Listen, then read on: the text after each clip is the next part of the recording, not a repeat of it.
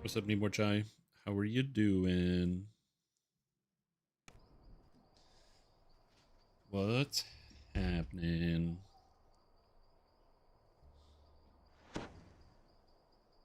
Oh yeah, VIP rewards. I forgot. It's the first of the month. And if I didn't log in, I wouldn't know. Good thing they have a thing on the front. How's PoE2? Complicated. I definitely had a tenuous relationship with PoE2 this weekend. Mostly because I'm washed, and I'm really washed, and I'm washed up, and I'm washed. Because what happened was I tried to make a character entirely on my own, using my own brain to make a build. And literally all I did was run into brick wall, into brick wall, into brick wall, over and over and over. It was very annoying. I did eventually settle on a build that works really well, but it literally took me like 30 hours to figure it out. And so I ended up having like a sense of self-doubt and an existential crisis. I'm like, am I too old to figure out how to play a computer game? Am I too old to solve these problems? And the answer is no, but I need to put in more effort. So it's going good now. Now I got a character that's both physically and visually exciting. But it took a little while.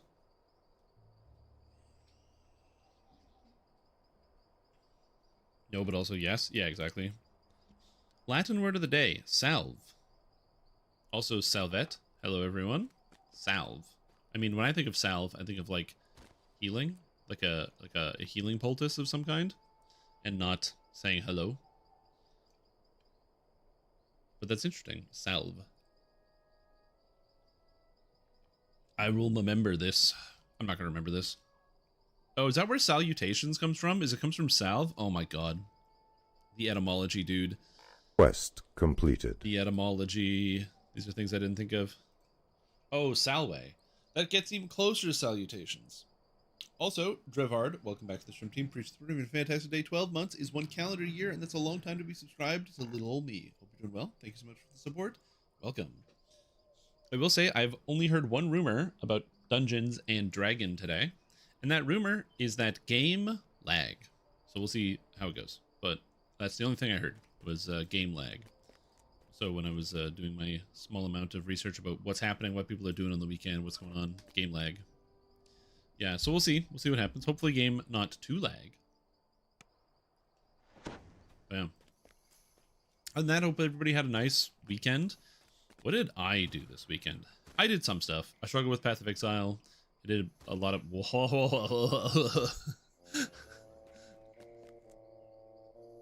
Anyway, I did a lot of... Oh, I can't even move, dude. Ooh, you know, this might be a Path of Exile day. We'll see. Oh, jeez. Oh, no. Uh-oh. Oh, God. We'll see. We'll see. We'll see. We'll see. DDO has been really lag-free, so I don't know what the heck is going on. What the hecky-wecky. But we'll see.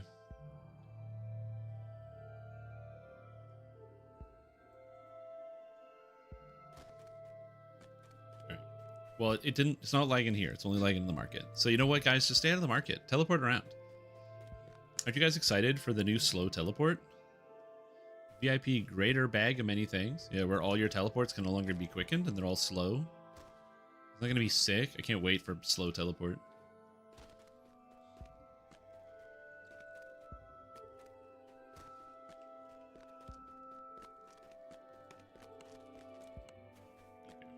What is the VIP bag of many things? What the hell is this? I don't even know. Hold on. What's a greater bag? I subscribed for 21 months. What do we get? A heart of wood, a heart of blood, an epic heart of wood, an extended VIP elixir of discovery for a 15% loot boost for 12 hours, a sovereign 3. Whoa, sovereign 3 elixir for 12 hours of 50% bonus. Or a plus 20 heart of wood. Whoa. This runner's awful, stuck in the air in the market for like 3 minutes. Yeah. We'll see how this goes. Hell yeah, dude. Pay to win? Exactly. Super pay to win, man. 21 months for that 12 hours of XP. Whew. I bet that'll last me all the way up here till the delirious bed mount. Oh, I got a VIP discovery boost. Watch 30 consecutive streams? Oh, hell yeah, dude. No way to skip ahead months in VIP? No, there is not a way to skip ahead months. You just gotta wait. Also, don't forget to log in. If you forget to log in, oh god. How many do I have? If I go VIP, hey, I get the VIP bags. They're right here.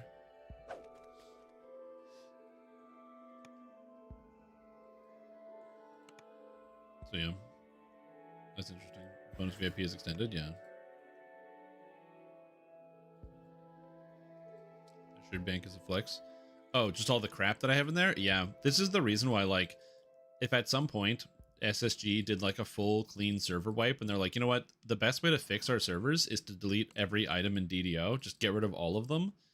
You know what? I'd be okay with it. It would clean up my shared bank, so it'd be a lot easier to deal with instead of having this full shared bank. And you might look at it and be like, damn, dude, how many cards of curse cleansing do you have? What am I using them for? You know, it's just a bunch of garbage. It's not a bunch of garbage. It's actually very valuable garbage, but you have to do the sorting process, and I don't want to do that. VIP discovery boosts are really going to add up. True. Think about it. So again, a lot of people have been kind of discovering. We think that the named loot drop rate boost is multiplicative and not additive. So what this means is that 1% drop rate boost does not change 33% on elite to 34% on elite, but that 1% changes 33% on elite to 33.03%, which is a lot less, or 33.3, which is a lot less. So the solution to this is that if you have the VIP boost, so all three, I think it's 3 years worth, which is 3%, and then you have a 15% boost from one of the potions, brings you to 18%. And then if you somehow have the Djinn bonus still running, which I think was also 15%, you would be at 33%, making you think that 66% of the time you're going to get a named item, but if it's multiplicative, it's actually much less than that. So, that's good. Oh, Unbound Fires of a Margrave weapon? Ooh, yeah. Djinn was 10? Oh, it's even worse. Anyways, so that's why people have been thinking that it's multiplicative and not additive, which would make sense with some of the data. Like, in theory, if you pop a discovery potion, you should be able to go out into, like, the desert, as an example, and then just turn over items. Any adventure zone should just turn over items, because the drop rate in an adventure zone is 10%. So if I add 15%, it should be, like, immediately noticeable that you're getting way more items, and it's not. So it's kind of a weird one. All right, well, let's try to go outside. Like I said, in the event that the game is completely non-functional, we may end up doing something else, but we'll see. Why would they do that? Oh, dude. I mean, we can kind of walk around. It's working. Yeah, it's working. Game's fine, guys. Game's fine. Ignore this guy sliding. I mean, he's a fae. He slides around. Oh, God. Oh, God. Drop rates work properly. Also true. We don't know if the drop rates work properly at all. That's a fair and accurate thing to say.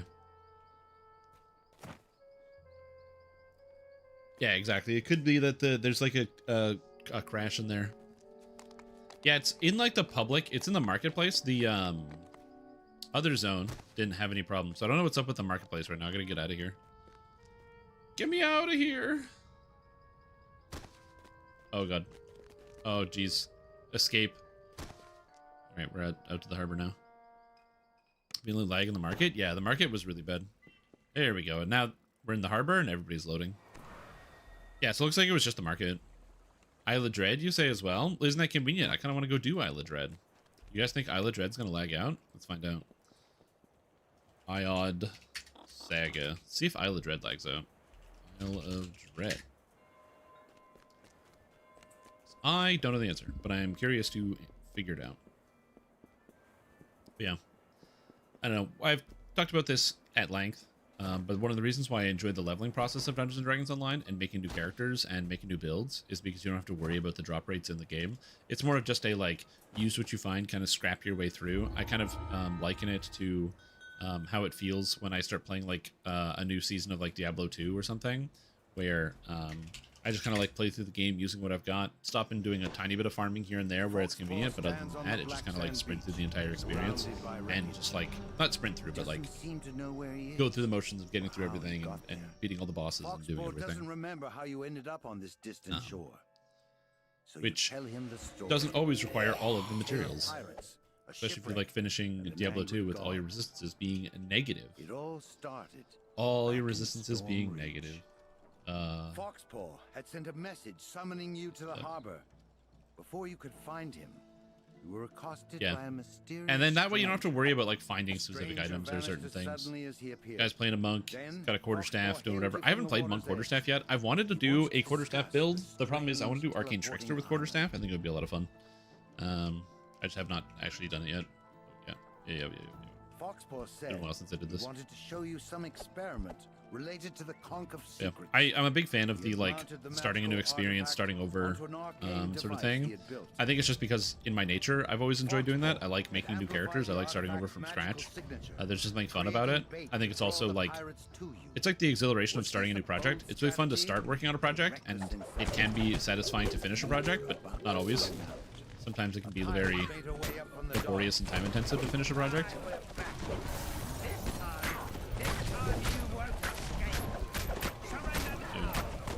Any more PoE, or was that League start only hype? I'll show off a little bit for sure.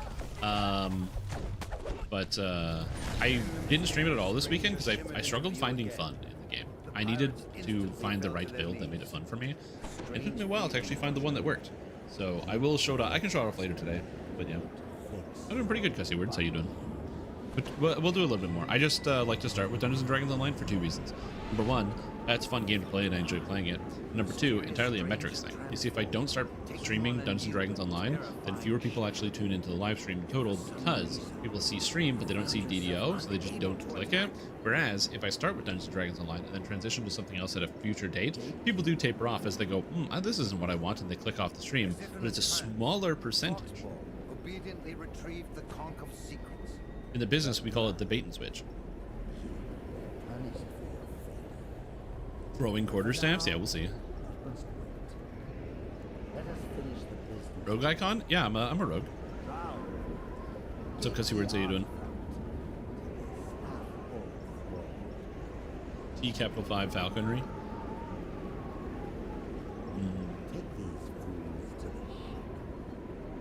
I like falconry. It's fun to use. It is, like, annoying that you need to have it would get critical threat range in multi. Playing a Sylvanas Falconer would actually be kind of interesting. I think it would be fun. Like a Cleric Falconer, maybe a Dark Apostate Sylvanas Falconer melee build. That could be cool. We required an increase, so they made it feel bad, so I stopped on Third Life. Yeah. They did make a change semi-recently, where now it's not like your third life. The way it works is your what is it? Your first life costs you a little bit extra, but then after that the cost goes down. So like it starts out being like their first, I think it's the first 5 lives are all first lives, and then the second, or no, it's the first 4 are first lives, and then lives 5 through 8 are second lives, and then once you get to number 9 and beyond, then it starts to move on past that, I'm pretty sure. Have I tested Dampier Warlock with Dark Pact? Dark Pact. I'm thinking of the Path of Exile skill, Dark Pact. I don't think that's what you mean. What is Dark Pact? Oh, do you just mean like the Warlock Pact? The Dark Powers? Because if they answer your question, then yes, I have. I have actually done Dark Pact, or Dark Powers. Specifically, I did, I have an endgame character that is a Warlock using the Dark Powers. The only thing I'm missing on it is 2 pieces of raid gear that I'm still trying to get done. So I keep apprised of the raid situation. I need an item from Threats Old and New, and I need an item from Relentless. The damage is fine. It's, like, I would say better than you would expect, but it's not so good that you're going to be like, whoa! Warlock's blowing my mind, dude. Again, it's not bad. It's not insane. Yo, what's up, Wolf?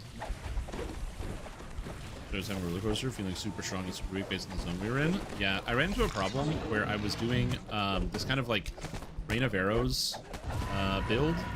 And what ended up happening is Doomfletch has a weird property. So in Path of Exile 1, what Doomfletch does is it takes your physical damage and then gives you fire, cold, and lightning based on the physical damage that you deal. So it gives you like 100%. So if you did 100 physical damage, you could also add 100 fire, cold, and lightning, which is cool. It's like quadruple your damage of all the elements. And I'm a tri-elemental guy. I like it. Turns out, in PvE2, the way the calculation works is if you use an elemental skill, it converts your damage to an element, and then it adds the damage. So if my bow does 100 physical damage, instead of giving me 100 fire, lightning, and cold, and then converting the physical into lightning, let's say with lightning arrow, it does the opposite. It does the conversion, then it it does the conversion first, which means that if I did 100 damage and I use lightning arrow converts 80% of the damage to lightning, and then only 20% of it is physical, which is then what the Doomfletch works on. Which means that you can't use it with any elemental skills, and there's only 3 non-elemental bow skills, and all of them are mid and kind of functional. And I managed to make a build that was kind of fun, where I would freeze guys, get frenzy charges, and use the frenzy charges to use like the spinning bow shot attack. It actually felt like kind of good. The problem is, once I got to maps, literally in the acts I was fine, but the second I got to maps, I could no longer freeze enemies. I don't know why. My kill speed didn't change, but my ability to freeze went to 0, so I couldn't generate frenzy charges, so the build just felt extremely horrible. Crab quest. I finished my first Wizard Life. Nice, glad to hear that, dude. Wizard Lives are fun. But yeah. So yeah, I had to make a big adjustment to my character, and I basically have an entirely different character now. I bought a Face Breakers, tested out some stuff with Face Breakers, found the same problem. I really don't understand how you're supposed to scale split damage types. So, oh, somebody has all the quests. Do this. Yeah, it's basically like I don't really understand how to I don't really understand how to scale damage in PoE 2. In PoE 1 it seems a lot easier, but in PoE 2 there's so many rules and restrictions. So I'm just like so I only want to focus everything on one damage type. Can't believe Litro's updated their sub fees in 2007. Yearly sub back then was relatively expensive. Yeah, it's kind of crazy actually. Again, I understand why some people are upset about the changes to the sub price. And they should be. When your price of something that you're paying for goes up and you don't get anything more for it than what you're already paying for, it is understandable to be frustrated about that. So I don't like there are people who are like, you know, I'm not going to pay for it because the price has gone up XYZ. That totally makes sense to me. I have no real nothing to add to the conversation. Just makes sense because the price is just going up and there's nothing added to the sub. That being said, also they haven't raised the price in 19 years. So they raised the price. As somebody who's played a reasonable amount of like MMORPGs, a lot of different games have like increased their sub price. Some of them have gone like free to play or reduced the price, but they get you in other ways. Includes like video. Is this one of your builds that are heavily dependent on past lives? I wouldn't say this build is heavily dependent on past lives. I would say this build is more dependent on your willpower and your ability to continue to stay focused and play a character that is demonstrably bad. So if you can play a character that's like kind of bad, then you're all set. It's really the key standout takeout here. The thing why this character is bad is because anti-synergy is stronger. But I have like a bunch of abilities that are not the most synergistic. I'm scaling multiple stats when I probably should only scale one, exclusively because I wanted to combine two things into one. If you want to play this character on a cheaper budget, you just play intelligence-based assassin, you dual wield daggers, you go pure rogue, cap here, use you can use the ascended bite, you can use assassinate, you can use whatever. That works great. It's really powerful, it's really good. Get you a good time. This build, I was like, but what if shield? Because this gives multi to your shield. And then I needed con and dex, and I added more stats to my character because I could, not because it was better. So there's an easier and better version of this. I'm doing it the stupid way because I have past lives and I heard it. Can't justify DDO VIP, it goes up 40%. Remember, it's only the price of the it's 40% increase on the yearly sub, but it's not price on the individual. So if you're somebody who like picks up DDO for like a month and then puts it down and then picks up for a month later and puts it down, a lot of those, if you're somebody who does that, your price will not change in the subscription. It's only for the multi-month.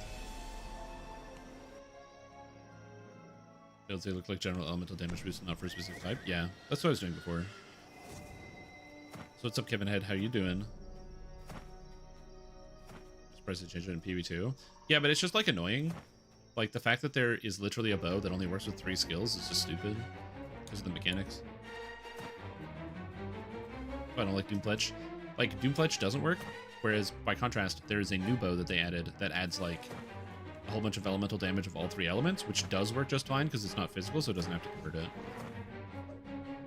I can't remember the name of it, but it's from one of the new Pinnacle bosses. It's one of the ones I actually considered using as like a full build. Let's see if I can find it. I'm curious. I know the name in here somewhere. Someone Weapons. within the Tar Ogre tribe has been harnessing the power of the nearby targets. Eat 'em.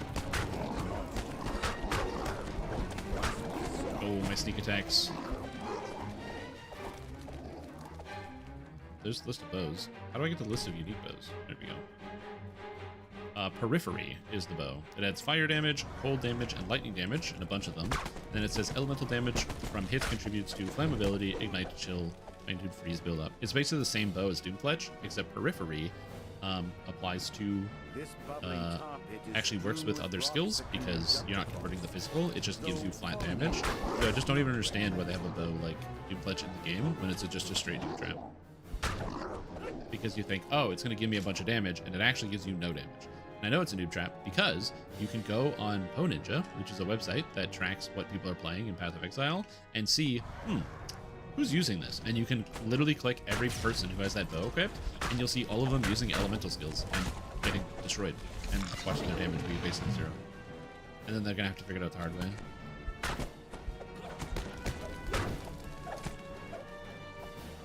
For next time it goes on sale. Yeah, I love the crow mount. It's so cool. Yeah, dumb things in Souls games is a little bit easier to do, which I know that sounds stupid to say, that it's easier to do something dumb in a Souls game, when obviously Dark Souls and all the Souls-likes are relatively challenging. The reason I say that is because in a Souls-like, so let's say you decide, oh, I want to do, I don't know, a shield-only run of Dark Souls 1. On the one hand, it can take you like a reasonably long time to get all the details and to get everything you need. However, if you're playing Dark Souls 1, it's not that long of a game. There's only like a few bosses you need to beat, and then once all the bosses are dead, it's like you're just done with it. Whereas in DDO, if your character sucks, you might spend like 40 to 50 hours on your shitty character, and then hopefully getting carried by other people in dungeons. The Grim Pillar spell totems. I'll tell you something I did learn that I don't know how to maximize, but I did learn something for this PV2 league. Which is so Hollow Palm technique makes it so you fight unarmed as though you had a quarterstaff. So if you can use all the quarterstaff skills and you can be unarmed and use your, but it feels like you've got a quarterstaff. Cool. Well, there is not just that, there's also the Face Breakers, which lets you fight unarmed as if you had a mace in your hand. So when you use a mace skill, you get the bonuses from the Face Breakers and all the extra damage. And when you have a quarterstaff skill, you get all the bonuses from the quarterstaff, the attack speed and the crit based on your armor. Or your energy. All hail the king. So that sounds interesting, but the problem is you have to split it depending on which skill you want to use, and they scale in very different ways, so you can't combine them. However, turns out if you have any skills that don't specifically request a mace or specifically request a quarterstaff, you get all the bonuses all the time. And the only reasonable skill I could find that fully scales with both Facebreakers and Hollow Palm technique 100%. The attack speed, the crit, and the extra flat damage from the Facebreakers is Shockwave Totem. So you can drop Shockwave Totems, and they get the attack speed, and the crit chance, and the flat damage. So I was tempted to try to make a Facebreaker Shockwave Totem build. I did not do that, but I thought about it.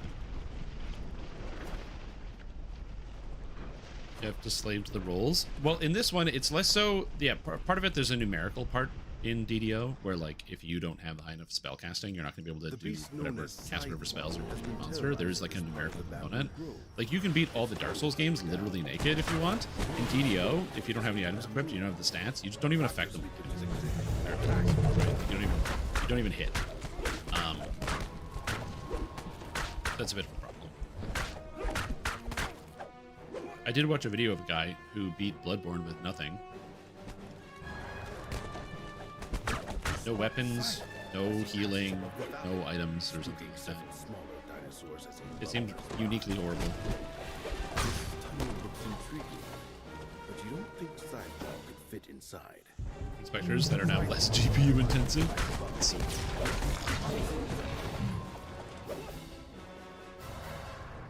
Which is the branch P1 we use from Craft TV2 as a damage formula? Yeah. Yeah, exactly. Skill to set up jagged ground for the totems to trigger the extra damage, but that can feasibly work. Well, what you would do is you would drop the totems and then just slam earthquakes over and over. I'm gonna kill this guy. Okay. Clearly startled, the Which helped. spike-covered dinosaur lashes out at everything nearby. As the dinosaur You like earthquake with max attack speed, so you go drop your totems down and then go like bam, bam, bam, bam, bam, you slam the them on the floor. massive tyrannosaur eyes you I don't know if there's a way to add jagged ground to a quarterstaff skill, because quarterstaff skills are a lot faster. Interesting question. I didn't do the work. I decided to reroll into a spellcaster. I decided to swap my blood mage into a spellcaster blood mage. Turns out it's actually a lot better. exposing another trail. So I'm currently rocking a literally a one-button setup. One of the coolest items in Path of Exile 2 is Fire of the Storm, and that item was prohibitively expensive the first couple leagues, and now it costs literally nothing because no one's using it. So I picked one up. I have a hilarious build that just explodes the entire screen. Triceratops. They can help new players. They got to set a level 20 starter gear when they cap their character's first life. The problem with that is you have to assume you understand what a player's character stats are.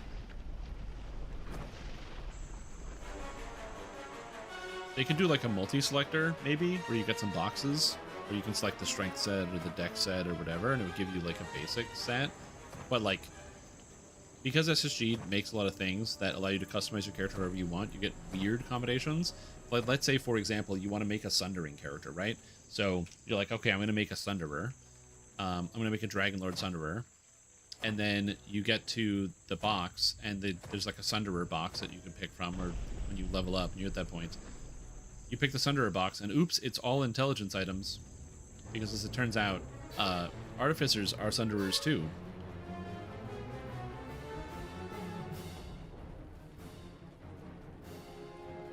Whoops. Yeah, or the Dwergar gets intelligence under. I don't know how you would solve that problem. Plus, also, I'm not a big fan of giving people gear. Like, at some point, you gotta figure it out. The best way to figure it out is getting stuck.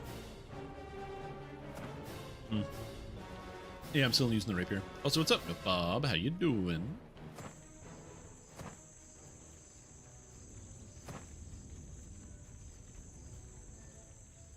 Yeah, I was thinking instead of Blood Mage, you go like, I think there's like the Shaman or something. One of the Druid classes that gets like extra totems and increased attack speed based on your different totems. And you go Facebreakers, you do the thing, you scale all the physical damage, all the totem stuff, and you're there. And you just slink across, and then you wear full energy shield evasion gear. But yeah, my basic weapon is still the Ferrocrystal Rapier. I'm using the Ferrocrystal Rapier because it doesn't break, and because I don't have any other good rapiers. There's surprisingly not a lot of like powerful rapiers during the leveling process. Even though you would imagine it would be a very popular weapon type, and across DDO's history it has been a relatively popular and powerful weapon type. Yeah, it's just not something you see that often. It's weird. What's up, Officer Skeleton? How you doing? Excited chanting fills your ears There's a as you couple. approach the bar. There's the rapier out of Babala Saga, which is pretty good. A captive is being I can't remember the crushed name by a of triceratops offhand. in what appears And to then be there's an also arena. Vivace the Dreamcarver, which is not a melee weapon, but it's kind of neat. And then, of course, there is Balazard, which is the rapier from Cotton Web. It's also quite good. And other than that, I think that's it. I missed that 3 times. Use your fingers, you're dumb. The captive explains that their hunting party was captured by a group of There's not a lot of very exciting rapiers. That being said, it's still cool to use. One of the weird parts about, like, weapons being kind of rare, I go back and forth on this. The upside of when we've gotten expansion gear, where the expansion features, like, something free. So, for example, whether it's the craftable weapons, like the Ferrocrystal weapons, which you can get after a few runs of Feywild, and you can just make them whenever you want, or the Barovian free ones, or the free weapons from Keep on the Borderlands. On the one hand, it's kind of cool, because it means that no matter what build you're playing, you always have the option to get an item that's actually going to be good and powerful for your build, which I do like. If I don't have a good quarterstaff, I'll just be able to get a Barovian one, or a adamantine one, or whatever. So, again, I don't mind that. But on the flip side, you then have the secondary problem of, okay, if you can always get arguably one of the best in-slot weapons for free, are you going to spend time farming up other stuff? And never came back. I'm not sure if giving everybody a free weapon at level 10 from Ravenloft is actually a good thing. I think it is, but I'm not 100% positive. And I remember when Sharn came out, the expansion that followed Ravenloft, and in Sharn, the weapons are not free. In fact, they're like the opposite of free. If you've ever tried to make a Saronian weapon, dude, they are so expensive. It literally takes more. It's like the materials for crafting 2 items, the slots, to make 1 Saronian weapon. And then all it does is give you, it's adamantine and good, which is like a good set of stats. But for leveling, there's very few adamantine characters, so you're just going to end up using a Barovian weapon since it doesn't give you a higher plus. I think they're +6. They might not be +6, they might still be +5. This Thunderstrike from Third Time's the Charm. It's got Quality Seeker. And yeah, and the other problem is the flat damage doesn't really matter because it doesn't scale off of anything. You slide towards the cavern opening further down the corridor. The slick passage. Not Monkey Spirit Hunter?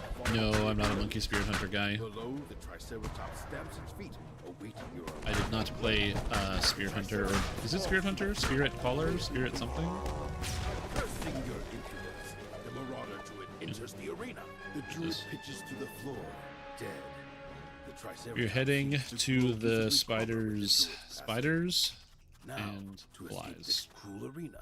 I typed that wrong. Freed from the druid's influence, the Triceratops seems to be much more docile. The creature Spiders and stands, flies. eyes the wooden gate, and charges. The Besides, I was playing Blood Triceratops Mage yesterday charges the anyway. large wooded gate, opening a way for you to escape the arena. Use your mouse stream to play most of the next life. Well, yeah, that's it.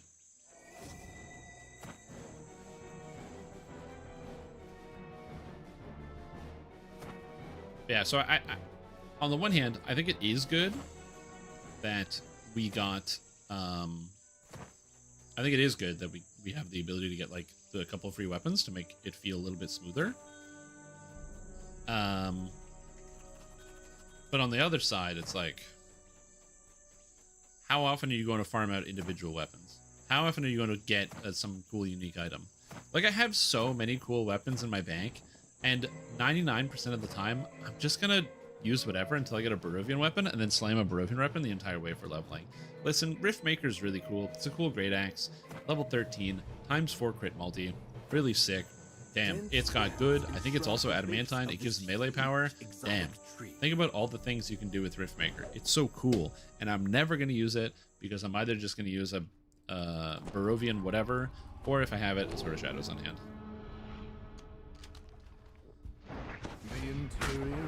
Following was a mirror bait. Oh, you hate to see it. Yeah, when you follow a build and you're like, oh, cool, I can play this, sounds good. And then it turns out the build you want to play costs like 6 mirrors. Easy. Starter. Yeah, that, and also, I feel like much more so than PoE1. In PoE2, you need to have a starter build. Like, I didn't have a starter, and my experience was so goddamn tough compared to, like, some of the people I played with.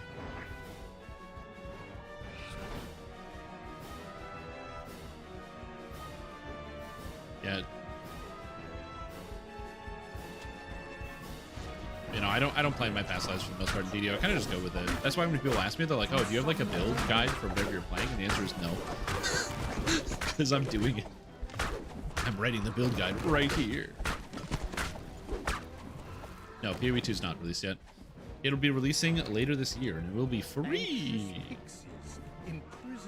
Well, I'm going to put a big asterisk on free, because it will, in fact, be free to play when you get access to it. But it's going to be a little bit of, you need some tabs. Let's just say that. I don't think the game will be playable without a map tab or a rune tab. I think you can deal with the rest of them not existing, but if you don't have a map and a rune tab, oh my god. There's so many runes now. Fresher air comes from the lower path. Classes. Well, that, and also, like, in DDO, or like, let's use a game like World of Warcraft, right? The thing about World of Warcraft is that World of Warcraft has 4 stats in the game. Total. That's it. Haste, crit, mastery, and versatility. You might be like, yeah, but they also have intelligence and blah, blah. No, no, no. It's whatever the item type is, you get the extra stat. So, like, if you're playing all plate items have strength on them, it's just going to have it. You don't have to worry about those stats. They're not real. And so it's just a weird concept where, like, yeah, World of Warcraft can get away with having their gearing be a little bit simpler because they only have 4 different numbers you have to care about. Whereas in DDO, so many numbers.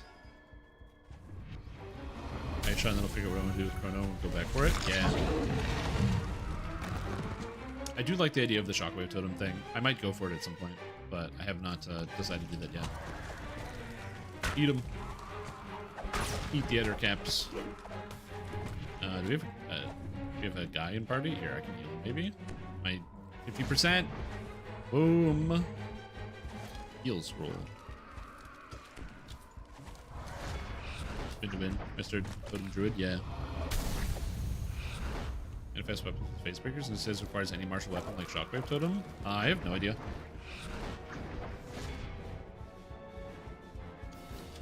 You found those responsible for capturing. Oh, you manifest weapons, and then it would get the stacking of both of them? It's a good question. There are some other skills that also work. So, for example, there's like one of the runic skills from the new League mechanic. There's like a mine thing where you like lay a bunch of mines, and they go in front of you, and then enemies step on them, and they take damage. But the problem with that is it doesn't scale off of attack speed or crit because the mines can't crit and there's no attack speed, so you don't need Hollow Palm for it. That's the reason why there's a fair amount of skills that use that you can use with any weapon, but the only one in the game that actually uses both can be used with quarterstaff or a mace that can be used unarmed that scales off of attack speed, crit, and added damage is Shockwave Totem. I don't know if it counts as unarmed damage. I didn't check.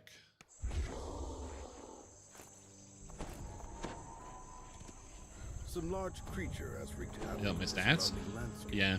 An islander surveys Oh yeah, I forgot about the fragmented tomes. Oh, doesn't Sterling's Remnant Rush reset today? based on the dirt that still clings to its roots. I think it resets today, doesn't it?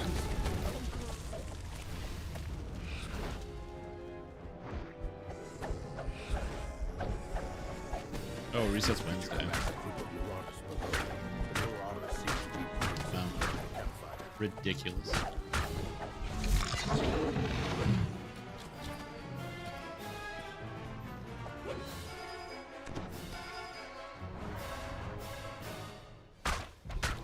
I mean, that's probably fine. I didn't do Sterling Remnants Rush in April, so I forgot. Whoops. Review to much to go. You'll get them eventually. We do gambling here sometimes, and by gambling, you can end up making a lot of points really quickly. Or you can also lose your points. It's kind of a 50-50 at that point, which is the reason why you always go all in. And bite. Get out of here. Sort of garbage.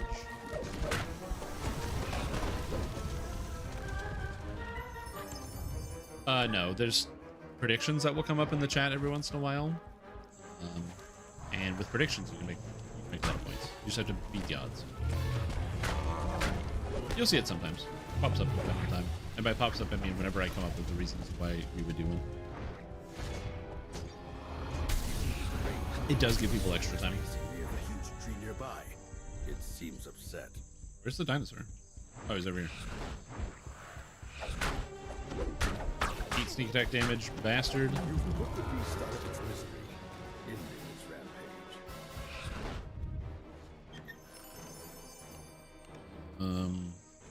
Whispers of Return.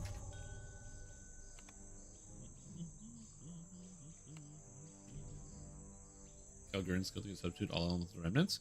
Yes.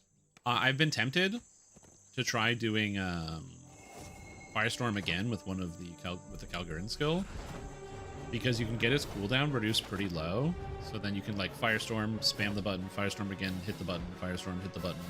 The main issue is that it's 5.8 seconds on the cooldown. And even with maximum cooldown reduction, it only goes to like 4 seconds. So you still have to wait quite a bit. The decision. Yeah, the remnant system is really clunky. I don't think it saves it.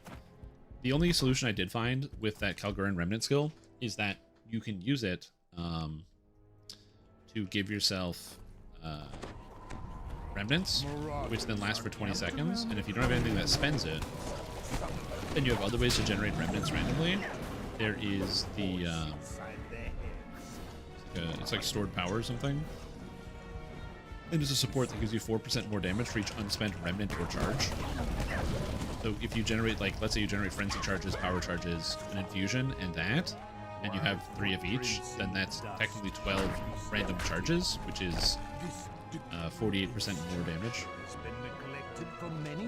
You need one for someone else? Yeah, as long as you spend the points, I don't care. Absolutely. Whenever you redeem a build review, we do build reviews on Wednesday. That's the day we're going to do build review. Whenever you redeem one, you just use in the chat, there's a command, which gives you instructions about what you have to do to submit it, and then you go from there.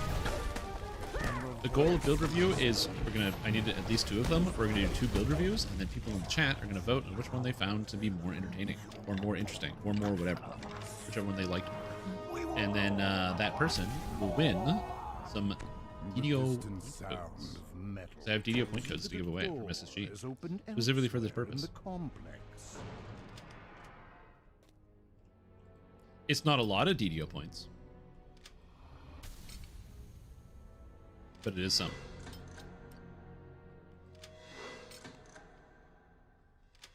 But I don't play DDO anymore. Too real. I know that experience. A fair number of people that watch my content don't play DDO anymore. That's fair, though. One final Enjoy watching, yeah. Well, it's also a way to keep like in tune with what's going on, you know. Find out what's happening with the kids. Whatever new things are happening on. Exactly. Why log in and test things or build things when you can go, wow, that's pretty neat, and then turn it off?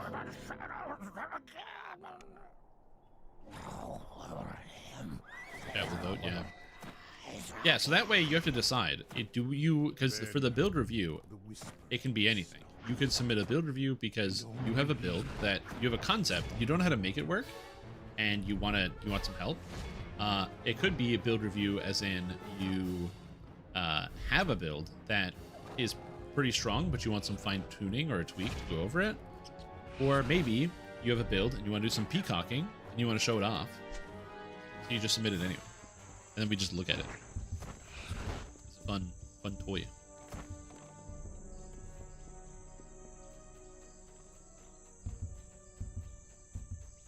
Yeah, I wouldn't take 2 builds from the same person to then put the builds as a head-to-head. I feel like that would be counterintuitive. Who's gonna win? Who does people like the most? One person or the same person?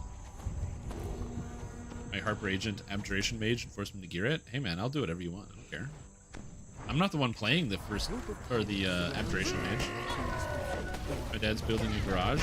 In the past, I did have people submit different builds to me. So I had somebody submit their Valheim build and ask me to review it. So that has happened. For the purposes of modern build review, like that would just be a separate thing. If you want to spend your 100,000 points on it, go crazy. Then fight your way past the guards. Once inside, you'll need to find the Commodore's hut, where the monolith is kept. He also said that many islanders have been captured by the pirates. Yeah, not all of my builds are designed for the end game. So if you, in terms of like the hyper end game, doing R10s, or even some of the DC casters, there's like some limitations. I usually do my best to put like leveling in the title if you know if something is good for leveling, but is gonna need a lot more work to get it through all the way to the end. You have to be a lot more selective with your feats if you want to do like good end game, because if you even have like one wasted feat, especially on a DC caster that could have been DCs, it makes it a little bit harder to deal with. Which is something I find personally annoying, but whatever, what are you gonna do?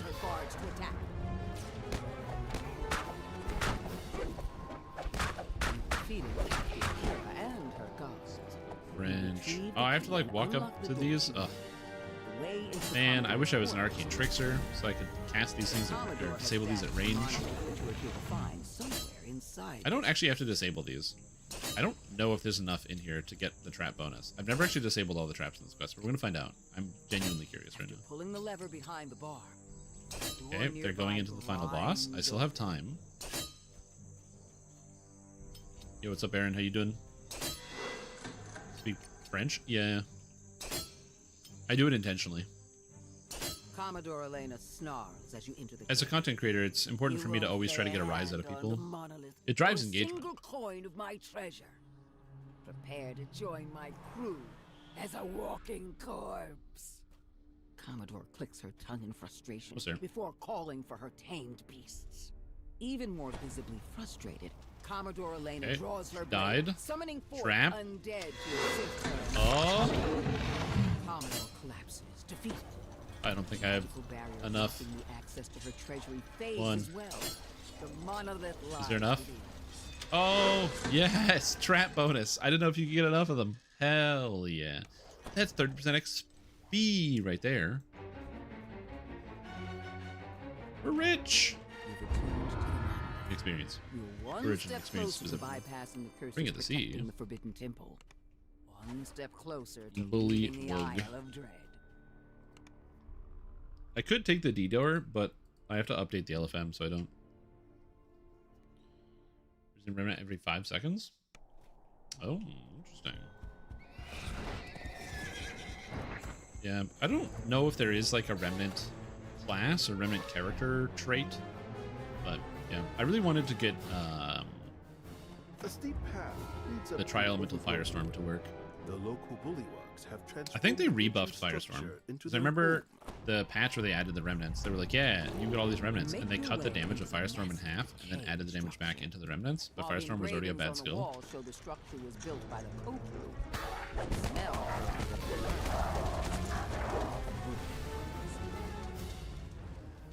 Here, actually, you know what? You guys, some of you guys are playing Path of Exile 2 right now. Can I get a price check on the new unique bow periphery? Curious as to what it is. I look it up myself, but I don't want to. The door opens, revealing a large chamber.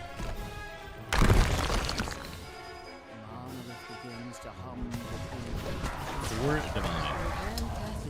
Periphery, eh? 4 divines. An illusion. That was a bow that when I saw the announcement for it, I was like, this is either going to be really good or really bad. And I assume it's either good or rare, because it only comes from the boss of, well, not rare, but or like low drop rate, because it only comes from the boss of, what do you call it? Pretty cool.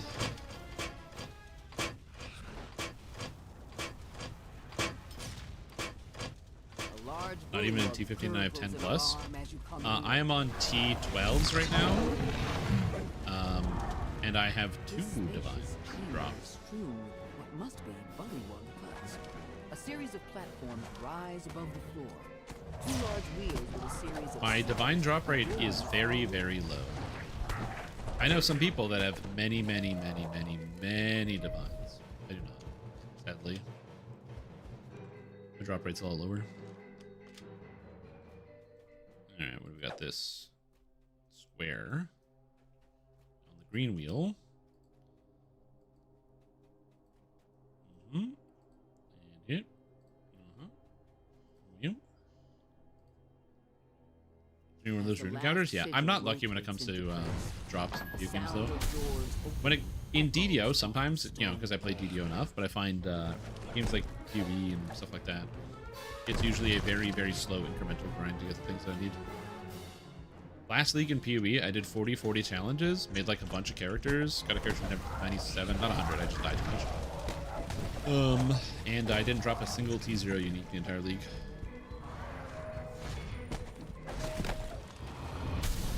Good time.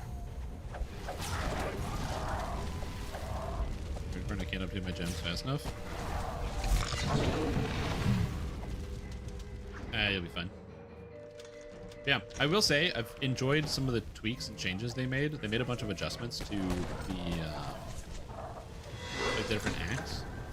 I think they did a pretty good job with it overall. It's still there. Yes, it's still there.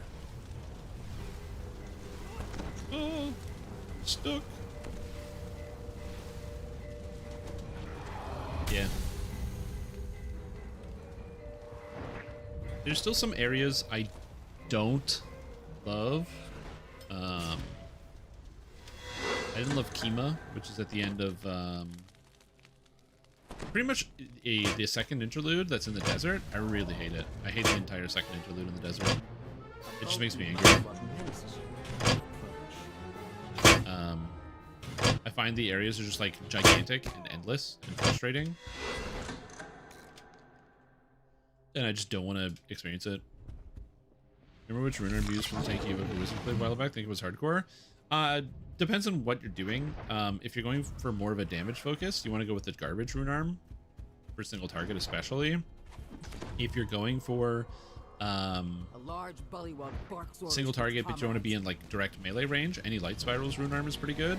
If you want to go with the thing that's going to be the most effective and give you the most damage, the rune arm from the raid Fires of the Margrave is excellent.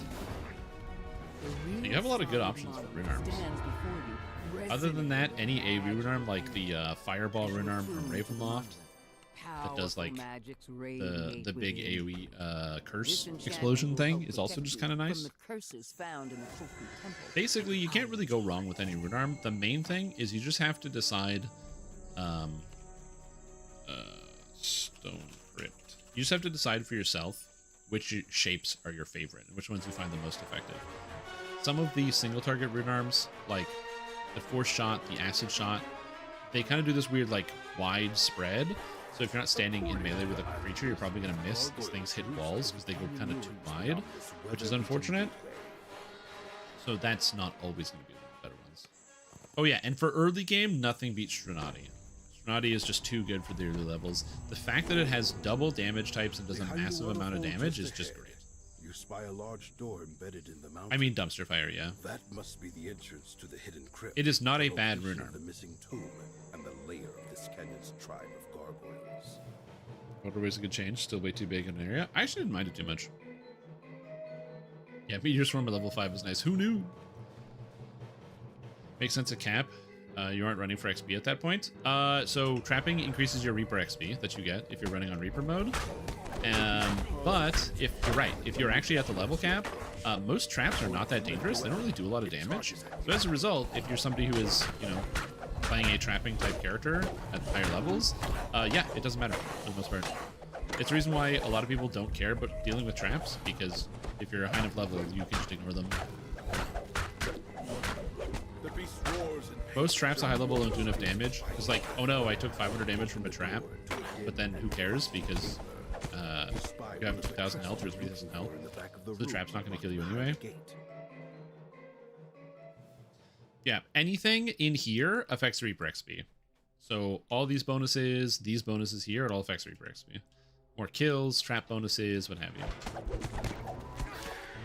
So again, if you're farming for Reaper, it's good, but other than that, like if you're just like item farming or what have you, or just doing quests because you want to do a new pack for the first time and you're doing it on an Epic Elite, if you don't disable the traps, it's not going to affect, like, other than the fact that you don't disable the traps. Oh my god. This guy is so blurry. I love... It's done. This is what happens when I don't have my teammates with me, and I'm like the rogue left to my own devices with the sneak attacks. It's fine, I heal pretty well. Evasion for defensive stance similarity. Yeah. Evasion is not terribly useful, I find, for the most part. It's great for like some of the leveling process, but especially at endgame, in a lot of cases, most of the times you have evasion, you just don't take a lot of damage anyway. I find the AoE damage is not usually the things that get you. Or if you do die to something that is AoE, you're dying to the really crazy stuff, right? You're dying to like horde building, which you can't evase. Managed to defeat the mummy and its army of undead. Trapping. Yep. Yeah, trapping, monster kills, breakables, affects Reaper XP. That's the reason why, like, if you ever join an R10 group and you're like, oh man, my character is bad, or like, I don't do anything. If you're running around breaking all the breakables, hey man, listen, those people will be happy. If somebody joins my party and I'm running R10s and, you know, me and the people I'm playing with are just crushing the dungeon, sounds good. Somebody wants to go and break everything, so I don't have to do it. I love that.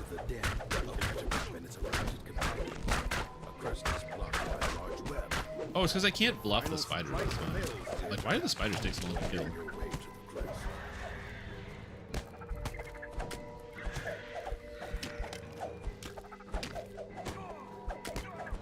Get out of here.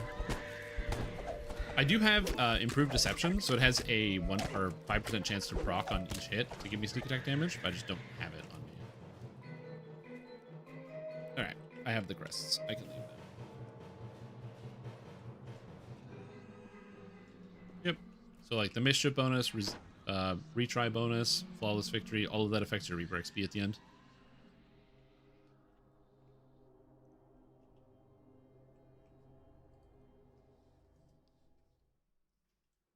And of course, also the other stuff like, or that affects Reaper XP, things like XP potions, being VIP, having your voice of the master on, buddy bonus affects it. Actually, does buddy bonus affect it? Hold on, I don't know. Remember if buddy bonus affects it. It might not. The 20% scaled XP doesn't. The VIP specific XP does, and the VIP XP does. I don't think buddy bonus does, but I'm honestly not 100% certain on that one. The problem with buddy bonus, it's not really a problem, is that like whenever buddy bonus comes on, for some reason I just never have a lot of time to be able to play DDO when buddy bonus is active, so I just don't end up playing a lot of buddy bonus, playing around with it. I made it. You slot Sorry guys. all 3 crests into their place, opening your path forward into the crypt. Also, might be like, damn, Stream, your character feels like seems like it's really strong, and it's really strong insofar as when I'm with my allies who are killing everything, I look really good. This build is not something I would recommend you emulate or replicate.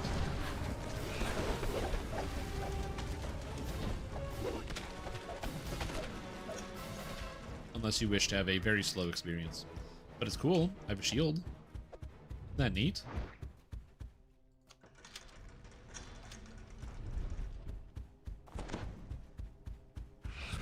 A lot of rogues. I've been doing so many rogues recently because of Arcane Trickster. It's fun to just do rogue back to back to back. Also liked how this person has the daytime wings, or the monarch wings, but they also have the hardcore cloak. That cloak, by the way, is one of my favorite cloaks in the entirety of video. I love the way it looks. They arouse themselves from their slumber and attack. The last of the gargoyles shatters into dust. Now you're free to search for the treasure now we have a big without one. danger. A secret door slides open, Temple. revealing a hidden cache of treasure, along with the book you've been sent to find. You take the book from the pile, and also help yourself to any other valuables that catch your eye. Then there's 8s. What do you do at 8? I forget. At 10, you gotta do the 8s. According to the islanders, gargoyles roost in the canyon ruins beyond this. Is there something that was added? Or is it just like sleep? What am I doing? Oh, it's Chilla Ravenloft. I was like, what are the 8s you can do? Is there like 8 level 8 quests?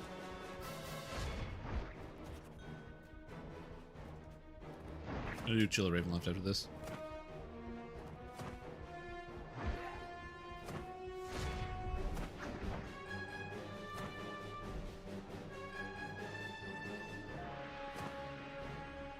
I thought the software cloak was red. I'm pretty sure, or not red, but like orange. I have to go put it on, which I am too lazy to do, so I haven't equipped it. That's the problem with earning all these individual cosmetics, is that they're in different vendors. So as opposed to having your cosmetics like in a menu and you can just be like boop, boop, boop, boop, and click on whichever ones you want. Like in Path of Exile, there's just like a cosmetics window and you just turn things on. True, there is no such thing as software.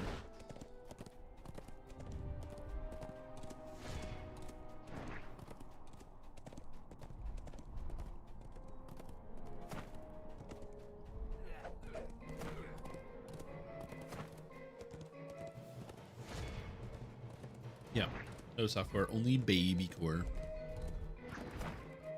1811, yeah.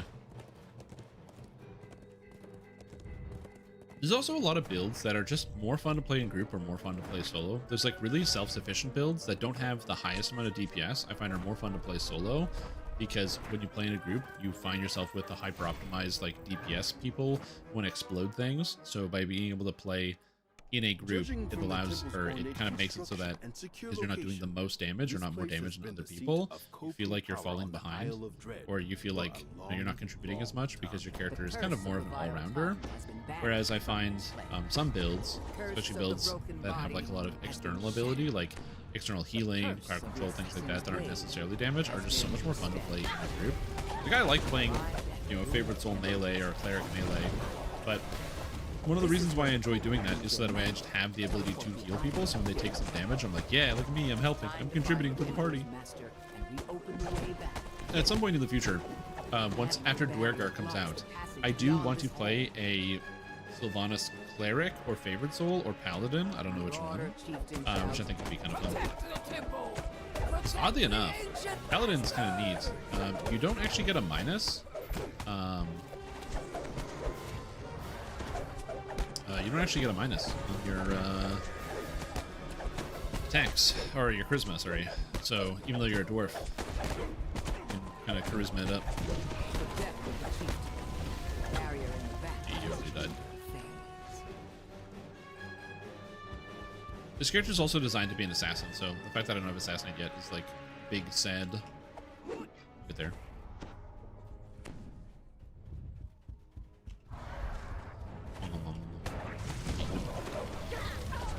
I do like the amount of healing you get from him. The bite though, it's good.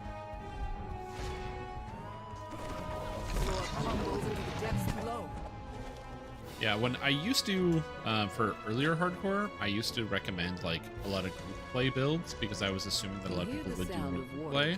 As time has gone on, that has proven to not be the case. Not that people don't do group play, but more people try to solo hardcore than I expected. I thought the majority of people would be grouping, but you have still a lot of people that do solo. So the more recent builds that I've been putting together for different types of hardcores or like hardcore-like events have been primarily solo-focused builds that are fine in a group, but pretty much everything needs to be some amount of self-sufficient.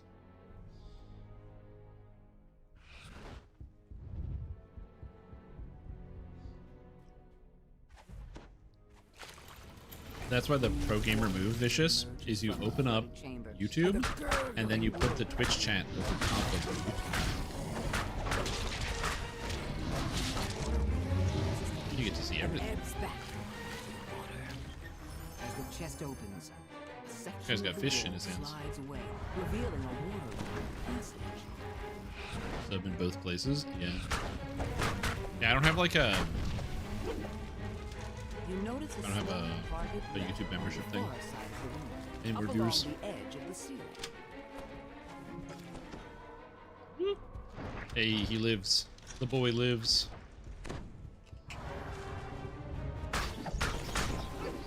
Man, just comparing my character to an alchemist? Oh god. Swarm of rats leap out.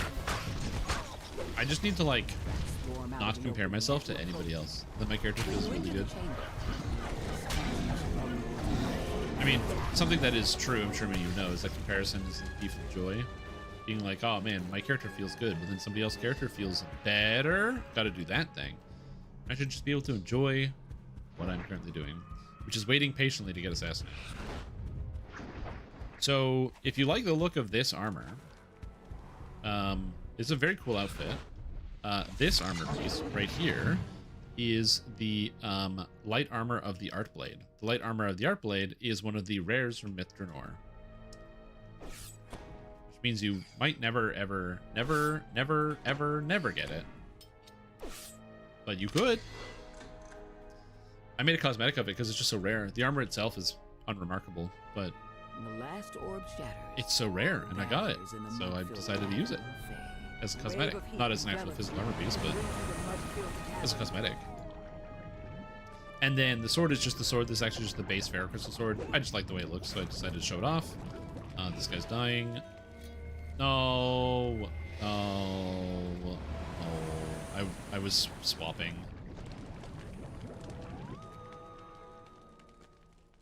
Okay, and then we get you. Oh, come back. As you walk down the tunnel, you feel as if a malevolent presence is watching you. There we go. Trying to get the heals. Here, radiant, almost Oh, right. I forgot. Shortling Remnant Rush. You can just get one from Myth Drenor. Right. I forgot that they just gave them out. Man. I have a question. I haven't talked to a lot of people about Sterling's Remnant Rush, or specifically some of the rewards, like the boxes. How do you guys feel about the rare boxes from Myth Drenor? Are you happy that some of the items that were previously accessible are now much easier to get, or maybe it's a rare you don't have is now easier? Or are you unhappy because you farmed for a long time for an item that is now clickable out of the box?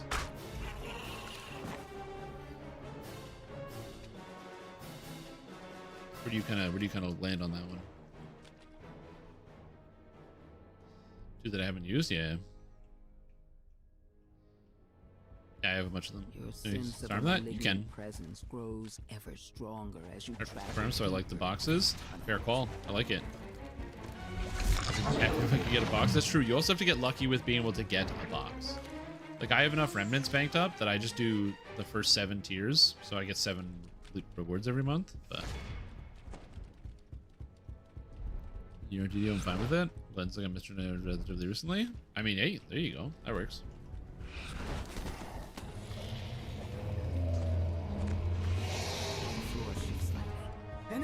I've just known from personal experience the DDO community to be more of the like pull the ladder up behind them sort of crowd of like, you know, hey, it was hard for me, so it should be hard for you sort of deal. So it's nice to know a lot of people are excited about the Remnant Rush and people get a bunch of items. Wait, when I feel burned out? Hey, I'm glad to hear it. I hope you're having fun with the PoE too. I enjoy it. It's a pretty fun game. I had a lot of frustration with it this weekend, but my character build works fine now, so I'm less frustrated.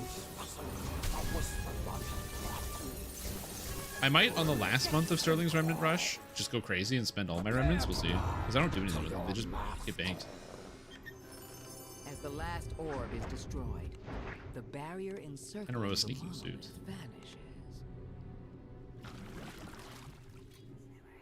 And I wish low drop rates with the time gate to be a thing. Me too, dude. And yes, this was a test. Dude, the fact that there's the rings, the artifacts that are so difficult to come by. Oh, brutal. Absolutely brutal. This place has been the seat Okay, of taking cultural power on 10, the Isle of then Dread for a long time. selling, then chill of Ravenloft.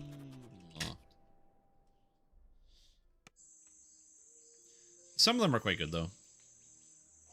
Some of the Equinox wings are very, very nice. Nope, I don't want the Dread Item Vendor. General Vendor.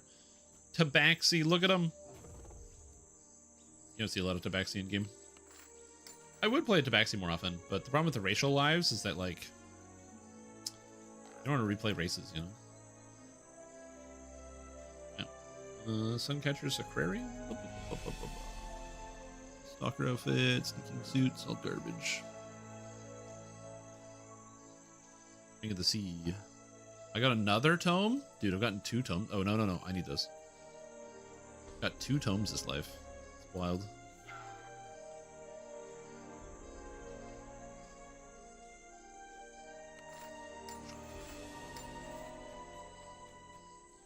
It's gonna be absolute anyway. I mean, you say that, but like, I find DDO items never go away. They just never do. There is a build that I linked to in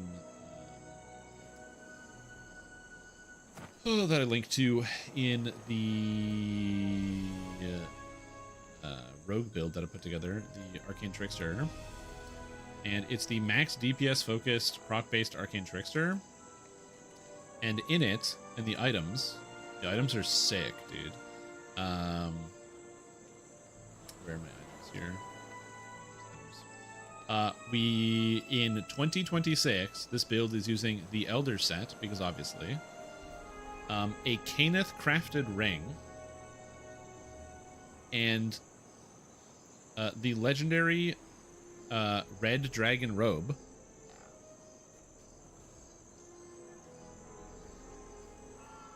and legendary green seal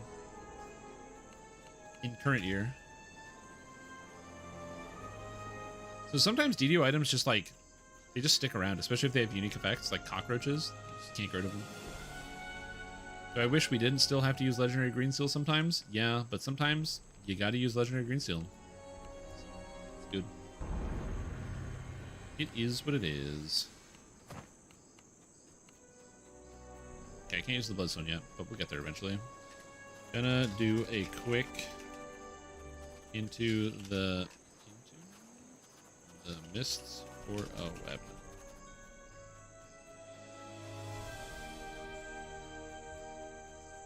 There's Trickster for a racial sneak attack dice? Yeah. And the move speed. I just like the move speed a lot. Shit, once the event is done, yeah. Range spell power and MMR, so I'm going to delete them all. Yeah, but what if... Here's the thing, Rachel, you got to understand. You could have 4 melee power. You know what else you could have? Anything. Sterling's Remnant Rush can get you anything. Isn't that better than 4 melee power? Clouded Dreams, another good one, yeah. Man, you can't replace Clouded Dreams. What's that? Minus 5% spell points? Who cares? Plus 3 cash level necklace from Feywild. Oh, yeah. Illusory death, baby. Okay, we need dex. I need sneak attack damage. I need dex. I need to take a poison. I have to take this. And then killer is also just good. I'm going to be spending a lot more points than I want to. What should I do for my last PDK build? Did you do PDK Bard yet? I like War Chanter. It's a good option. New ring that probably replaces my Clouded. Yeah. From down the road, you hear the sounds of harsh growls. Reaper Helm Dust. Get the +2 to all ability scores.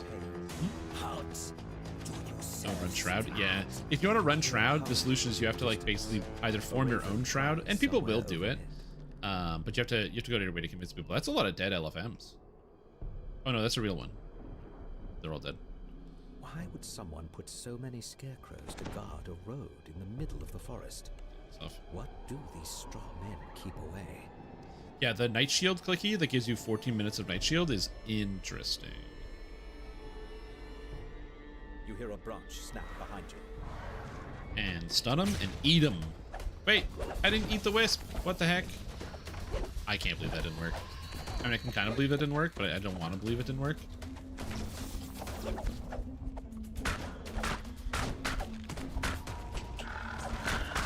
Oh, get sneak attacked, sucker. With double shot, the sneak attack's not too bad. I think it's like, yeah, 40 damage per hit or up to 80. Same way you came. Also, I don't need any items off of these guys, but for some reason my brain is like, yeah, kill him. Kill him.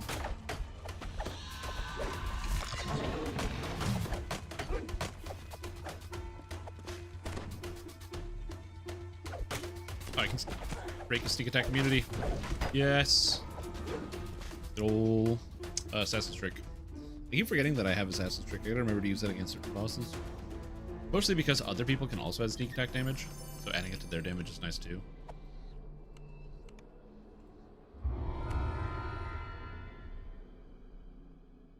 Alright.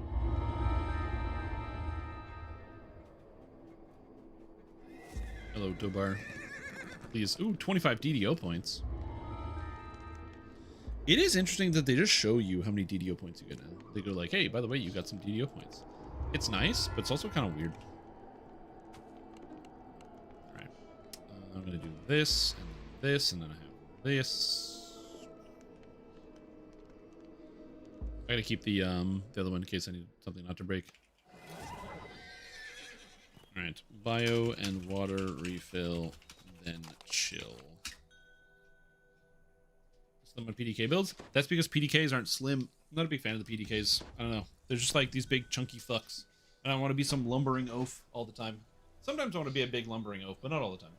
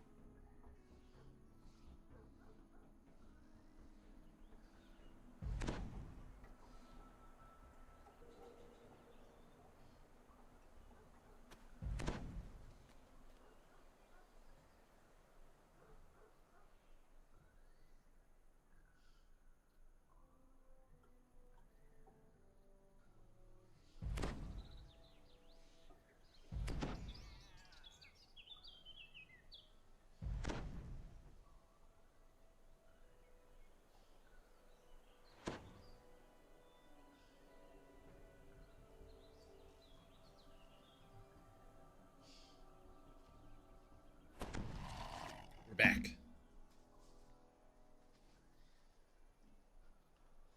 The only way I would want to play as a big chunky purple Dragonite is if they had an outfit that had like blue jeans and a tight black shirt, so I could name my character Johnny Bravo,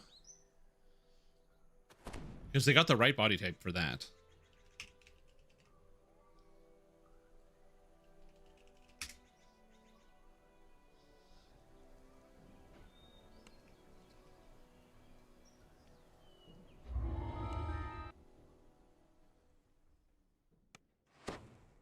Yeah, also very funny that like the female model for the purple Dragon Knight just looks like a normal human woman who's like a warrior. So somebody who's like, you know, a little bit more muscular because they're like on the front lines being trained and fighting and all that. Whereas the purple Dragon Knight male is like a fucking walking door. So funny. So I need that new hireling to do this quest for me, please. If you guys missed it, the brand new hireling that's going to be coming with the new expansion, which should be level 11 because the hireling's level 11, was capable of soloing the body snatchers. Elite difficulty.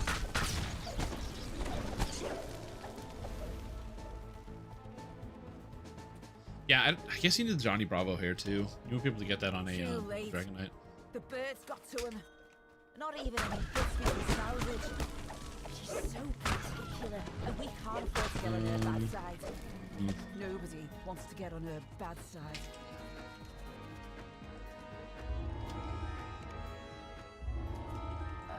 Oh my god, I can't type. I mean, I do appreciate the shares. This is great.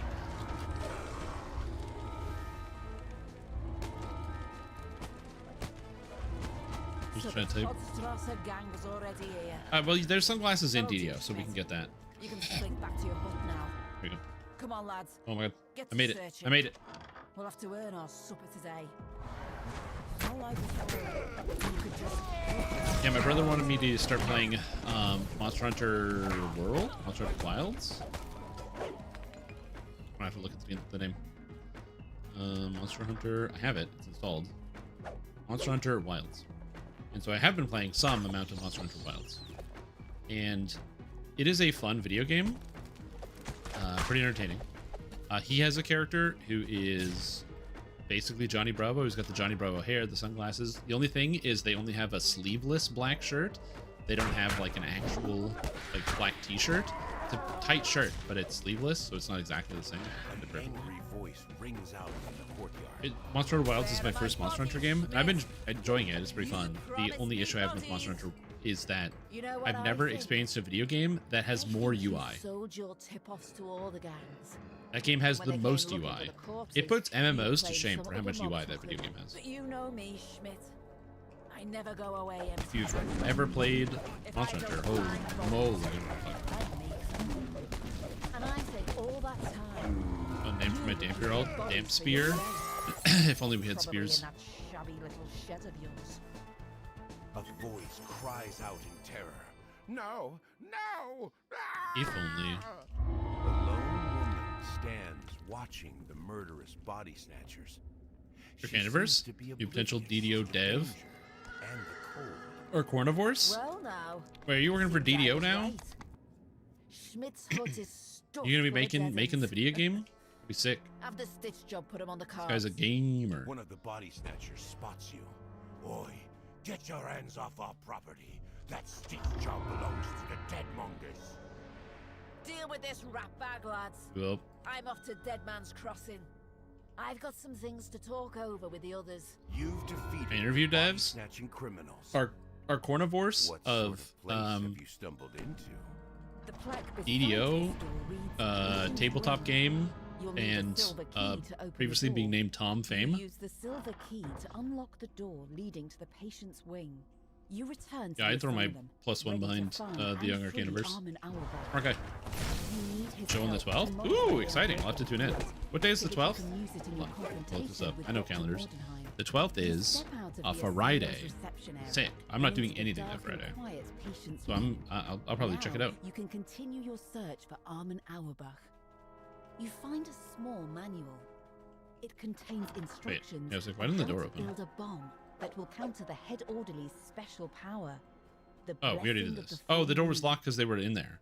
Oh, comes to UI and personally, it's my series. Rise my most. So here's the thing. I don't mind the UI now that I've gotten used to it, but it did take me like straight 10 fucking hours of slamming my head against the solid wall of UI to figure out Monster Hunter Wilds.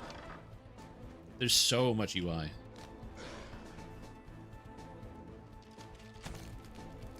And like the loadout system, like all the individual systems where there's like, oh, like there's loadouts and how you can like swap between things quickly, and how you have like a quick bar, and how when you pick things up it loads up your quick bar, but then you can go and you can reset your quick bar every time in between each monster hunt and all this stuff.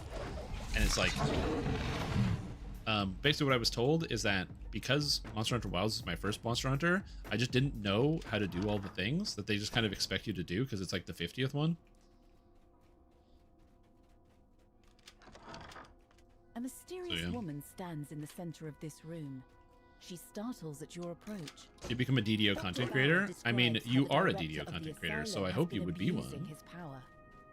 You also learn that the head orderly cannot be defeated until his dark gift, the blessing of the full moon. Okay, has like the been program dealt. thingy? Okay, that sounded kind of The ominous. director describes a Be like, nearby one day I'm gonna skeleton get on you. the brink of collapse.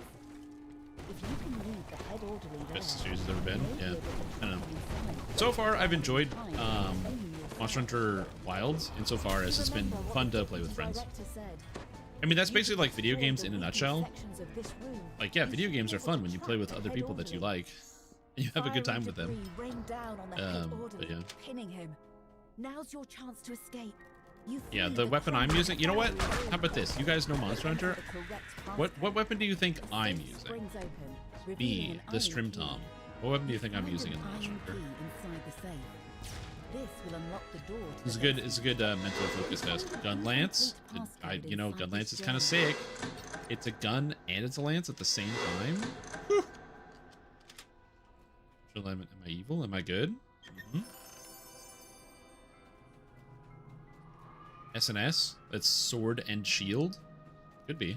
I have a sword and shield on right now. I tell you what, I did try out quite a lot.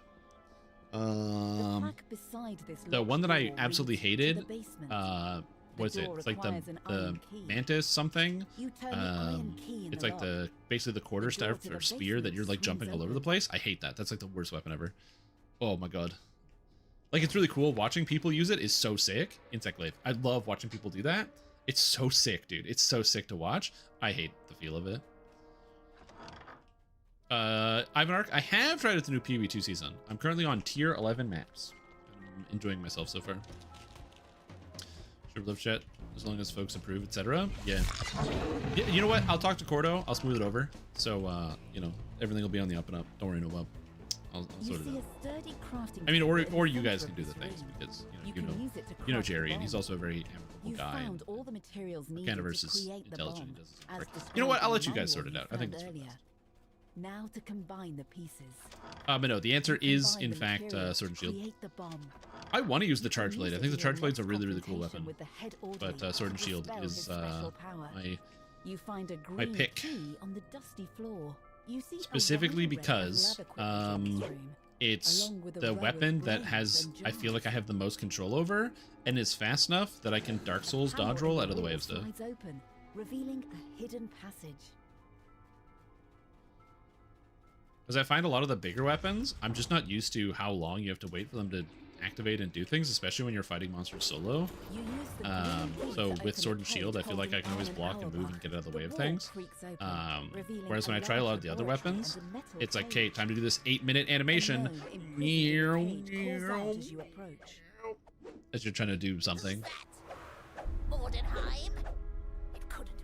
Although, watching Ludacris use either the gun lance or the bow and just like play at range in a group, and watching him just like steamroll things and do insane damage as long as it doesn't have aggro and just dodge out of the way is so sick. I feel like it's one of those weapons that's way better like when you're playing than it is by yourself. The asylum's director crumples to the ground. Weapon of choice is the hunting horn. Yeah, you gotta play your songs. You get to be bard, dude. Wait for this guy. Also, what's up, Archbillow? How are you doing? Just hanging. Hold on.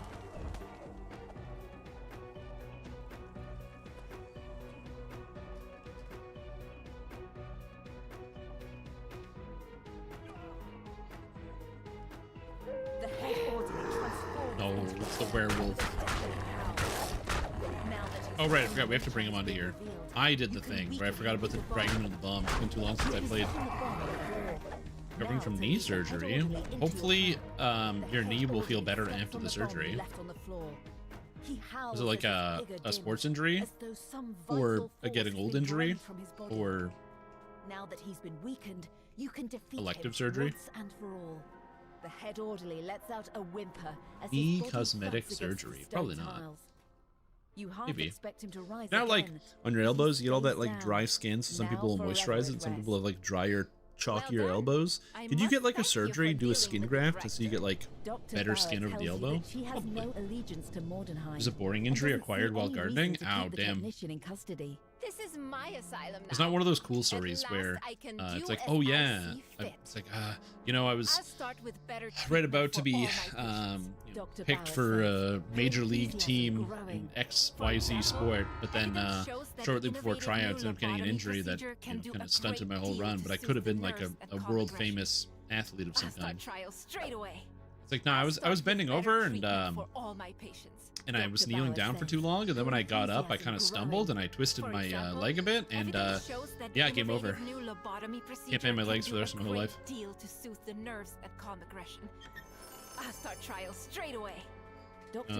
Next is Elisa's cabin on the Isles of Agony. You step I had to out fight a of the portal fight a bear? into Yeah, exactly. You Elise's save the cabin. plants. It's the bear fight. Yep. You're safe. Come, we don't have much time. Yeah, it's crazy. I Let's get to ran work. out of a burning building Elise carrying says she's orphans ready to who were in the unfurl burning the building procedure. to then She run into a nods at bear Armin, near my garden so I could signaling protect my him to begin. plants, and that put too much stress on my Armin knees. begins So work on the unbreakable hammer, it is what it is. modifying its structure so that it will self-destruct Placement is when how I triggered found by out. Elise. Kind of got addicted to Elise DDO. gives you a grim nod. Just Well, that's get me in good. front of You know, this that's wall important. and I'll Everybody set off gets to the have the timer. experience of I might be going down. we're but trauma she's bonding over our coming with me. DDO. I'm ready How to did go you get to a Dungeons and shop Dragons front of online? mine whenever Well, you you know, are. I Beating picture won't physical be trauma. But I think you have what it takes to help me do it. I mean, I definitely got into DDO when I was a lot younger, when I had way more time on my hands. One of the problems with MMORPGs is they're time vortexes that do not respect your time. And this is just the true case of pretty much every MMORPG. Some people will argue and they'll be like, no, actually, Shrimp Tom, you know, this other game, X, Y, or Z, does respect your time. And if it respects your time, it's not an MMO. MMOs are like the epitome of time-wasting nonsense, where they'll be like, yeah, go get 20 of these. Did you get 20? Alright, go get 30. Have fun, kid. And then just do it with a different coat of paint. Even some of the more newer MMORPGs can't avoid the go get 20 of these or go get 30 of these or do it again or dailies or weeklies or what have you. Kind of love it. Like I'm not saying it's a bad thing, but it is like that type of time wasting nonsense that makes it as an adult more difficult to find a new MMORPG because you know, you're busy, you're doing stuff. Even if you're not doing that much stuff, you're doing the things you're already doing. Then the physical injury comes in. It's like, well, can't go anywhere else. Gotta do something. So you're finally embarking on a racial completionist. Yeah, what I would recommend you do if you want to try that sort of task is just make sure you do it in a fun way, which might sound very stupid, but what I mean is don't force yourself to do racial completionist by going like, I'm going to do one character, I'm going to grind, and every 3 days I'm going to TR. You can do that, but not everybody is capable of the mental toll that it takes.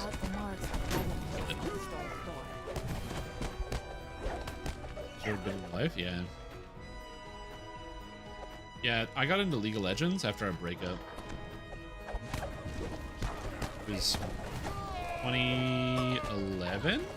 Yeah, it was 2011, and I broke up with somebody, and then I got into League of Legends. And it all went downhill. This grisly depot is where the local deadmonger stores some of the corpses they snatched before delivering them onto their customers.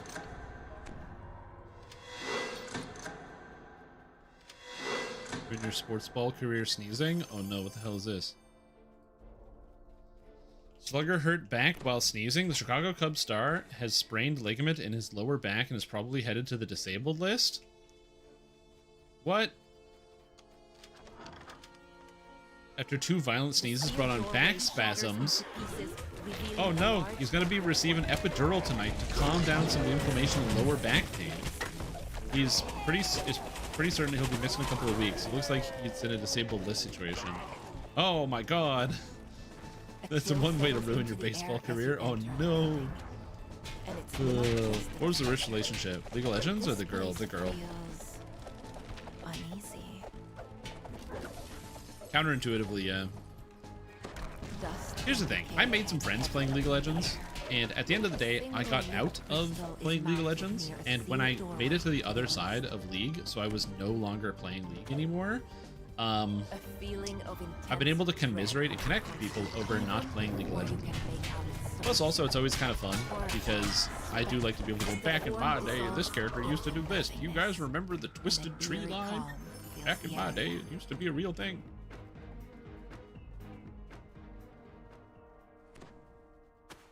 Stockholm Bond? Nah, it can be a fun game.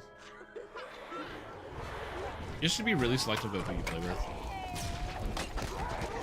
Don't play a game like League of Legends with people who like cannot handle losing or cannot handle people that aren't them not being good. Click can be heard from the sealed doorway. You come across something shining. I haven't seriously played League of Legends in like years and years and years. Whatever it is, again, the last time I played League, I got Diamond rank in Season 5. And then I played a little bit of League of Legends last year, which was fun. And now I'm currently playing the League of Legends card game Riftbound with my brother and my cousins. And it's actually quite entertaining. It is literally just Magic the Gathering, but it's got League of Legends Sound of artwork the on it, wind so it looks from cool. under the door ahead. The temperature drops even further as you step out onto the Long roof. since 3 different builds was basically sharing non-stop until lost interest. Sword, Alchemy, and Cleric. Quieted the lost Oh souls no, of Google the Map, pipeline, the Cleric bringing peace to pipeline. the neighborhood. Now to report your findings to the police. You hate to see somebody choosing to go Cleric. That's crazy. I don't think I've ever burnt out to the point where I wanted to play Cleric in DDO. What position did I play? It's like a sports team. I played jungle, support, and top lane for the most part. Regardless of my time as a young man, I never had the reflex. I couldn't match the reflexes of a lot of the higher tier mid laners and AD carries, where against This is supposed to be a working mind. pretty much any like AD carry or mid laner, especially if they were really good. Like once you get into the higher tiers, like in the lower tiers, you'll have good players who make bad decisions. So like, if you're playing in like, at least back in the day, if you were playing in silver or gold, you would have a mid laner or an AD carry who was literally good enough to be like high diamond going into like master tier, but they were just stupid as hell, and they would make bad decisions. They would take trades that weren't good for it. They would get caught. They would do other stuff, which is the reason why their rank was low. But if they were like somebody who only played mid laner, dude, they're so fast with their reactions. They would, the second the ability to pounce and assassinate you instantly was too high for me. Because I'm just like, not that I'm better at the decision making part of things. Not that I was like like bad, but I just didn't have the same. I wouldn't say kill. Yeah, I didn't have the same like. I had the killer instinct. I didn't have the reaction time. I didn't have the speed, and so yeah, I just didn't play that as much. And then so I played mostly support and a lot of jungle. I did play top lane when I had to, but my preferred roles were support and jungle, specifically because in support lane, dude, I was so mean. I love to play the bully supports. Like one of my favorite supports to play was Thresh. Dude, I used to thresh the hell out of people. I would hook people from across the entire planet and just be like swinging that hook around, doing a little bit of damage. My buddy and mine, buddy me, we used to play the bottom lane, 100% lifesteal lane, where which was the Lucian Thresh. I was playing Riftbound, and I went to a, which is like, or like I went to a physical card store to like play the card game with other people, and there was sitting across from somebody playing somebody I didn't know, and they were like, yeah, like I like these legends, their favorite heroes, and I was like, yeah, I used to play like the 100% lifesteal lane, and they were like, what's that? I'm like, oh, it's like Lucian Thresh. And they're like, I don't get it. The kids these days, they don't know shit. So, anyway, I mean, the kid was like 19. Fun. They changed the League of Legends lore every 20 minutes, so it's fun to do some of it.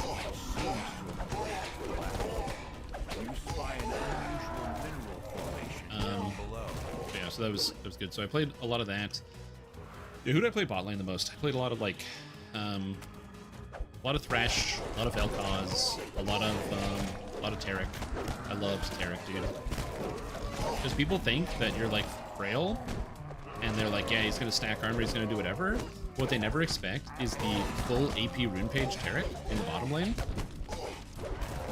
And then you max out the stun, and then they're like, they think you're gonna max out the heal, or they think you're gonna max out the passive armor bonus, and then you go in and you land your stun, and it does like a third of the AD carry's hit points, and they die instantly.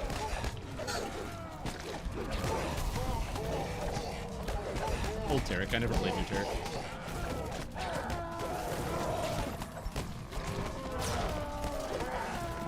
So I used to do a lot of that. That was fun. And then some of the heroes I didn't. And I also played a fair amount of Sona. Sona was also fun. And if I had to, I'd sometimes play Soraka when Soraka was fun. And there's a bunch of the supports that I didn't really like. I was never really a big Braum guy. I quit when Tahm Kench came out, which is like when I read the patch when I stopped playing League of Legends. So that was me. And then also, I had sometimes I had a second account that was a Mordekaiser only account where I only played Mordekaiser in ranked, which made it really hard to climb because I wasn't the best player, and also sometimes people would just force you, they would just like insta-lock whatever they wanted to do. So I Q dodge for people if I got locked into AD carry, but I played a fair amount of supporter Kaiser. It's really good in the early game, but then once you get to like level 13, 14, it's not good anymore. Later, cussy words. Now See that ya. you've dealt with the Overseer, you can use his device to track Really, they down got some OP champs? on Yeah. 2 pieces. The device whirs to life, then marks the location of the unbreakable heart. As you on by the far my map. favorite game, completely worked, gave me It's a strength. place to Yeah, the north, that's pretty much it. known Is as I don't have any Isles desire of to go back and play Dragons. League of Legends With because this information, you oh, what's can the next one now called? track down Elise Oh and god, enlist This her one. help against Dr. It's Mordecai. not Snowfall and Sunlight. Is it Snowfall and Sunlight? No, that's Flash Mordenheim. The Wish. The Wish. There we go. Yeah, that's another reason why I stopped playing, is Mordekaiser is like my favorite hero in League of Legends, and then they reworked him so that he became a AD carry, and I was like, well, I don't want to play this. They then did another rework. He's no longer an AD carry, but literally that was the season where if you didn't play during that time, he was like literally like the pros players were playing his AD carry. He had so much AD scaling. It was really dumb.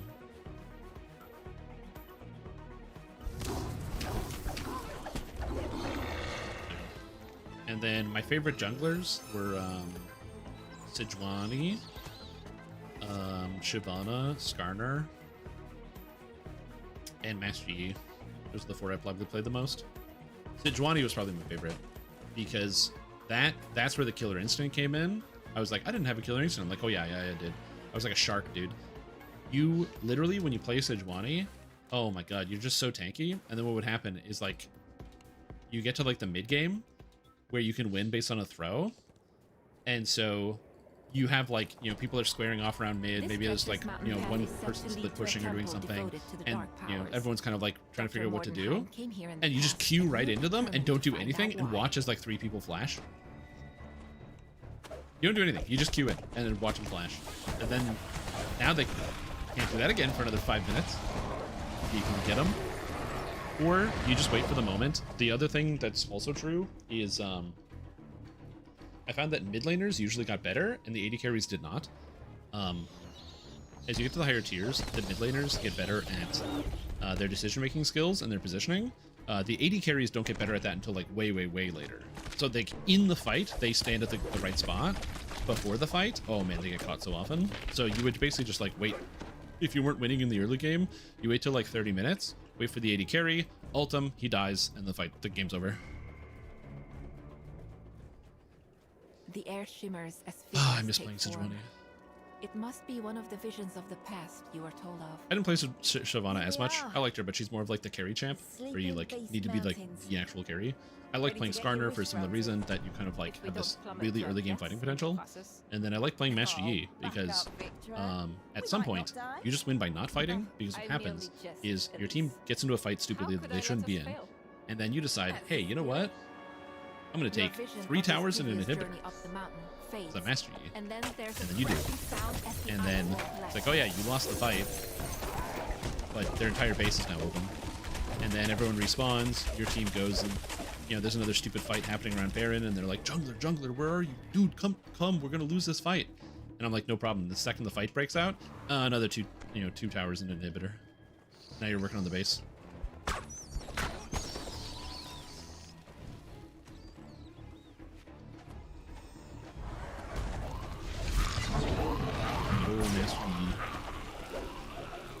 Yeah, so I used to play like a reasonable amount of League of Legends, but like I said, haven't played in a while because I'm getting older, and also too, as I said, you need to have the right people. I find that sometimes playing games like League of Legends, or pretty much any game where there's like a competitive element to it, some people cannot control their competitive side, and so you have to be like very mindful about who you decide to play with and make sure you're maximizing the enjoyment. Not that people shouldn't be competitive. I'm not trying to like knock anybody for, you know, having a desire to win or being focused on the point of winning.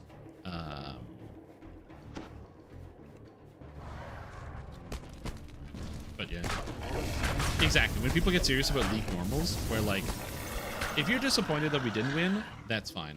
but I don't need somebody to lecture me on why we didn't win. And I really don't need somebody to, the second after a fight or a trade goes bad, to start explaining to me why a fight or a trade didn't go well. What will you wish for when we reach the top? It's like, yeah, I know. I know why I lost that trade. I know what happened.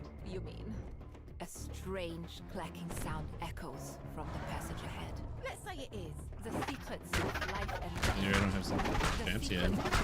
Apparently they made it cheaper now, so a lot of the champs are cheaper than they used to be. That's what I heard. Anyway. Just your research. Well, what about you?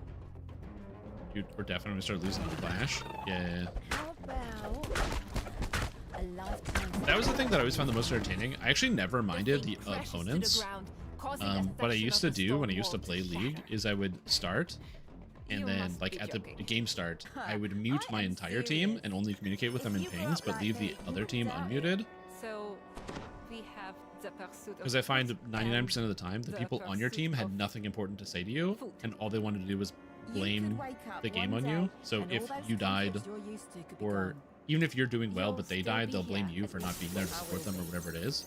So like, people look for their way out and they get so angry at their people in their team really quick. But I don't mind talking to the enemy team, like talking shit to the people you're playing the game against makes sense. I don't care. If the enemy team says I suck, okay. You better win then. Because if you lose to me, you said I suck, so what does that say about you?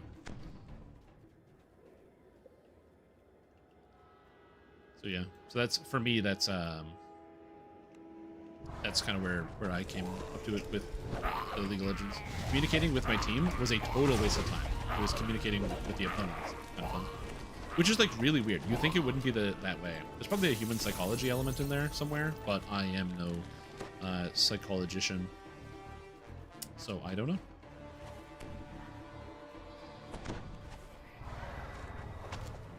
Also, it could just be a me thing. Well.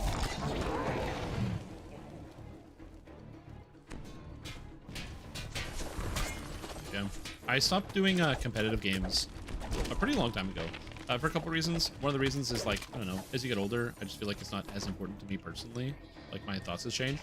When I was younger, dude, I wanted to be like, you know, I wanted to be in the competitive raiding guild. I wanted to be, you know, on the League of Legends team. I wanted to, or I was trying to get like high rank in Overwatch when it came out. I was like, yeah, this is what I wanted to do my time. As I've gotten older, I don't know, I just enjoy playing these games because I find it entertaining. I like doing high difficulties, but I don't like doing high difficulties if the people that I'm playing with them stop finding it enjoyable. Like, struggling against difficulty is something I personally enjoy quite a bit. Like, when you find something that is hard and you're like, okay, there's a solution here and I don't know what it is, and you have to like come up with something, do some research or practice or just get better, and then you overcome a challenge, that can be very satisfying. But it's difficult when you have something like that and you have to deal with like the friction of people not wanting to make changes or adjust, or something maybe being too difficult for somebody and then having to have a conversation with them. Those types of things get a little more complicated. Come on, let's head home. Next time we'll be better prepared. Very well. Yeah, I'm retired. When we come back, the mountain will be at my mercy. Or at least I say retired. Some people also say washed up. Several pillars of ice erupt from the frozen. I say retired. Other people would call me washed up. But it's fine. I'll take it. It's good too. It's not entirely wrong, you know? It's the same thing like in DDO. DDO, I think, is kind of where it changed. I remember we were as a as a guild, we were attempting to do R10 Babala Saga without exploits, and so we were trying to beat it, and we were doing R8, and it would be like night after night during the week of dying to lag, where we were just praying that when the Shambling Mounds showed up, you wouldn't lag out and lose. It was almost always the case that the Shambling Mounds would show up and lose. So it was just a frustrating experience entirely. And basically from all of the lag experience and losing the raid over and over and over, I was like, you know what? What if I need this anymore? So I moved on. I became a different person. American Missile. Yo, what's up, Resting Area? How you doing? Hopefully the Arcane Trickster build is good for you. The one downside to the Magic Missile is it takes a little while to get to level 8 to get your sneak attack damage, but once you get it, oh, does it feel good. It takes a little while to get The there. barrier wavers as the second lever is pulled. So yeah. I wouldn't say you need enlarge, but without it, you will find yourself going out of range, and kind of like mashing the button to get your cast done. A barrier of solidified darkness blocks Oh, the path did I do ahead. this? I don't think I went here.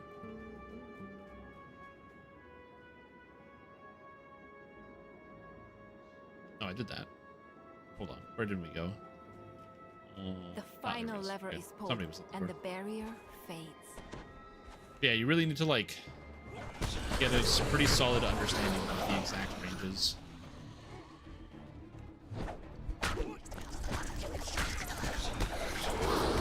Oh wait a minute, didn't we miss a chest? Am I confusing myself? Oh yes, there's a chest over here. I missed a chest. I'm not missing this one because this is more materials for crafting. Although it's funny, I'm personally collecting a lot of the materials, so doing heroic Chiller Ravenloft, legendary Chiller Ravenloft, that sort of thing. But the heroic materials I don't want to use for the most part, because the problem I have with the materials that you can use in heroics is all it does is make Chiller Ravenloft weapons, which are cheat. Grinding on stone. 2 of the stone lions begin to move. The final golem collapses, opening the way forward. In this The Chiller, vision, if you did not know, Mordenheim is speaking to some kind of unseen entity. the Chiller Ravenloft weapons can craft legendary effects on them, making them god mode weapons. So I try not to use them because it's kind of like cheap. I could just craft a Lemurian weapon, blow it or everything else. I don't want to do that, you know? It is I don't incomplete. want to do that. It cannot save her. Grant me the power of creation. A dread chill fills the air as the last statue comes to life. The wall at Next the end one of the is hall Beneath slides City down when the Streets. stone lion falls. I see. Beneath City Streets. I understand now. Must get whoa. I know what Remnants. must be done. Oh, I didn't use my A remnant thick booster. snow begins to fall, Remnant and the temperature boost. plummets. You've seen how Victra's bargain with the dark powers gave her the ability to craft the unbreakable heart, Hydrate. and how the endless winter started immediately afterward. Standing, so my posture is It's actually time pretty to good. return to the city and think about how to stop Dr. Mordenheim. Moves of the Nightmare. Alright.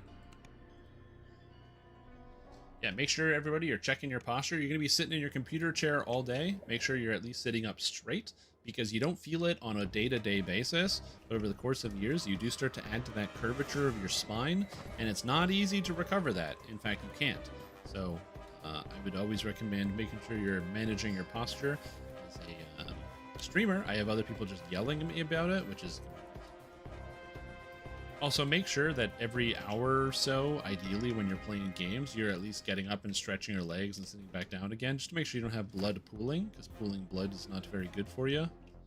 And always remember, if you sit down for too long, whether it's on your chair in your office or your toilet, you increase your risk of getting hemorrhoids. So nobody wants that. You've come to this graveyard to find Dead Man's Crossing, where the body snatchers are set to congregate.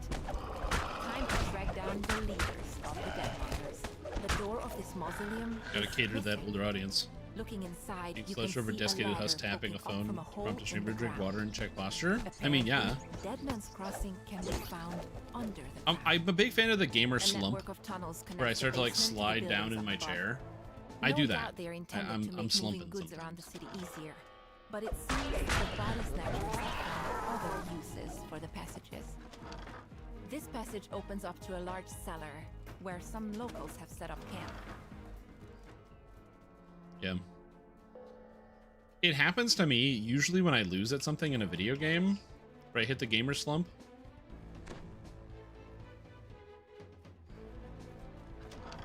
You found another large cellar.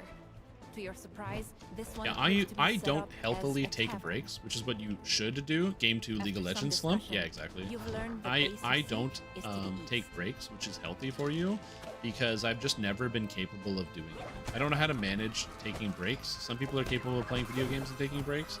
I'm just personally not.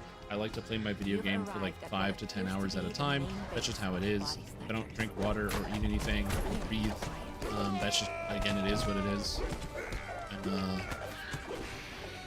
And, I'm big on the do activity for a long time. I think it's been drilled into me from Dungeons and Dragons Online, where you can't really just play and do one quest in DDO. You got to do a quest chain. You know, I'm not logging in to do just one quest in Isle of Dread. I'm logging into the Isle of Dread. That takes an hour. It takes an hour, you know, whatever it is. And I find that happens pretty regularly with, especially the older chains. Bro, you have no idea how long it used to take to do Tanglewood Gorge until you get burnt out of DDO 3 minutes at a time. True. I do burn out on DDO. It's not like it's a bad game. But you do anything too much, you're gonna not enjoy it as much as you otherwise would. Well now, guess you're better than I thought. It's the reason why not every streamer, but a lot of streamers and content creators will have the main thing that they do, and then every once in a while they will upload the thing that is not the main thing that they do, or stream the thing that's not the thing that they do, because the mind wonders. Grind when the lever is pulled.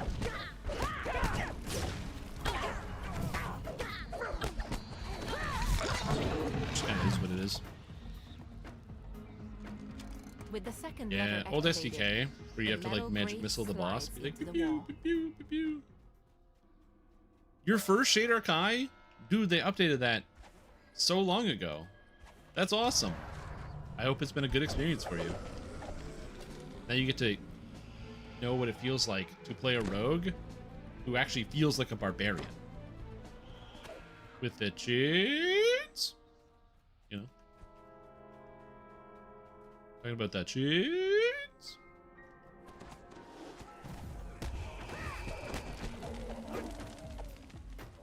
Judging by all the guards, and we shield wall in the giant. Deadmonger's base.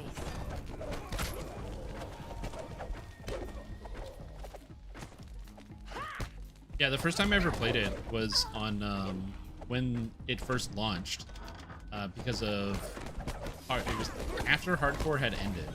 I intentionally made a Shader Kai that was level 1.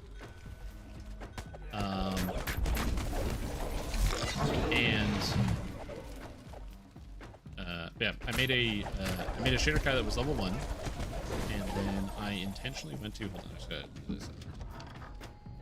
The Deadmonger leader sneers at Special you. deliver.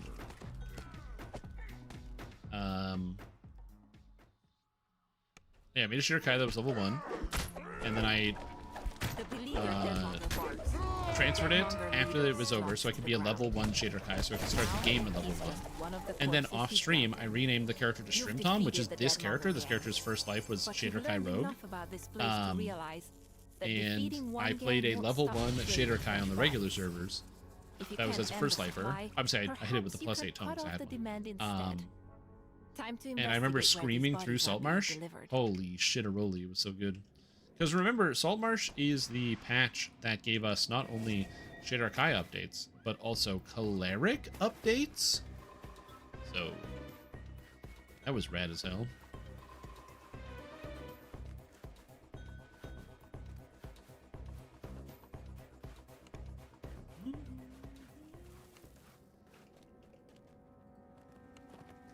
Just do first casual. This is where goods of all kinds are delivered to Ludendorff. What I always do. University. Yeah, it feels amazing. And then you realize, oh, wait a minute. So I can just play Shader Kai as anything? The answer is yes. You can play Shader Kai as anything. You want to be a Shader Kai Dragon Lord? You want to be a Shader Kai Barbarian? You want to be a Shader Kai Elementalist Wizard? Eldritch Knight, Shader Kai, activate. Turns out, as long as you have a light weapon, you're good. So yeah, you can use a dagger, or you could use a kukri. But then you get into the crazy shit, which is the ever so classic. Oh no, this guy's sent Hero Soul. Oh my, you know what? I don't need to fight this. It occurred to me I actually don't have to fight this. But yeah, you can instead get yourself into the Dragon Lord Bard, where by using Swashbuckling you get +2 critical threat range on hand axes and no multi. By using Dragon Lord, you get +2 multi, but no range, giving you +4 threat range and +2 multi on your hand axe. And then on top of that, I think we went the wrong way. Yeah, we went the wrong way. Got distracted. Is there anything in here? Seems to be where dead I don't know. bodies Is there a are treasure stored chest in here? It's been a while since I did this quest. I don't think so.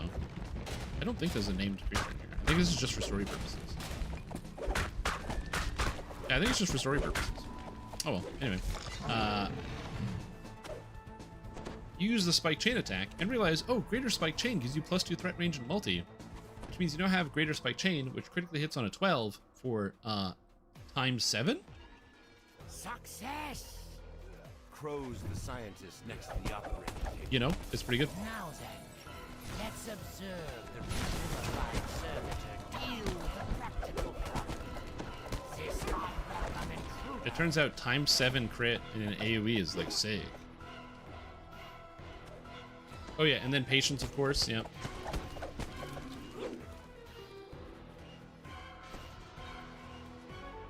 Very true. I'm on Thrain, or as Brian pronounces it, Trana. If you're playing on Thrain and you find Thrain to be very laggy, it's because the town areas are right now. So the town areas are, like, especially the marketplace, is just straight up busted.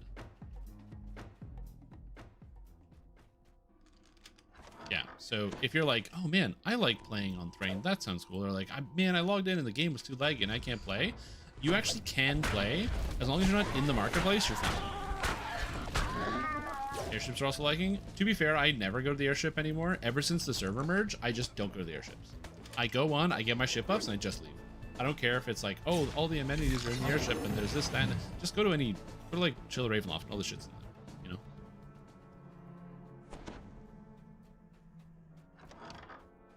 Jars line the shelves. Airship bro farming? No, I used to log in on the airship all the time, not anymore. Yeah, something about town zones is going crazy. You found the director's office, but the institute director isn't here. Auto use plan. Yep. Perhaps the memo on his desk contains a clue to his whereabouts. The institute is creating a huge number of flesh. We don't have to go in here, do we? This is optional, right? In Lamortia's fishing fleet. No, you do. Yeah, you have under to the click the note. supervision of Dr. I love the way the lighting in Petra this room is set up. Mordenheim. God, it's so good. You must destroy the equipment in the construct creation laboratory, then notify the authorities. You playing the new Control game that is coming out this year? Probably not. Not because I don't want to play it, but specifically because I haven't really been playing a lot of video games, because video games cost money. It's the same reason why I haven't played the new Code Vein. Box spammer in brain named Bibipo.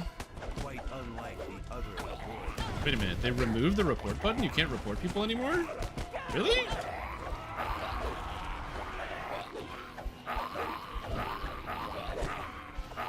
I don't know when they would have done that.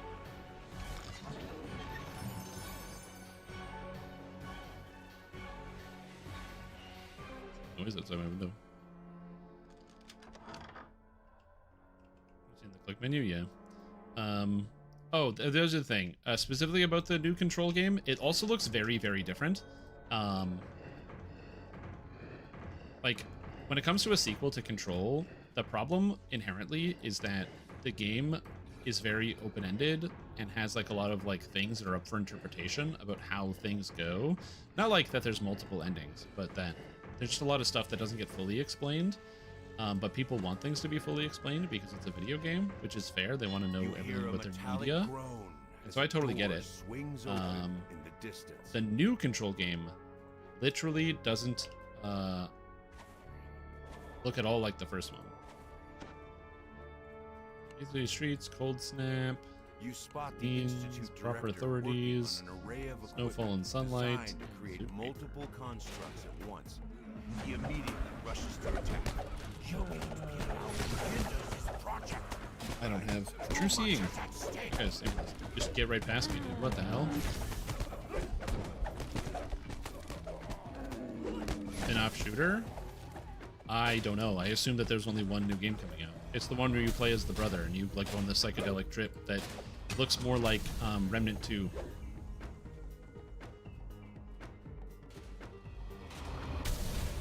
big thinky game. It's kind of a thinky game. You've shut down because they do give you a good amount of information as well. They give you like they do the thing that I like where they give you concrete reasons as to why things are happening, but they don't tell you exactly who is responsible or who the people are that are responsible. They'll give you details about them. Like, I do appreciate that they never were like, they didn't go into some great detail to explain the board or the specifics as to why they like exert control or even reference themselves as being the board. The fact that it fits in with like human terminology notwithstanding. And I'm like, I like that. They did a good job with that.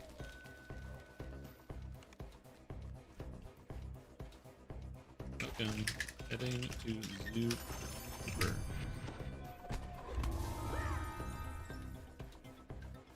Okay, we're done with that.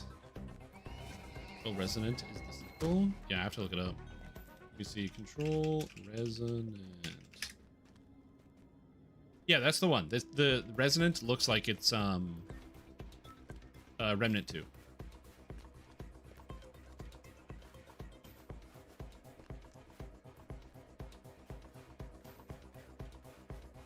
Just look at the trailer. Like, the trailer literally looks like Remnant 2. Which, for the record, I did finish playing Remnant 2, and that's a great game. I didn't, like, replay it 50 times, or unlock all the classes, or find all the secrets. But I did play it. Good game. I'll probably play it again at some point. The effects of the blizzard Final boss fight is pretty fun. zoological gardens are still apparent. Huge snowdrifts fill the cages and block. I do understand a little bit better after finishing the entire game. I remember one of the times I streamed Remnant 2, there was somebody who was like a Remnant gamer, and they came into chat, and they were like, "Why are you reading all the text?" I'm like, because I want to know the story, I want to get it. So it's like, no, I wanted to really immerse myself in the roleplay experience and really understand what's going on. Anyway, now that I finished Remnant 2, I do understand the person who's like, why are you reading all the text? Almost everything every character says is consequential and unrelated. So like, I get it now. There is an interesting story in there, but it's not really well told. And it's not like, oh, you have to do a lot of digging like you're playing a Dark Souls game. You It's found like, a shovel. This will come in handy when faced with a snowdrift. You use the shovel to clear the mass of snow that blocks your way. Yeah, there's also like all the secret characters, which are kind of cool.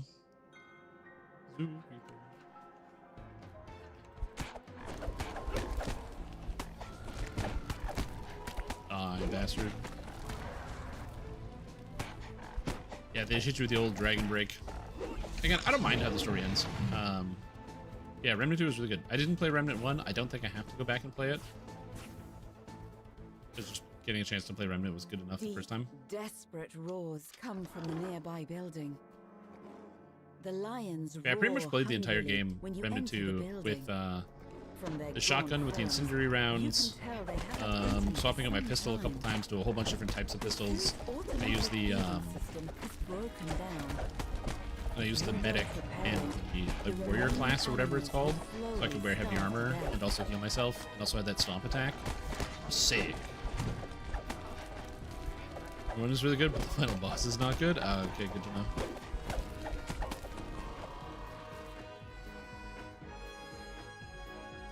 I still remember the tonal whiplash of having never played Remnant 1, putting Remnant 2 in the Nintendo, turning it on, and being like, oh, cool, I'm playing The Last of Us. And then there's zombies, and I'm like, oh, cool, I'm playing The Last of Us. And then the game is so not The Last of Us. It's like, just that's, no, it's not at all related. Completely unrelated. This building is hot and humid, much to your surprise. Really good time, but I like the fake out where I was like, I know this. Didn't fail during We're in the blizzard. Chicago, and it's just, or Detroit or whatever, and it's just destroyed? Wow. And there's zombies? This device is designed to send food throughout the zoo using a series of pneumatic tubes. But the automatic feeding system is broken. Yeah, like I said, that's pretty much the only issue I had with Bloodborne when I played it. back in the day is that Bloodborne has the issue where you have to go farm blood vials, especially in the later part of the game, where sometimes bosses, if you want to take multiple attempts against them, you'll need to farm out 100 blood vials, which is like annoying. Snowfall and sunlight. Attracted by the sound The of the Schloss working Mordenheim. feeding system. With the feeding system repaired and Dr. Mordenheim's But I've also been like replaying Bloodborne recently, and I will say that game is a lot easier. It's like, this is gonna sound really stupid, but the more aggressive you are, the easier the game is. Having played so many different video games, and especially since the first time I played Bloodborne and then replaying it again after playing other things, the answer is just always go in, always parry, always attack. It gets so much easier. Basically, you learn almost immediately that if you dodge backwards and you dodge away from the boss, it's actually not a good idea. But whether she's aware of your plans is unknown. That male characters sell better. Just starting the fresh character I had no connection with. Yeah. Maybe. Again, I don't know anything about the story or how it's gonna actually go through. My bigger problem is that the shooting mechanics of the first Control game were not what made the game good.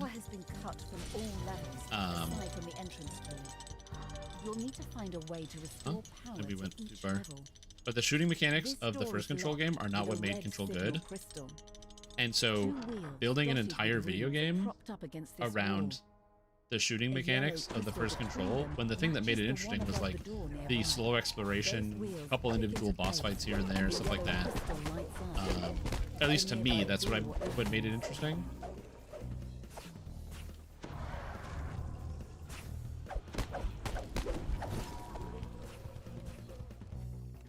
Yeah, pretty much any section where you got swarmed with bad guys in the first Control was like not good. It's pretty much its biggest failures, but anytime where you can like slowly take your time and make your approach, it felt a lot better. Pulling this lever illuminates a red signal crystal. This should unlock the locked door in the lobby. Really good game though. I still, like I said, I enjoyed it quite a bit, and I will. Who knows? Maybe someday in the future I'll end up playing the second one.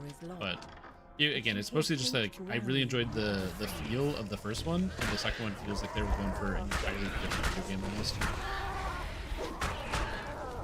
Which is, again, not necessarily a bad thing. Sometimes games and franchises can be different.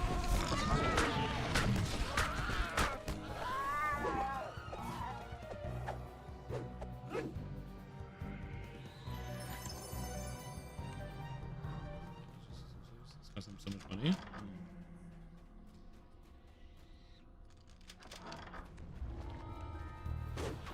Good. So, yeah. Are there any good games that some of you guys are excited for that are coming out? The only game I can think of that people are looking forward to releasing is Grand Theft Auto 6, which is going to be releasing in like a year's time. So I'm just curious. I don't know what else is actually coming out. This is me farming you guys because I don't know, like I don't see commercials and I don't look up for things. This door is locked with a blue the Starfinder game? Starfinder?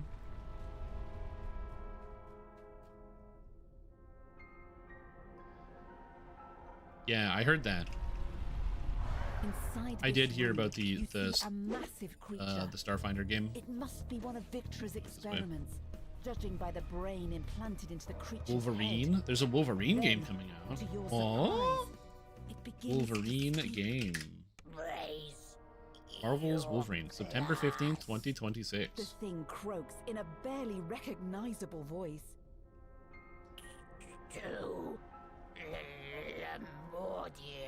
Not this way. Admittedly, I am not much of a X-Man guy or Wolverine guy. I didn't watch any of the individual Wolverine things. I didn't watch the X-Men movies. I did watch the Deadpool movie that has Wolverine in it. Access to this That's the level closest from I the got. stairwell is locked. The door requires an iron key. Another room on this elevator has been closed. Freaking Dark Heresy because I love Rogue Trader. Oh yeah, I still have to play Rogue Trader. I haven't done it yet. That's something I would like to do. I would like to do Rogue Trader. Yeah, Rogue Trader's for sure one of the ones that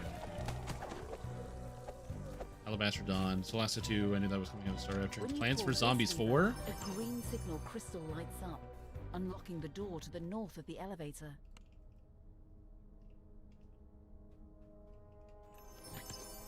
Whoa, whoa, whoa. To replay Rogue Trader? That makes sense. Yeah, I really enjoyed playing Pathfinder Wrath of the Righteous, and so I'm like worried that if I attempt to play Rogue Trader, I won't have the same level of experience. I'm gonna disappoint myself. But my understanding is it's also a very good game. Everyone has told me Rogue Trader is very good.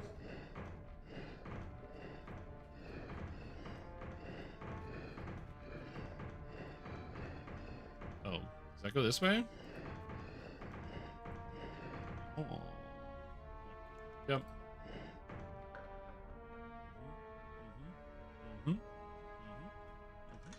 Nice. You solved the puzzle, allowing a door on the far side I will. of this room to I will play it. I own it. I own Rogue Trader. I just haven't played it. Like I mentioned, I've been playing a bunch of Wrath, and I have 500 hours in Wrath of the Righteous now. The game is too good.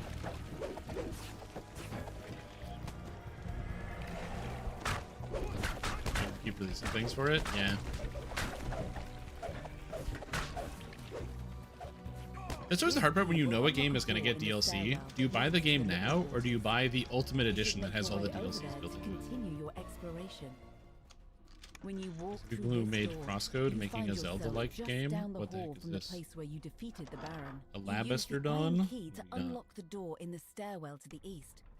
It leads to It looks kind of fun. quarters. This door is locked, preventing access to the rest of this floor. But you can hear the buzz of electricity echoing from a chamber down the hall. You find yourself in a large room, covered wall to wall in electrical equipment. Scaffolding leads upward to a second level. A mass of lit buttons is configured in a pattern on the floor. Beside it, you see I feel a like lever there's marked so with many video 2 games that dark come out runes. nowadays. After It's gotta be impossible deactivating to, all like, the buttons, the lever on the right of the room clicks unlocked. Unless somebody gives you a Pulling recommendation, this it's gotta be so lever hard to restores find power games. to But then the who makes the elevator, recommendations? granting you access to the I find living most of the times when I quarters. play a video game, it's You because enter a chat sparsely tells me it's good, and then I furnished play it, bedchamber. and then it actually isn't very It good. looks like it hasn't been used in a long time. Chat or How We Doing. This, Like How We Doing was like, dude, you gotta play It was Chrono our Trigger, room. and then I did. Turns out, I'm not amazing. surprised it's so run I mean, down now. literally everybody knows that. All of you knew Without that Chrono Trigger was Victor amazing. has no reason to but, spend you know. any time outside of her lab. A large and mysterious figure lies on a X-Men table movies in and the First Class center leads of up to my this favorite room. movie, X-Men Days of Future Past. I'm probably not gonna watch it, not because I don't wanna, I want to disappoint or I don't want to do that. I'm just not a big movie guy. I don't really watch a lot of You movies generally. encounter a curious creature when you enter this room. It's a green polar bear with what seems to be a gas tank on its back. I just don't really watch a lot of seems to be movies. guarding The reason why I lever watch the against regular Marvel wall, movies is the because one that grants you access my friends to and I the have like a top tradition floor. that we basically watch all of them whenever Before they you come can out. get close, Sometimes they're the bad. bear lunges toward you. I couldn't believe how bad that The Fantastic Four movie mutated was. polar bear I was actually shocked by forms, how bad it was. a cloud of noxious mist dissipating around it. You can now use the lever Especially because, when like, guarding. the art, Pulling this lever like the restores visuals more and some of the power to designs looked so elevator. cool. You've unlocked And the story access could to have the been top good. floor where Dr. But was it Mordenheim Eternals waits in bad? her tower. All the runes on the elevator Was it have been Eternals lit. bad? Now Ooh, you Eternals can was travel bad on a freely whole different between level. all floors Eternals of was the bad castle. because you didn't care about literally You've any of arrived the at the characters top at all, floor and of the the movie was castle. pointless. You should find Um, the entrance to Dr. Mordenheim's and it was tower really expensive. nearby. You And the have story made it didn't up matter to because the they didn't use it for tower at anything. last. The only thing the story Near the did back is there of was the like a room, scene in engrossed in an Captain America experiment, or is the Falcon and the woman Winter you've Soldier, come to where like the confront. hand is showing out of the earth Dr. in like a Victra out of like a Mordenheim. helicopter or something. Victra's eyes flick upward It's like as she that's the takes only you thing in. from the Eternals that like kept going. Without so much That as was a pretty bad. grunt, she returns to her work. Elise, you've returned. Yeah, it was pretty bad. Care to explain the rabble? The story was pointless. The characters didn't mean anything. Steps forward. Nothing anybody did I'm throughout the here to entire end movie things, mattered. Victra. Yeah. You Fantastic know Four was we pretty had bad. to. I wouldn't. Let's just say I wouldn't be calling it fantastic. fantastic. Okay. With my heart, Eternals could have been better if they made you want to care about any of the actual characters. Doing an ensemble cast with like 10 people of all new characters and then spending no time to humanize any of them and throwing you right in the action was like a decision, I guess. The heart is unbreakable. Unless you found a way. No, I knew I should have gotten rid of him permanently. I'm sorry, Victra. Yeah, could have been better. Neither of us is leaving this room alive. Not all the new Marvel movies are bad. The Marvels was pretty fun. Shang-Chi was fun. I've been teaching myself. I think of other movies that were actually good. Hold on, I'll get there. You will make it excellent. I didn't love the Marvels for sure, but I didn't love them. The temperature in the room drops as Dr. What one of the things gamers do you think DDO can realistically change and do well at too? You've managed to weaken Oh. Dr. Mordenheim. Well, that is a difficult question to answer. My personal answer to that question of what game does things really well. Victra glares at you. Actually, that's a tough one. Hold on, let me think. What's something a feature that the game that they do really well that would also be good and be like feasible to do as well? She runs over to a door on the side of the room.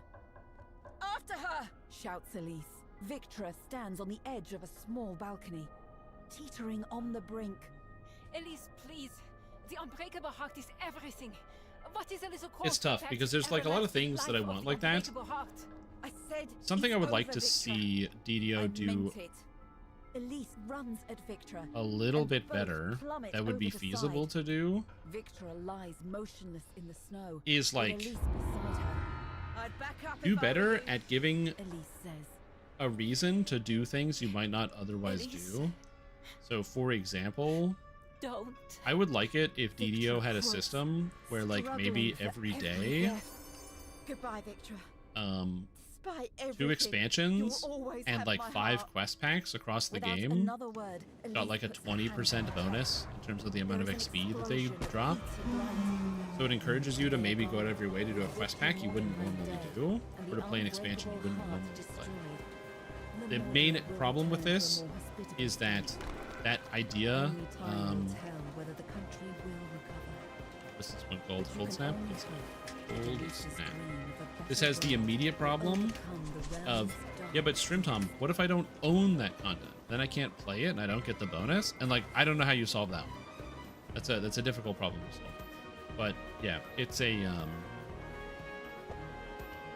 and a lot of games are usually pretty good at this, so they'll give like either a weekend bonus or a daily bonus or whatever for doing certain types of content. And DDO sort of has it where it's like, oh, you get a bonus, free for XP on the weekend or whatever. It's like the weekend bonus, but some games will actually have like events going on where you get bonuses. So a great example, which is not a great example because the game is shutting down, but like in Destiny, another associated game, so they do this in Elder Scrolls as well, where they'll do like events. So for participating in a certain game mode, you might engage and get a larger reward than you otherwise would, which then funnels more people in that game mode, making it more entertaining. And so funneling people into things is probably a good idea. You can even do something similar of like pick a raid and like, you know, every week a couple raids give like double threads or something. So that even though you and your friends don't run the Lord of Blades all the time, well, you know, maybe you want to run Lord of Blades. It's double threads weekend. And so now if you're somebody who actually wants to ever get loot from a raid, there's now an incentive. It's like, oh, you can con your friends into doing Lord of Blades so you can get your staff, not staff from Shudder, you can get your Spear of the Mournlands. And then also they get loot.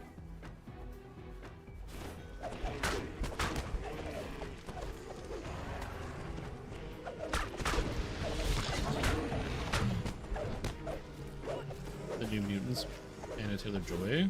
Oh, yeah, what was that one? The Thunderbolts? No, wait, New Mutants? I don't know. There was the Thunderbolts movie that came out. Was that the one? Is that the one you're talking about? I can't tell you. That movie was phenomenal. I really, really liked it.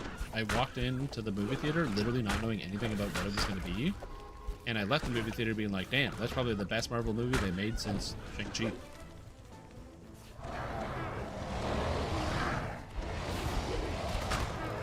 I don't know this movie. I'll look it up then. New Mutants. What movie is this? Is there a movie? They made a movie in 2020? I've never heard of this. of a deadly cold valley ahead, and a cave sealed by 3 ward stones.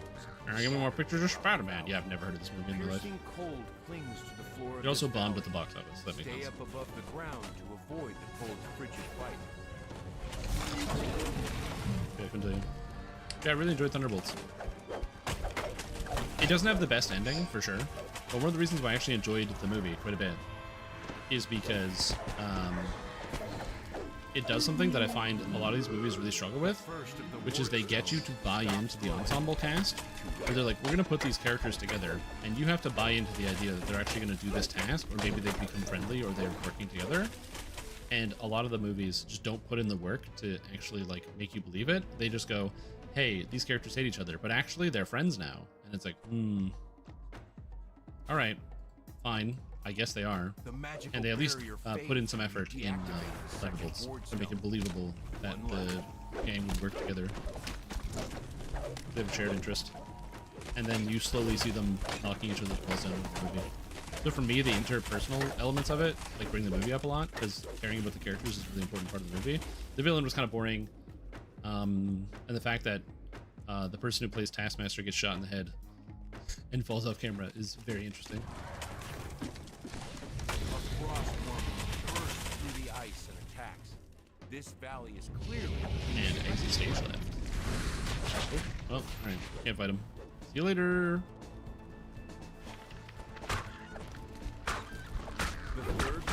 Talking about the Black Widow movie? No, I'm talking about the Thunderbolts. It came out last year.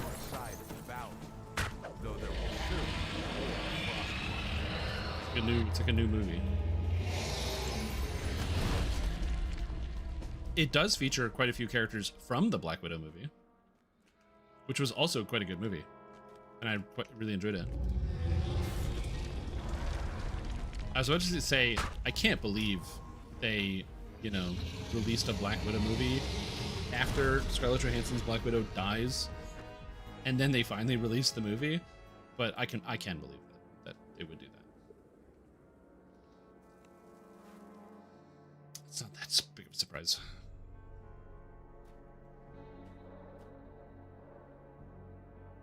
Oh, bonus days got extended? What are DDO bonus days?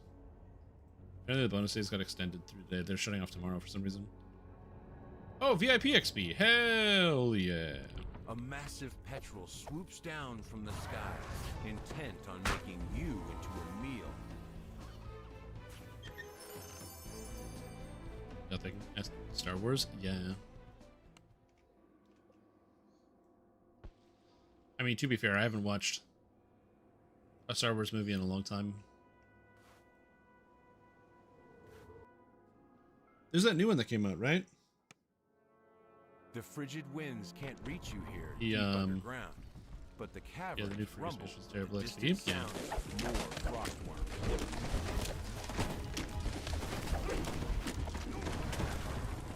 So,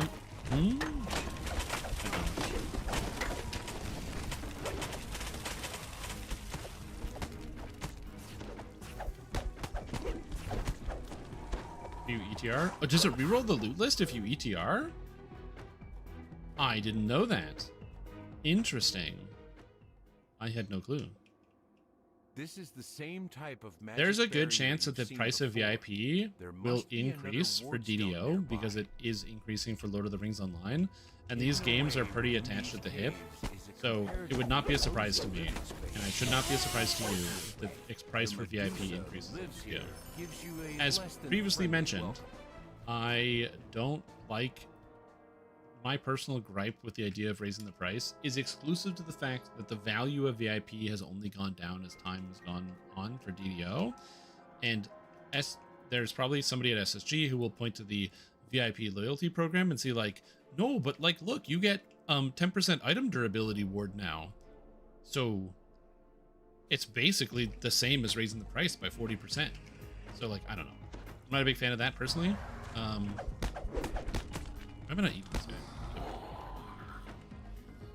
So yeah, but it's probably gonna come to DDO as well. Yeah, VIP bonus 15%. I mean, honestly, yeah. If they just straight up made it 15%, I think people wouldn't complain that much. If no loyalty program is not good. See, that's what I would think. But here we are at 37. You found the final ward stone in the lair of I too the thought they would largest think that the loyalty frostworm program is not you've good. seen so But far. it must move units because they've continued to do it. The final frostworm has been allowed. Again, my gripes with the to loyalty find the program ward stone. is The the final ward biggest stone's problem I have magic with it, fade. other than the fact that the rewards Now suck, you can advance is that further you don't into the cave. get progress by being a VIP. You get progress by being a VIP and logging in and collecting your reward. I really hate that. If you're going to offer something as part of the program as a loyalty subscriber and then not give me something, I don't like it.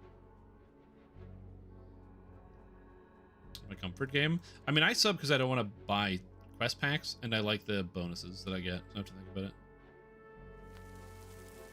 Yeah.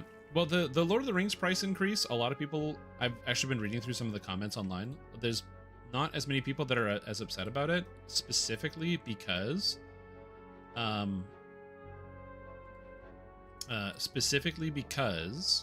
the A lone cabin sits here, perched on the icy shore.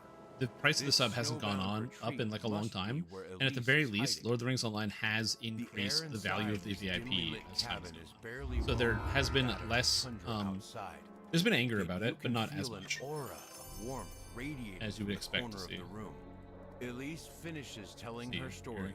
Get you She's a good agreed answer. to help you Let's go over to the defeat most Dr. calm and Mordecai. rational people But are. first, she needs something from Reddit. you. Price increase.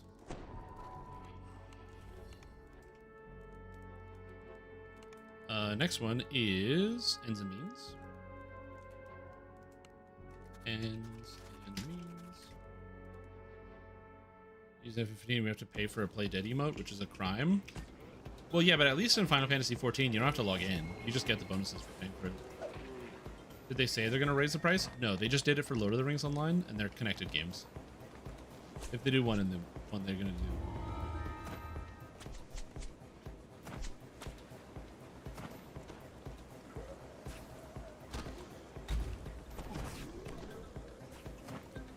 But yeah.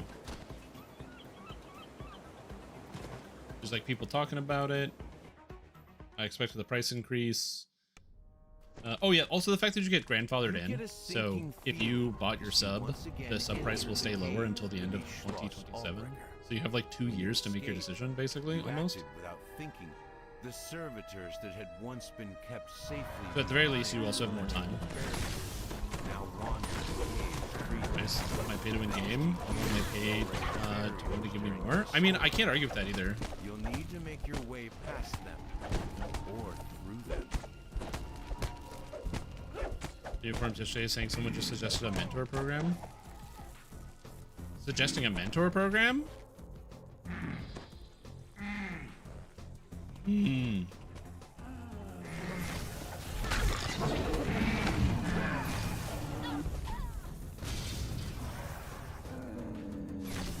expect that isn't in the game anymore, but they still sell it to you. They sell it to you the items, technically. They're doing like a big bundle, so you'll be able to buy all the expansions and all the content for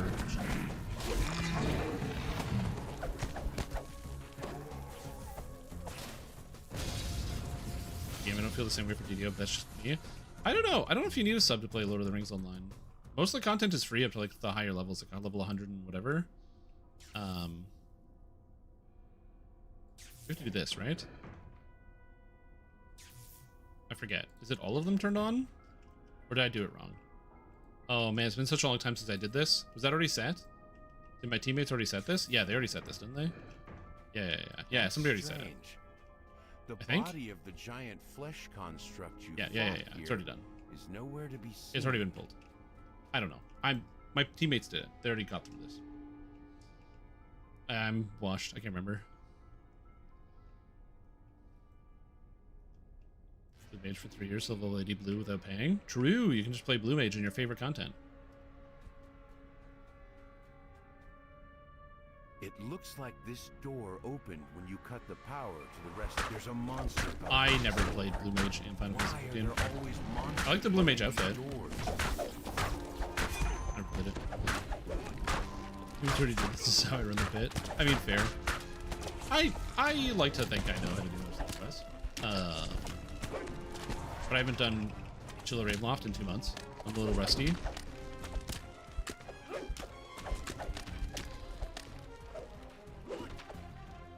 Yeah, I didn't actually do the anniversary at all.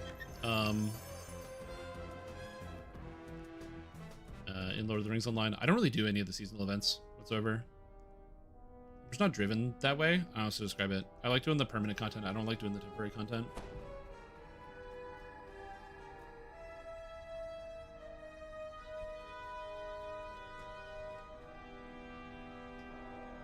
Oh, is that the new class coming out? Incremental increases over time makes sense, but suddenly high increase is not good for business. Well, it's sort of like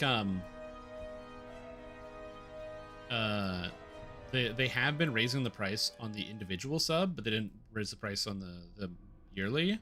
So it used to be $100 a year, so it was like $8.33 for the yearly sub, whereas the price of an individual month is $15 a month, or 14, whatever it is. So they raised it from like $8.20 something a month for the full year to like $12 something for the full year.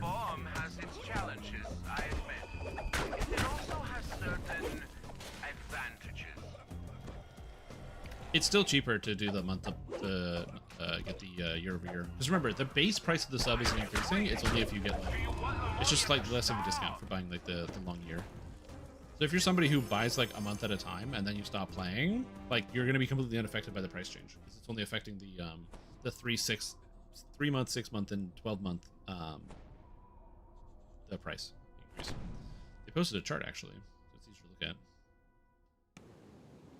But yeah, anyway, like I said, I don't know how it's going to feel when it comes to DDO. Most of the people that are playing Lotro are like, well, they haven't raised the price once on me, so who cares?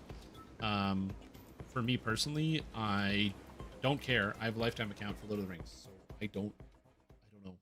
I don't pay for it anyway, regardless. And I'm also SSG's special little boy, so they give me all the expansions for free, which is very nice of them. Attending the Baron's reception. Folks, especially now. Oh, 100%, yeah. Just that grand. Your senses are overwhelmed. That's the classic. Like they gotta weigh the pros and cons. They gotta make the decision. And smells of this opulent reception. Did they say they're raising the price? They did not say that they're raising the price of Dungeons & Dragons Online. You'll need to find someone close to just Dungeons & Dragons Online and DDO tend to be pretty, but like tightly related. So it is not uncommon for Lord of the Rings Online to do something that happens in DDO. For example, Lord of the Rings Online got the 64-bit servers. Lord of the Rings Online got their Shadows graphical upgrade that came to DDO later. So there's a lot of stuff that happens in Lotro when it comes to DDO afterwards. So to be expected. In any case, you'll have to convince him to give you the documents. Or perhaps you can find it. Saying is they already raised the price of the DDO sub. That is exactly what I'm saying. They actually retroactively went back in time and raised it. You've been paying more for years. Getting less on points? Yeah. I assume that they made like some of the decision making based on, you know, whether they think that like the number of people who are going to drop their sub. It's like whenever like Netflix or something raises the price, they weigh the number of lost subs versus the gained revenue. Plus, also people drop their sub and then they like forget about it and then they go back, which is the other thing. The prophets of doom will tell you that these are troubled times. Plenty of extra things not come over, right? My Lotro guy just curious. If it's usually a system-wide thing, it usually happens to both. You're loyal and valued? True. Also, again, bear in mind, it might literally be fine. There might be no changes. I don't know. I felt it was appropriate to let people know, because sometimes decisions made in Lord of the Rings happen in DDO as well. So I just want to give that information to you. I'm not out here saying it's going to happen, but that way you're not surprised. You're not like blindsided when you go, oh my god, what the heck? This is crazy. Especially because if the price increase goes well, probably going to happen in DDO as well. Again, something that's important to think about is that, like, as time moves forward, things do get more expensive. Price increases do happen, and SSG hasn't raised the price on the full year sub forever since the launch of the game. So it's been quite a long time. So I can see them, you know, deciding 20 years down the road to raise the price. Although it's not incremental, it could be something. Like I said, I mentioned when I used to work in sales, that was always one of the hardest conversations, was we used to do price increases yearly, basically. And so those are always the hard conversation to go over with your customer, to be like, hey, by the way, I know you buy X, Y, or Z from me, but listen, what if we raise that price by like 1%? How does that sound? And they would never be happy about that. It was always the hardest conversation about, like, you know, blah, blah, blah. You know, I can use different suppliers, I can do this, and it's just like, yeah, I know, we'll fight about it. Some people were just like, yeah, whatever. Some people would take a huge stake, but it was always the worst part of every year. Was price increase day. Ugh, I hate these conversations. No fun. It's not the fun part of it. It's selling people products. It's selling people products, convincing them that they should continue to buy those products, specifically with you in mind. Ugh. Been dancer on a martial weapon too? Oh, that's true. That's strike, a keyword to wind blast. Well, you don't need strike if you have. Can you? Well, there's no attack speed, but can wind blast crit?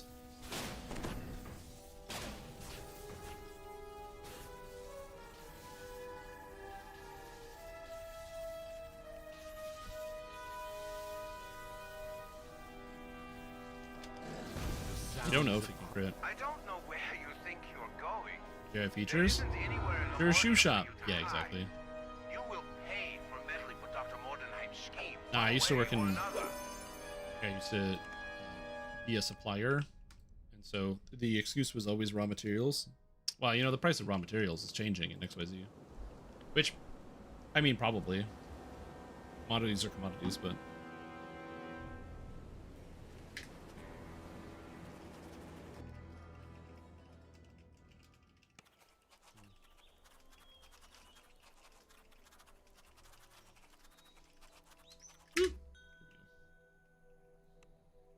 Anyway, like I said, I'm not trying to justify a price increase or be like, yeah, you should get your price increase and be happy with it. I'm mostly just making sure you are aware something that could happen in the future so you don't get blindsided.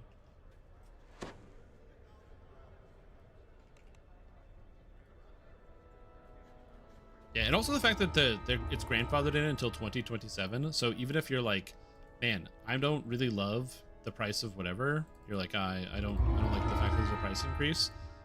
You can sub in December for a calendar year, and then that you've already paid the price as long as you're continually subbed, and you don't have to worry about it.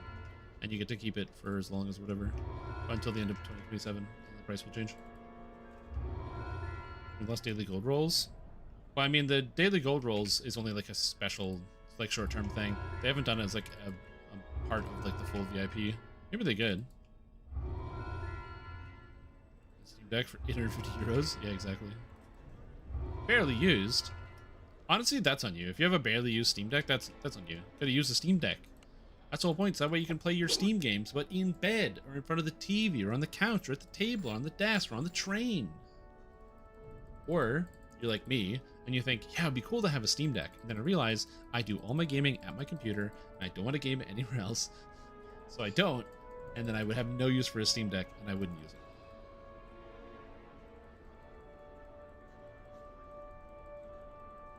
No couch gaming? Nah, dude, I never do couch gaming. I love chair gaming. Give me a chair. Give me lumbar support. Oh, buddy. Hell yeah. The only time I ever did couch gaming is like your couch co-op. I enjoy doing couch co-op gaming. So that's where, like, you know, I've done this. The most recent time was like sitting down with some buddies where you go and you have like a cooler with some beer. You have like some pizza or nachos on the table. And you got like a game, whether it was playing like Overcooked or Diablo 3. Just hanging out and just having a blast. That's what I'm talking about. Doesn't like make it less painful. I agree. A 40% price increase is a number. Tillman Baron Gost. Yo, what's up, buddy? It's a Baron cost. Okay. So I'm gonna not level balance because balance is stupid and pointless. I'm not gonna level swim. Search. I need jump. My jump is too low. I can't jump anywhere.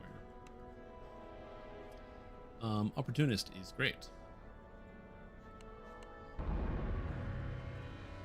I'm also gonna sit down because I've been standing for. Oh, what the heck? Back on there.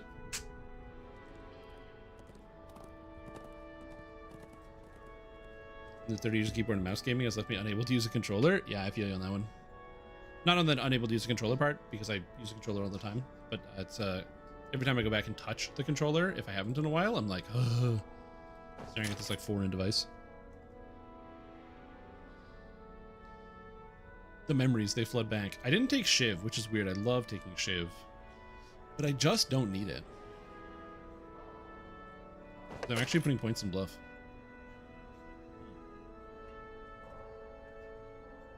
Okay, now I have poison. I need the poison. Poison. Oh, I don't need weakening strikes. This doesn't work. Monsters don't have melee and range power. You can't weaken a monster below 0. I actually don't need weakening strikes. I'm an idiot. I gotta reset the tree. I'm gonna do it now before I forget. I'm dumb.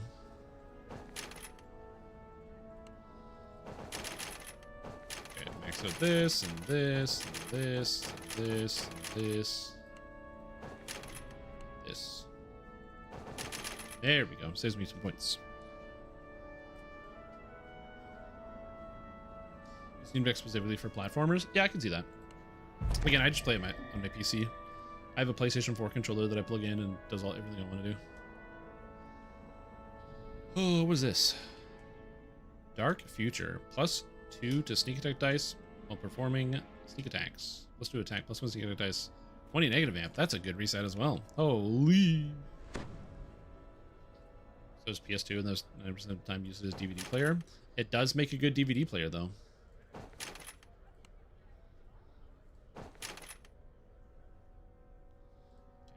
Take Drink Undeath. I'm just gonna make sure I don't screw this up because I'm forgetting what I took. Lifeblood is more stats technically. There we go. That's what we want. Okay, so now I have more con, and I now have more negative amp and a sneak attack die, and plus to hit.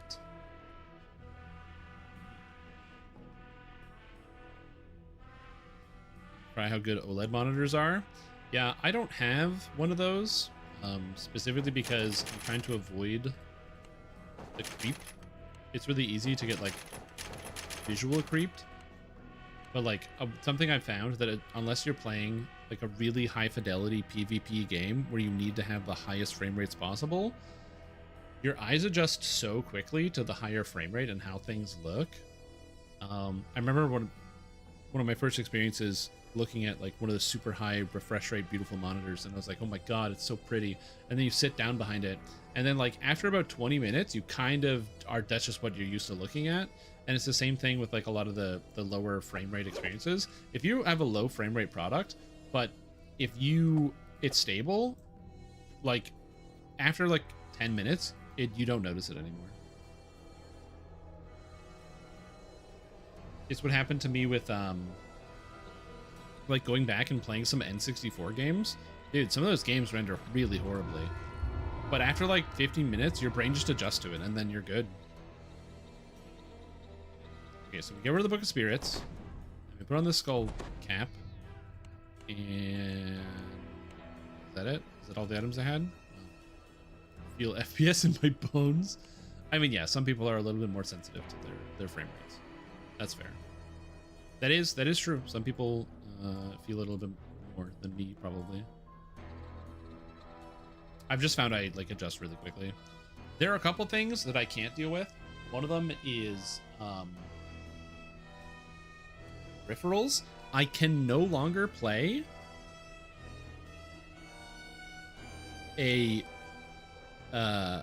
like any game if I don't have like a bunch of buttons on the side of my mouse. I need a bunch of buttons on the side of my mouse. It's like mandatory. Just for pressing for like different games, different doing stuff. I need to have a whole boatload of them. Where I'm going here. The MMO gaming mouse, I use it in everything. It's so good. Oh, I'm a rogue. I can't imagine playing though without my mouse buttons. It would genuinely hurt. Yep. Yeah, the physical pain is immeasurable. Also, Adriel, welcome back to the stream team. Appreciate the support. Having a fantastic day. Glad to have you here. Welcome back. Thank you so much for the sub for 6 months. By fingering here, 2 side buttons at most. Oh yeah. No, you gotta have 12, and you gotta have your thumb doing ballet on the mouse.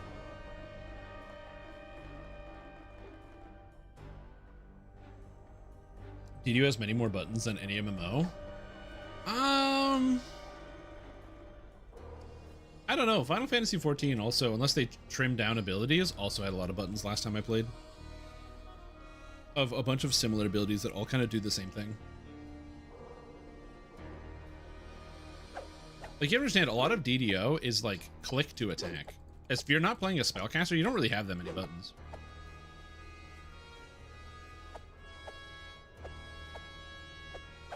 Yeah, WoW doesn't have nearly as many buttons. They took out a lot of them. Lord of the Rings Online has a fair amount of buttons for some of the character classes. Some more, some less. Like, on Yellow Hunter, the debuffing hunter, you only have like maybe 10 buttons to press. And on Lore Master, dude, I have so many buttons. It's like 25 or 30. There's so many buttons, and they all have to be keybound. Oh, did they actually make the one button in WoW? Keybind all your clickies and buffs? Oh, well, yeah, that's different. I don't keybind that nonsense. Oh, yeah, I remember hearing about that. And a bunch of people were like, wow, they're really dumbing down the game. And I'm like, the game was dumbed down 15 years ago. I don't know where you were. But the idea of making an accessibility feature for gamers is, as long as it doesn't do more damage than a proper rotation, I don't care. It's fine.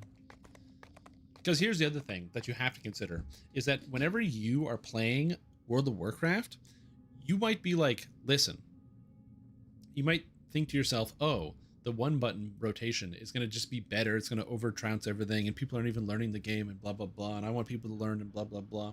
Have you ever done an LFR? Have you ever experienced the average person who doesn't even attempt to play their character properly, who doesn't even attempt to hit any of the buttons? Now those people can just hit the one button. And they're at least doing something. Man, the number of times you like join a dungeon or do an activity and there's just somebody who's just playing their character entirely wrong, or they're like not pressing anything. It was like, I remember I was doing Star Wars: The Old Republic, and there was a Sith warrior who was just pressing the basic move that builds rage and nothing else. It would just stand there and just like rage move, rage move, rage move. Of like their 20 fucking keybinds. They only press the same base attack over and over and over in an endgame dungeon. Like, give that guy the one button. I don't care. I don't care. Just give him the one button. Please, just give him the one button. Thank God.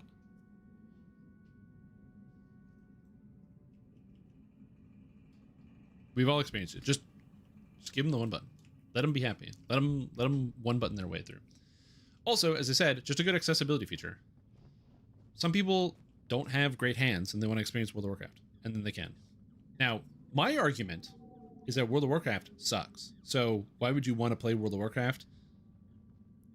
Like, you know, just don't do that. But that being said, if you really want to, maybe all your friends are playing and you now have the ability to do that if you don't have any fingies. One boss mech backs at once. Yeah. A GCD penalty. Okay, that makes sense. This tier's ass. Yeah, the WoW raids are usually like really, really good. Bear in mind, when I describe like me not having fun playing World of Warcraft, I'm usually talking in reference to like interacting with the humans for the most part, and the non-raid and dungeon content. Usually the raids and the dungeons are really fun. Yeah. I've actually managed to pull a bunch of people into Lord of the Rings Online. And my guild has been like, we've been like recruiting a bunch of people. It's been good. This raid, the most recent raid in Lord of the Rings, is actually a lot better than some of the previous raids. Like, it's just good. Every boss fight is good. Dude, okay, I have raid tonight, so I'll be streaming it. Oh, I can't, I'm not doing the first boss. Damn. But yeah, I can stream the new raid. There is, the first boss of the raid is literally, I'll show it here. It's just a room. It's kind of rectangular like this.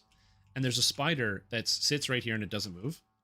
And all around the room are egg sacs, and the eggs hatch as the fight goes on.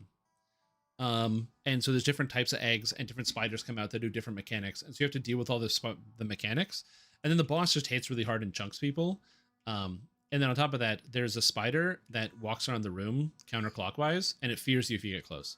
And it's a DPS race fight. You have to win the fight before 5 minutes and 15 seconds when it enrages. It's a fun fight. On the higher tier, the only new mechanic is that the spiders come out faster. So instead of 45 seconds between hatches, it's 30 seconds between hatches. And there's a second fear spider. And you might not think that 15 seconds is that big of a deal.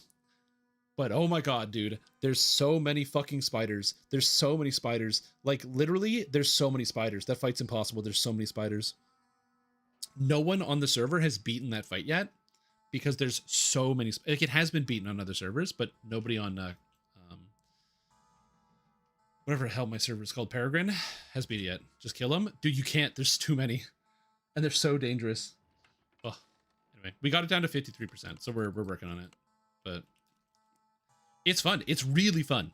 It's like, it's a huge problem that you have to solve because you can't just kill the spiders. I keep forgetting to go actually get loot. I'm distracted. Get a bigger shoe, yeah. What if you crush the eggs? So on the lower difficulties, yeah, tier 3. On the lower difficulties, we were fighting the eggs. But it turns out that you can ignore the spiders. And there's one spider that when it gets to the boss, it heals the boss. But if everybody uses their like healing reduction, then the spider gets to the boss and it actually heals for 0. So you just ignore the ads and blitz the boss down. And you cannot do that on the tier 3. There's too many and they're too numerous and it's overwhelming. But yeah, the tier 3 is fun. We haven't beat it yet. I'm looking forward to actually getting a chance to beat it. It's a really, really cool boss fight. And so it's good. And the third boss of that raid is like one of the best boss fights like in the history of the game. It's so good. It's really, really, really interesting. There are 3 MMOs. Guild Wars 2, LoTro, and Final Fantasy 14. ESO, but it's not really an MMO. I mean, ESO and Guild Wars 2 are very similar. Ouch. I like Boss 2. I think Boss 2 is really fun. I haven't experienced it on Tier 3 yet, so maybe Tier 3 is a little bit better. But Boss 2 is a exercise in communication. Really easy communication. Communication nonetheless. If the left hand doesn't talk to the right hand, you lose. Flightfoot Greaves, eh?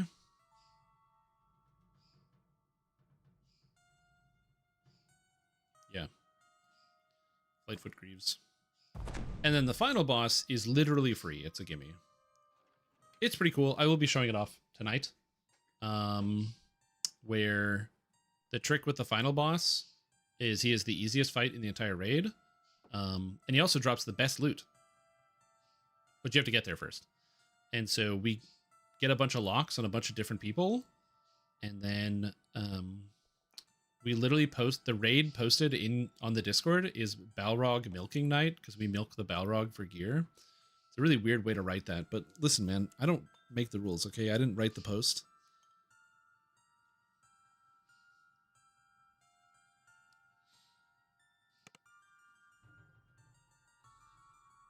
I don't have any other dex gear until higher levels. Looks like we're not changing anything. I really wanted to put in the Mantle of Fury because it's got dodge and con and all that, but I can't afford it. Like yours, but Ram just enrages me. Oh, I should play more Guild Wars. I found Elementalist was actually a lot of fun to play. Give me power and eventually dethrone you. True. Yeah, I don't really want any of this garbage. We tried bringing any of those. Yeah. The problem is the spiders eat the birds and the reptiles. They bring in an entire Uno deck and they just hit them with the Uno reverse. So it's not as effective as you otherwise would think. Okay, well that was 2 huge sagas. I think I'm gonna do Vaughn 1 to 4. Going rogue. Oh, there's the new quest. Oh yeah, I gotta do the new quests. Yeah, I'm gonna do Vaughn 1 to 4 and then probably the new quests. But before I do that, I'm gonna take a quick 5-minute break here to get some more water and step away. Yeah. So out here is so many unethical damage pad fights. I can see that. Yeah, I'm trying to think. There's a lot of MMOs out there that are still existing. EverQuest is classic. Dude, I got an ad for EverQuest. I was browsing on my computer and I got a banner ad for EverQuest. I couldn't believe it. It was so cool. But you got EverQuest. That's fun to play. I enjoy Elder Scrolls Online, Lord of the Rings Online, Dungeons & Dragons. Final Fantasy is a good one. Guild Wars, World of Warcraft. Eve is kind of an MMO. It's really its own thing. It's not really an MMO. It's kind of its own thing. And if you believe the Diablo 4 developers, Diablo 4 is an MMO. New quests are base 8. Wait, are they base 8? I did over level the quests already? Heroic level 10. Quest received. Oh, it's base 8. No, I over leveled the... Okay, next time. Next time we'll do it.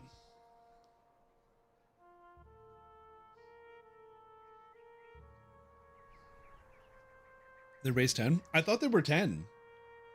You know what? I'm just going to look. Going rogue, 10. All right, it's 10. Perfect. Okay. We're good. I didn't over level it. So we'll do Vaughn 3 and 4, or Vaughn 1 to 4. Actually, just probably 3 and 4. And then go through and do the thing, get the thing, and the thing, and the thing. But anyway, I'll be right back. Could use the bathroom. It's important. Take breaks.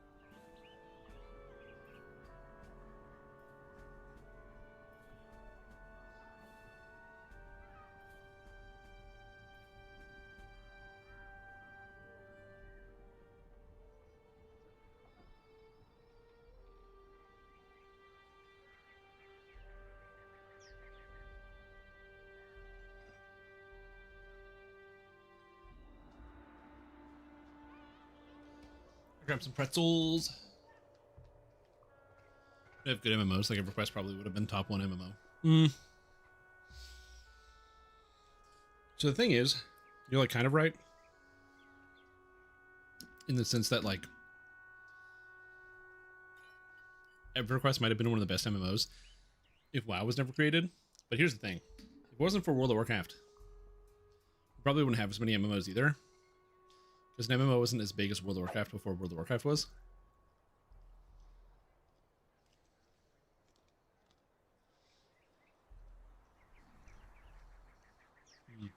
I got these like peanut butter pretzel thingies. That's so good. Holy moly.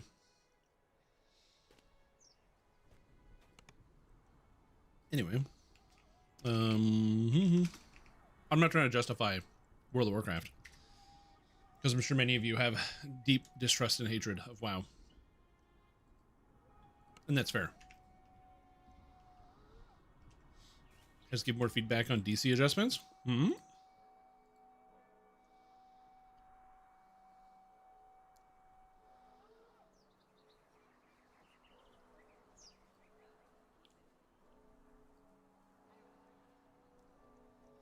Let's see.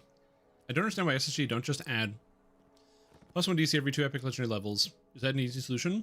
We can definitely adjust character build options to help DC casters achieve workable DCs, but this work has a bunch of overall important facets that should still be done. Here for your reasons, as we're focusing on itemization adjustments in this patch in no particular order. As other people have brought up in this thread, right now itemization disproportionately rewards certain types of DC scaling abilities. In comparison to stunning and sunder DCs, is a pretty good angle. An item that gives bonuses to both spell DCs and sunder DCs will give much more sunder DCs, even though sunder and spell DCs both target the same enemy saving throws. Closing that gap is important. I mean, you could just make them the same. Right now, all school DC bonuses are actually higher in some circumstances than single school DCs. That was just a numerical problem, because I think they're probably put in manually. And the scalars for spell DCs are too granular as is to provide meaningful progression. Through all the current flow, from 30 to 40, a single spell school DC item starts at +6 and ends at +7. So you don't actually be scaling appropriately. These things are all correct. And basically, they're just doing it one step at a time. It's items now, it'll be skills or whatever later, which again is fair. I don't think most people are upset with the idea that they're doing a multi-phased approach. Well, people are upset with the multi-phased approach, but they didn't really communicate that. They did communicate that, but not in like bold enough text.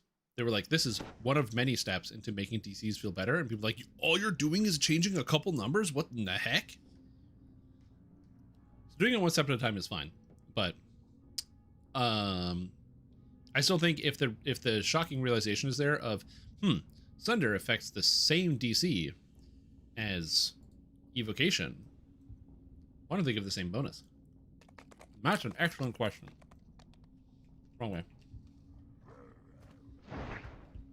It has an easy answer too. Just yes, it should also work.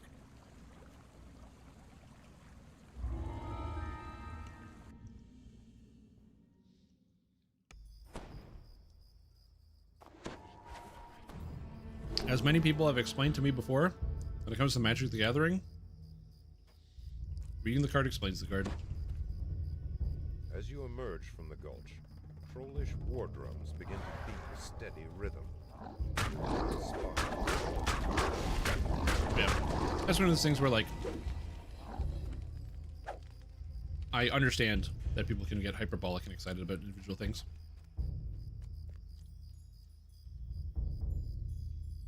Yep. Dude, reading is for blockers, math is for blockers.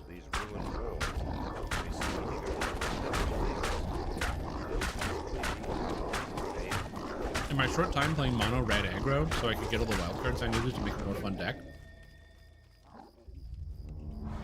Man, just every turn is put creatures on the table, and then I declare attack. And then either you win by turn 3, or you go to the next game.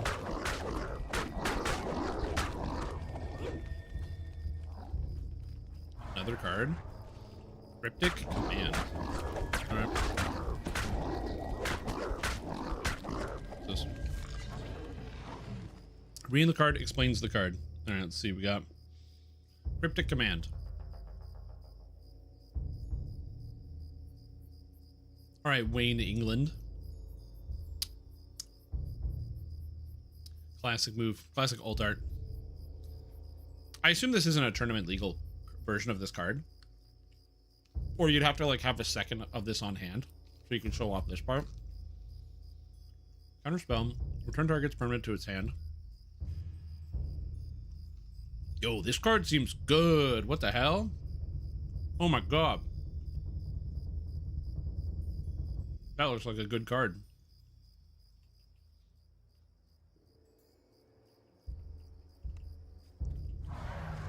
Versatile removal, draw, tapping, self bounce, enemy bounce. Holy.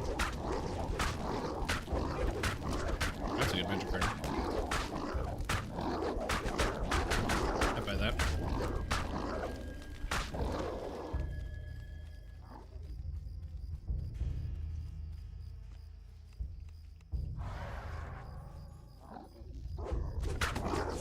We need to make a new card for blue.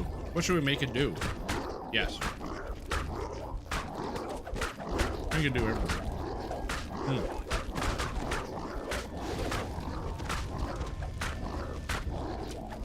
I'm starting to feel the pain of having no AoE. It's a slow and painful process, but we're getting through.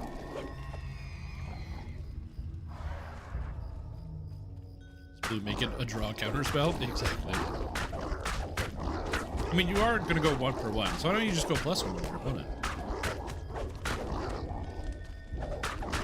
Having a copy with ability text is required? Yeah.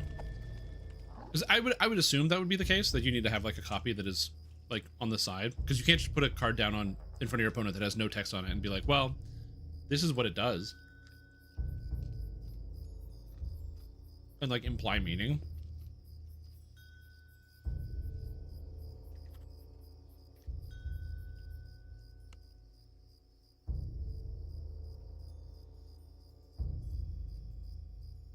It's really weird. I've been playing the League of Legends card game Riftbound, which is, again, very similar to Magic. If you've played Magic before. They also have blue.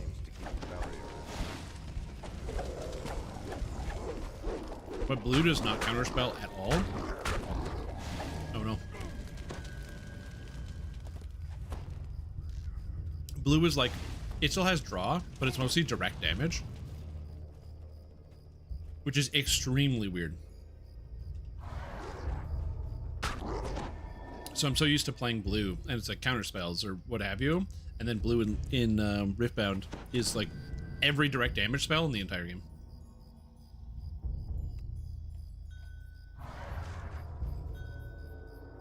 Everybody wants to join, dude. It's just perfect. I'm feeling the party. I'm trying to tank this guy.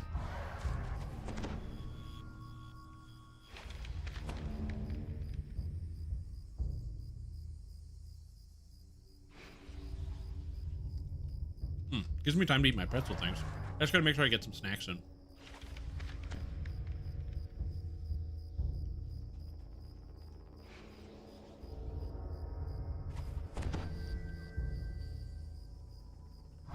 No, I haven't talked to the therapist. I should, though.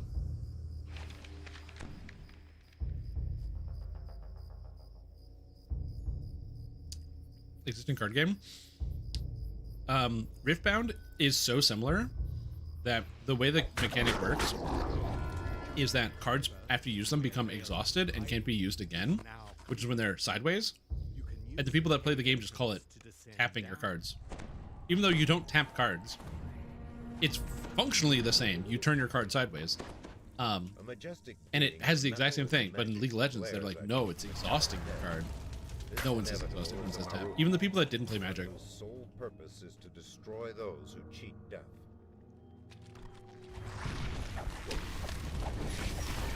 Right. Instead of instants, they're reaction spells. There are a couple unique things that game does that makes it related to League of Legends. One of my favorites is that there are several cards you can play that are hidden cards. So you don't win by dealing damage to your opponent, you win by accruing points by taking battlefields. And both you and your opponent get to bring a battlefield, and then the battlefield might be good for you, and your opponent's going to bring one that's good for them.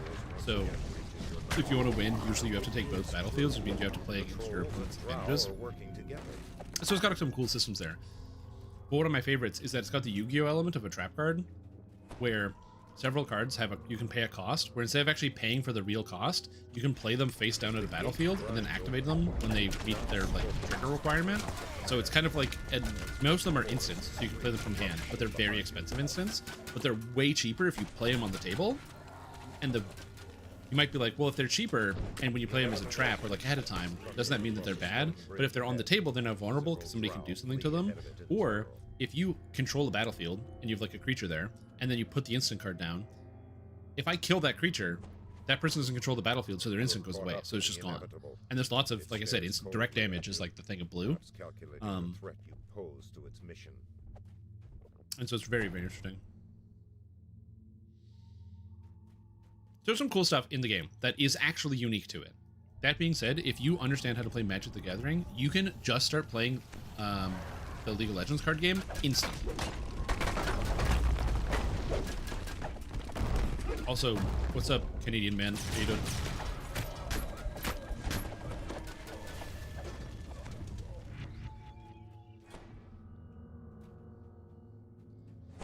You missed one of the most fun and exciting parts of the beginning of the Path of Exile 2 League, which is me having an existential crisis about how washed and bad I am because my character sucked.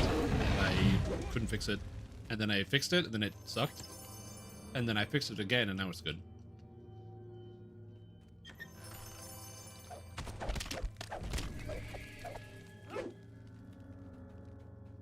It's the best part.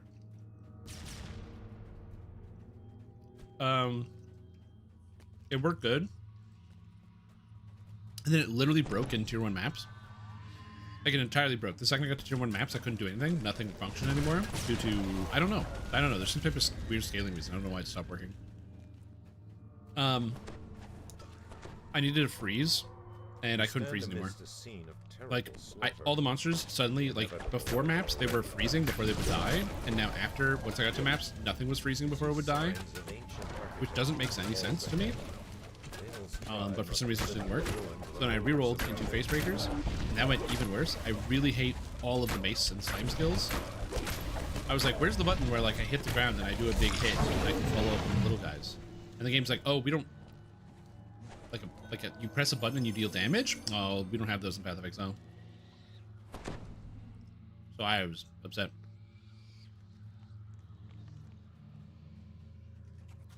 Welcome. If you go bad in that game, it's a huge climb uphill. It is, yeah.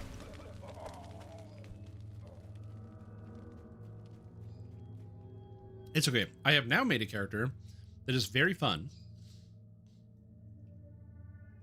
and is unfortunately kind of the antithesis of what they wanted. I actually don't mind the combo system of Path of Exile 2, but I still struggle to understand all of the mechanics. There's a lot of things that just work so differently from the first game. So, like, it feels like I'm working in reverse. And my new character is very Path of Exile 1 coded. I'll show it off later.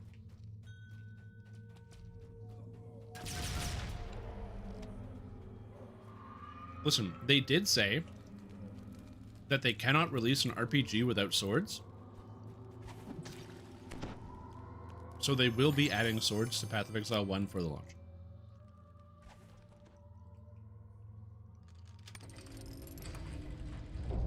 Stalks down the oh, dude, absolutely. We're gonna get some type of, like, blade-bound sword caster guy. Honestly, if the swords were, like, magic aligned, and there was, like, a bunch of sword spell casting, that'd be so sick. The locked gate ahead marks the outer boundaries of the Drow encampment. Oh, that's why I'm being as vague as I can when I'm describing stuff to you, Nero. I don't want you to know anything. I'm not going to spoil anything, other than you just missed me having an existential crisis. I'm staring at the wall a lot, wondering where I went so wrong.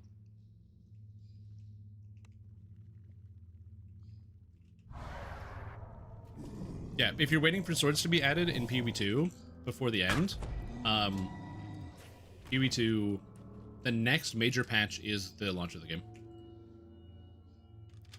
So they're not having any other major patches. They said they'll do small patches because it's going to be like 6 months. So they'll have like minor leagues, or like balance patches and what have you, but no content until the game comes out. The clusters of giant mushrooms grow more sparse as you emerge from the beholder's domain.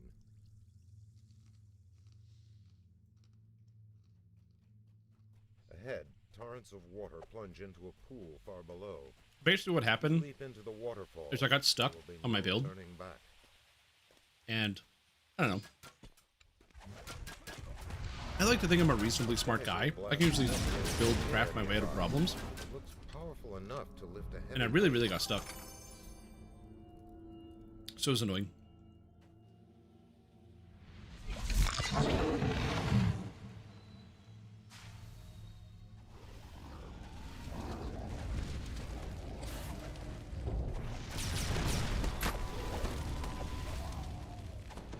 Oh. That was the other thing, Nero. Whatever you were going to play, it's actually meta, so when you log in to play it, you're actually a meta slave. I tried to let you know. I don't know what you were planning on playing or what it is, but I'm filling you with dread right now. This great hall is flanked by towering statues from a lost age. Vale chose a dramatic battleground for her last stand against the inevitable. Yeah.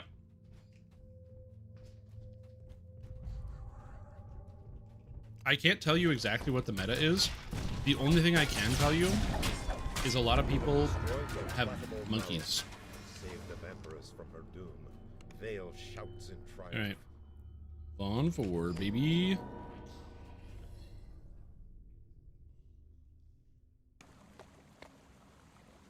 Yeah, I'm a big fan of not being a meta slave. But sometimes you have to. Sometimes the meta just catches up to you. Whatever you're playing is just too good.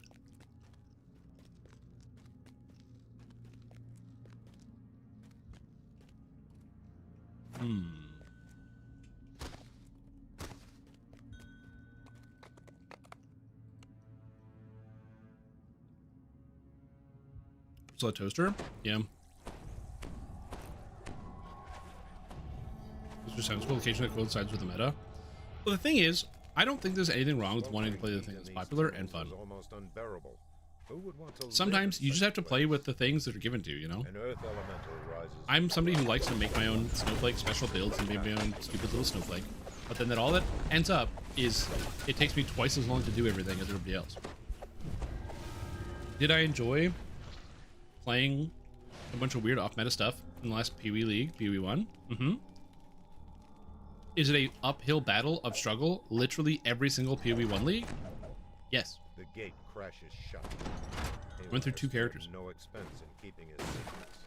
You hear someone. But like I said, for me, it's more of just like I do enjoy the struggle. In a lot of cases. My bigger problem with Pee-wee 2 in terms of that struggle is exclusively that, like, if you fall behind and you stop being able to do stuff, it's really expensive to respec and change your character. So in a lot of cases, the answer is, like, if your character build doesn't work, you kind of have to make a new one a lot of the time.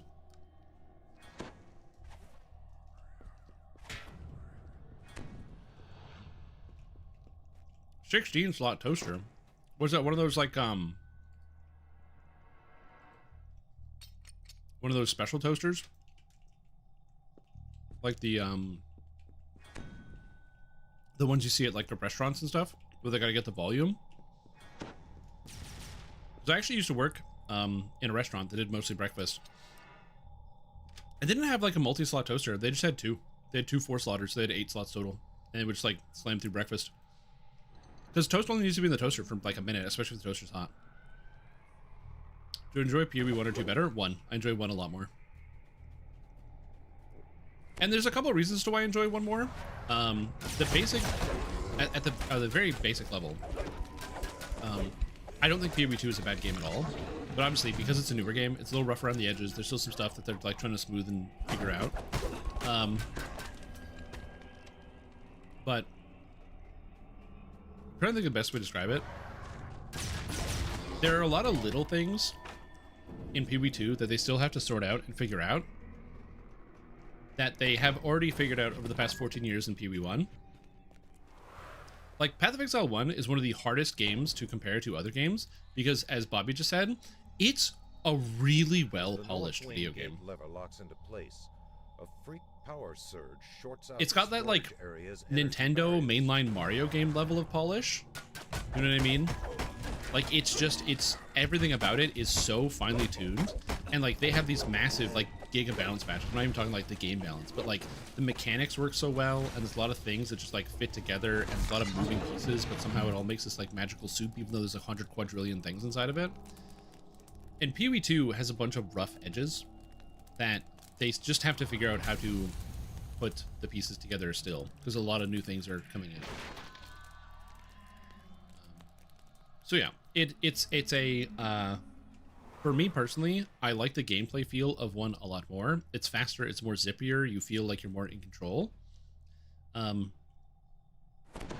in PoE 1, you feel like you are the main character fighting against the world and overpowering things.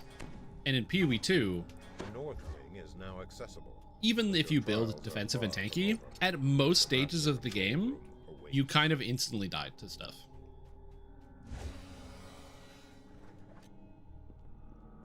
Yeah. Or another good way to describe it is that, yeah, I'll use the Dark Souls comparison. Path of Exile 2 is like Dark Souls 2. Dark Souls 2 is a good game, and I like it. But Dark Souls 2 is also an acquired taste. There's probably too many enemies in Dark Souls 2. They changed up how the combat system works with the mobility, but then made the monsters faster, so they're harder to dodge. There's that. Well, PoE 2 is a different enough game that I actually don't mind the feeling of like regression in a sense, because Path of Exile 2 appeals to a lot of different gamers. If I had to pinpoint the specific things that I don't like about Path of Exile 2 and why I'm drawn towards Path of Exile 1, I would say almost immediately is the availability of different things to add to your character. In PoE 1, there's 100 million different skill gems, and you can very quickly go and test out and prototype things. In Path of Exile 2, not only are skill gems a lot more restrictive, as in they're all specific to like the individual weapon types due to the animation system, so like you can't just use a spear skill with a staff, even though they're similar looking weapons. So it means that like the actual amount of skills you have access to is very narrow, and to get access to those skills you need physical items that are not free. There's a point in Path of Exile 1 where you can just buy every skill gem you want for free and then test out all the things. What does this spell look like? What does this spell do? What does this do? You just buy it. You just go to a vendor, buy the thing, test out. It's not leveled. It doesn't have the stats. You have to put the work in, but you can at least see it. You can feel it. You can understand it. In PoE 2, you have a skill gem, which is necessary for your power progression, and you have to choose, do I want to upgrade my skill I'm currently using, or gamble on something new, find out I hate it, or it doesn't work the way I think it does, and then go, So, like, that's, like, something I just don't really like about it, is the cost investment of having to, like, if you want to try out new skills or new things, you need to kind of diverge from what you're doing in such a way that it feels, like, prohibitive, especially to make adjustments, and I personally don't like that very much.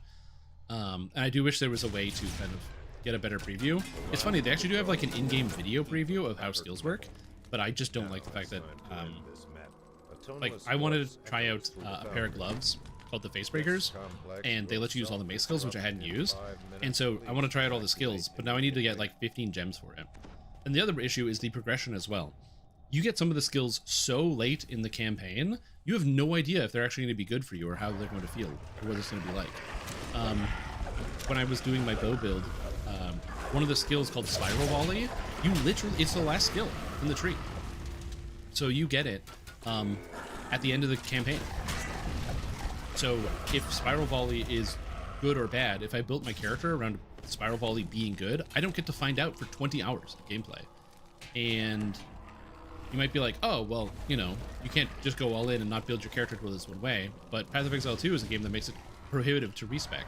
You have a limited amount of skill gems. If you blow a skill gem on a skill that you're trying out, you know, you don't have skills that are strong enough to be able to do something. If you're not strong enough, you can't progress. You can't go to the next area. You can't get levels up. You can't get XP. 4 minutes until self-destruct. So, like, you can't get currency. So there is, like, a direct cost to all of these things. It kind of, like, all folds together. Yeah, it's just, So you have to kind of plan around things from the very start. It's much harder to just like pick up the build and just kind of use whatever.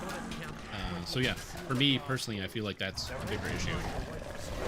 All of those things combined together is pretty much like the biggest roadblock that I personally have. Again, I'm not saying game is bad, but that is like a rough edge that they need to find a way to solve for me personally.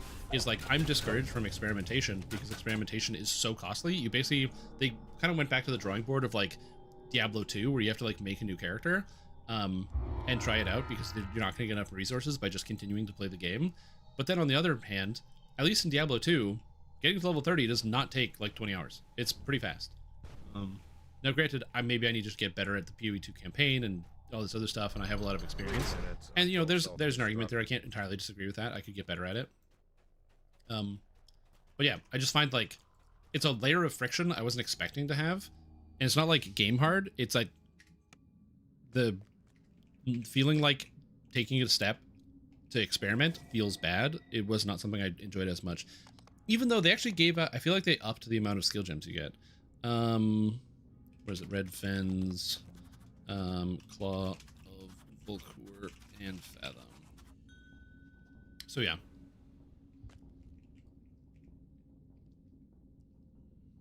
I hear a bunch of friends that play both, and I really hear I'm having fun on PoE 2 and they adore PoE 1. Well, I think generally PoE 1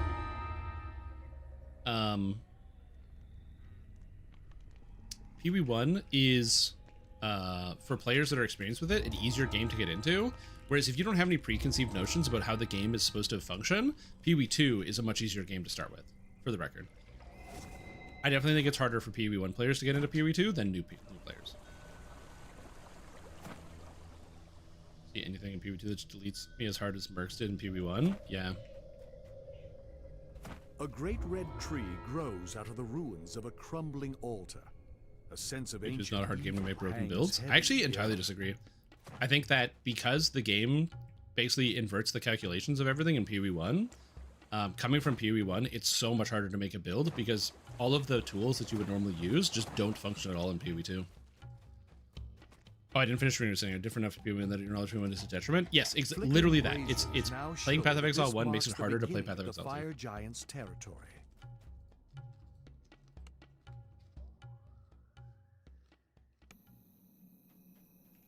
Like, literally, the skills work in reverse. It's, like, crazy to describe.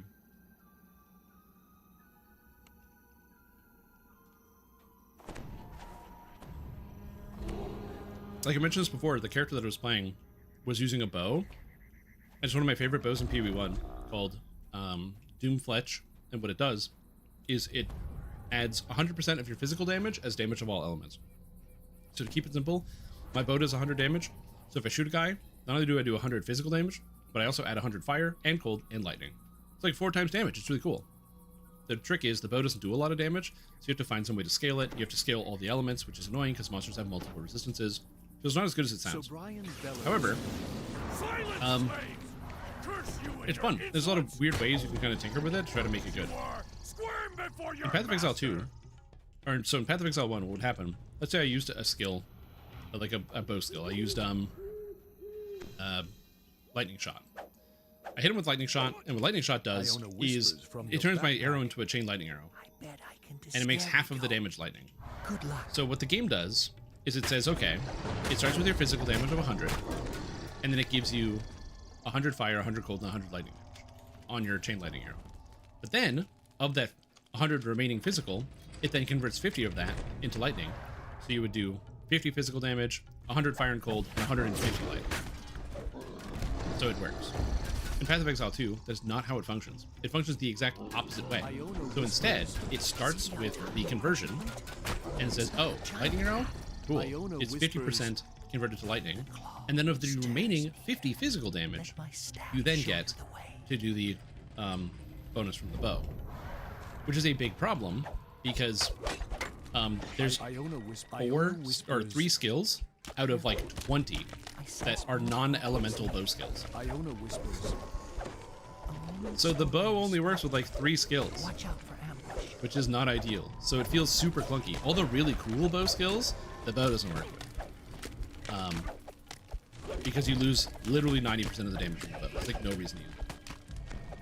And stuff like that is just like, as a PoE1 player, I read it as the PoE1 item, but because a lot of the calculations are done in reverse or in different ways, it makes it really difficult for me to get into it because I struggle very heavily to enjoy creating build characters because things go in reverse, so a lot of things that I think are supposed to work don't work. GDO question: two-handed fighting paladin using Sword of Shadow. Once I get to epic, I don't want to upgrade my Sword of Shadow because I want to keep it from the melee. What are the alternatives? Keep using the Sword of Shadow. There's no... The best weapon in epics is the Sword of Shadow. Just keep using the Sword of Shadow.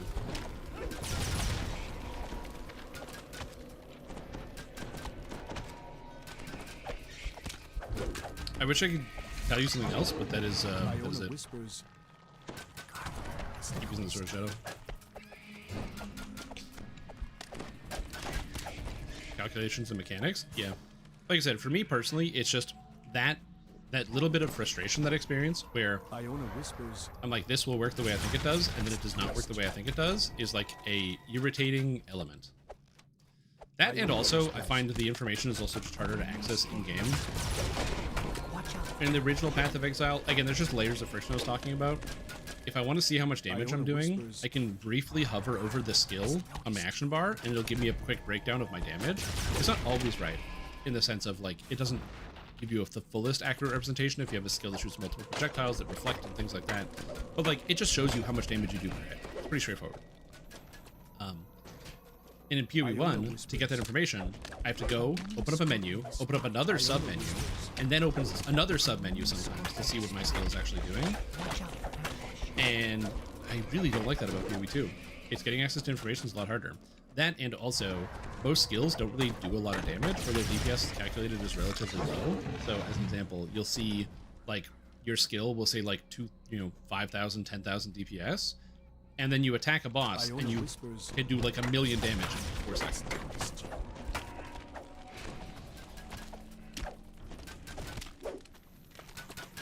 Is Epic Zoom any close? Epic Zoom is not as good as the Epic Sword of Shadow. But yes, Epic Zoom is good. You just have to farm it out, which is the only downside. If you already have Zoom, I would definitely make an Epic Zoom. If you don't have an Epic Zoom, I would just keep using the Sword of Shadow, or a Zoom.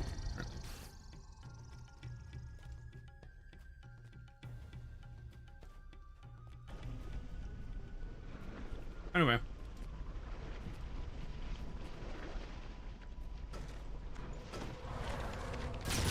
Yeah, other than my personal struggles of not understanding the game mechanics because I played the other game, Path of Exile 2 is really good.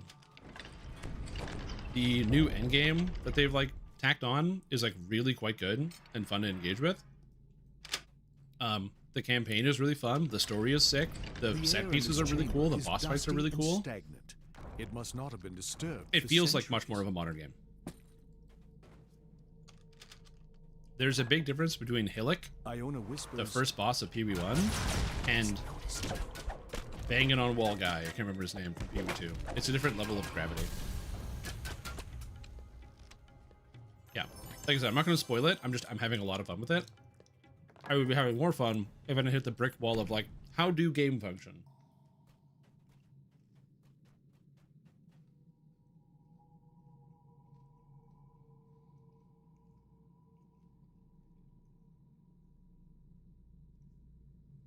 I'm gonna give this a couple seconds. Oh, he's in House Gandara Conclave. All right, let's go. Iona whispers, "There it is. 2 minutes, not even in the adventure zone. Behold the claw of Valkyr." All right. Fathom the depths.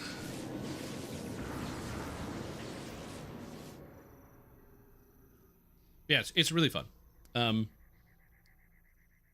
Again, I'm also, like, giga tilted from my character functioning and able to freeze in the area before doing maps, and then going into maps, and I can't freeze at all. Yeah, I'm gonna do the new quest.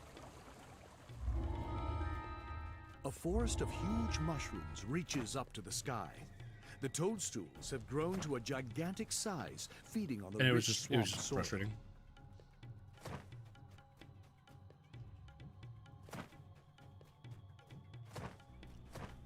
And before somebody goes, yeah, but did you have the right stats? Yes, I know I had the right stats because I could do it before. I had like 150% freeze buildup. I had ailment reduction on enemies. And all that nonsense. It's like, it's almost like the map creatures, they didn't get more health. The map creatures got like a blanket, like 100% increase of their ailment threshold. Sahagin guard the top of the ziggurat.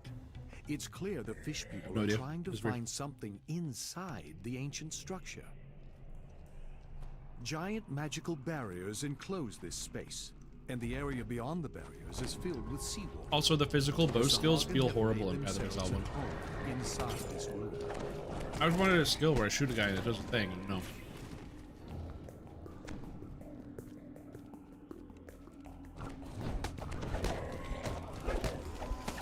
Oh, why is it harder? 'Cause I could not figure it out. I changed a bunch of items, I changed a bunch of gear, and I couldn't get it.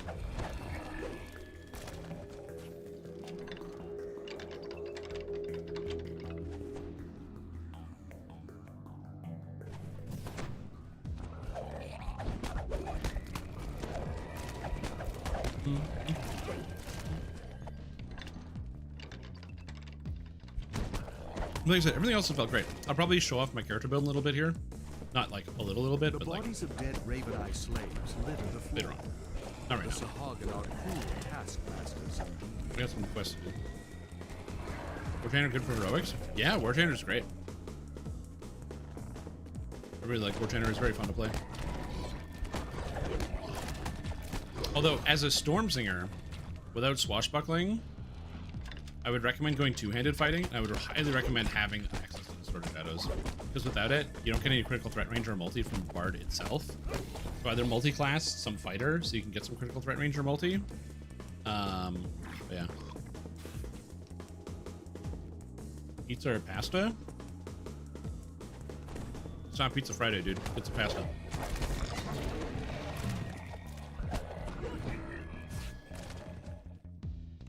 Oh man, I wish they told you that information in the fucking video game.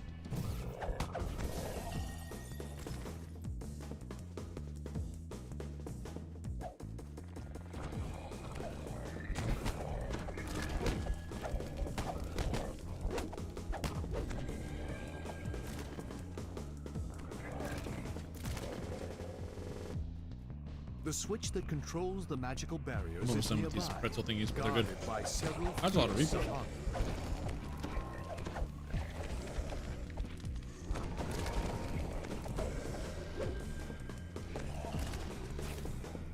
Woo!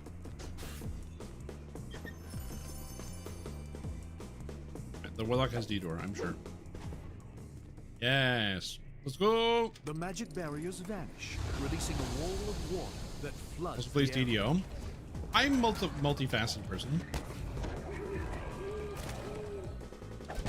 And a hypocrite. Come now. There's water elementals that spawn in here and kill people that spawn in. I want this guy to make sure he doesn't get killed.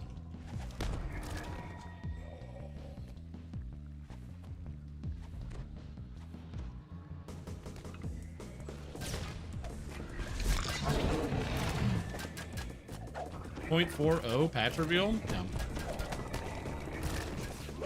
I watch it, but I don't remember all the details. A Sahagin wizard sifts through the remains of a smashed container. The planar fetter is not hidden. I don't have the power to remember all of that stuff.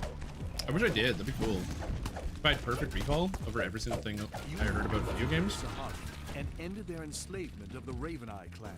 Details of those types of things, like the miner stuff, slide out of my head so Sahagin fast. have taken the magical device Hey, it's back to cursed. their underwater base.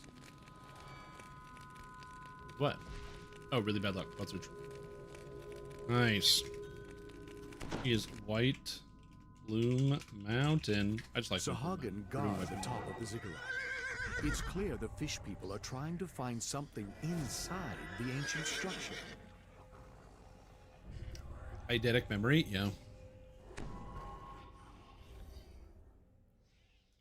It's like there's like those stories about people that have like perfect recall. They can remember every single detail from their entire life. And it turns out a lot of the people that have supposed perfect recall are like memory obsessives that like constantly go over things and constantly remember things from their life. So it's like a built skill. It's not like there's some chemical in your brain that is like the memory chemical unless you remember everything. It's that some people spend a lot of time focusing and memorizing and revisiting. Even if it doesn't involve journaling, they just like think about it a lot. I remember there's like a thing about somebody and they had like perfect recall of everything that happened to them every day. And then somebody like went to their house, and inside their house they had like these stacks of newspapers, and it was like every single day's newspaper, and they like reviewed them. So they would like review stacks of newspaper, and they're just like, yeah, you're like reviewing all this stuff. And they're like, huh? No, I just remember it. The gatekeeper's I'm not saying that people portal that have supposed perfect recall aren't very skilled, but more so that like underground. At the foot the of new the ones. stairs, a corpse greets you with an empty stare. Chalupa Dragon, yeah. Something is Yeah, I need to generate a frenzy charge, and without frenzy charges, my build doesn't work, and I can't generate frenzy charges either way because all the other frenzy charge generating skills suck ass. Inside, you can see the codex page sitting on a pedestal. Because there's the other frenzy charge generating skill, which is the sniper's mark, where you have to crit an enemy, and my character doesn't crit very well because the bow has a 5% crit chance. And then you're like, oh, well, why don't you use snipe? Well, snipe got changed, so it doesn't auto crit anymore. You can't just snipe people, you get a frenzy charge. A regal creature waits for you in the water. Remembering things that are significantly embarrassing, yeah. I wonder, because I personally remember every single embarrassing thing I've ever done or said.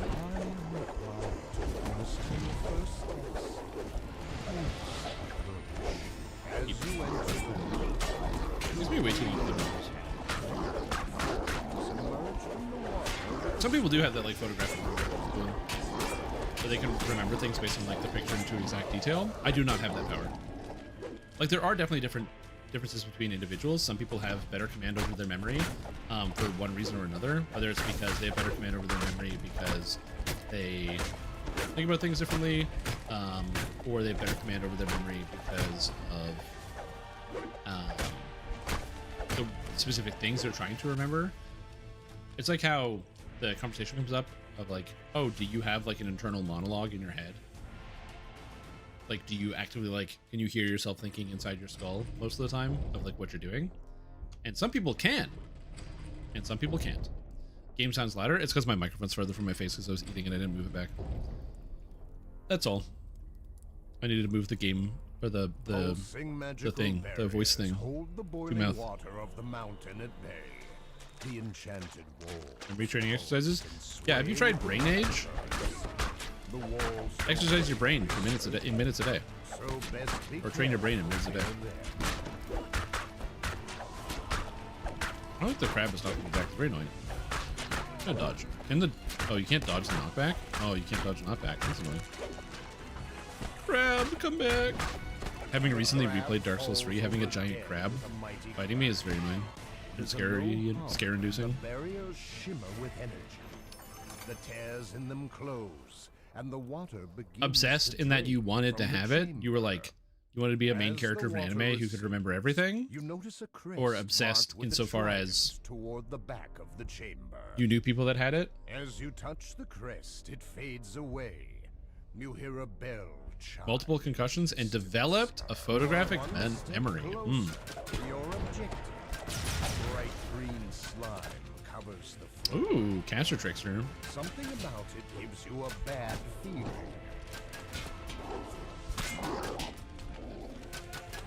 This mechanical door has a keyhole mounted in the stone floor in front of it. A set of 5 patchwork creatures. I definitely wish my memory was a little bit stronger. There are a lot of details that I just kind of forget about things. I don't know exactly how things stick into my memory. One of the things I do worry about is that I have a very strong memory of a lot of my older memories, but the more recent ones I don't have as strong of a connection to, so I forget a lot of the things that happen normally. Like, it would take me some time to sort out some of the, like, oh, what are some of the things like you did? What are some of the noteworthy things you did last year? And outside the things I talk about, it's really hard for me to, like, find exact things to quickly come up or, like, conjure ideas. Obviously, that's a really specific example, but kind of that same vein. So I do worry as that I get older, my memory gets worse, and so I forget the immediate things that are happening to me. So like the things that happen in the short term, which then also effectively kind of changes who you are, because as you get older, you learn things, you become a slightly different person based on the habits that you develop and the things that you do. And so if you don't remember the things that are happening to you, do you change or do you stop changing? Ooh. Yeah, memory is spooky. And so thinking about the possible future where my memory is worse because I'm not good at rememberizing things is scary.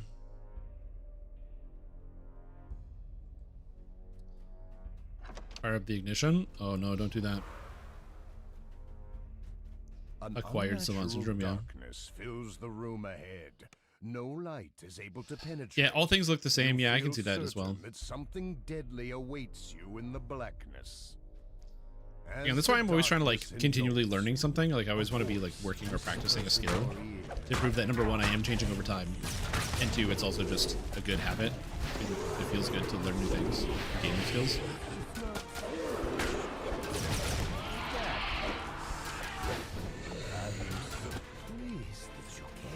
I'm doing great, Dylan. I'm doing great. A Fantasia where they cannot imagine things in their mind. Yeah, people that don't have like, they can't close their eyes and picture something. Whereas like for me personally, dude, I can close my eyes and walk my way through my house. That's one of the things about being a dungeon master that's kind of fun, is I have a lot of nightmares. I'm very, very prone to nightmares. I have nightmares almost every night. And a lot of them are in like these weird kind of like, almost like you're walking into an MC Escher painting. It's all these like weird, impossible architectures and stuff that just like make no sense.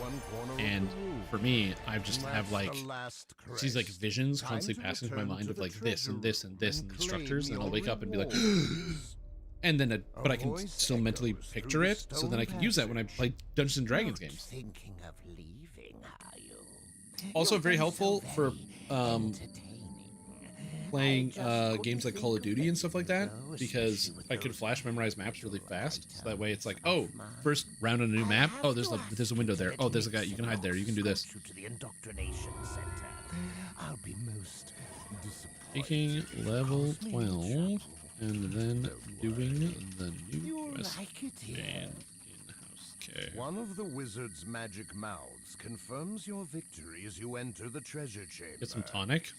Well played. Oh, the Mr. Burns tonic. Yes, of course. To you, adventurers. Good idea. I'm forced to admit that you've earned the spoils, though I confess. Ooh, I need more water. There's something to be said for the occasional setback. It makes my next victory taste so much. Right pinky mouse click? Oh, I don't do that. Why is it when others receive head trauma they can dream in color or remember everything since 2001 perfectly? But when I hit my head 7 times on kitchen shelving I turn out like... well, this. Huh? You turn out like what? Sorry, I can't remember what you were talking about. What?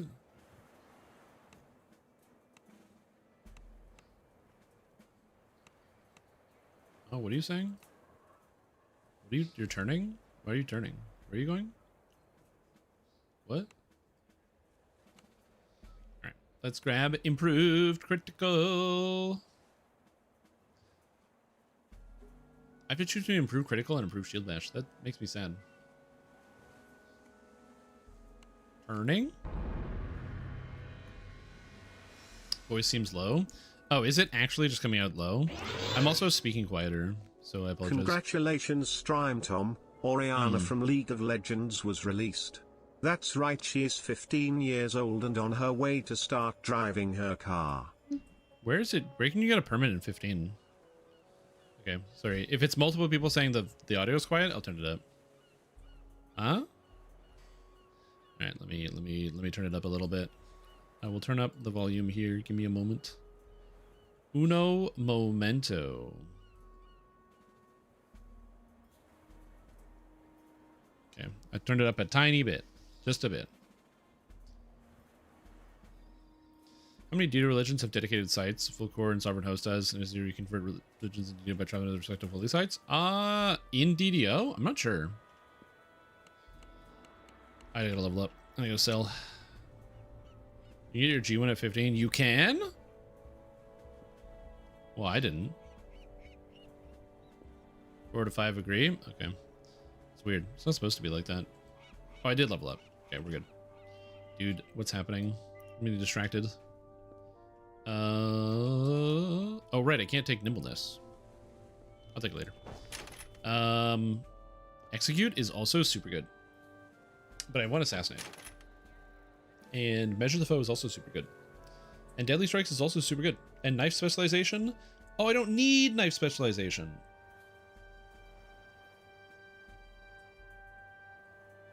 Oh, shit. It only works for knives, dude. Oh, I'm so stupid. That means I don't get threat range or multi with the rapier. Oh, it's only knives. Oh, it's not just weapons, it's knives. Oh, the whole build is... Oh, no. Oh, no. I did it wrong. Oh, God.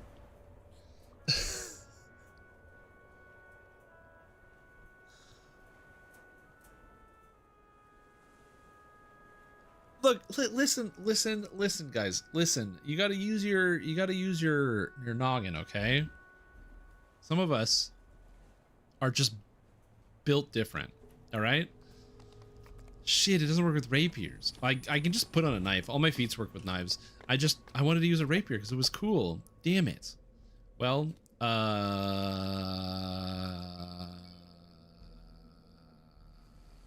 yeah. So there you go. Did you learn something today? I know I did. Washed? Yeah.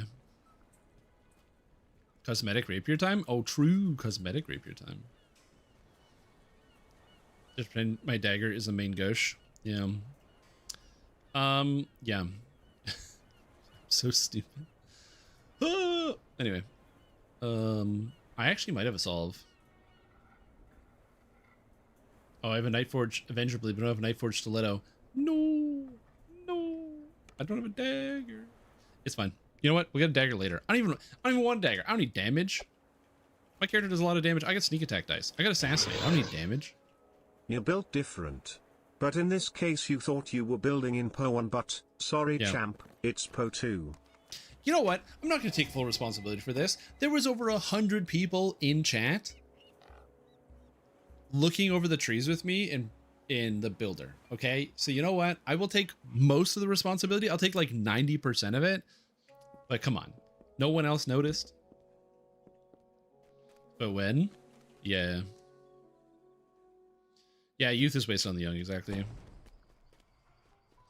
But if I was older and I went back to being younger, I wouldn't change anything. Where's my age showing? True. Just me? I wasn't here. I don't know what you're talking about. I thought you had mentioned, you know, she's using rapiers after you got knife spec. Of course. Which was because he didn't say only knives in the builder. I'm pretty sure he did. But cheap leftover parts? Yeah. I mean, we can't all afford the expensive designer parts. Here, never gonna drop. Is it a hard one? It's extremely hard to drop. That's why I've never farmed it. Yeah. You know what? I'm playing an off-meta rogue, okay? That's all it is. I'm just, like, not chasing the meta. You guys are meta chasers, and you play dagger builds. I'm off-meta, okay? I'm playing rapier rogue. Built different. I'm going rogue, okay? We're going rogue over here. What? Is this just Kandaric? It is just under Kandaric, okay. Going rogue.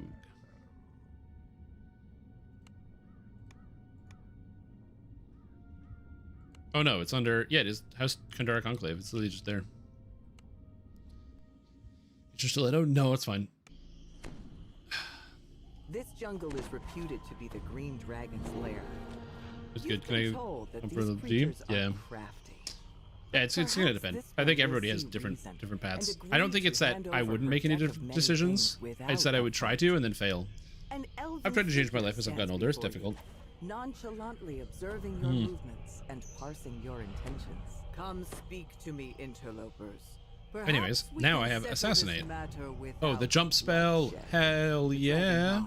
To the remains around her. Do not think me incapable of ending you where you the dragon dagger, eh? But that would take far too much. What they do today and lead them in the future they desire? Yeah. Man, if I could go back in time and change this, I would have been so different. It's like, yeah, but why don't you... Why don't you just do the new thing now? It turns out. Why don't you start? Why don't you change now? Is in fact the dragon in a humanoid guise. She says she'll defend her home if need be, but hints that she may be willing to bargain for the deck instead. Yo, thanks for the chat, Ruthane. Right. And the dragon goes away. If you've never done this quest chain, by the way, these new quests are fantastic. They're really fun, or they're well written and they're entertaining. And overall, it's just a blast. What does this mean? A powerful Whoop. Hey. One down. I can't instant kill this. It's a shadow mark. I'm an idiot. I gotta remember how to play Assassin Rogue. I gotta remember how to assassinate. No way forward but to kill her. The I will figure out how to assassinate again. It's just been a little while. Heroics are okay. The XP is abysmal in Legendary. She'll get what's coming to her. All 4 quests, or is it 5 quests? Give me 1 rank. Exciting than the thrill of the chase. Also, if you're wondering why I'm jumping, it's because if I don't jump, I go slowly. And if I do jump, I go faster. Another shadow marked? Dude, the game is just taunting me at this point.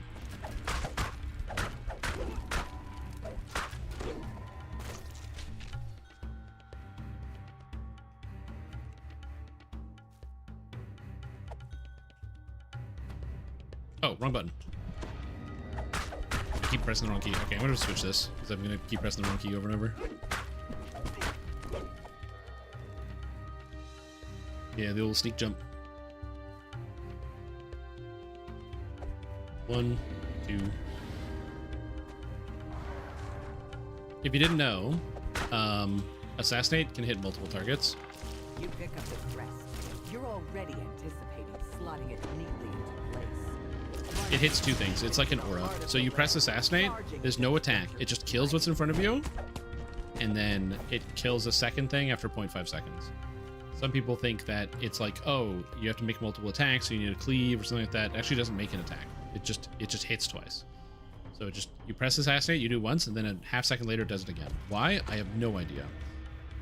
I assume maybe it's like for forgiveness, so that way you can miss and it's still not horrible, but... Yep. So you get 2 kills. So that's why with this character, I can Fearsome Countenance, doesn't break stealth, I can assassinate 2 targets, and then bite the 3rd one. I need to get more move speed, so I will have to make sure I take rogue move speed pretty soon out of the Thief Acrobat tree, just to go a little bit faster.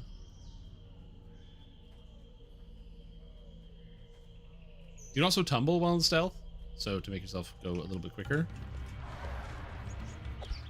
1, and I got 2 down, and then we go back to doing whatever. Yeah, it's neat. The more you learn, eh? And we just pop into stealth. More rats. Hit with the old 1 assassinate, 2 assassinate. Also, Nero, thank you so much for giving out a sub to Suffa. Welcome to the stream team, Suffa. Doing very good. And Nero, thank you so much for giving out a sub. Also, the rats can see me pretty good. Oh, I didn't get close enough. Or was that a range? No.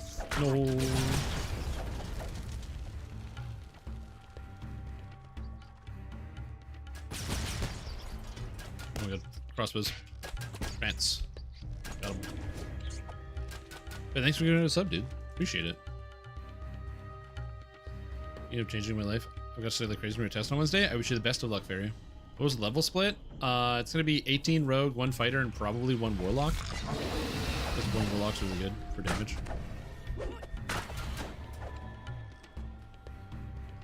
It builds cool. Have you played Greatsword Monk? I've wanted to play Greatsword Monk.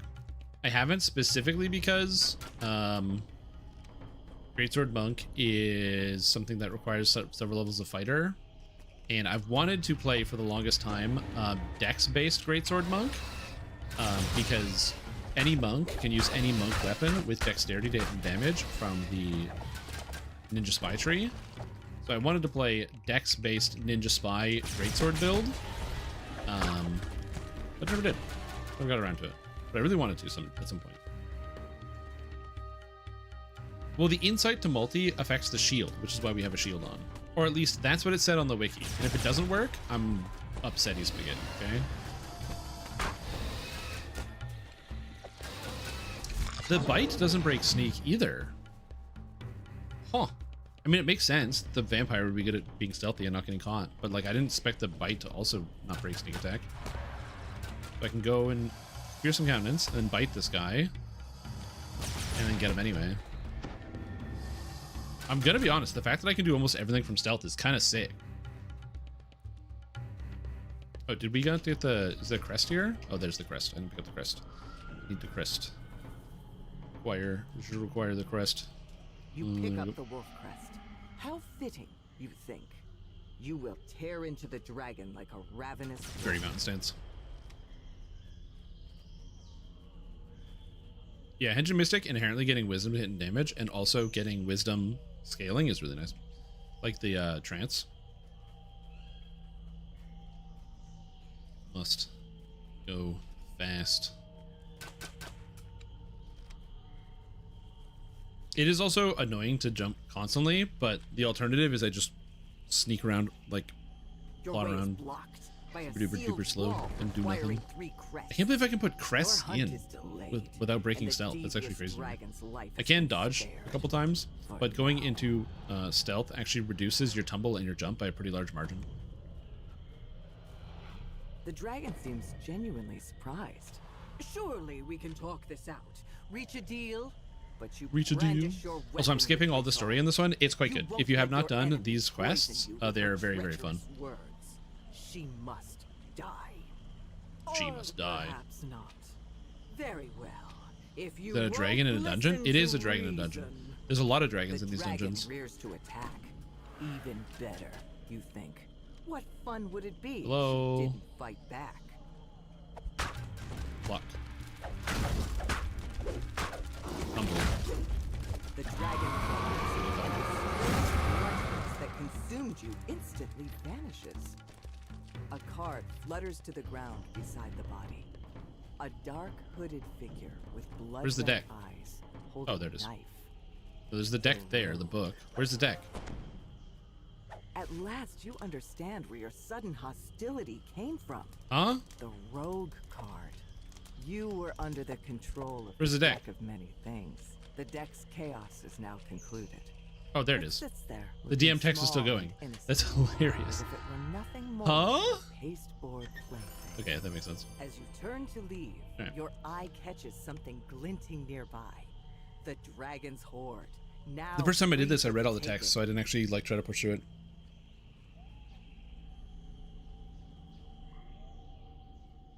Yeah, the old charisma-based PDK monk. If there was a way to do charisma-based monk, like there is in like Pathfinder and stuff, that'd be kind of cool. I mean, the dragon scale monk that can use charisma to hit and damage.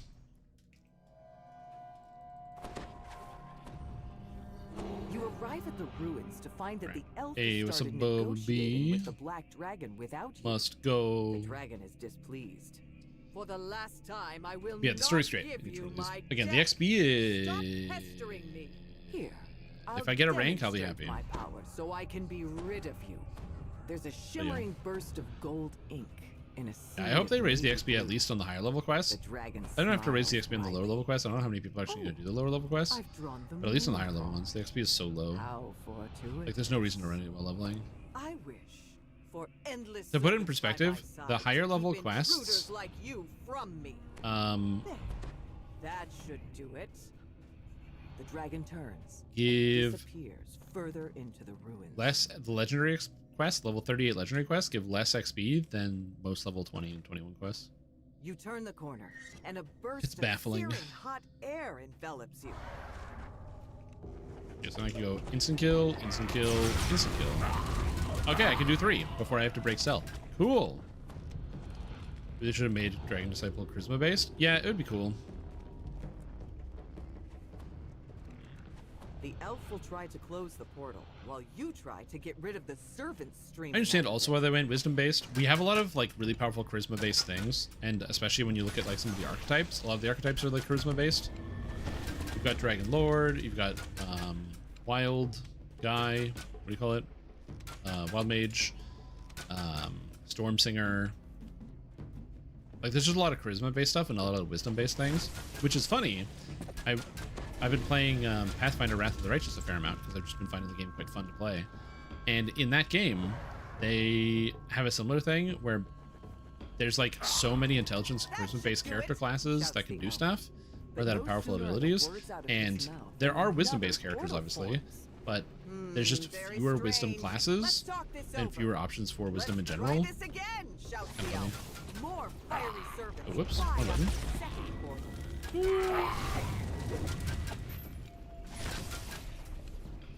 Warlock auras. Yeah, I mean that's been a build in the past. It's the kind of like charisma Warlock Purple Dragon Knight sort of thing. Favorite Soul Warlock Purple Dragon Knight is a classic debuffer build. Oh, I missed him with literally everything. The second portal closes and a third portal opens immediately. As I suspected, says the elf. Let me try something else. Try something else. One more time. This might do it, says the elf. Oh, assassinate.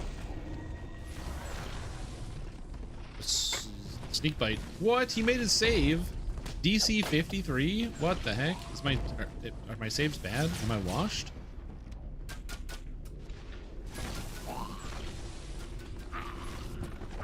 Boom. Boom.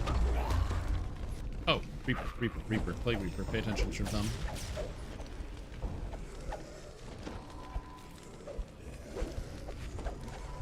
Yeah, he's dying. Can't hit me. I'm too tanky. The third portal closes, and no other portal. Then fighter. Yeah, I know a lot of people are upset about the fact that the next iconic is going to be just a fighter, so we'll have 2 fighters. I don't personally care, but I can understand where people are coming from.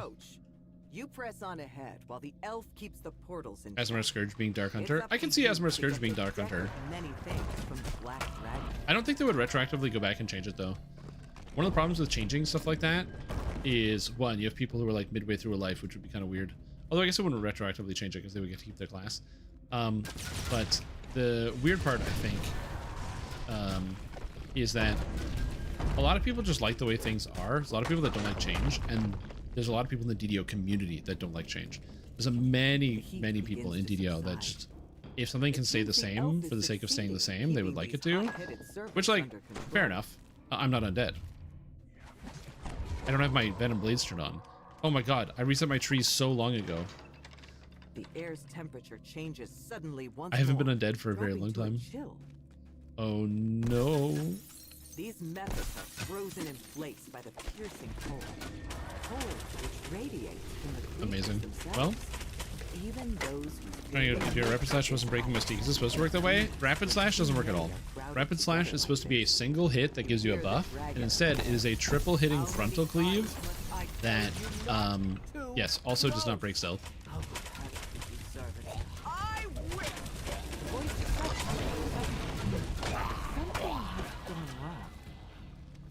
Iconic introversions of the Cormyrean Knights training for axes. Yeah, they could have done that. That'd be kind of cool.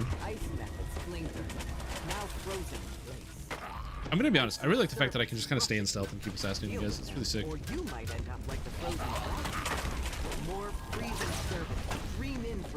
Again, in a group, this character is a lot more fun than solo. To have any hope of freeing her from her icy prison. The ice encasing the dragon starts to crack as she struggles to free herself. Perhaps if you can speak with her, you'll be able to find a way to help. The dragon is struggling to free herself from the ice. To give her the best chance of escape, you'll need to get rid of the frigid serpent keeping her captive. And for the record, when I say the ability doesn't work at all, I'm not trying to be a slight at the developers or anything like that. It's that the ability like does not tell you what the ability does. It's significantly better than what it says it is. It's the same with like Exalted Cleave out of Paladin. So Knight of the Chalice gets the ability Exalted Cleave, which allows you to have a more powerful cleave attack. Or not cleave, sorry, not Exalted Cleave. Exalted Smite. So it makes your smite evil. Instead of it hitting the regular target for whatever the damage is, it also has critical multi and threat range, which is already good enough and powerful. However, it also makes it a full frontal cleave even with 1 point enabled, giving you a bunch of cleaves. Corrosions. Look at this garbage. Farewell, and do not bother me again. You hear hurried footsteps behind you. The elf runs. Strength to double shot, simple throw, and expertise. Strength to double shot, simple throw, and expertise. You want to play throw barb? I wants to play throw barb. What the hell? It makes it buggier? Correct, yeah. Do you want it? Here, you can have it.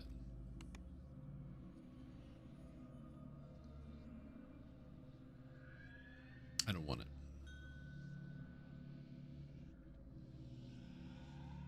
Ground Quaver. Like I said, the only thing I really care about is make the cores scale like all the other races where they get better as you go up. And then also make it so that the what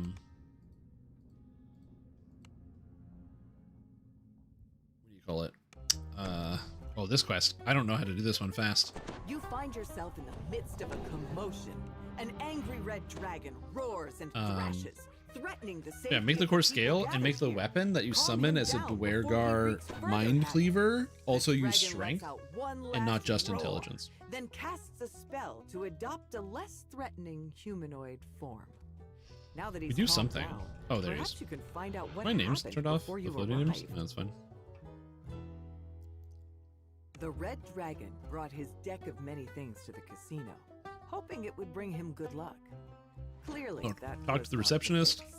He promises to give you his deck in exchange for your help getting his lost treasure. Having the worst day at work. Man, I'm sorry to hear that. That sucks. Reception area adorned with expensive art and finery. The receptionist smiles at you. Hopefully your day starts to get a little bit better, Officer Skeleton. Can point you toward the it sucks when you're having a real case of the Mondays. Told you about. The receptionist coughs loudly. She's still waiting to speak to you. The receptionist talk to him. Says the bouncer guarding the members' lounge talk to can her. Be found at the back of the main hall, up a flight of stairs. Going here. You enter the main hall. And I literally have. I remember how to do this class, but I don't remember the small details of like exactly where to go. You see a grand There's the debtor. Your destination. The bouncer says that to let you upstairs, you must looking first for get signatures from 2 membership secretive guy. partners. Some of them might be trying their luck at the machines inside this hall. You notice a patron dressed in richer finery than all the rest. I did this once. I don't remember where to go. You decide to ask him why he's so upset.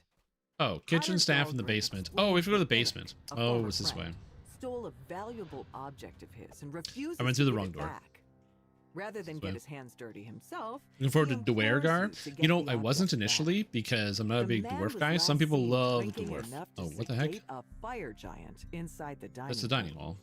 Oh, I have to get into there. How do I get into there? You go in here? Talking to her may prove useful. Oh? You see 2 wheels propped Oh, you have to talk to the guy. Wall. Oh, you just talk to the guy. Okay. I forgot I have to talk to them. Let him get in.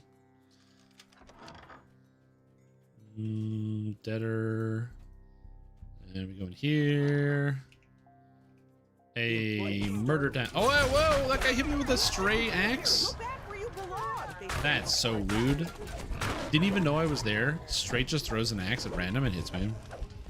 That's like the classic, you know, you cast invisibility, but then somebody throws a fireball where you're standing anyway. You're like, well. A grumpy manticore stands impatiently in this room. What are you doing here? He asks. Let's have a talk. The Agent to strength race? Yeah, it's. Well, I mean, they get strength. It's strength and con is their base stats. It's +1 strength, +1 con. Or are you saying they should have just +2 strength?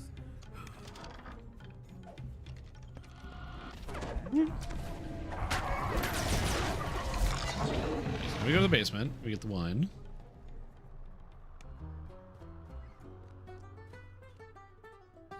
Why is +1 bad? About in this shabby but functional basement, cooking meals to bring to the patrons. Says his animation so bad. Yeah, I agree. You just kind of pop back. You just like stop being small. The head of kitchen staff says that if you defeat no, I'll explain why. You don't have to explain it. It's fine. In the wine cellar, he'll give you the key to the instant kill. You can't instant kill this guy. Yeah, you can't instantly kill the wine. Also, it's really dangerous. Also, it's a lot of reapers. Well, listen.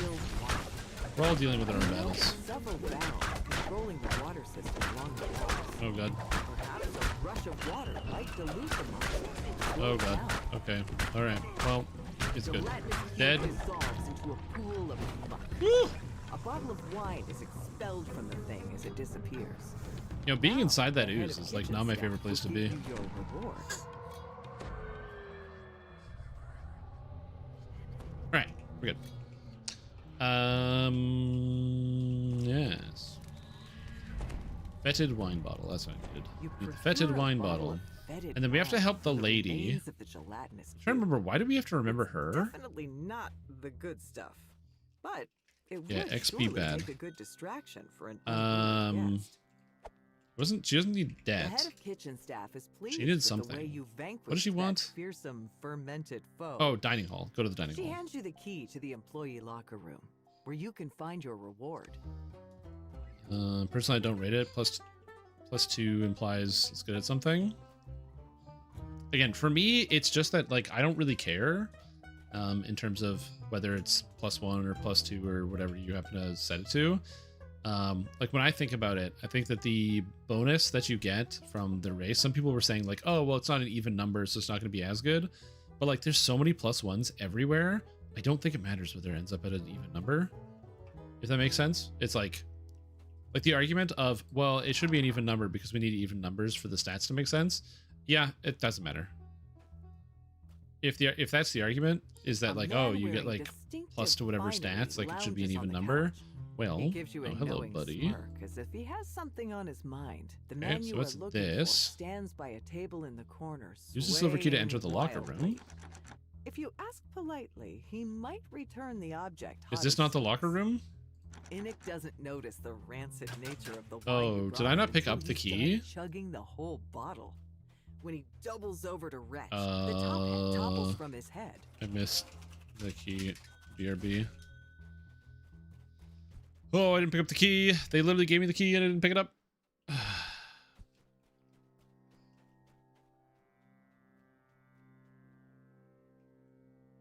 You give the top hat to Hodder Galgrim. He smiles smugly and signs your membership card without a fuss. Okay, so we go in here. And +4 dex and +12 charisma. And yeah, true. Give me more numbers. Yeah, that's fair. Like I said, I'm not too attached to Dwargar. I'm excited about it because I think it's going to be fun to play. I think some of the stuff that's on offer looks interesting. Oh, never mind.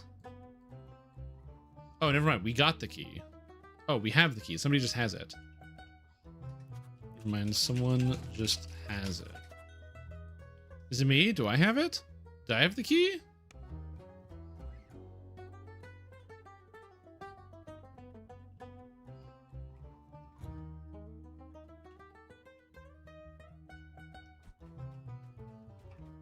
Oh, dude, I forget what's happening here. There's a key that opens a door somewhere. Is this the key? This locker room is Oh, I filled got with it. the Okay, this employees' is the key. belongings. You spot a chest. Never mind. I was thinking of the wrong door. Sorry, I've only done this quest once. But you also notice a key on the It's actually a different door. Whoops! Dwargar. Top 3. Dwargar, Kobold, and Goliath. I think it would be cool if we got Goliath and Dwargar. I think that'd be interesting. So I'd love to see them add more things. I've mentioned this before. I personally want Midi.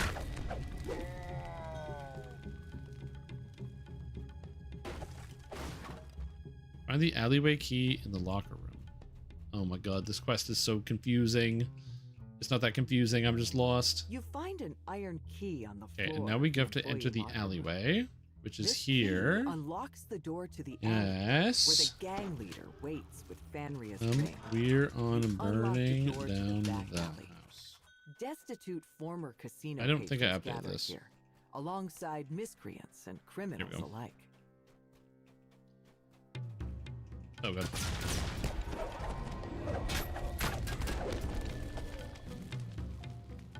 Okay, so now we go to this guy and beat the crap out of him and all his friends.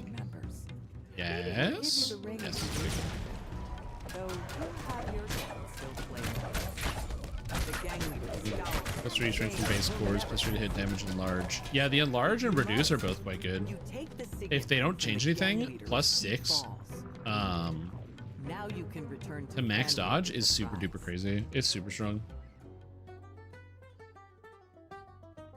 Goliath Rune Knight as an iconic. I don't think we'll get a Goliath Rune Knight as an iconic, but we could. You give the ring to Fanria. All right, She signs I think we're the good. membership card. Gaining Did that. your Talk to the signature bouncer. show to the bouncer. You receive In the the quest. second signature you need from the membership card holder. Now you can We return talk to the you. bouncer and ask him to let you into the members lounge. The dragon he distracts runs the up to guy, and then we go casino in here. owner and engages him in a frantic conversation. Now's your chance to sneak past him Okay. toward his office. You enter the casino owner's office. Then we It's investigate the decorated office. much like the rest of the casino, but And then crammed with eventually ledgers the and other guy comes in documents. here. There must be something in here. You find a contract and you search through the casino owner's office. The contract stipulates Okay, sorry, I'm just trying to remember how to do this. will be rewarded for protecting the yeah. vault. But if As far as like an other owner races, I would like to see them add to Dungeons and Dragons Online. Honestly, it's a tough call. I would say that as of right now, I'm relatively impartial. I'm pretty happy with the offerings that we've gotten so far. Dampier is something I wanted for a long time. I really wanted to get it in the original Ravenloft, especially since, you know, we had Strahd and then Dampier's. I'm like, this makes sense. Getting it in Ravenloft 2 is also fair. You explain the But I really wanted the other way around. casino owner, as well as the trials you've endured to make it this far. To your surprise, No, not the currently. casino owner laughs. That Barb is awesome. I mean, he does have 1,000 hit points, which is sick. And he has 2 toddlers. But I can't just let you take the treasure. No, you'll have to tackle one last challenge. That's a lot of toddlers. The way this works is you have to stand next to the guy and you have to bring him to the bookcases. Drag boss to furniture. No. Come here. Viral link. There we go. More fires begin to blaze. The casino owner begins to panic. Drag him to the front. So reckless. Keep going. Pit fiend, control yourself. Remember our contract. Here you go. So the way that this boss works is we have to avoid the contract by dragging him. This is in the quest text, we didn't talk about it. But the way it works is the contract is as long as the office is safe, the thing is bound to him. And so by forcing the guy to destroy the office, it then avoids the contract so the demon goes away. Though Is how it works. perturbed, fulfills his end of the promise and opens the door to the Whoa. vault. At last, my horde is returned. Sorry, I put on your stream, that's fair. Oh yeah, we didn't do all the optionals. Also, the optionals in this quest are phenomenal. Like 10 out of 10. If you have not done them, you absolutely should consider it. They are super duper sick. I'm a big fan. They did an excellent job with the optionals. So super fun. With the casino burning down, he dispels the fire with a Let us throw gesture. tombstones. He So nods in the the direction of the servitors that chuck tombstones at you from downtown are so sick. I love that design. I think it's amazing. And I really wish, or like, I don't know if we'll ever get more of like those enemies used more in other places in the game, but holy moly, I love it.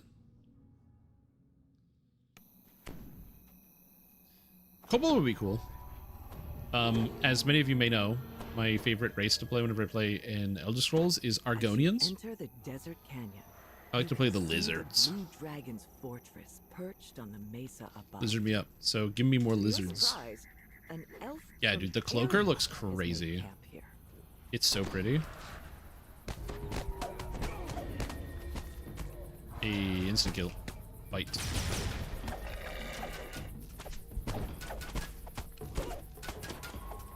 You Want a metal entered one? the A metal territory of cloaker? Orcs loyal to the Blue Dragon.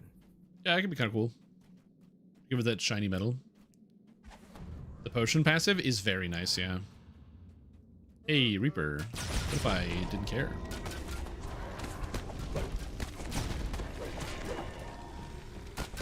Just leave the Reaper to eat all the range. It's so funny. I mean, I did it. I completely just walked past the Reaper. I was like, I don't need to deal with this. It just ran back to the back line. My excuses, I'm a rogue. Optionals drop solar lunar augs in that pack? I don't know, actually. I don't think I got anything from any optional chests. You found the lair of the orc who broods over this. He rushes to attack. Hey, come back, Core Smash. The downside is you can't slow red names, so they just like sprint away from you.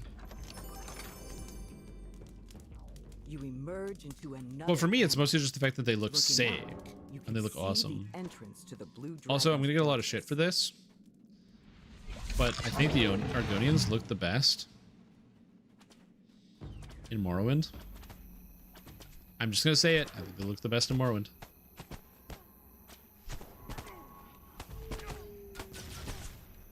Because in Morrowind, they look like lizards. You'll need to find a way to open it. And in the other games, they don't. They just look like guys with scales.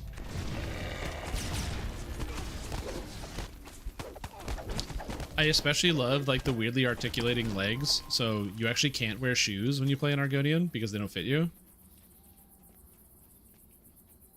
Oh, I love it where they have like that weird like crab walk. It's so good. Also, I didn't doubt being insane for the record. Oh, I'm invincible. Let's go.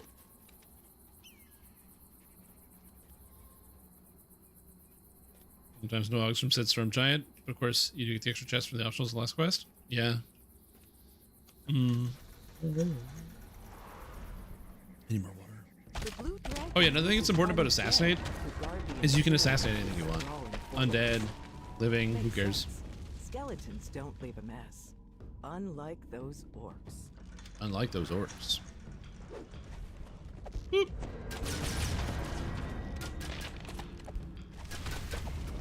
Have a negative to ability scores? Yeah, that'd be kind of funny. Could you imagine if you can play as a kobold? I wonder what percentage of people would play a kobold if they had like -2 strength and -2 con. That's it. Seemingly asleep. That was just their stats. -2 strength, -2 con. You can't rouse the unconscious beast. And they didn't have like a sick tree. Like they wouldn't have like this insane tree or anything like that. It's just that's just what it was. Perhaps he knows what's wrong. What are you doing here? State your business. The blue dragon's soul has been ripped out of its body by the void card. Because I imagine a reasonable number of people would still play as kobolds. Maybe if you find even with such a heavy restriction. The dragon used, you'll also be able to find a way to yes, Argonians have the best body. looks. Yeah. I mean, they didn't make a Lusty Argonian made picture book, so you have to just use your imagination or use the internet.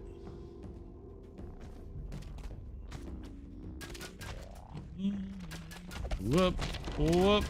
Got him. All right. Need to open the door.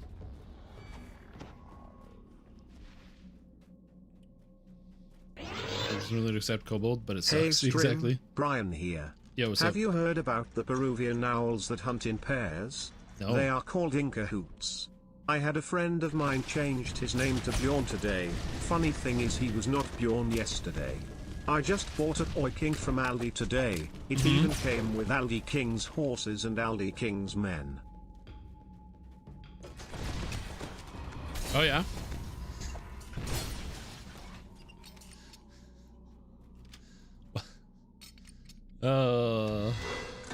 Okay. The Aldi King's horses and Aldi King's men was mildly entertaining. You got me with that one.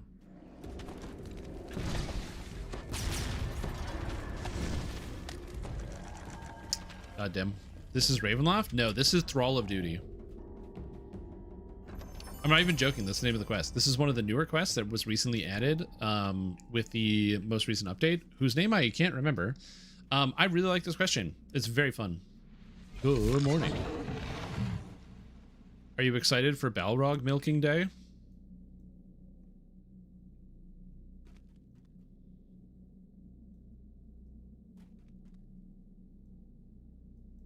Dragon's Hand? It might be Dragon's Hand. I'm still learning the quest. I'm gonna go up here.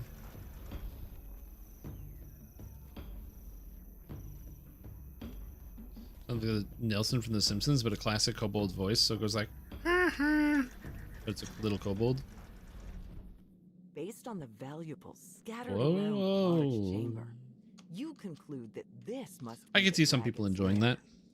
But there's no sign That's of my biggest worry if they ever add a kobold deck of race many to DDO, is that they would fucking talk all the time.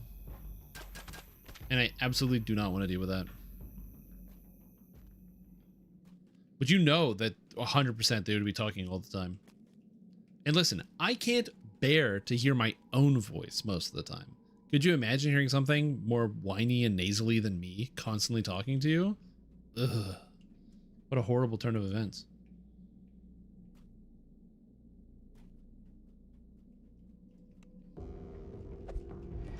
It's a fate worse than death, dude.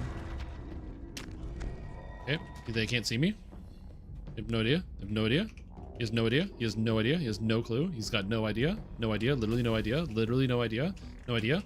Instant kill. Got him. Oh, I never dropped stealth. Okay. And bite. I'm gonna be honest. The like sneak around and instantly kill everything move. Hero soul. I want a refund. What the heck is this? It pulses with a strange energy, as if it's begging for you to use it. More of a Pathfinder thing than D&D. Yeah, but they're like very popular in DDO. Boss room north. Very cool room if you haven't done this quest yet.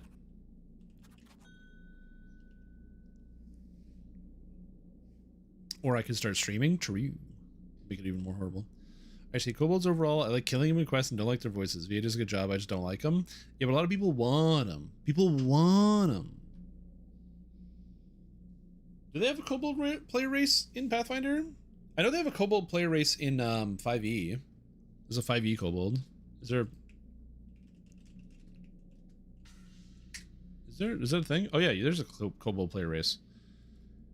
No, that's kobold creature. That's kobold creature. It's a bestiary. Oh, 5 racial points. There it is. There we go. I just want people to experience this. This room is very cool. If you've never done this quest, I highly recommend people come in here. There's a piercing burst of arcane energy as you struggle to understand your Because this room is sick. It looks like you've been teleported to a literal. Some people have never done these quests before, and yeah. They arted this quest. So let's see. Pathfinder, which is the closest to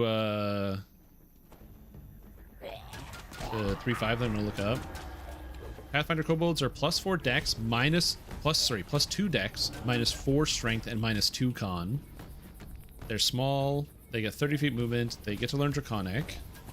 They get +1 natural AC because they're kobolds. They're crafty. +2 racial bonus on craft, trap making, perception, profession, minor. Craft, trap making, and stealth are always class skills for skills. They get dark vision and then light sensitivity. That's a lot of minuses, dude.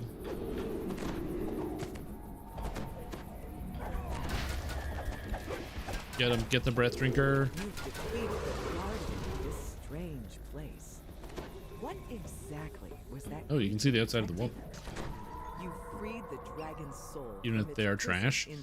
Yeah. I don't think we're gonna get any Twitch drops at any point. Suddenly find yourself teleported back. This is the closest thing I can get to with regards to information about Twitch drops. Several years ago, Tolero became the producer of Sandstone Games, and at that time, I got to do an interview with Tolero. So I got to ask a series of questions. So, like in a lot of interviews, I had to like present a question list ahead of time, but you've never interviewed anybody. That's very often like you present a list of topics that you want to talk about, and then you get a yay or nay on several different topics. And so I presented my list of topics, and one of the questions was about exactly what you were talking about, like Twitch integration and stuff like that. Topaz is Swiftness 5, hell yeah. And that was a topic that they didn't want to talk about, so it never came up in the interview. You should talk to him about the deck of many things. Why? I can't. I don't know. I can't speculate. But that's not true. I can speculate, but I don't know an actual answer or reason. To give you his deck of many things. Clearly, these things are extremely dangerous. All right, final draw. Races of the Dragon is a whole chapter on kobolds. It does. I don't have a physical copy of Races of the Dragon. I might have a PDF that I definitely legally acquired. High up in the clouds.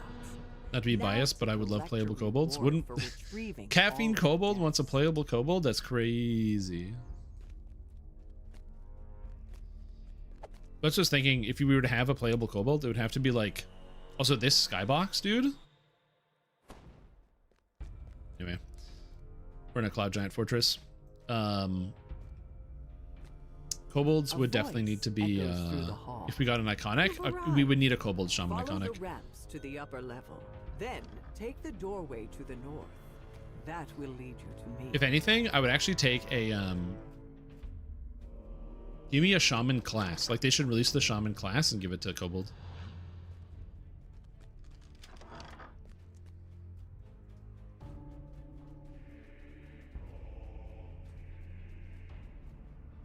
That'd be sweet.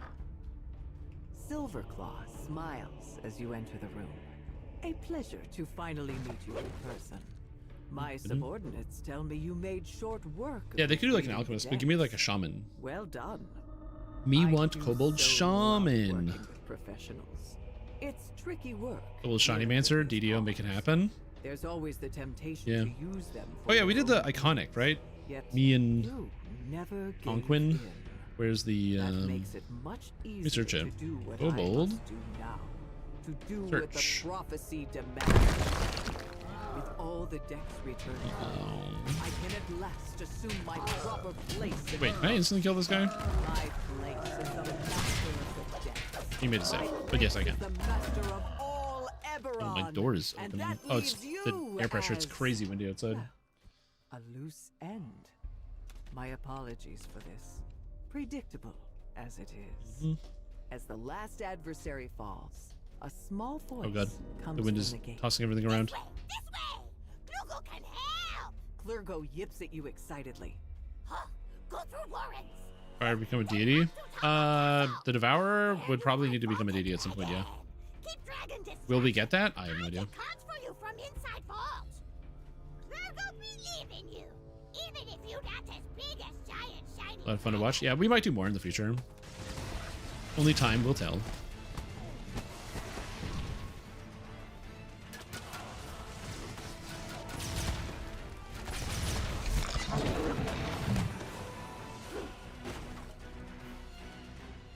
Stats for Kobold High Priest boss. Pen and paper fight one time.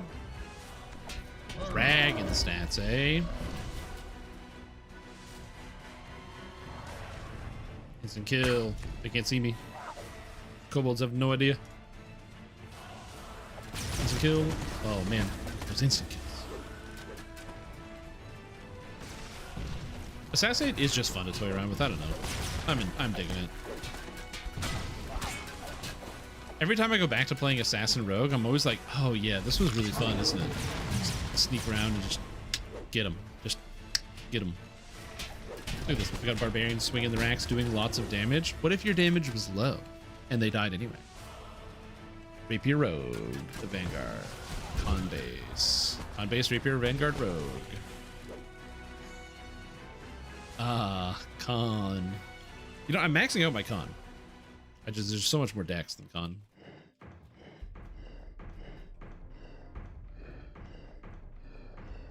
Oh, right. Nope, you do it like this. Bad brain. I keep forgetting you can turn the... You've made it back to the castle Oh. proper. You assassinate with your shield? No. Boop. Like, I can do it while the shield is equipped, but it doesn't, like, hit with the shield. Assassinate is not, like, a, individual... Like, it's not like an attack in the sense that you can strike through with it or cleave. I always wanted to play a two-handed fighter assassin, so that way you can use, like, a giant greatsword and then cleave people. That is unfortunately not how it works. Instead, it's a spell that you cast that basically creates, like, an aura that kills people that are in front of you. Dunkin' Donuts? No.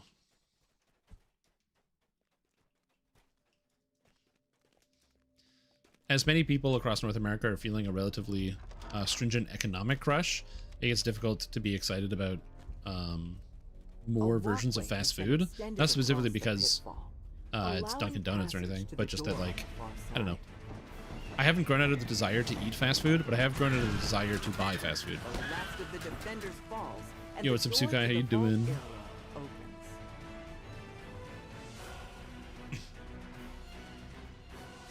Silverclaw Back regards instant you kill? with I mean, a that's sneer. basically quick cutter. You Also, what's up, Rachel? How you doing? I confess, nothing about It's 6 this has o'clock? Oh my played out god. as I expected. The entire day just slipped through my First, fingers my like fellow grains of dragons sand. Stole the other decks, arrogantly thinking they could deal themselves a There we winning go. hand. And now, you assume that you can do the same. Murder this dragon. No. And I think it's just time based. We just have to survive for long enough so we can just keep beating him up. We're doing so much damage. It's crazy.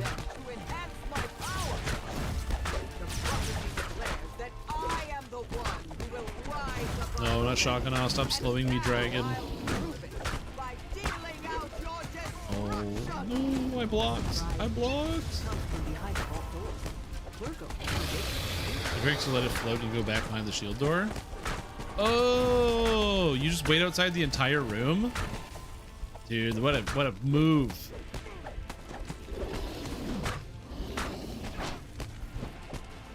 Oh.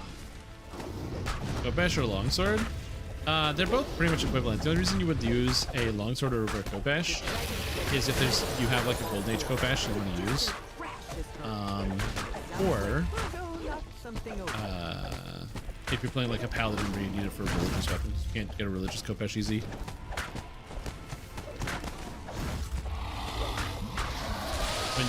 When year was I was like 14 or so. I spent the whole summer watching Days of Our Lives. Hell yeah, dude. No, not the reverse gravity. No. The world sees the cause as an aggravated Virgo bends over to pick up a arm and says,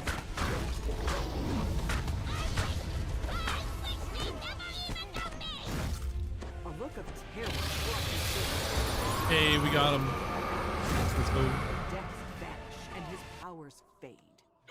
Yet nonetheless, the Is there a dragon lets shrine out here? a determined roar, No. Okay, I pressing got you. I one got you. final I got raised. attack. I'm coming. As Oh, the wait. dragon falls, he Wait. gasps, But the prophecy. I'm going.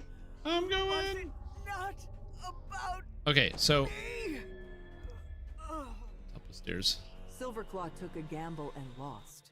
With his decks unmade, you've escaped the What, you fate can, like, the wait, like, dragon right had here? planned for you, and the rest And then of just the like chill. Because I'm on the ledge technically. It's kind of sick. It's good to know. Can you do religion-based Falchion? Yes. You. It's not a god. It's a wood elf thing. Natural armor, heroic. Let's go.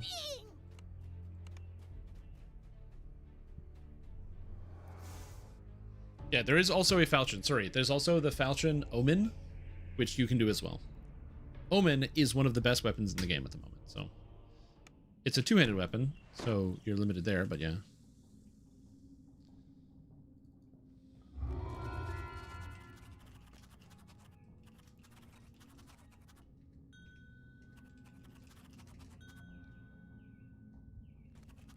And I'm yelling.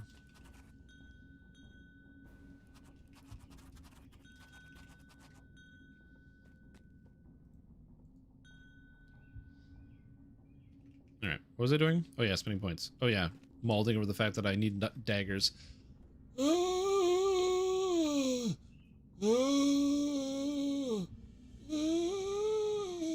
Okay, we're good. So I had to mold. Question, what's the best kind of DPS for running these new quests? High. I recommend high. A dex-based. Wow. Dex-based. Wow. Alright, well, in case people missed it, I figured I would just bring this up because we were talking about it. The subject, it came up in conversation. Right here. Oh man, I'm poorly lit. Anyway. This is the Kobold race in Dungeons & Dragons Online draft document that we put together. So we had like, we put down ideas and we put into a thing. So yeah, there it is. +2 dex, -4 con, immune to stench and sewer related things, size bonuses. Oh yeah, they got the Dark Sickle 6 with a sickle as a religious weapon. Profane Imbuement. Profane Imbuement. Permanently gain +3 stamina versus magic, and sickles gain +2 to threat range. Are considered two-handed weapons. Oh yeah, what the? That's so. I forgot how sick that was. Oh yeah. Also, you hold light weapons differently because you're small size. One-handed heavy weapons become two-handed, and one-handed light weapons are still able to use with one hand. You can't use two-handed weapons. Also, kobolds don't get boots or gloves, but you get 3 trinkets. I forgot about that. Because they can't wear boots and gloves. They don't fit properly. They need their dexterous hands and their feet. So instead they get extra trinkets because they're kobolds. Yeah. Oh, and you can freely walk through monsters due to your size. Other enemy kobolds will not become hostile to you unless you have been damaged. Oh, that was sick. Okay, but we got cores. Sneak attack and damage. Movement speed. Movement speed. Oh, look at that. Movement speed, baby. Dude, people would play this bad boy. 6 points for 15% movement speed. Open lurk such stable device. Prayer beads. And it's the prayer SLA that has material component you need to feed it prayer beads. It's like the worst idea ever and also the best idea ever. Because you would have to farm it from other players. People would hate that so much. I think that if, even though it's thematic and it makes sense, I think if that was the option, like you had to use prayer beads, I think people would lose their minds. Oh, that's so funny. I was thinking with the wrong chat. Oh, there we go. There's chat. Chat. So that's great. Sneak attack dice. Kobold remembers you. Remember the type of enemy that strikes you down, and you treat that enemy as favorite enemy until you die again. Just genius ideas. Wooden idol is a heal SLA, minute cooldown, and it costs a wooden idol. Ugh, so good. Because gears bounce around slot exclusivity. Yeah, but isn't it cool? Throw stance. Your throws arc if they did not already, which is funny because there are snowballs that arc in this game, and there's also the sun flasks which arc. But yeah, your throws arc if they did not already. This stance is exclusive with improved precise shot. Your projectiles now deal splash damage at 100% effectiveness. a la strike through. Isn't that great? What a great idea. So you throw bombs now, like those stupid kobolds. Tier 3, this is the racial tree. Big sack, your carrying capacity is based off your dex instead of your strength. Fun. Pack tactics, reach other kobold within 30 feet. You gain +1 bonus to tactical DCs. And it's each kobold, so it counts both other player kobolds and enemy kobolds. And then Icon of Kyber, Draconic Form SLA, 5-minute cooldown. You take on an aspect of a dragon, gaining a bunch of bonuses. +8 psionic bonus all stats, natural armor, resistance all elements, spell resistance equal to your level, immunity to fear, and knockdown. But it costs an Icon of Kyber. Again, I don't think, even if this is a powerful ability, players would be okay with it going into the game. Special kobold active attack move. Alchemist Fire. You throw an exploding fire. Oh yeah, right, because you get to pick. There's 3 moves. So you get to pick one of the 3. So you get to pick your special kobold active attack move. So you get Alchemist Fire. You throw an exploding fire potion that deals damage. The fire skills off fire spell power and ranged power. Sick. Tail Leap, where you deal damage as you dive through enemies in a line and to nearby enemies when you finish. Or back it up. You jump backwards. And you just keep jumping back. So dumb. And then, of course, we have the... Oh, yeah, the T4, dude. Shinies.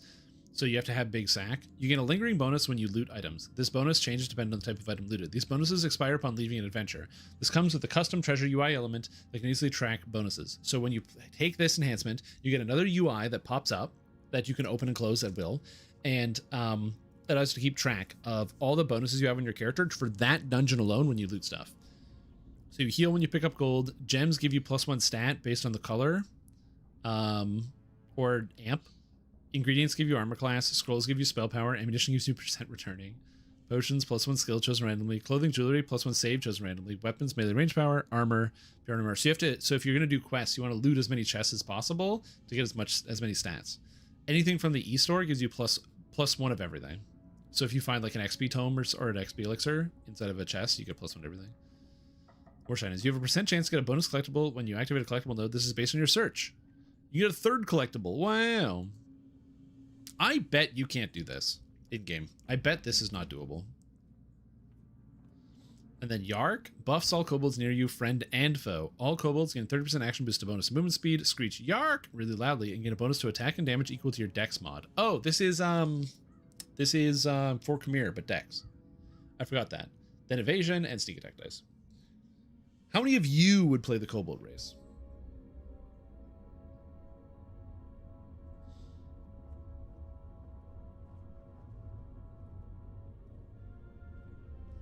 Isn't that sick? I'd play kobold race. I'd jump in. I'd have some fun. But as a rogue, yeah. What are the TR bonuses? I don't know. I don't think we wrote the TR bonuses down. Yeah, we didn't make TR bonuses. Oh, sorry, I forgot we used Comic Sans.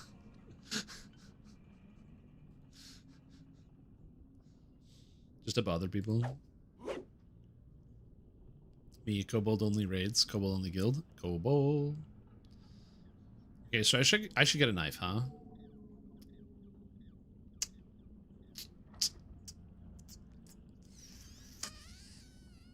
I don't wanna.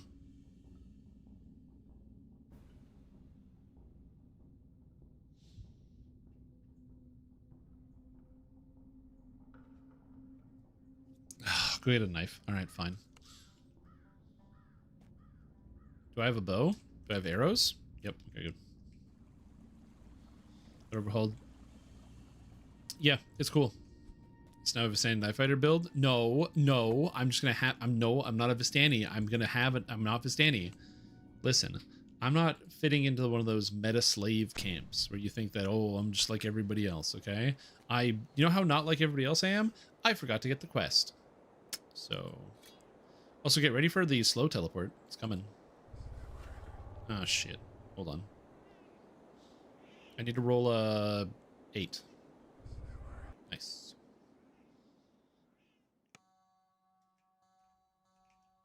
So I remember we learned why they ended up infesting the harbor, kicked out of the previous homes by adventurers. Yeah. Slow teleport is lame. I agree. I don't know why they're doing it, but for those that don't know, all teleport spells are going to use the teleport animation that the teleport items use, including like these. The exception is Dimension Door. Dimension Door is still going to be lightning fast, which makes sense. It's Dimension Door. Happy with the 20-second cooldown. I am also happy about the 20-second cooldown because the number of times when you're handing in sagas, it's like, oh, teleport to Giant Hold, then teleport to here and teleport to whatever. What about D12? I don't have one, so if they said anything about the D12, I wouldn't even remember it. Slow Flame Strike was a thing? Yeah.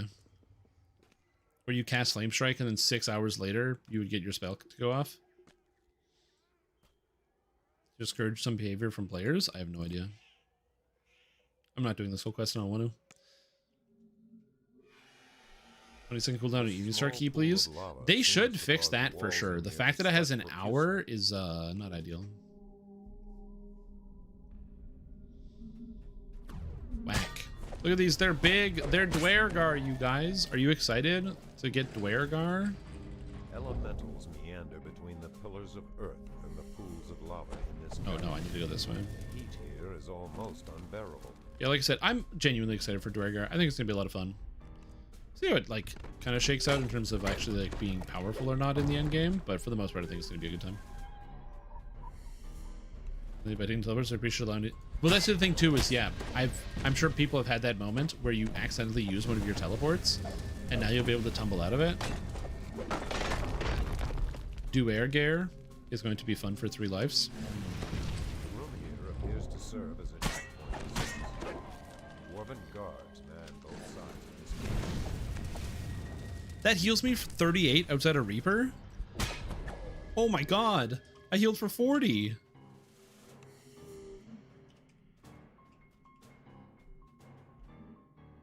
It's a D3 per character level, I guess. Wow. Amazing. The rumbling voices of yeah, I'm not entirely looking forward to getting racial completionist again on one of my other characters. Like my character that is racial completionist. I have to do that again. Have to is a strong term. I'm gonna. Why casual and not normal? I'm not completing the quest either way, so it doesn't matter. I'm just coming in to pick up the ore and craft the dagger. If you don't know what I'm doing, I'm going to craft a Nightforged Stiletto out of this quest. A dagger that has insanely good critical threat range and does slashing damage, which is convenient for many elements of this game. But to do it, I need to find a guy that lets me into a room. So I gotta find him. There's a guy that drops a key, and then once you have the key, you can go in the other room. He's in here somewhere. Even on casual, these guys have like a sizable amount of health. Chain is more fun than cone. Yeah. I've honestly been getting more into chain. I didn't used to use chain, and I don't like the fact that chain can't really do breakables, but chain is fun. And something I like about it is I like the targeting. I like that it goes around corners, which is always good.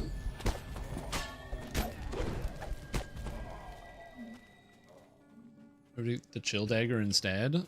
Yeah, the problem with that is it's giga broken. So I could just make a Chill of Ravenloft dagger. You know what? I'll have you guys vote.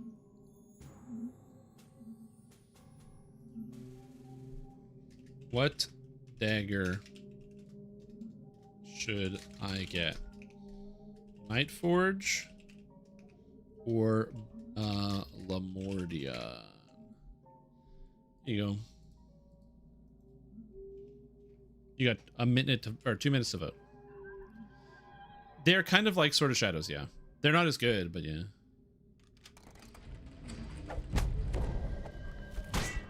It's like baby Sword of Shadows. Sword of Shadows, no. Sky Pirate? I'm not getting this Sky Pirate dagger. I don't have all day.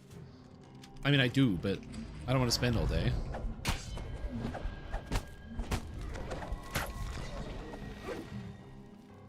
So like that, I was sliding around because I used the bluff skill.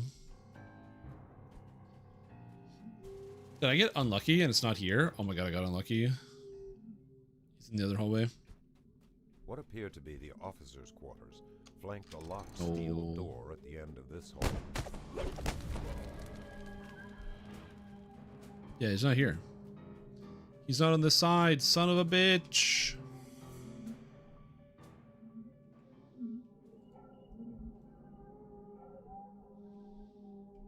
Yep, it's a play couple if available, at least one. 2 if like. Have a fire or lightning Lamordia, something non-damaging.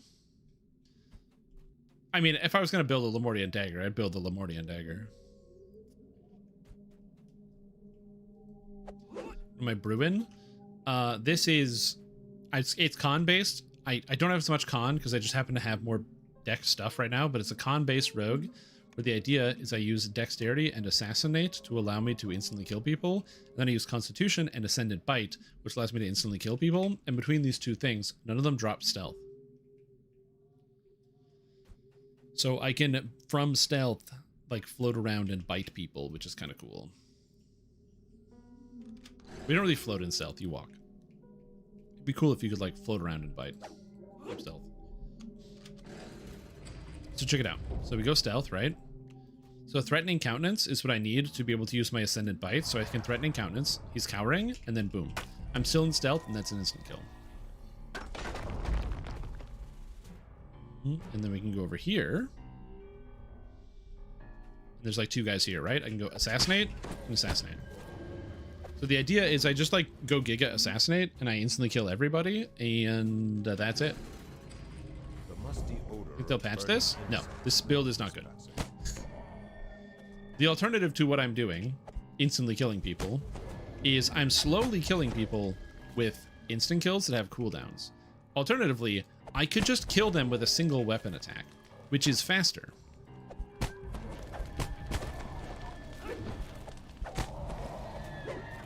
So I don't think they're going to nerf this.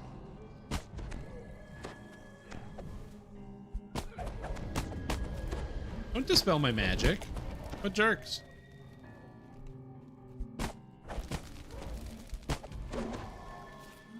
Does this mean Assassinate is bad? No. Assassinate is obviously better the higher health your enemies have.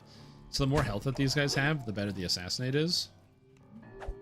So that's why it is It's generally not a bad thing at all. You just don't see as many assassin rogues because, again, as I've mentioned this on like previous streams and stuff. Instant kills are surprisingly fine in DDO. If you went to any other video game or like, yeah, I have an ability that instantly kills a monster and they just die, you would think like, wow, that must be the craziest, most broken, most overpowered ability in the game. Where is the guy? Where's the chest? Did I miss it somehow? It's not in any of these rooms. Huh? I must have missed it. It must have been in one of those rooms and I missed it. Well, I want to make a Lemortian weapon now, and it's 50-50 split. We're going to Lemortia, baby! Yeah, let's go to Lemortia! Let's go to Lemortia. We're going to Lemortia. These are the only 2 instant kills that don't break stealth? Probably.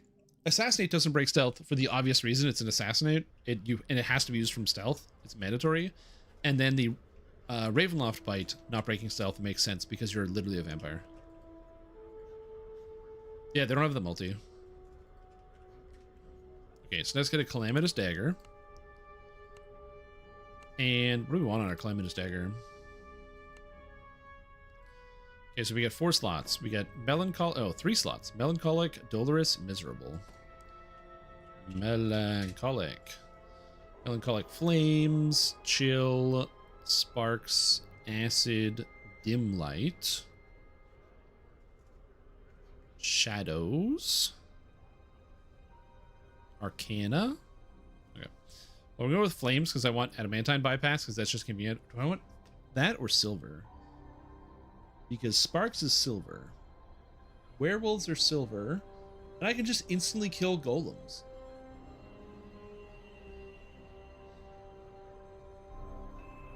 No, I can instantly kill werewolves. I should go with Flames. Alright.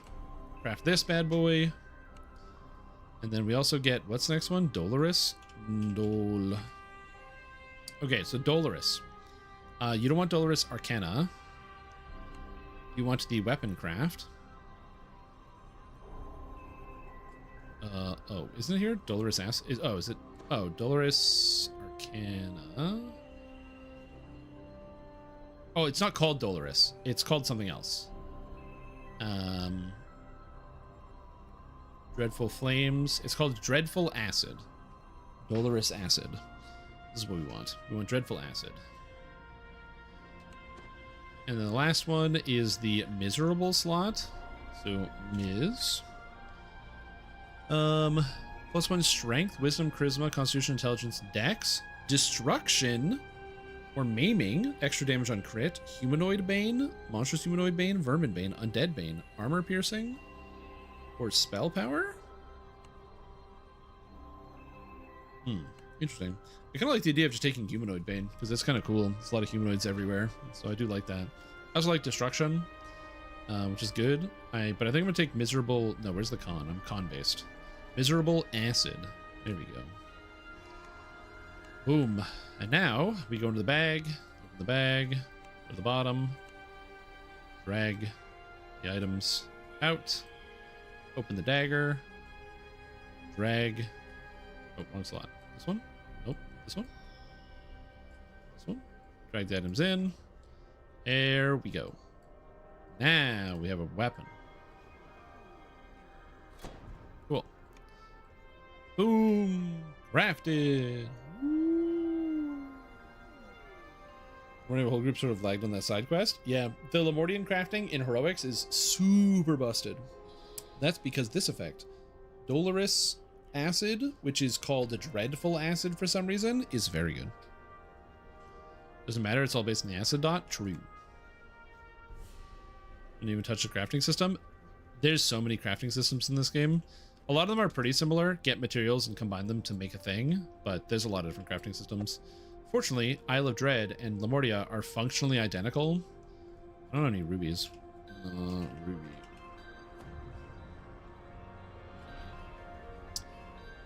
I have a 3d6 here. Shock. Okay. That's it. I'm gonna take shock. Seems good. So we go in the bag, then we go open the bag. Oh, I have 2 of these. Nice. Boom.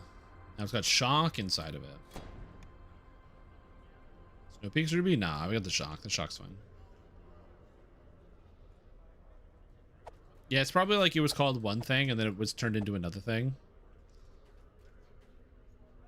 Sweet. So now I can take knife specialization and bazinga. I now have a 15 to 20 times 3 calamitous dagger. Knife, knife, knife, knife, knife. Gonna get, was this because this is silly? Was this?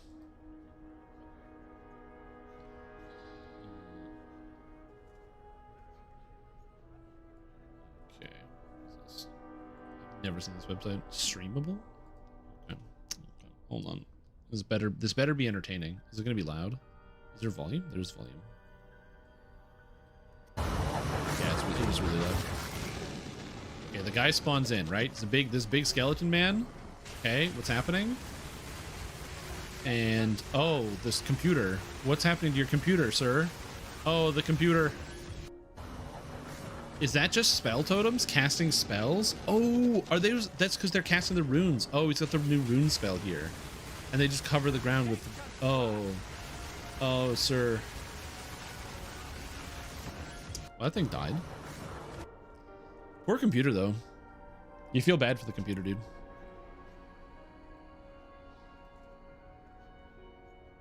Yeah. Poor computer. Is that fast for PoE 2? I don't know.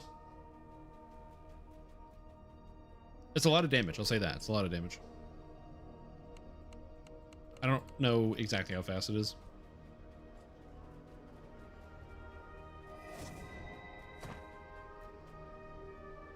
Okay. I gotta sell.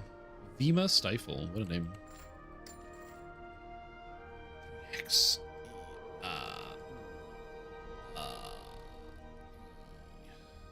Oh yeah, the armors. I want to look at these, how they actually look in game. I want to see them on my character.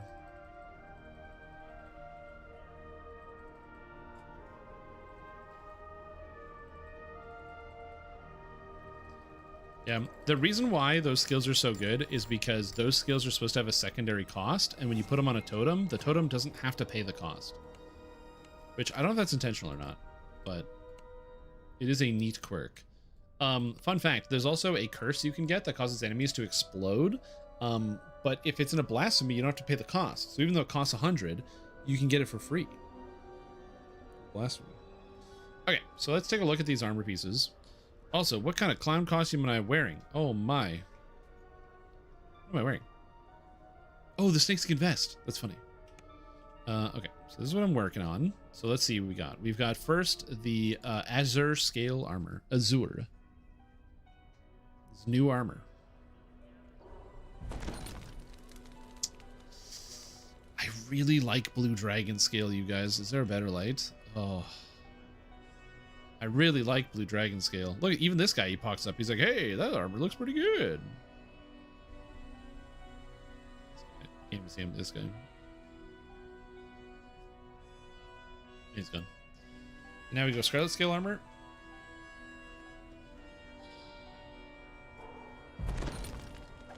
I also like the red, but I'm gonna be honest, I don't like the red as much. Maybe it's because it's like a really dark kind of crimson red. It definitely looks more dragon-like, and if you're into the dragon style, I just find that like adding a little bit of blue scales, because of Dungeons and Dragons Online, I associate like the blue scales with more of like the magic stuff because of like the blue scale armor. And I like the kind of like light patches of blue scales. I feel like I would like this armor more if it was heavier. I believe there is a heavy armor version, but yeah, I much prefer the blue one. But you change clothes? Hey, yeah. I'm showing off. Yeah, I like the brightness of the blue. I like the patchwork where it's just like blue accents with also some of the darker mail as well. Like I'm pretty sure it's actually darker on the mail itself. Let me just double check here. I think it is, or I'm hallucinating. Like this is darker. No, I'm hallucinating. It's actually the same color, but because the blue is blighter, this doesn't, or brighter, there's more contrast. Whereas here it just looks dark. I do like the eye on the patch though. This is good. Damn. Red makes you look like Iron Man. I mean, kind of, yeah. It's very pretty though. Video's the old yellow UI, which you could switch between it and the new UI. Yeah.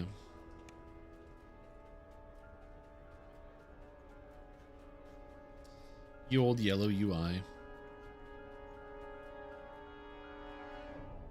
Okay. Scarlet scale armor, so that's 10. I'll probably want to do some crafting on those at some point, but I haven't yet. Green dragon scale armor? No, I'm out of sheer laziness. I have no plan on doing that. Alright. I'm gonna hang out with these guys.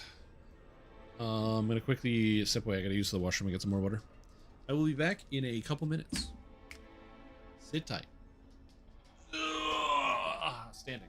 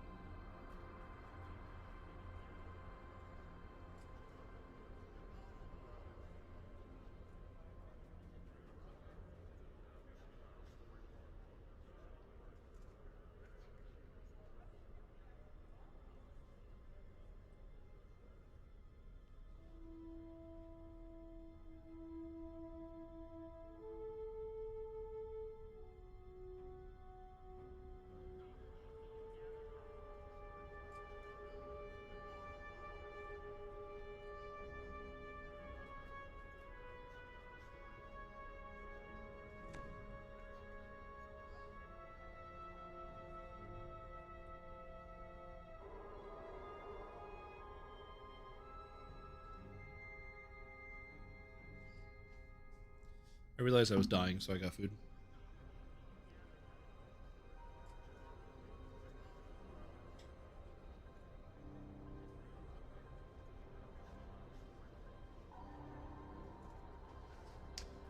Need that.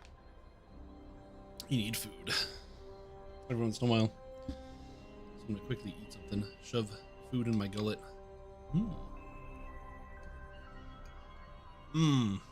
Sustenance.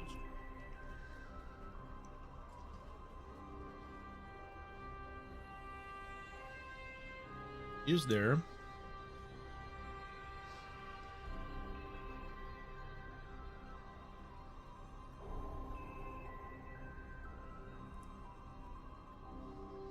so I think the Dreadbringer filigree is going to be changing because people were discussing the filigrees about what to swap the stats to, and Dreadbringer being Constitution, this is something a lot of people don't like. So I think they're going to change it to Strength or something. Which I think would be a generally well-liked change.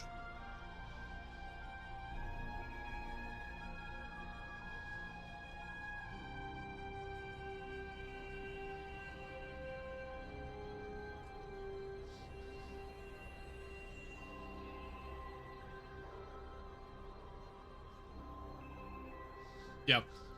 Again, it's the I understand why people want it to line up, so I'm glad people like this is where my effort comes in as a game player. When it comes to the items, I want the developers to make good items for me and then I can use them. Giving input on the items, I always feel like it's kind of weird where like the items are like an extraneous part of the character. I think that for me, I care much more about like the class focus. So if a new class feature is coming and it doesn't look good or doesn't feel good or the numbers seem off, I'm much more ready to pounce on that and talk about that. But if like a filigree gives one stat instead of another, I'm like, oh, it's just a way to accent the character. It's the spice that goes on top, you know? I don't really care.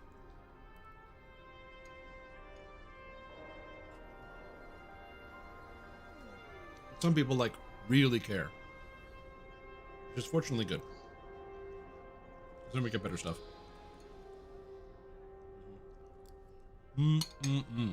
That's food. Anyway. Well, yeah. One of the things I like about Assassin, but also kind of dislike, is that all the abilities seem kind of mandatory. So light armor mastery, you have to put 3 points in to get the 25% confidence bonus hit points, which is kind of nice. Measure the foe is 30 melee power, which as it turns out is quite good. So you kind of have to take this. And deadly strikes is plus 10 damage, so you kind of have to take this. It's really high yield stuff. But you end up spending 2... Oh, that's a 1-pointer?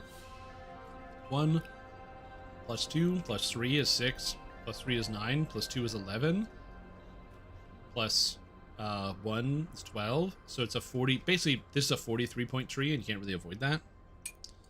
43 or 44? 43, I think.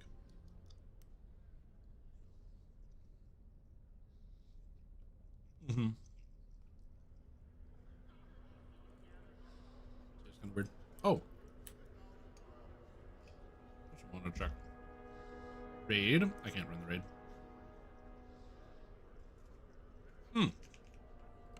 Red's old and new. Oh shit. I need one. I can join.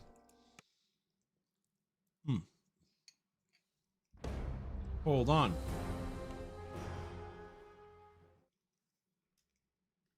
This is good. Waiting for a raid to fill is like the best time to eat. Because then somebody else is going to fill the raid. What?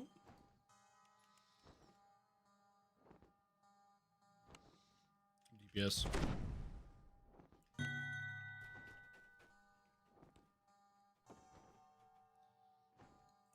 I'm not a healer. Oh, I did kite the dragon before.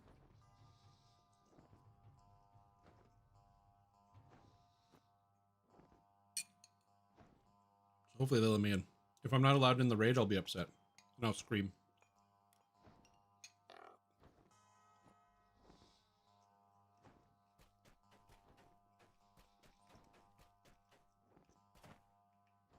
That's threats old and new.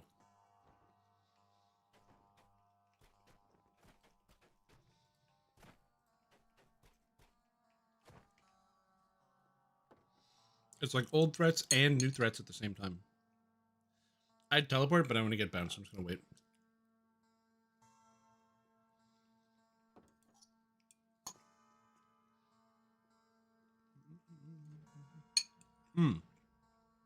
Also, for somebody who's asking, did I test Warlock Dark Bargainer? Yes, this is my Dark Bargainer. I still haven't made a video about it. I probably should. I'm just missing 2 items.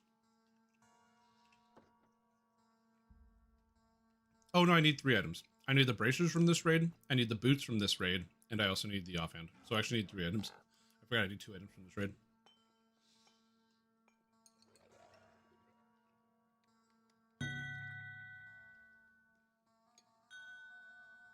No, you're not, but okay. Okay, sure.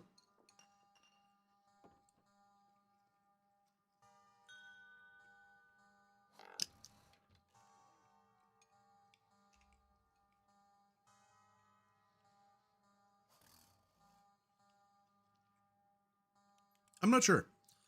Probably. I might just leave this character as is. The +2 stats from racial completionist isn't super important, so I might just leave it and then do it later. Is it decent too with the Thief Acrobat? Yeah. The idea with Thief Acrobat is, do we have a tank? Yeah, we do. The idea with the Thief Acrobat is that because you're going strength-based, your character is almost entirely focused on strength. So you're not as defensive as you would otherwise be, but you get a good amount of damage, you get healing, and you get good crowd control, which is kind of the focus there. So it's better for solo play if you're interested in doing that, and it works well in a group because, of course, you're playing as a rogue. So rogues are just good for group play anyway.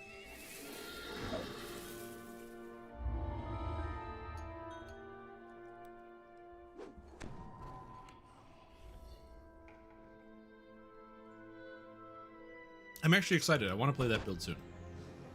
It is a build I have written before playing, but I'm very confident it works. I spent a lot of time thinking it over. It's what I want to do as well. I have to become undead.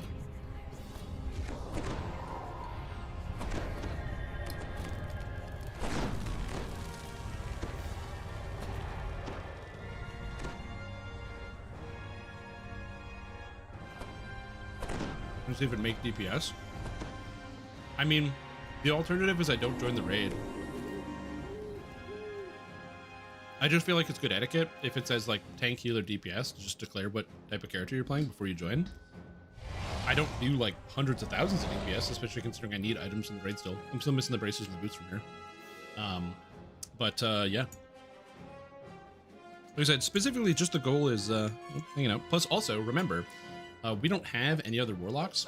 So I get all of the juicy warlock debuffs that taint the aura and other stuff. So I do increase the damage of the entire raid, even if it's not me doing top DPS. Now the wizards are performing a and I have time stop, which as far as I know, we have no other time stop.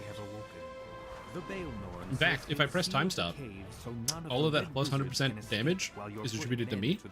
So I'm actually the highest DPS. The Baelnorn has sealed That's how it works. Entry to the area. Now to end the ritual and stop the twin don't cast a displacement in the death zone.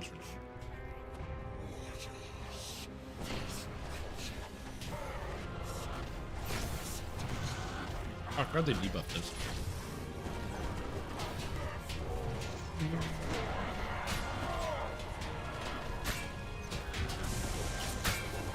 I can just freeze these guys.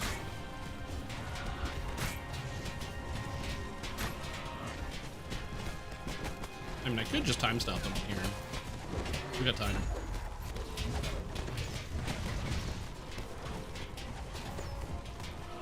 Just increase the damage by 100%, and then they can flip through all the guys real quick.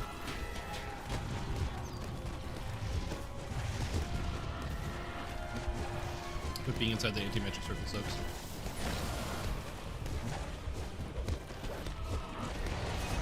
Yeah. If you've never had the opportunity to play Warlock or see what Warlock can do, Warlock is not incredibly high damage in comparison to most other classes in the game. One of the things about warlocks is that their damage is unfortunately both spell, but also limited to just the base scaling. Now, fortunately, SSG did add a few solutions to this problem. They basically made it so that warlocks now gain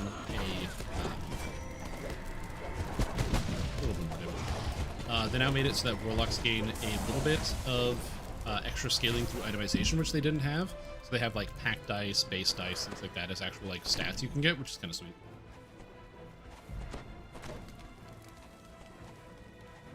Undying Beacon. It's from Favorite Soul. She commands her minions Beacon of Hope. attack, then jumps into the fray herself.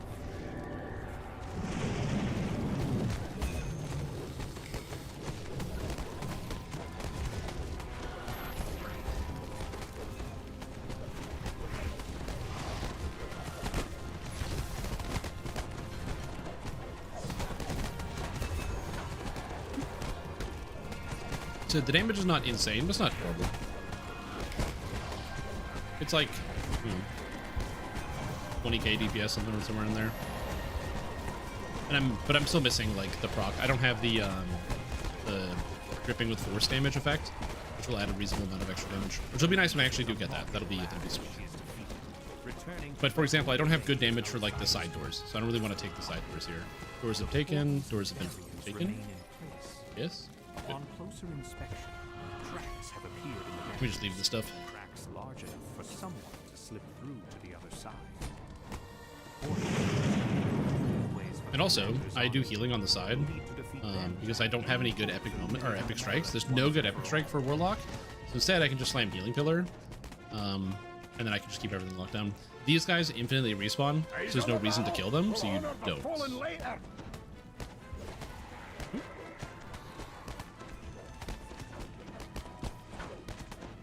No. No. Mm-mm. Leave me alone, lady. I didn't do anything to you. Get the heck out of here. I don't like this. At the very least, because of the fact that I have the passive healing from like the death auras and stuff. Like I said, the last time I did this, we didn't have a tank for the front section, so I just ran in a circle and dead. No Shadow Dancer debuff? No. I'm using Magus of the Eclipse for Time Stop and also for the Mantle, and then I use Exalted Angel because I'd like to have the healing as a utility. Plus, also, I assume because what do you call it? The Arcane Trickster is really, really popular, that people will be using it anyway.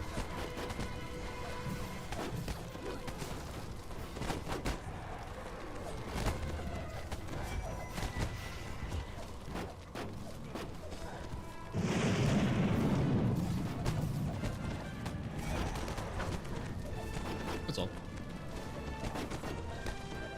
Hey, being hit by somebody? Hey, get out of here.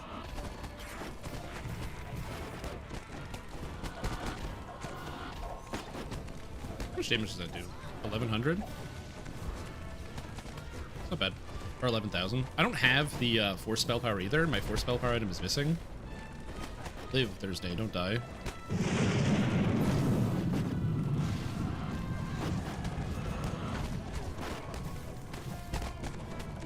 Yeah, we're slowly working it down. Again, I make no belief that I have a lot of skills here.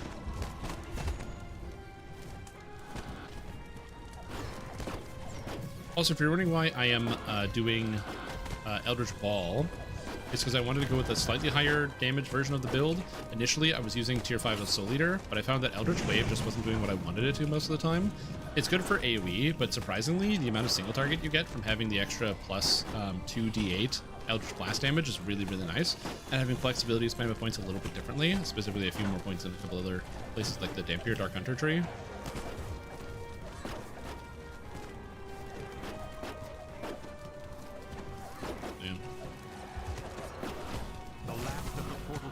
Alright, now we gotta kill her. Get her.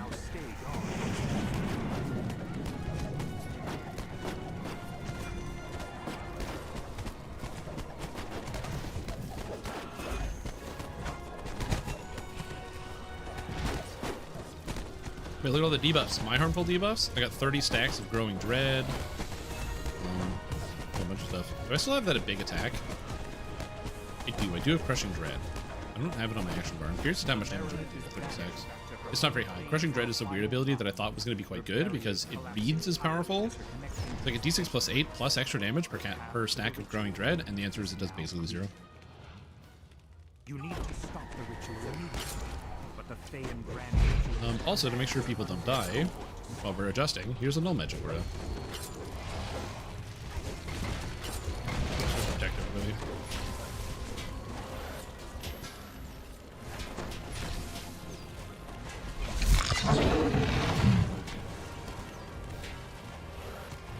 You need to pull this into the wall.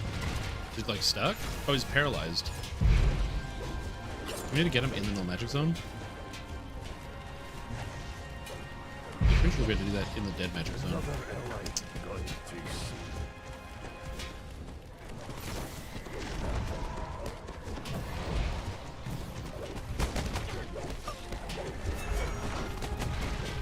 Hey, the Bone Guard made it. He got paralyzed again. Oh, poor guy. Base range Hunter, Dark Hunter. I think if you're new, Base Ranger is infinitely better because the Base Ranger gets basically a bunch of free stats from the tree Arcane Archer that make it a really, really good archer. However, if you have a lot of experience and a lot of gear built up, you can definitely go with the Dark Hunter. The thing is, the Arcane Archer makes the leveling experience so much better. Arcane Archer enchants all of your arrows, allowing you to deal a massive amount of additional damage. Wow, that's like 5 years. Especially during the leveling process. At the end game, it doesn't scale as hard, but during the leveling process, it's so powerful. Also, Runt, welcome back to the stream team. Appreciate the support. It's been a fantastic day. Glad to have you here. Hope your last 5 years have been pretty good. Might have been all right. So welcome back. For 61 months.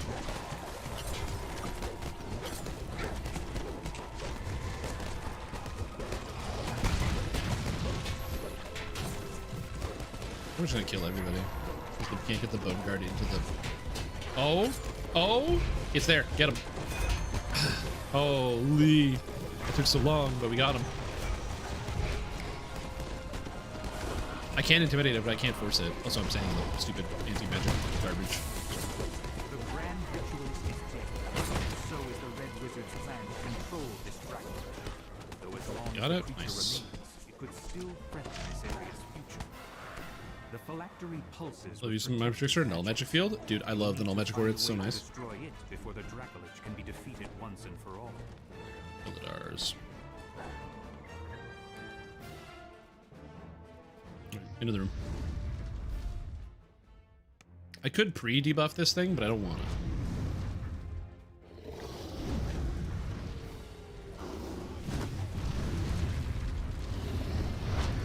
Can I make it save against my freeze?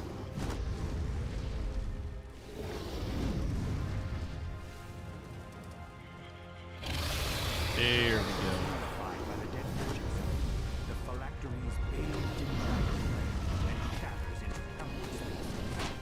Once everybody shows up, I'm just gonna get the debuffs up, so everything will be good. And then once the actual party shows up, I will I'm stunned.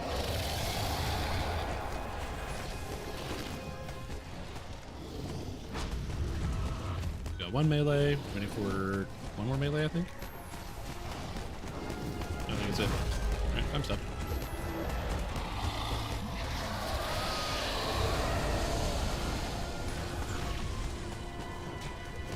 Range power we can get in the game. Yeah, Ranger's got a pretty good amount of range power. It's the again, when it comes to using Dark Hunter, I do like Dark Hunter, especially since they fixed the imbue out of it. That actually does more damage than it used to, which is nice. I'm on fire. I'm on fire. Go back here.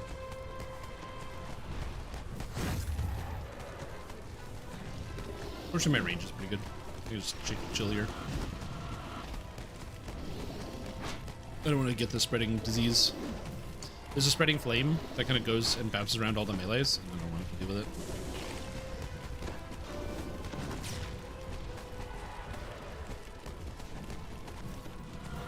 Oh, we got an eruption elemental.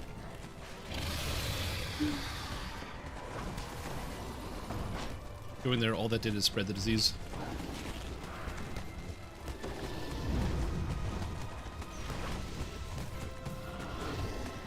Beautiful.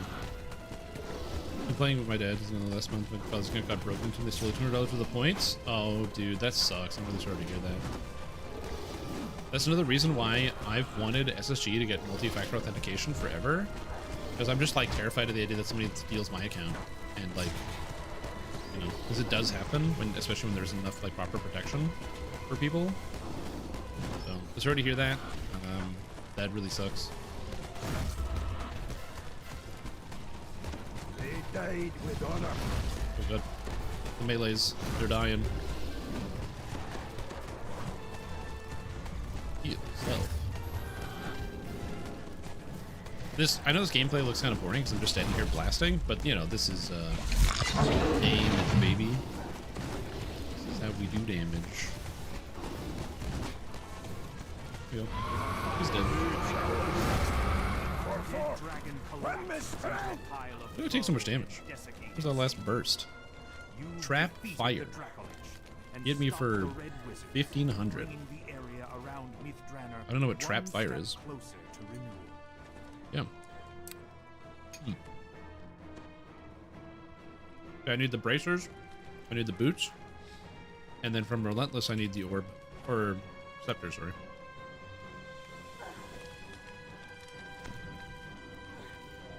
I still got the disease. Okay, I think it's good. I didn't spread it. We're good. All right. Anything that would help is Zilch. slaying a giant. I still have my double boost, Greater Elixir Discovery, and Djinn boost. Djinn.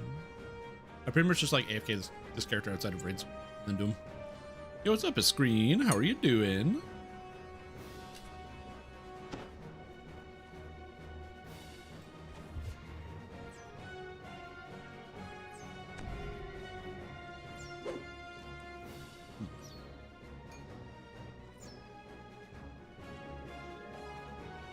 We got nothing. Did we even get a single item? Somebody got the sigil of the Arcblade. Treasures wait inside. Scroll of Greater Dispel Magic. No way.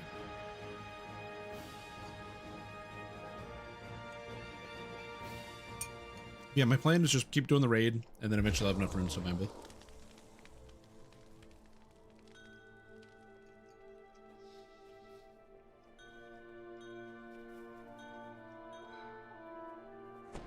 The other chest is only if you do like a special optional, and it's nothing. If it doubled the raid loot, people would do it.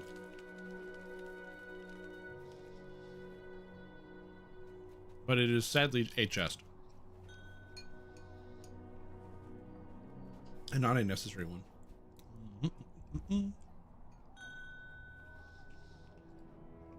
Oh yeah, and in quest before I forget. Thanks.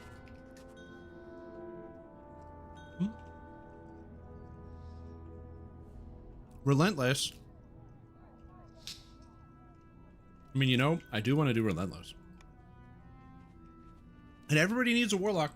Every raid's got to have one. You need those PR and MRR debuffs. So, everybody's got to have one Warlock.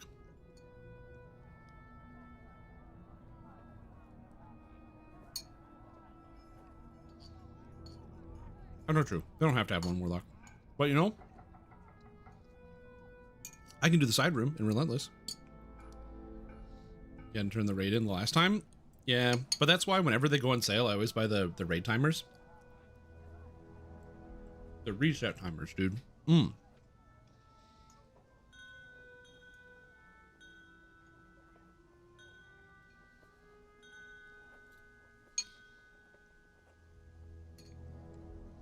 Yo.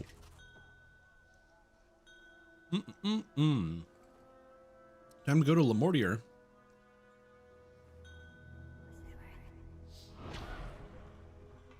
Raid into raid into raid.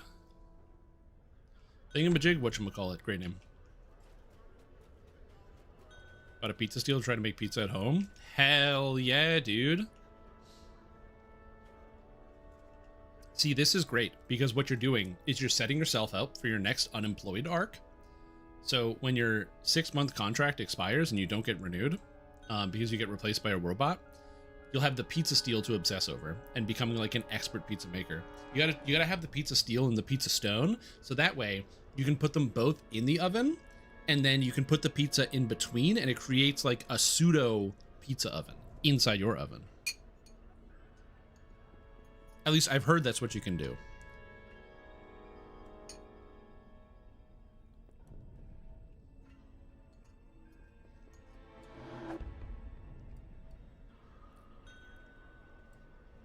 So,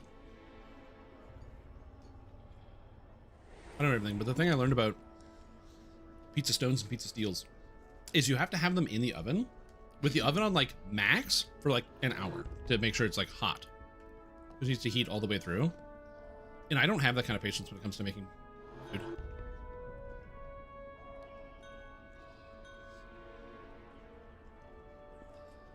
Does anyone have light damage? No, I don't have any light damage.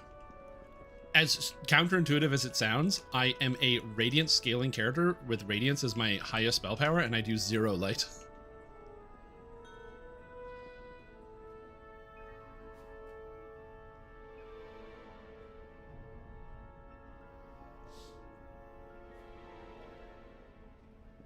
I wish I had light damage. In theory, I could have gotten the Imbue Spiritual Retribution, but it's so costly. I guess also I could have taken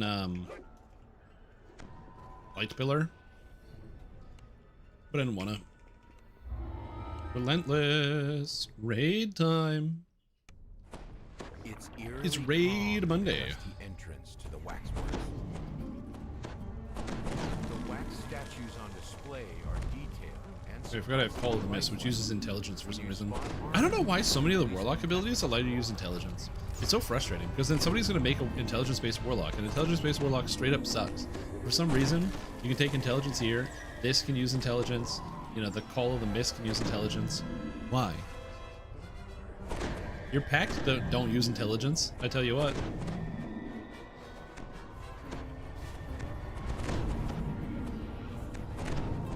you hear cracking and rustling sounds from across the room. Then you realize the wax statues have sprung to life.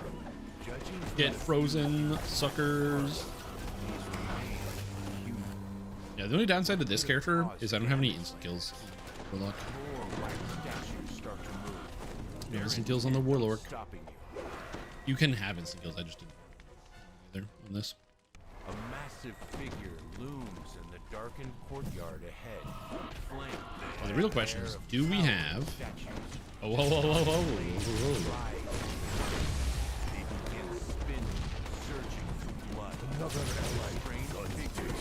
Oh, the death due to the spin attack. You hate to see it. Dude, he's faced. Oh, I love time stop. Time stop is 10 seconds. Everybody does double damage. So you can, turns out you can do 8 million damage in 10 seconds. This is the workshop where the wax statues were made. Excellent. Bursts in a pit in the middle of the room. Wax statues spring. Roll man. He out of range? No, he's in range. I really wouldn't think that would be in range, but apparently that's in range. Do I have enlarge? Oh. Ah, he's debuffed. So you know what? Can't complain. I learned of a shrine to dark powers. Are they real? Stay out of the mana disease. I pray that they are. The unfortunate part is our damage is so unbelievably high that I'm not going to have time stop up for any other time in the raid. It's too fast. Our DPS is too good. Suddenly you hear a voice echo inside your mind. Johanna's words spill forth. A memory. Again, this character is mostly a support character, but it's fun to play. As you reach out to the creature, the memory you heard rushes into him. He roars in pain and surprise. You wonder if He's slammed on. the remains of what once was Vulcan. The Juggernaut gathers himself. Oh my god, there's so many millions of damage. Then he Woo! gestures to one of the towering Totally looks fun to play. It is usually, yeah. statue lifts off the ground. Look, man, I saw the raid. I had to take it. When you see the raid come up, you gotta jump on it. That's how you get the raid. Begins to writhe once again, his tortured mind consuming I needed the raid. Flow forth. So I decided to do the raid. Falls. This wing was once the living quarters of Amici's staff. Again, if I can get the scepter from here, that's what I'm looking for, and then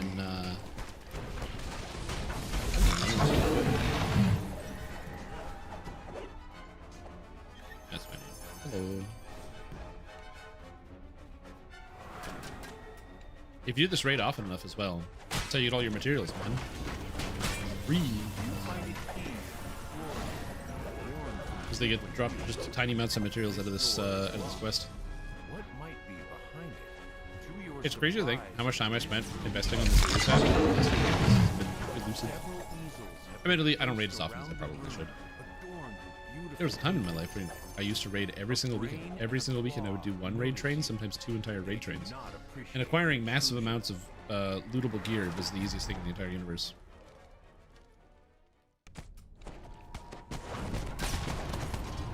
No magic aura.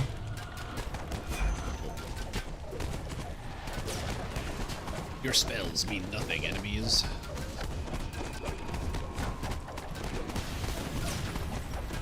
Debuff the brush. That's pretty much it. Most of my character is Taint the Aura, minus 10 PRR and MRR. It is what it is. I accept who I am. Now, allegedly, Ameliorate is being fixed in the next patch, which is an extra layer of debuff, which means Celestial Aura Warlock might be able to have crazy amounts of debuffs. Well, it will have crazy amounts of debuffs.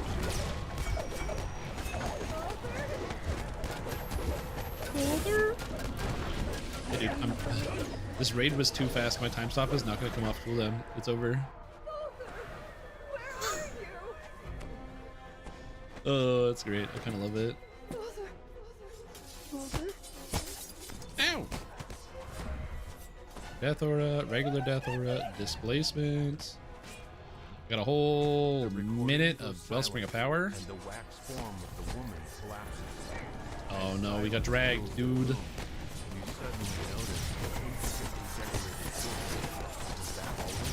Messing with a bunch of my abilities. We got another time stop? Yes, time stop in the house.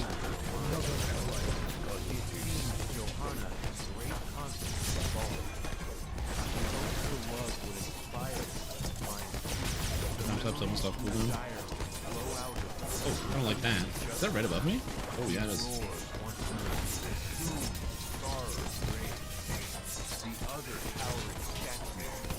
5 seconds.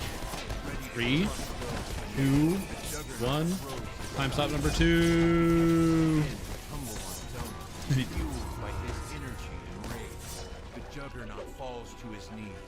Also, the fact that you can just instantly res in this raid is always kind of fun. Right, come on, come on. Scepter, scepter, scepter, scepter, scepter, scepter, scepter, scepter. I believe it's there. It's inside. Somebody's feeling lucky. Open it. Damn, I got the belt. Garbage. This belt?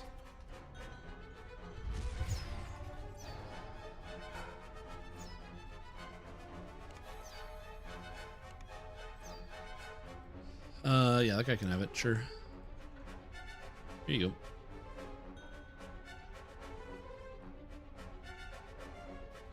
Somebody got the final climb. Boots.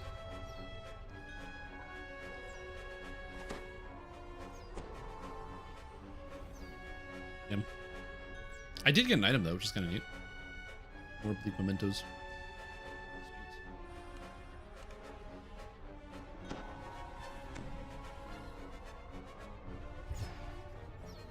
The gin buff works? Sure. Yeah, let's say the gin buff works. Beautiful. Hey, good. But there are yet more giants. I forget, are there more raids in this train? If there's another threat sold and new, I will probably eat a timer and do it again. Because our damage is really good. And it's another run. And that's what the raid timers are for. Threats old and new? Let's go, dude. I'm the most rogue here.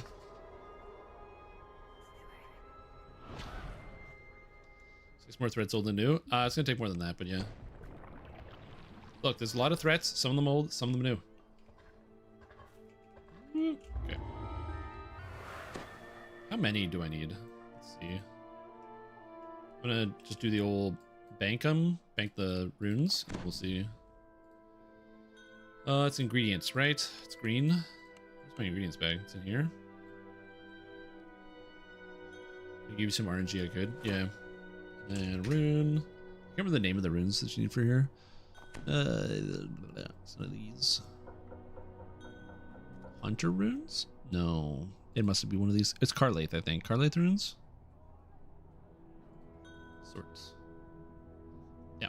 $12.99. Okay, so I can buy one item of 2. I'm not going to buy it yet because I don't want to buy one of the items and then immediately pull it. So I'm going to wait until I can buy both. Then we'll get them. So I really like this outfit. I don't know if I need the floating style. I like the floating style because I'm a warlock. I should float around, but it doesn't really fit with the outfit. I need a more like evil looking warlock outfit, you know? In theory, if I was just farming for the runes, I could also just swap to my paladin and then do some DPS, but no. Already here. Already used the timer. Also, what if it drops? It's never going to drop, but still.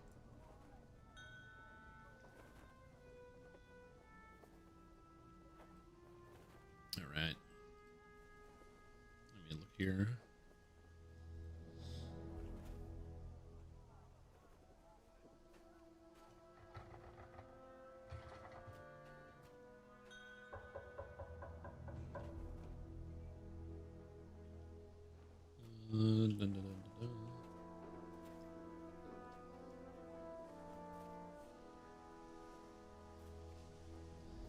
Oh, with the dark apostate. I didn't even think about that. Oh shit, because you can literally turn into a shadow and then you have this like ghostly trail following you as you float around. I mean, that's one of the things that is just a consequence of not playing dark apostate literally ever. I don't think about that.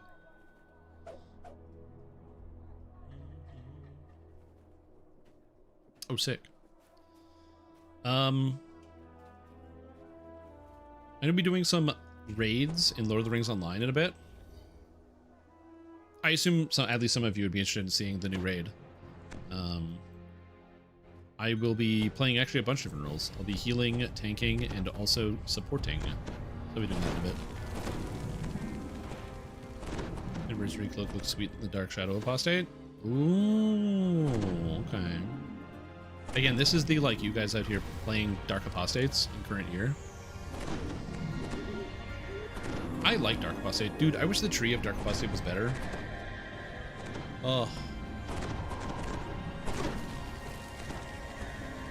E, greater roll and weapons or enchant? Oh, we already got enchant weapon. Nice. +1 for my clank. Wizards of Fey have uncovered a dormant red dracolich in the ruins. Now the wizards are performing a ritual designed to control the creature that they have awoken. It's like it seems like that you kind of float through the air. It's like. So none of the red wizards can escape while I also don't know how I didn't enter combat with the dragon right there. When you're ready. The Baelnorn has sealed the only entry to the area. I guess I could just go and aggro all this stuff. I just don't really want to. Stop the twin threats of the red wizards and the hey, what's up, buddy? How would you like to freeze?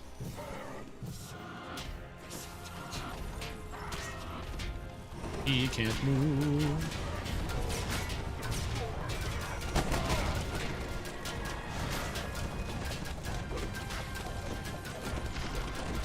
Freeze the Thayan Vanguard, kill him.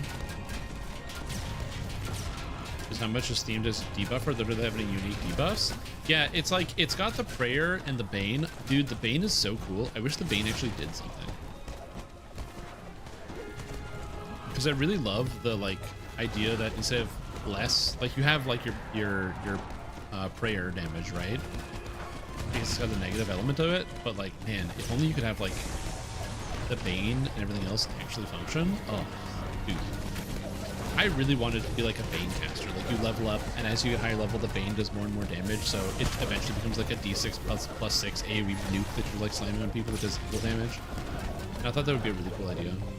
The damage is so much less than that. It's not even a third of that. So, ugh. But think about what it could have been, man. Think about what it could have been. A Merilith blocks the path to the ritual room. She commands her minions to attack, then jumps into the fray. No. You don't need this. Excuse me.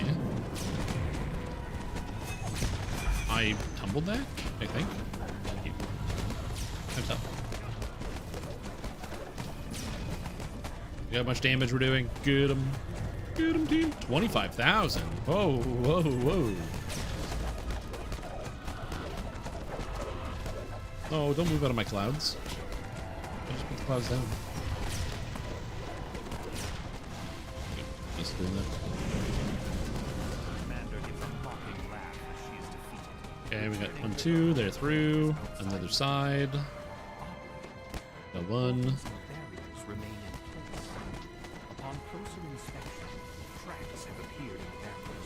Okay, get in the hole. Good.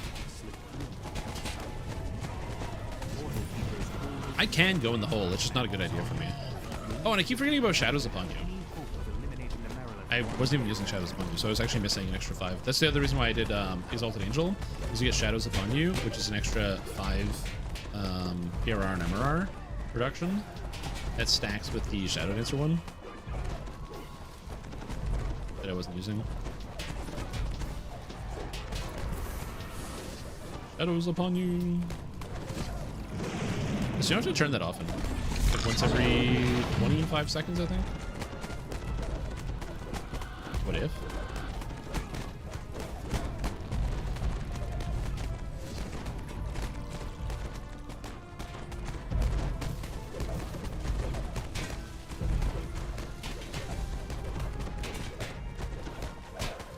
Also, I know I jump around in combat all the time. I just do that. It's just a habit. It might be annoying to look at sometimes, but I got ants in my pants. I don't know what to tell you. Ew. Fortunately, this monk's got a good amount of dodge. He's not always dying. The portal keeper's already dead. Hell yeah.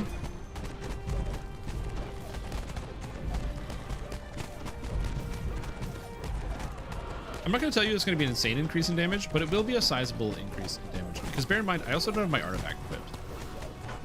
I'm artifactless right now. So I'm missing like all my filigree sets as well. Again, I don't think it's going to be that much more damage, but it should be like a noticeable amount of damage. No, and Tanuki died during the boss death lag spike. Wow, you hate to see it. You need to stop the ritual immediately. Okay, freeze. Oh. Hey, we got him.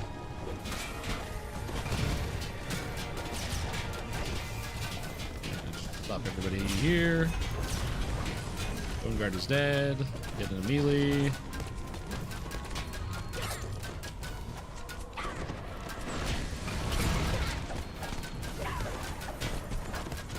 Also, I'm gonna do this. I need healing. I don't like being meleeed by this guy. Get your melee out of here.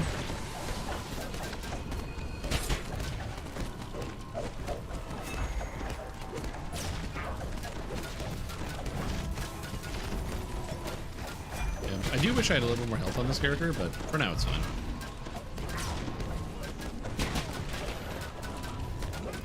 With the Consecrate, the incoming healing, the extra healing from the actual like Death Aura, not as bad. If we're doing this on Reaper mode, it'd be a little bit worse. You take a lot of damage in this raid on Reaper.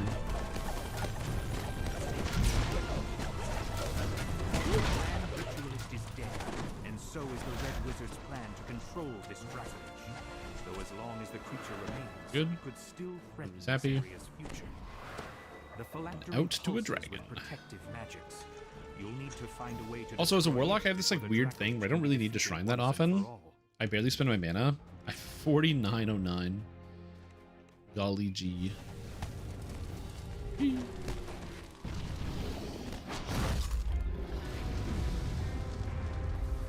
4K life? What the heck? Artificer, Dragonlord, Barbarian Blade Forged. Barbarian Blade Forged? Oh my god, you spent the $50? My goodness. Actually, it wouldn't be 50 because you don't need a +1 Heart of Wood to get rid of your Paladin level. Because you have to change the Paladin level to like another class, like something neutral, like Wizard. Ugh.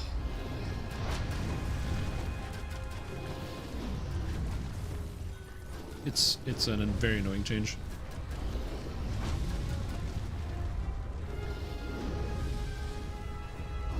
There's also a time where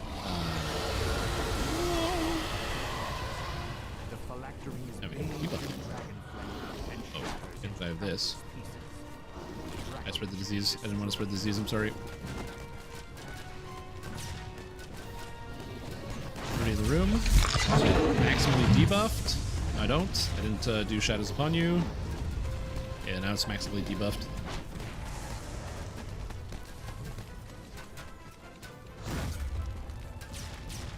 I should have been DPSing, but I wasn't. I missed most of the time stop. Oh, but we got time stop too?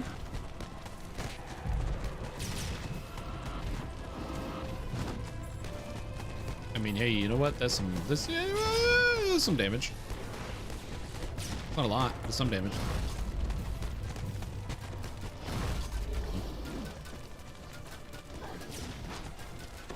Okay, I think I'm good. This range was safe. But yeah. Again, it's like I can feel like kind of good about a little bit of my damage because I think for a Warlock my damage is okay. But man, when you see the damage numbers that like Artificers are putting out right now, holy. Reminds me. And whoop. Shadows Upon You. Go, my extra 5 PRR MRR damage reduction. Yeah, buddy. Okay. I'm gonna stand over here and not kill anybody. Okay, we're good. And this side of the room is safe. No, it's not. You're on fire. Okay, this side of the room is safe.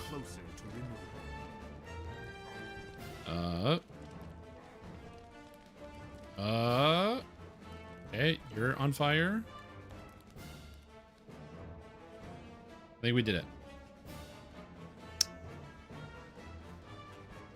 Yeah, that's what I said, like, I can feel good about my damage because I'm comparing my damage to a Warlock. And I'm not comparing my damage to, like, I don't know, one of the other guys. Palisade, Ward of Carlaith. This shield is so cool. Yeah, but hey, that's 15 more PRR and MRR reduction that you wouldn't have had if I wasn't here. And we've also got time stop. Oh. Like I said, here's the way I think about it. With a 15% increase in damage taken by monsters because of the debuffs, that basically means that I contribute to, as a total amount of DPS, 15% of the entire group's DPS, making me the #1 DPS. Thank you for coming to my TED Talk.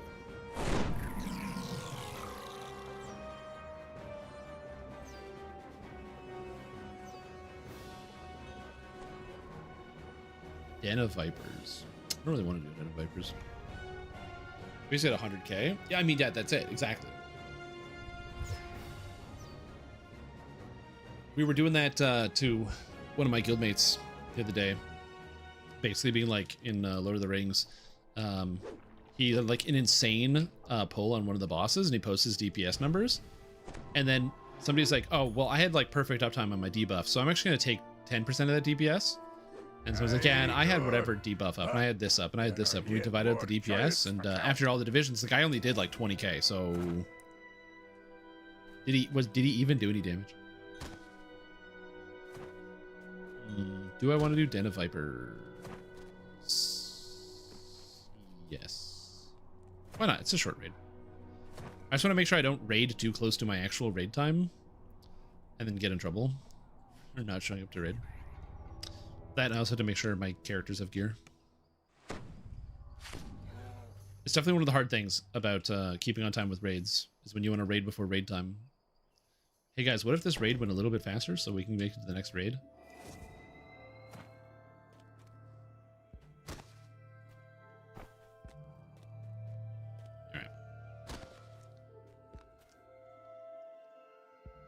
Oh yeah, right. Town-based leg. Help! Help!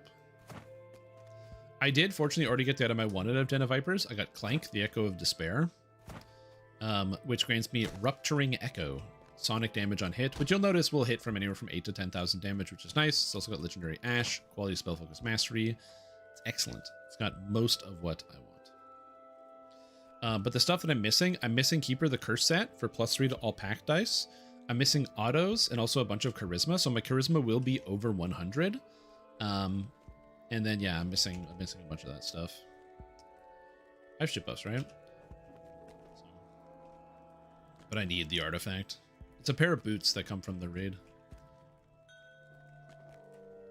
The one upside of the new quest pack not really giving any gear means that I don't really have to think about making any adjustments to my gear in between the expansions. Because we got Chill of Ravenloft, and then pretty much all the gear that's come out since Chill of Ravenloft hasn't been super relevant. Although we do have a level cap increase coming. So that's another big part of it. When Dwergar comes out, we have a level cap increase.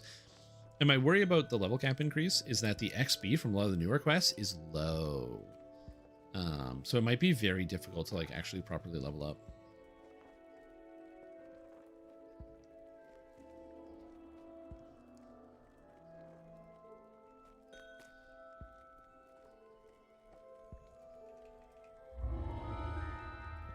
So yeah, so we'll see. Shadow Creep is more XP than the new legendary quests. I mean, you're not wrong. Shadow Creep does give more XP than the new legendary quests. And it's like...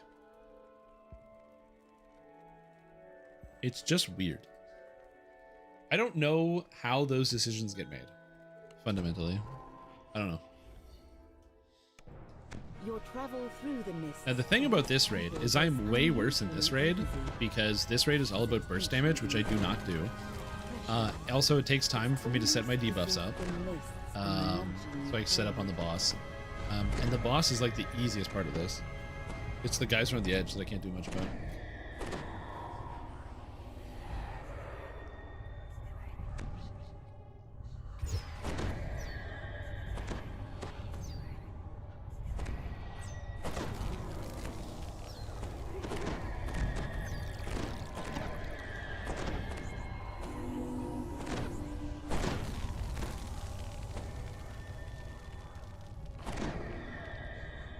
There's a bard here. Hey, bard. Nope, it's not the bard. I want bard buff so I can feel powerful.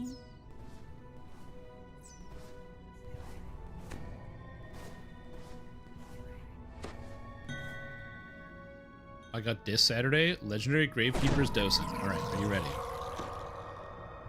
We got a Gravekeeper's... hold on. Face the wall. Gravekeeper's Docent. It's got the good luck. It's got the +5. It's beautiful. Those who don't know, this is the rare. The rare is the good luck. Curse of Weapons Touch. +5 fortune bonus to strike through. +2% offhand. +2% double strike. +2% double shot. Ooh. On the rare too? That's pretty. The likely author of all this destruction awaits you by the temple entrance. A terrifying Balor. Do not flee, mortals. I have an offer that may serve us both. Then we Lantern. Oh, don't stand on the lantern thing. I await your success. If you have never... oh my god, I have a loot. Anyway, if you've never done this raid before, this is based off of the lantern event. What you can call it, I guess. Where at the end of the lantern event, which is the first kind of hardcore light sort of experience, this raid came out and you needed to use the lanterns for this raid. There's 14,000 health. What a joke. Only the ritual lanterns from these stockpiles will serve you. Other lanterns you may have obtained are not designed to function here. A dark wind of ill. And then what you have to do is you have to pop your lantern inside each of these corners. That's why we're letting the tank do it. Navigate this room. Should Miststalkers attempt to corrupt the circles, use your lanterns to mend the damage, or And then once the ads come in, there's going to be these guys that try to stop the lantern. So there's basically three health points on this. You can restore it, but also not these guys. Well, I don't think I can do anything with this guy other than freeze him. Yeah, I can freeze him. Yeah, the range took care of it.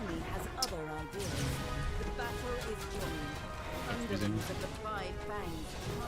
Freeze. The old cloud.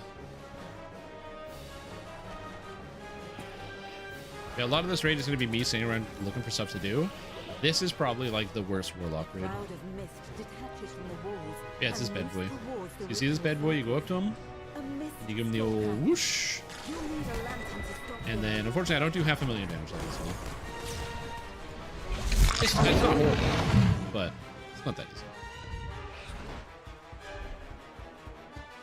Turn undead, work on those snakes. Oh shit, I forgot I can turn undead those snakes. Great question.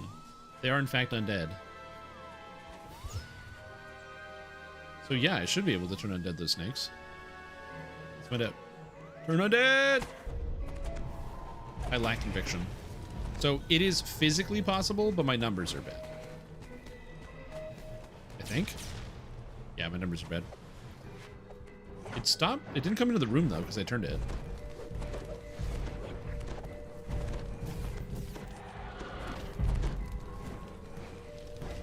It's like outside the room. Weird.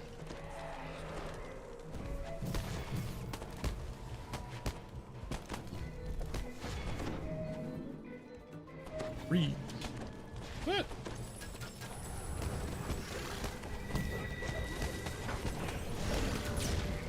Oh, interesting. I was tempted to go up here and grab some of the extra turning stuff, or to grab the increased turning effect, but I did entirely forget about turn undead as a concept. We rip one time stop right away. Yeah, I can time stop it. I'm not doing a whole lot else. The ritual circles hum, the mist boils, and a massive shape begins to form to the south. The Dark Lord has arrived. Okay, time stop is ripped. And it's fully debuffed for me.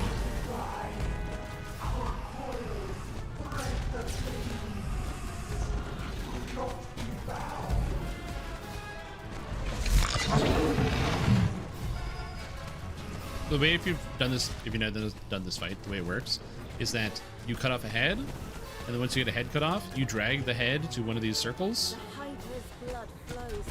Doesn't matter who it goes after. Intimidate in. Now that he's in, we kill him, and then wash, rinse, repeat.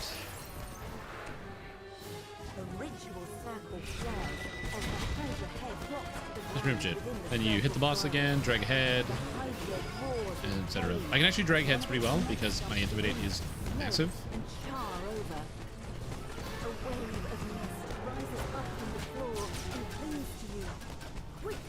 And the heads actually do come off, which is kind of cool. I still remember we knew the Hydra was coming. We thought we were going to get the Hydra with the raid. Unfortunately, we did not. Come here, buddy. And a 5 Fang, and then we get him. You also are going to get this mist effect that prevents you from seeing anything. This is removed by using the lantern. However, you never want to use your lantern to remove this mist effect, because a little bit of visual clarity, as nice as that is not nearly as important as killing those mist stalker guys.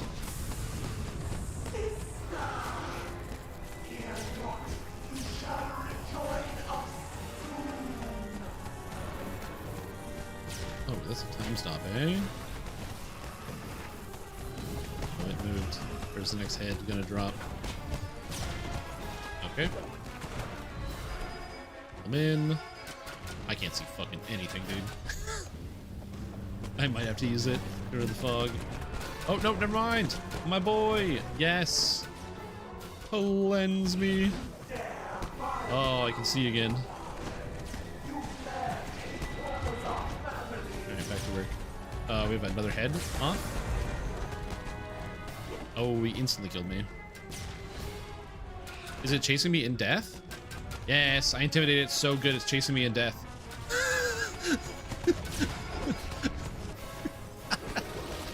I intimidated it when I died, so the intimidate happened after I died, so it chased my corpse. That's awesome. Thank you. I got one shot. That's so funny. I did not know you could do that. Oh, I lost my lantern because I died.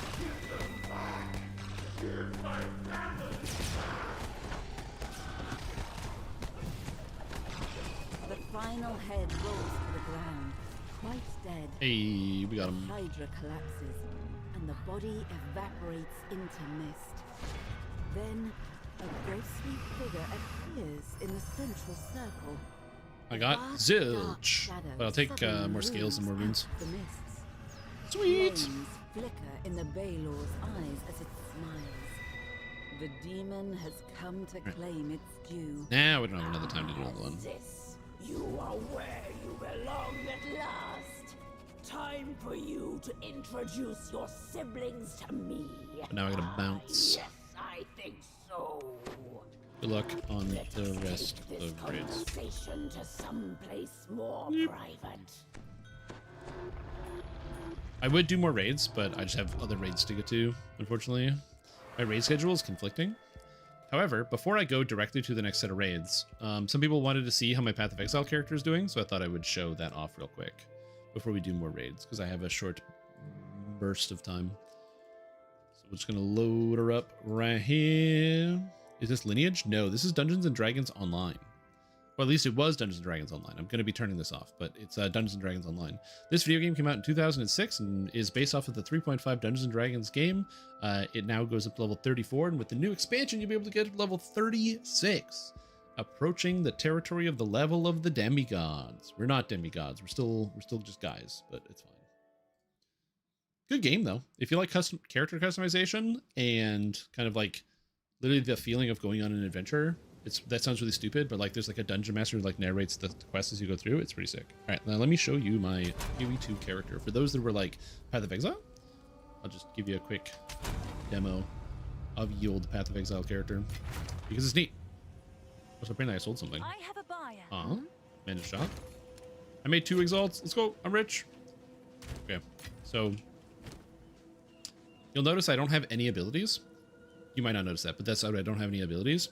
And that's because my character has been entirely reworked. So now what I do is on the tree, I go around the entire outside of the tree, taking everything that has the word crit on it, and that's it. I just took everything that has crit.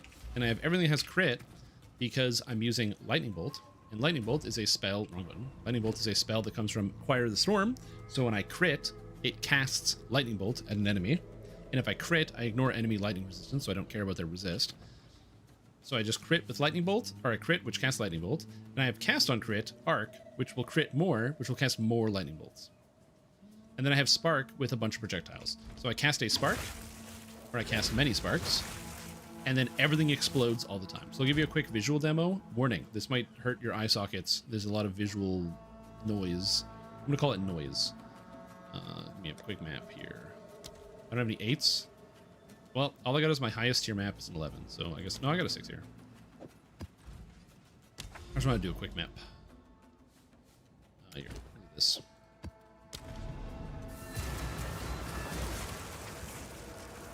So you'll be able to see visually what happens. So before, I had like all these combos, all these buttons, everything I had to do. The only thing I do is I press Spark, and then when I get to a boss, I press Sigil of Power, and then as I spend mana, the power grows, and I just stay in here and I get more damage from standing in it.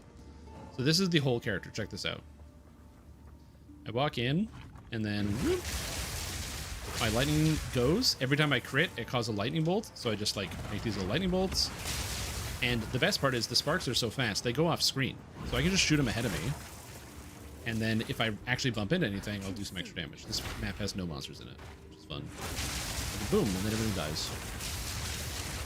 Isn't that neat? And that's the character. It's great. Everything explodes and dies. It's very satisfying. It's nice visually as well because there's like all these lightning and the crackles. I really like that crackle sound. It's very satisfying. Anyways, that's new build. It's just me crackling guys. And then for events like this, like the Abyss, where more monsters just pop out of little holes, it's great because I can just stand in the corner and just keep blasting my light. The only downside is, man, does it use a lot of mana, so my mana bar just goes down real fast. Now, I'm playing as a blood mage. Oh, I can't, my sparks can't get across this hole. Can I get across this hole? I can't get across this hole. This blocks the sparks, and I can't get past those guys. That's a hilarious turn of events. Yes, I can. There we go. That worked for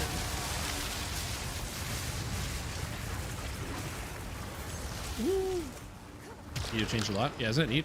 Anyway, I just thought I'd showcase this. Yeah, a hole on a bridge. Character's useless. Another hole in front of this door. Yo, this map type, I already didn't like this map type. The fact that I can't get around is really low. Go away. Dreamy. And it's just like literal visual nausea.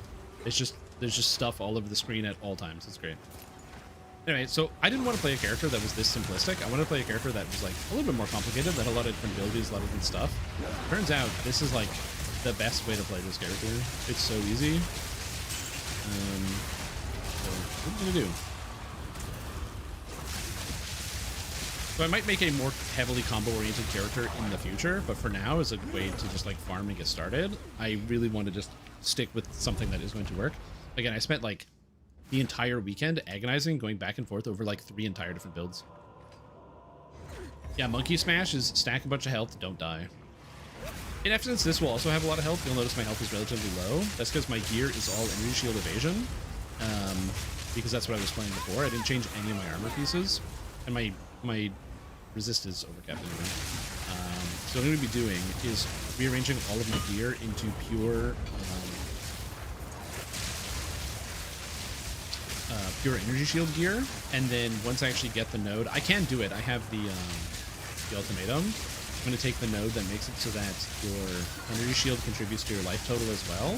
So my character will have like 4k life and like 4k energy shield, somewhere around there, and I should be pretty tanky at that point. This guy's a soul siphoner. Aww. You gonna die? I'm gonna leech. Thanks, buddy. And zilch. Right. Yeah, this character was not this simple before. It was like so frustrating. There's like a million things you had to do all the time. Ugh. Oh, these are so much. I need more etchers. All these are bad. That. Detonator. Let's grab some of this, and bomb this, and we'll bomb that, bomb this, and we'll bomb this. Look at that. Nice little dense room. And because I'm standing in one place, I can now drop the circle. Sigil of Power used to give you a defense bonus. In Path of Exile 1, it gives you a defense bonus. In this game, it does not. It just gives you a damage bonus. But the current damage bonus, if it's maxed out, which it is at 4 stages, it's 12% more damage per stage, but that's multiplicative. So I end up having a lot of mana. Unfortunately for me, I spend so much mana. Look at that bar. I spend so much mana. So I need my flask to just run constantly. Again, the gameplay might look pretty simplistic, pretty boring, but I promise you, it's actually very good.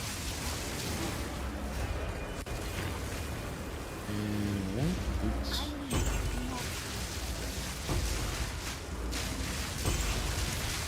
Also, if you hear like Diablo 2 gold sound effect, that's interesting.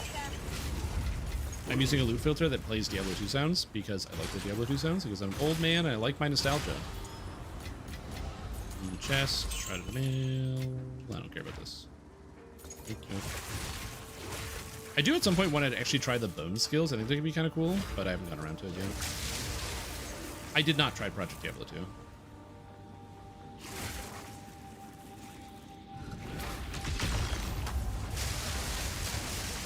Oh, hey, everybody. Go, my lightning blasts. Look at them. Look at them fall. Just sparks everywhere. I wouldn't be surprised if the computer like could not render that well. Use Skyrim level up sounds in Go? Oh, really? Interesting. It's kind of fun. I just like the DDO, or not the DDO, the Diablo 2 sound effects. It brings me back to happier times. The world was simple, man. I didn't have to pay any bills, and I was literally a child.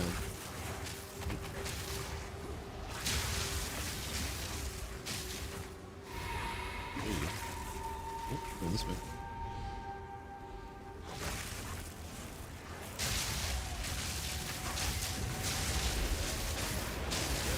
Was it like the ultimate curse? I hope you live in exciting times.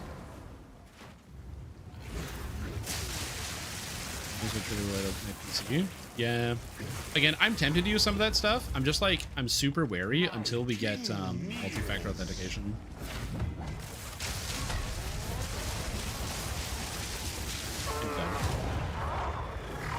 Yep. May you be cursed to live in interesting times. That's it.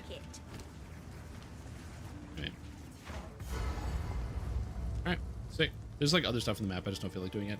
And that's basically the build. That's the change. I don't really have a whole lot going on. I have so I can add a lot of stuff.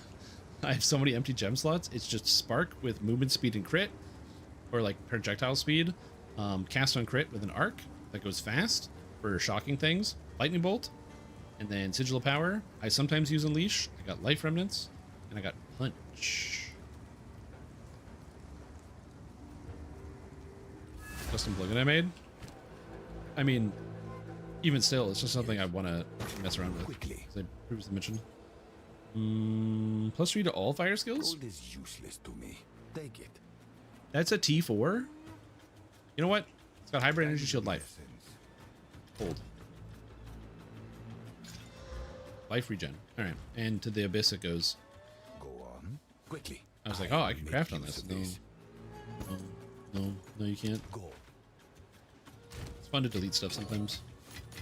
Away. Can I fix that?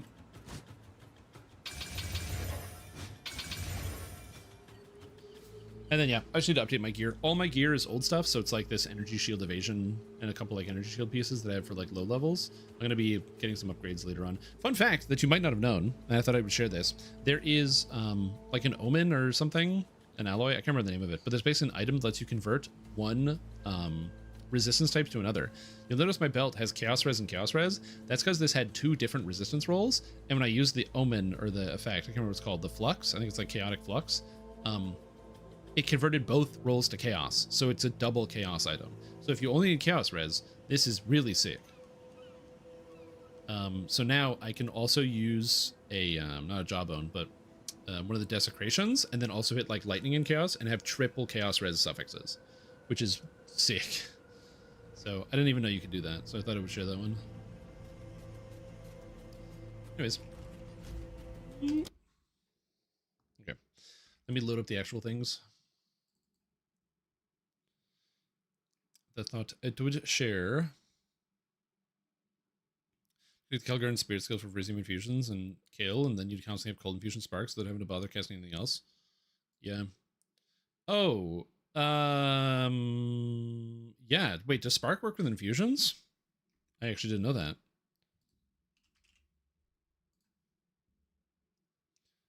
Oh, yeah. Cold infused. It adds more cold damage and it freezes? No, it just adds cold damage onto it. But for like the full hit. Interesting.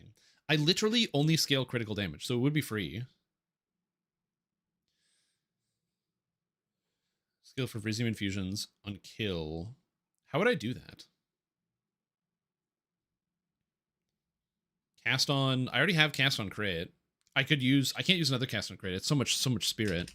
I only have 100 spirit, and all of it. Well, that's not true. I have more than 100 spirit, but I have wrong password. I have 100 and something spirit, and all of it's going through already. Okay, anyway, let me change it up. Raid farm. Oh, it's not going. Raid farm night. Also, why did that not turn on?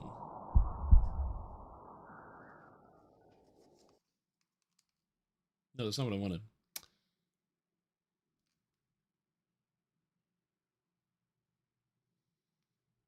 There we go.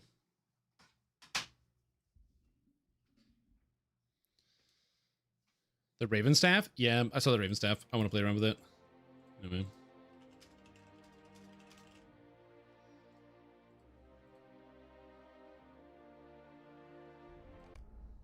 $70 divs for crow or for righteous crows? That's so depressing, dude.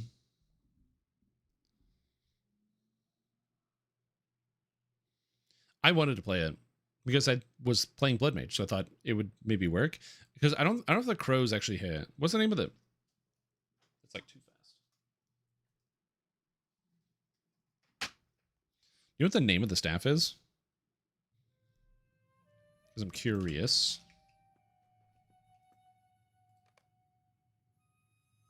Oh, it's already there. Okay, good.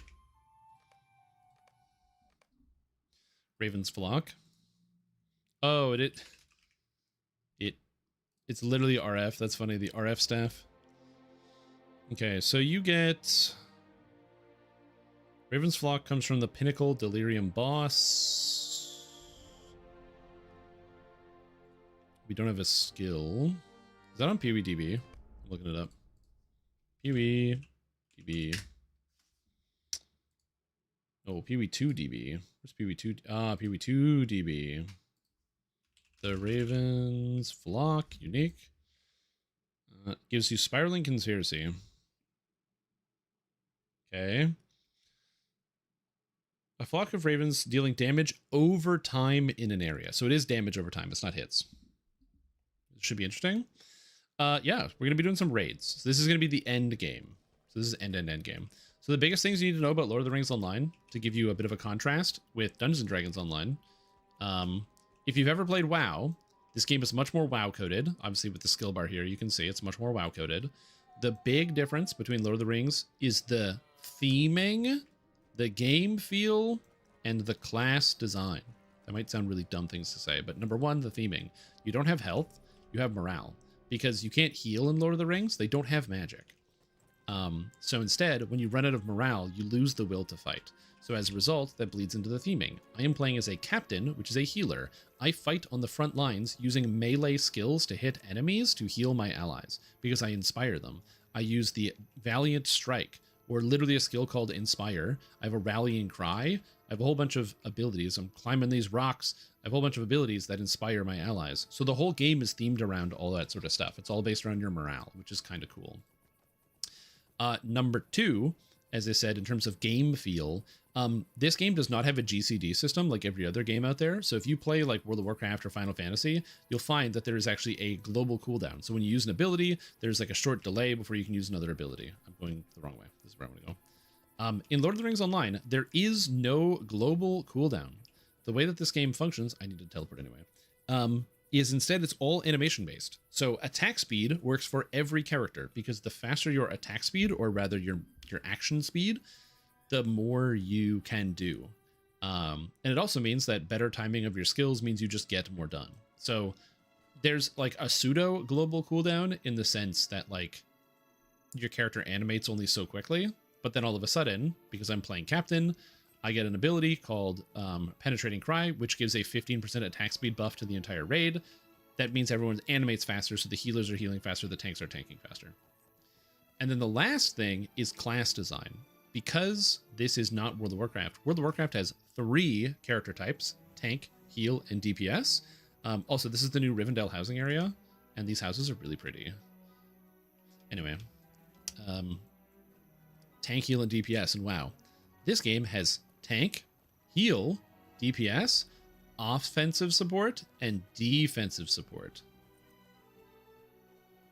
So as a result, I actually have options for other different types of characters. Offensive support are buffers. So the captain classifies one of its roles as offensive support. So I have a healing tree, I have a tank tree, and I have an offensive support tree. Offensive support is mostly buffing. I get like banners I can put on the ground that raise the damage of my allies. I can reduce the armor of enemies. Somewhere in here. Yeah, the mitigation chance to reduce the enemy's defenses. I get like basically buffs on buffs and buffs and debuffs on enemies.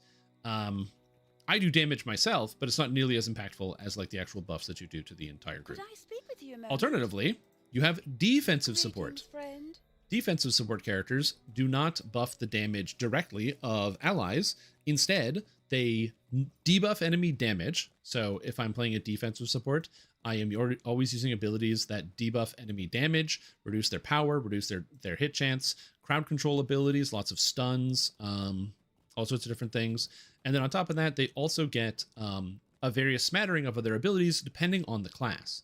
So for example, the Lore Master, who is kind of like this more magic-based character, gets a huge amount of additional healing because there's no healing, but it's like magic healing. Doesn't matter. They got like a bunch of magic healing.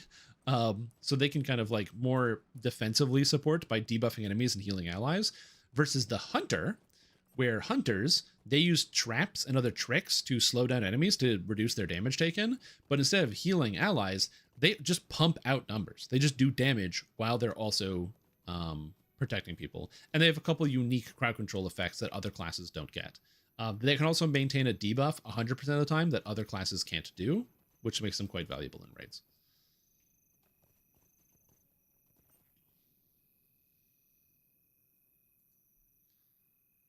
So there's that. So you have like a lot of flexibility there. Yeah. Also, I need to change this because I'm gonna have to jump in Discord. It's not gonna come through, so no one's gonna hear anything.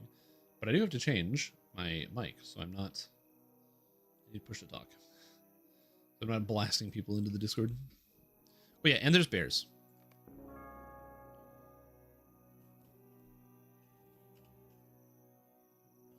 Oh yeah. I just don't have blocks. So you're going to be able to see a raid. We're going to be doing the final boss of the raid. This boss is a gimme. So it's going to be pretty easy, and I'll be able to explain kind of the mechanics. And yeah, you'll be able to see it. So it should be a good time. But yeah, I'm playing as a healer right now. I'll be doing a few runs. Healing Captain is kind of cool because they're much... Oops, I'm missing items. Healing Captain is kind of cool. It is kind of similar to Disc Priest from WoW in that you hit enemies to do healing, but it's very melee. So I actually have to stab enemies with my swords to heal people. And I have a lot of targeted heal spells, but because I'm also a captain, I can bring some of that offensive utility. So I bring the attack speed buff that I drop on my allies, so I can put that out as well. And on top of that, I actually get some other variable stuns I can use, which is helpful. Fistweaver Monk or Fistweaver, if you want to call it by its proper name. It's not quite Fistweaver. It's a little different than Fistweaver. For over 100 years, the King Tai Elves had bettered a mysterious blight, seemingly brought on by the din of storm. I don't know if I can make it through this hallway, but we're gonna try him. Consumed once beautiful Agadim. We have to actually get to the boss, and you have to run through a deadly death hallway of death. An investigation by the Can I just go yellow for this? have tracked the source of the blight to the valley of Nagahedi. But what dangers lurk inside the ancient This might work. and abandoned? Whoa, rocks.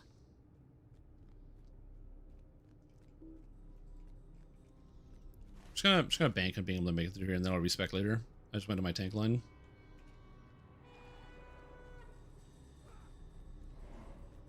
Basically, these guys just damage you as you run past them, which is really annoying. And so you just send a tank through, and once the boss fight's down here, we used to actually fight our way through all these packs, and they do huge amounts of damage. They instantly kill people. It's like really, really annoying. It's a stupid, dumb mechanic. But now, oh my god. No, I took 1 million. Anyway, now all you do is run to the end. And then once you actually make it to the end, you just activate the boss. And then once the boss is active, you're allowed to just teleport to the end. So it allows us to skip 100% of the trash. But yeah, it's not quite Mistweaver. It has some unique elements to it. Oh. Yes, sprint, dwarf. The tank. Is he not? He's not tanking. Someone else is supposed to be tanking. But yeah. Like I said, it's not really analogous to Mistweaver Monk. Mistweaver has like kind of the builder spender mechanic, so it ends up feeling very, very different. No, it's done. I didn't do enough. Oh, so I gotta turn up the sound, because I don't think you guys will be able to hear it very well. Is where I have it on DDO. Also, one of my favorite abilities that you get as captain. No, I'm gonna die, dude. Erupting growth got me too. No, the fumarole. That's okay. All right, round 3. But you get an ability called Last Stand, which just says you can't die for 10 seconds. It's great. It's like one of the best cooldowns ever. It's a great tank cooldown.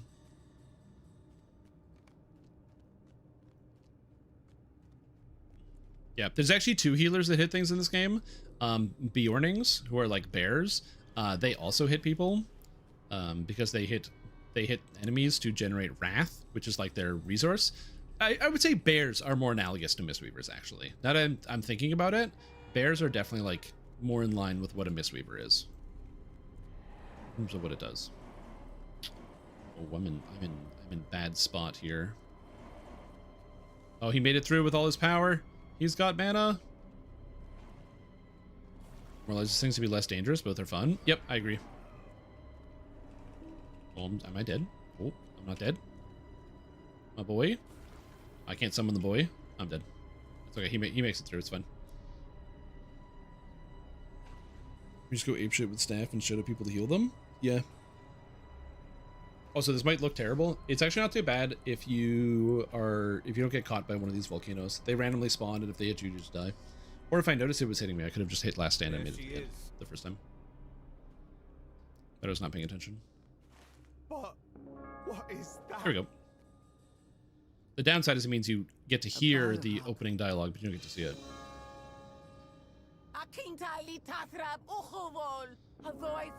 Yeah, I like is it? I like the what do you call him?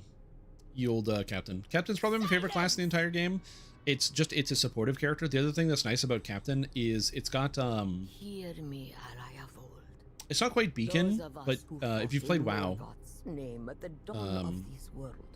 Holy Paladin gets the beacon where they basically put a mark on somebody, and then that person heals whenever you heal somebody else. So you can put a beacon on a tank and then heal the other tank, and you're healing both of them at the same time. In here, the way it works is you get a shield brother, and your shield brother heals for a percentage of the damage that you deal outside of the amount of healing you're doing. So for example, if I use Valiant Strike here, Valiant Strike hits for 5,000 to 7,000 damage, and then it also heals for this much on top of that. So I can use that. I can hit an enemy, heal at everybody, and then also heal whoever my shield brother is. And the shield brother is kind of cool because you can flexibly move it around about who you want to actually have your shield brother and then keep them alive. So for example, in this boss fight, both the tanks are going to be relatively easy to heal. So I actually don't really heal the tanks. It's just not important. So I put the shield brother on the supports who are running around doing stuff, because in this fight they have a lot of running around to do, and they're oftentimes not in healing range. But the shield brother has a range of 50 meters. Slash stuck. And then you just slash stuck to the other raid.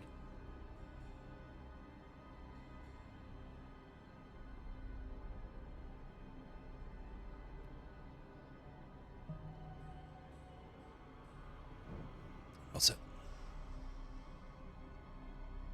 But yeah, there's a lot of healers in this game. You've got like the proactive healer, who is the Runekeeper, where they have like all dots and shields, or hots and shields. So it's like heal over times and shields is their thing. If you start dying, they can't help you. Well, they can shield you, but like if you're low, they don't have burst healing. It's their big weakness. You have minstrels who do something. They have a lot of buffs that they put out while they're healing, and I really don't know how minstrels work. They used to be like the throughput healers, but now the best throughput is like Runekeeper, so I don't know. You have bears, and bears have really good burst healing. They can basically heal the entire raid back to full almost instantly a couple times, which makes them kind of cool. You have captains, which are the highest number healer, so which is what I'm playing right now. They heal just straight up more than anybody else. So I just have the highest output. It's cool. Yes, minstrels are still good in red. Do we have any? Do we have a red minstrel? Not in this run. Do we have any red minstrels running today? Yes, next run we'll have a minstrel. And the run after that we have a minstrel, red minstrel. We have to organize everybody into comps for alts, so that way we can run this multiple times. So, but yeah, we do in fact have some minstrels. I think it's everybody. Pass lead, there we go. Oh, and I got my rolls. Fun. 3 enhanced XP supplies. Hell yeah. I was tempted to cap out my hunter before today so I could actually get some hunter gear, but I ended up running out of time this weekend. Partially because I was doing Path of Exile stuff, partially because I was lazy and didn't feel like doing it. There's that. Yeah, and we'll get to the actual raid here once everybody's loaded. Oh yeah, so this is the boss. This is or Zamaktar, the Putrescent. Basically, the storyline is, currently... Well, I'm going to go here. Basically, the storyline is, here is Haradwaith. So you have, like, all of Middle-earth, right? And you have the Haradwaith down here. So this is where Umbar is, where the Corsairs, they sail up and they attack Gondor and things like that. And you have the Haradrim who come in this way, and they kind of attack Minas Tirith as well, aligned with Mordor, and they get pushed back. So here, we're in the Haradwaith, we're working with the Haradrim. So guys come from even further down here. And so we are... whoop. Guys are coming from even further down here. But so the story goes, that when Sauron dies... several cracks come out, and like there's like a giant earthquake that goes throughout the land. That happens in the movie. I assume it happens in the book. And so there were several cracks that started to appear down here, and those cracks opened slight holes in the ground that started to reach towards ancient evils that were previously locked away, which is why there's like new bad guys to fight. And this section is basically there's a Balrog that's been locked under here for like a quadrillion years, and so the entire cavern that it's in is all infested with mushroom and fungus, and it's basically covered and infested the Balrog. And so because of the cracks appearing in this area in Murgala, there's like this horrible plague that's been going through. I am ready. I hit escape. There's like this horrid plague that has been going through the entire world. So we have to kill this guy to stop the plague from spreading and to help the elves stay restored. Also, I didn't set anybody as my... What do we have here? What in the god's name? I don't know who is supposed to be doing the thing. Also, why did Phantoms die? Anyway, we have to fight the Balrog. He's pretty straightforward. Mushrooms on tanks. There's a bunch of mushrooms that spawn. They each give out a buff, so you want to pass them to the party. However, if you have the buff and you get the buff again, you die. So we have one person grab 3 of the mushrooms and give all 3 to the group, which then gives you the Blight Mastery, which is a huge buff to all your stats. And then we have the other person who takes... There's like 4 mushrooms that spawn. There's always 1 extra. They take the extra out. Dip toes. Come on, drop my flag, please. Heal. One of the things that's nice about Captain and why it gets really relaxing is I don't have to target most of my heals. I do have some single target heals, so I will every once in a while actually target somebody, but it's not actually smart healing. It's actually just entirely AoE. The one thing that Captain fails at is single target sustained healing. So if one person has like, if one person's taking a ton of damage, I can protect them by using like, I have an ability called Shield and Wounded which reduces damage taken by 75%. But my individual healing is not as good as it would otherwise be. Dip toes. Dip toes. We say dip toes because there's a mechanic here where the boss does like a knockback, and then afterwards he does 2 more blasts. And so you have to, when you step in the acid, you get like an acrid coat buff, and it prevents you from dying to the acid attack. Why are you exploding? My plague erupts. He does that every 10% health. That's how you can tell. Oh, I'm the only captain here. The blight grows. Actually, I'm gonna be debuffing this guy. We're putting up the attack speed buff. Dip toes. Another thing is I don't have a lot of good like cross raid healing because it's all AoE that goes off of my group. So usually you want a strong healer in the other group. And so fortunately for me though, I have this, the flag, the banner, and when I put it down, it does an insane amount of extra healing. My plague erupts. Pretty good. Also, our damage is super high. This is going very well. The blight grows. The captain also plays in basically like managing states. So there's like a bunch of different stances that you use that give you different buffs. Dip toes.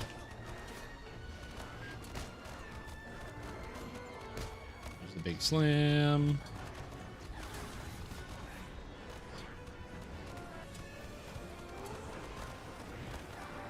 Okay, now he gets to 50%. Now he's off of the center, so he's going to be actually moving around. And it's now on a time limit. So from this point on, you're on a time limit before you are... basically, the room gets entirely filled with this horrible poison gas, and it kills you. So, in theory, you have an infinite amount of time until the 50%. However, the way that it actually works is that during the first phase, you get these puddles. You can see these puddles that get put on individual people, so they're all in the corner here. So the longer you go in the first phase, the more puddles you get, which means the room is full and you are incapable of doing anything else, which makes it kind of spooky. Succumb to the rot.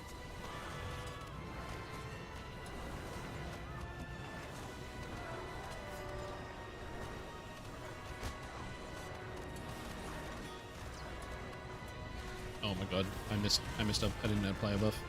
I'm silly. Anyway, other than that, it's pretty straightforward. You just kind of heal people.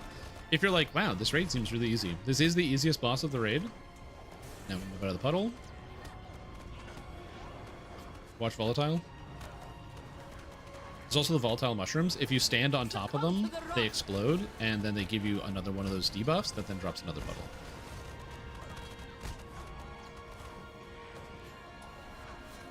Red.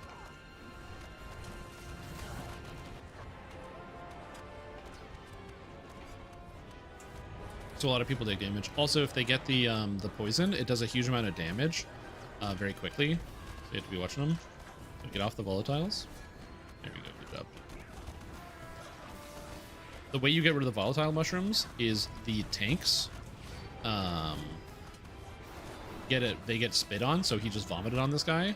Once you get the vomit on you, then the tank is capable of once you get the vomit on you, the tank can then pop the volatile mushrooms. Volatile, watch out. Without it actually causing a debuff to them. I like standing in front of this guy. It's not good. Succumb to the rot. Succumb to the rot.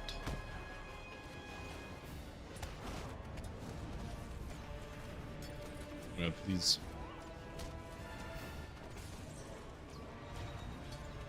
It's just staying. And now, see, this is my problem. I'm not able to hit the boss, so I can't heal. So we have somebody taking a large amount of damage.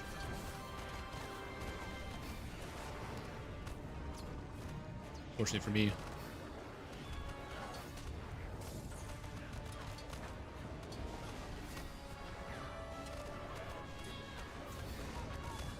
That's pretty much it. It's pretty straightforward. Like I said, the rest of the raid's relatively tough. And so the kind of this boss being a bit of a gimme is nice. Our damage is also relatively high. Watch volatile. So because our damage is relatively high, you don't really feel a lot of the pain that we've been experiencing for the most of this. Sometimes, depending on the group comp, if it's like all people with a lot of alts, like deep in the alt territory, it can be quite difficult to make sure you get the right people to do this. Although again, it's not really that hard. As long as you have enough damage, you're fine. And we're like well into the damage. So now we're in like the last quadrant, and he's at under 5%, but we're more than enough. Sometimes you have to go into this, where like you go into the after phase, and that's where it really sucks. Oh no, somebody dumped a puddle underneath the boss directly? That sucks.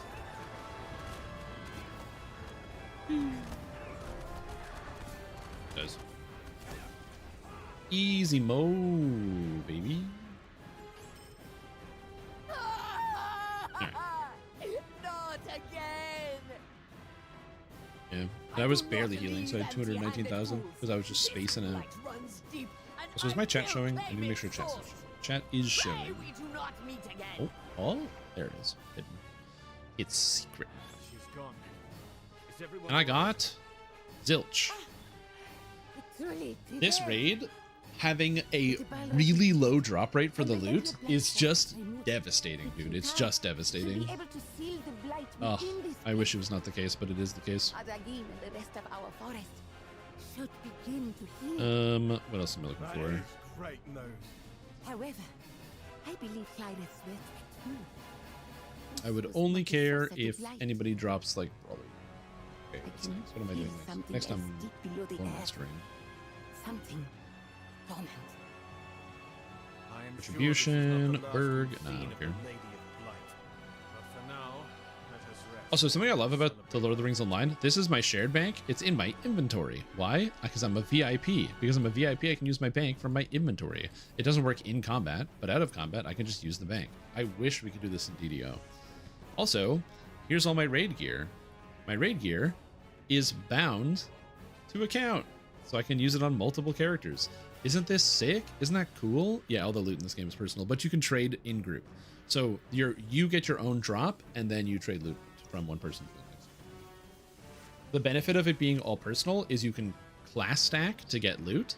So for example, let's say hypothetically we really needed to get somebody like a burglar helmet. We could bring like 5 burglars and it increases the odds that the burglar stuff drops. That's it.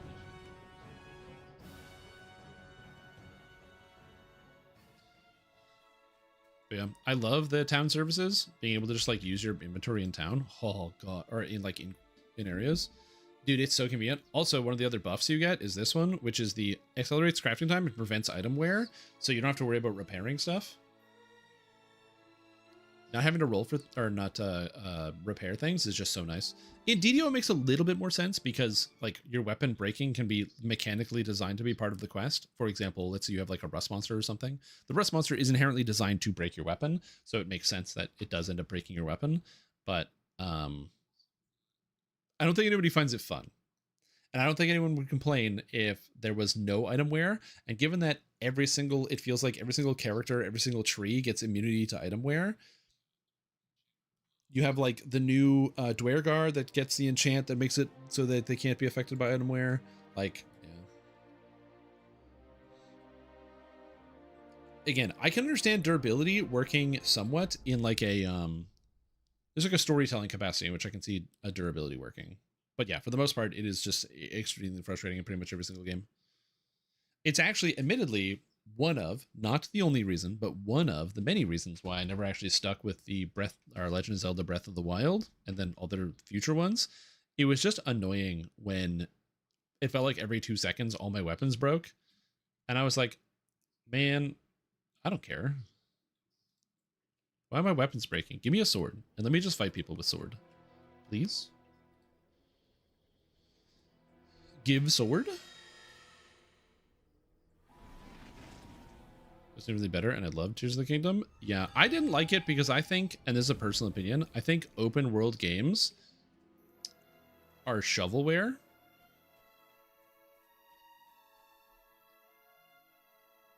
So yeah, I think that it's straight up shovelware. All right, so now I'm going to be doing a defensive support role, so I'll have a very different thing from what I was doing before.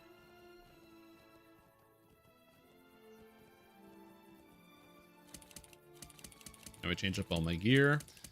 Oh yeah, they don't have it built into the game. There isn't like a, you can't save gear sets. You know what you can do?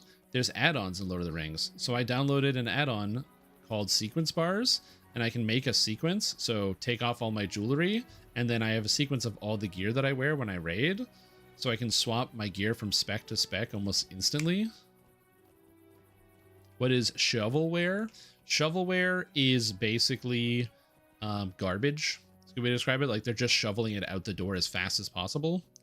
Yeah, it's what they used to call slop back in the day. When you're old, that's what they used to call it.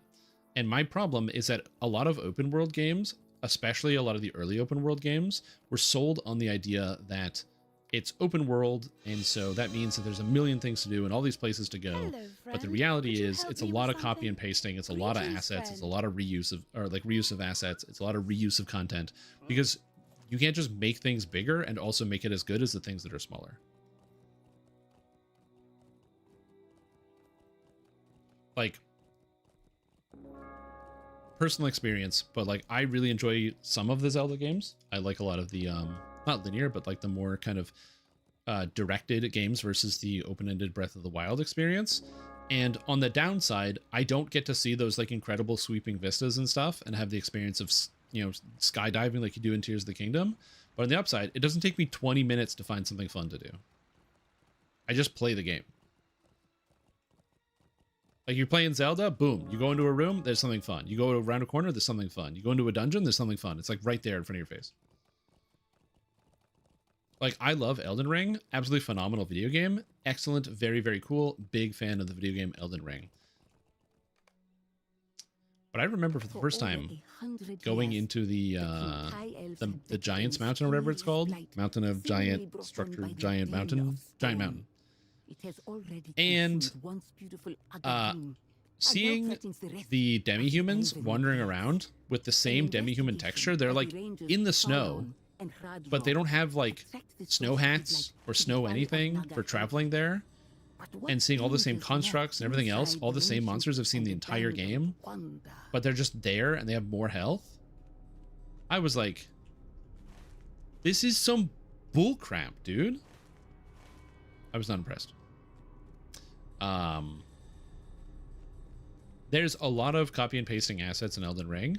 Now, granted, do I think that makes the game bad? No. I think Elden Ring is a good game. Obviously, I know.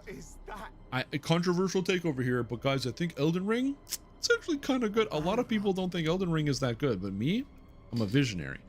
No, obviously it's an incredible video game, but the open world elements did lend to a lot of copy and pasting. So are there areas that are big and open and are not copy and pasted?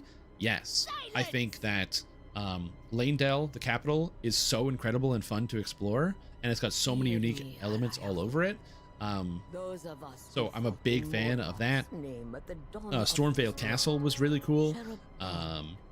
The general feel of Caelid and the size and scale of Caelid was very cool. So there's like good elements to some of the open world elements, but I find most of the time open world just means the same game you would play in 4 hours is now 40 hours, but it's the same game. Not in all cases, but there's a lot of games that just don't work well as open world. And the thing is, even though there are a lot of successful open world games, there's a lot of unsuccessful open world games, or in my opinion, games that get a lot worse. So the best example is Metroid Prime 4 is a pretty good example that's pretty recent. So Morrowind was a good open world game because Morrowind is really small. So if you've ever had the chance, what you can do is you can you can download like modern Morrowind and download some graphics patches, and you can turn off the fog, like increase your draw distance, and you will notice how tiny Morrowind actually is. Literally, from if you're on the boat in Seyda-Neen and you turn off the fog, you can see that Vivec is like 100 meters away. Now when you travel on land, you have to go all the way around, but if you just like swim, you can be in Vivec right away. Or you get eaten by slaughterfish on the way. But the point is, the world's not nearly as big as you think it is. It feels big because it doesn't let you see very far and you get lost easily, which is kind of the better way to do it. They didn't make that big of a zone. They made a zone that's really dense with a lot of interesting things and then put a stupid ass fog so you couldn't see very far. And then that way, it feels huge. Yeah, the Scrolls of Icarian Flight are also good. Yeah, but that's mostly because... no, I think it's longer than a minute, but that's mostly because Morrowind's a buggy mess. It's a really, really hideously buggy mess.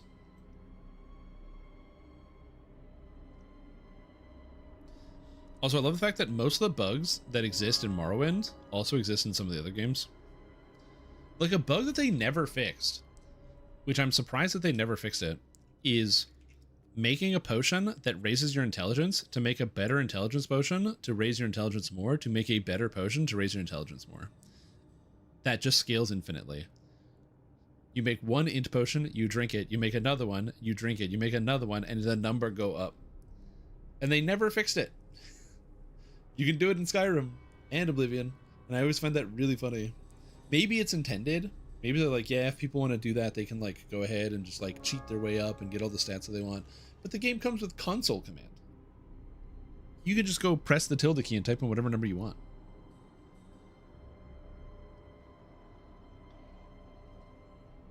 Yeah.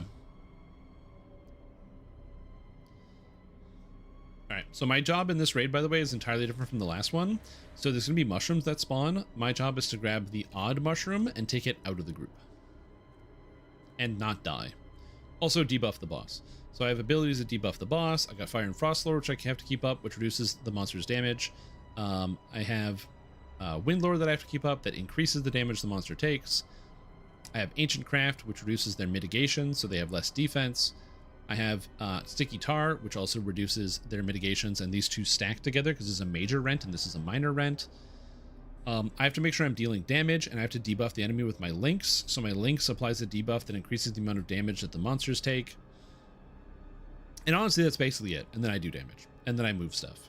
So, and to do all of that, I need this skill, which is the Ancient Master. And the Ancient Master, what this does is it grants an extra effect to all of these spells and abilities. And so I want to have Ancient Master applying to Wind Lore, which makes the Wind Lore, there's Wind Lore here. Instead of doing a 5% debuff, it's a 7.5% debuff. And the way that I get Ancient Master procs is that this character has an ability called Insult to Injury. And Insult to Injury is when you use Ancient Craft, or Bane Flare, or Test of Will, or Sticky Tar, it causes your next either Lightning or Fire skill to do bonus damage. These are all debuffs. So basically you debuff an enemy, and then you hit them, and you deal a bunch of damage. But not only do you do a bunch of damage, it also grants you this Ancient Master buff, which you can then use to juice your skills. So it's like a... This set bonus, this is the set bonus from the raid, is super fun. It's extremely fun and engaging. Lets me Ancient Master every one of my buffs. It's cool.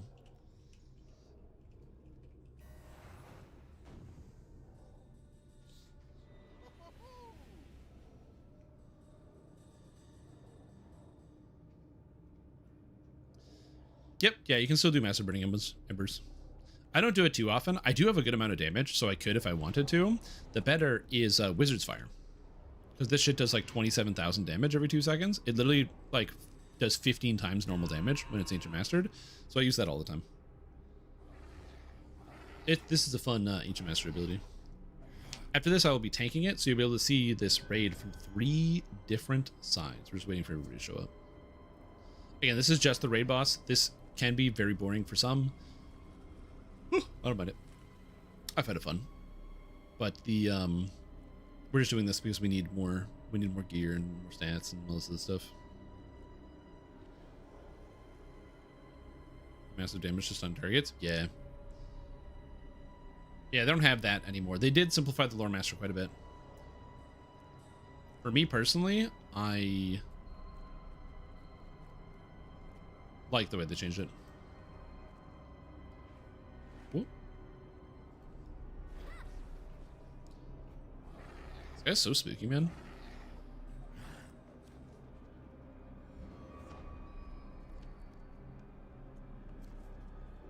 Oh, I'm dropping on group. I never do this. You got it, boss. I literally never do this. I just got asked to do something else. All right. I'm dropping the mushrooms now. If I talk slightly less, it's because unlike tank or healing, where there's like something. Oh. Okay. Unlike healing, I actually have to like kind of do stuff. I don't have to do a whole lot. I have to like kind of do stuff. Tank side. So I grab a red, blue, yellow. And I'm gonna go over here. I don't have a move speed buff, so I'm gonna drop this there, which I don't want to. Then we drop 1, 2, and 3. Both these. Okay. I don't normally do that. And that's a really bad spot. I don't want that to be there. But I should have probably dropped that under the boss. I don't know what I was thinking. Let me drop this to guitar. Oh, don't die, please. Tiptoes. I gotta make sure I'm still doing that to myself. Oh, right. Mushroom. Blue. Yellow. Cool. I have the mushroom. And then I stand right here, right at this little crook. Because if you're too close, the boss will also get the debuff. Or the buffs. Not ideal. And that's it. That's pretty much the entire thing. Is I just stand here. I pick up the buffs and I don't get distracted. Ents is fast? No, you can animation cancel it. The way that you do it is you animation cancel it with Light of the Rising Dawn. My plague erupts. Dip toes.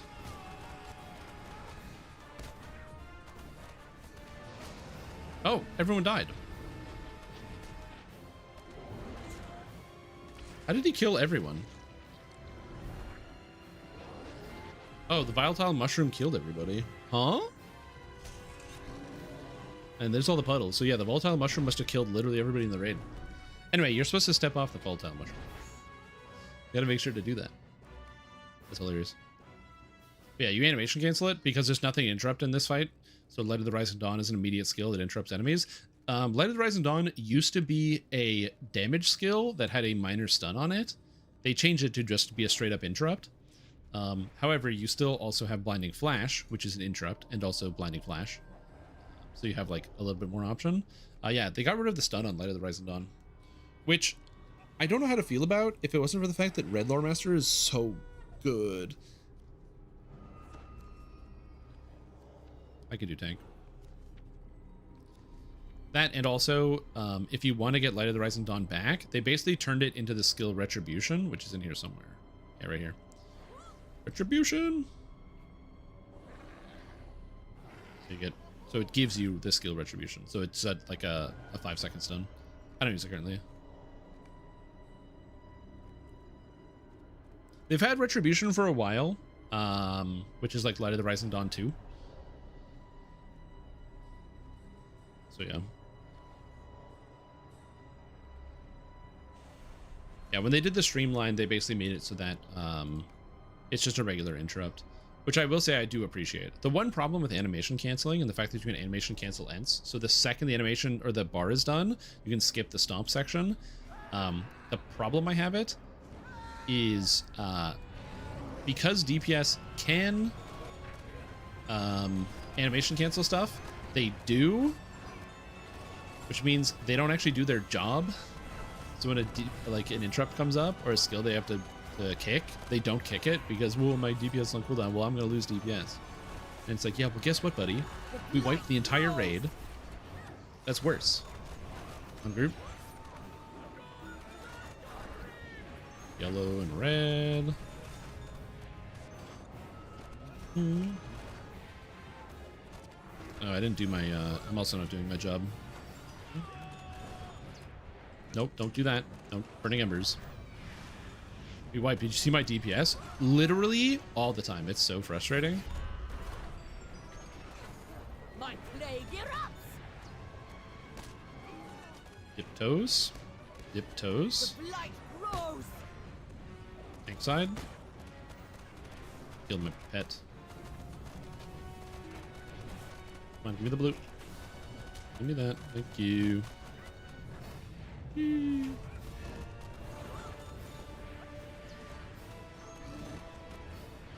have a new cat now. Debuff. That's pretty much it. I just stand here, debuff the boss. There's a puddle behind me. The blight grows. On group. My plague erupts. Double blue, dip toes. Yellow, red. Perfect. I have my toes. Oh no, we lost our tank.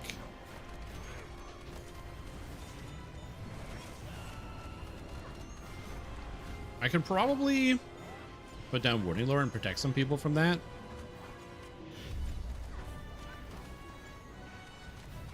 I'll do it for the next one. You know what? I'll do it for the next one. I'll help people. But yeah, the number of times I've had to deal with like DPS players who just like don't do their job because they're like, "Not my DPS." Hello, blue.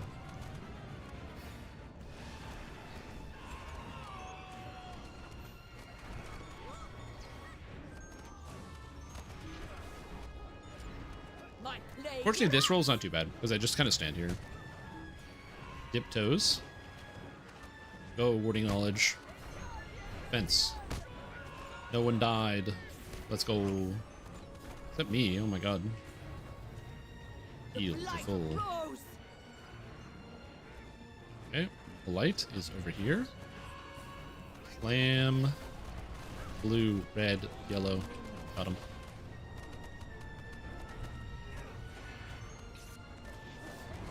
Ooh! I almost didn't make it too, so look at me. And then my debuffs are off the boss because I wasn't keeping them up, so I'm gonna do this. This is the one hard part, is keeping track of your debuffs. There actually is a program that you can use to dip toes. There's a program you can use to keep track of your debuffs called Gibberish. It's basically weak auras, so it lets you track pretty much anything you want with a little bit of code. And so Gibberish is great. My main problem is it is a computer destroyer, dude. Like, Gibberish is so horrible on your machine. So, like, after 3 pulls, I have to reset the entire client because it's, like, got some, like, either horrid memory leak. I don't know. But it, like, is unplayable. The monster pooping? Not really. He's just stuck in the middle. He hasn't broken free of his cage yet. I'm gonna drop this right on me. Don't you dare. Good.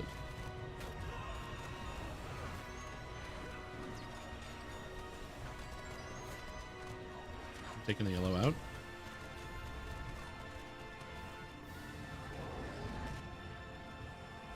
Gonna stay over here. Lily, can you get the blue? Oh my god. Please.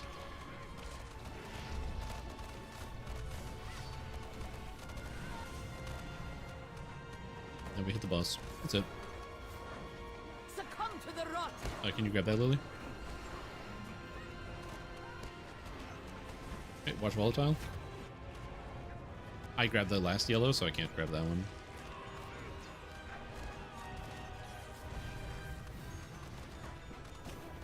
Got it.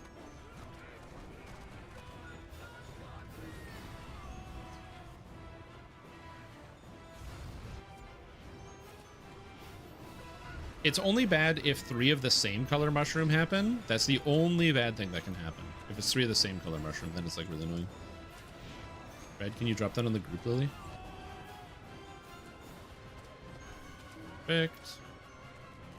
The red mushroom increases damage, so we want to make sure we use that on the group at all times. And I had to stay out, so in case a second red pops up, which the game likes to do, I'm able to get rid of it. Taking the yellow. I'm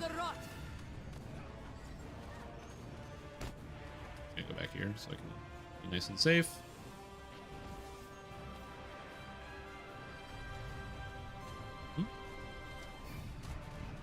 Your yellow, Lily.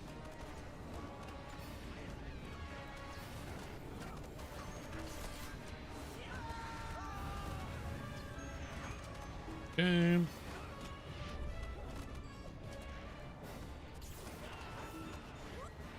So he's at 26% life. So he's at basically half health, and we went through 2 of these. Blue, mine. Just to make sure we keep our damage up. We have a minute left on Oathies. So right at this point, I'm basically just doing everything I can to add a little bit of extra damage. Any tiny extra damage I can add in, I'm doing. Because it's getting low, man. It's getting low.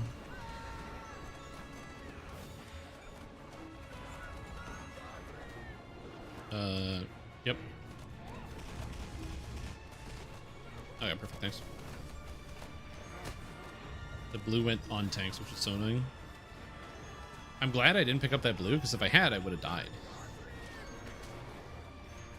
3rd blue? Alright, game.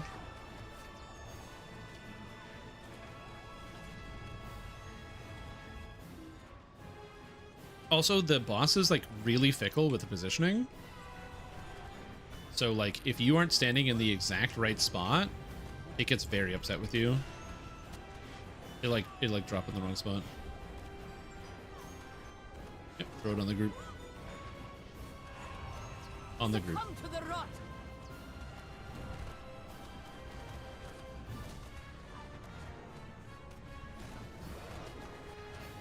We lost a captain. Don't know how.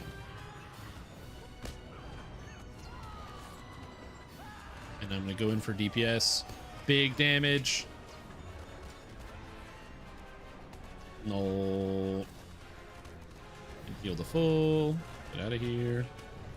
I mean, I say I'm going for big damage. I'm not really doing anything, but I am, like, attempting to do something. Hello?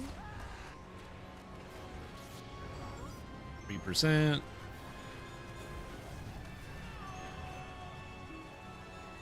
Oh, this is a bad spot. Volatile. Another yellow. It's out of range of boss, so I don't have to move it. Nice.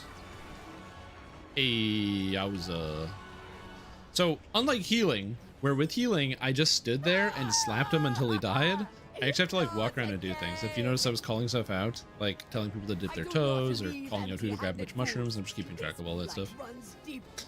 39,000 DPS plus my links for another 9,000. Baby. Not good, but I'm a debuffer. I try my best. I didn't do any healing, which is probably what I should have been doing, but I wanted to squeeze out just a little bit. I hit the boss for 23 million damage per second. That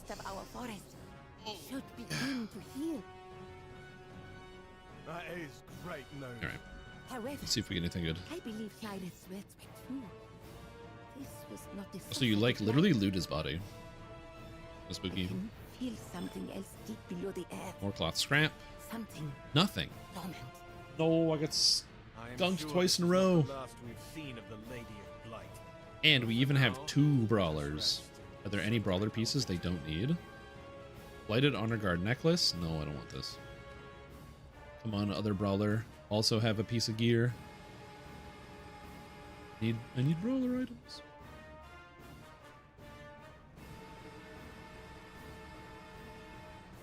Bam. Also, for reasons I don't understand, the Acrid coat is a buff and not a debuff. It's a buff because it protects you, but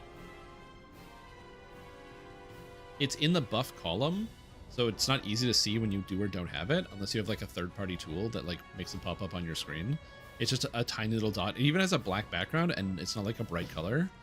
You just have, like, the acid goes in the debuff line, which is up here. If it was a debuff, it would be great, but it's classified as a buff. What do we got? We got something. Tank glove, that's champ glove, garbage, and minstrel garbage. No need. Alright. Next up. This is actually going smoother than expected, so I am surprised at how smooth this is. Not that it shouldn't. This fight is not that hard, but you never know. Sometimes you can have, like, difficult raid experiences. Sometimes, you know, sometimes people are on the not on the right game, or you get people or too many alts, if that makes sense, with not enough gear. Fortunately, I've been running this for a few weeks, so it's not too bad. All right, and now we're up to the Brawler. So Brawler is a class that doesn't terribly fit in Lord of the Rings Online. It's probably the only one that doesn't really fit or make that much sense. But it's based off of the legend of Helm Hammerhand, who gets the name because Helm, it said that basically his, like, weapon broke when he was fighting some orcs, and he beat the rest of them to death with his fist, earning the title Helm Hammerhand. And so the Brawlers are supposed to be they're basically people that follow in the legend. Oh, it's loading. Oh my god, the loading. But they basically follow in the legend. So are there actually brawlers out there? Not really, but these are people who, like, went to the bar and had a few beers, and then they were like, yo, I can fight orcs with my fist too. One of my favorite parts is that you can be a hobbit, which means you're like little tiny hobbit. It's the best. So you're just, like, out there with your fists. The animations look great on the Brawler. They did a really good job of making them look slick. So I'm a big fan of the animations. But it's just more funny than anything else.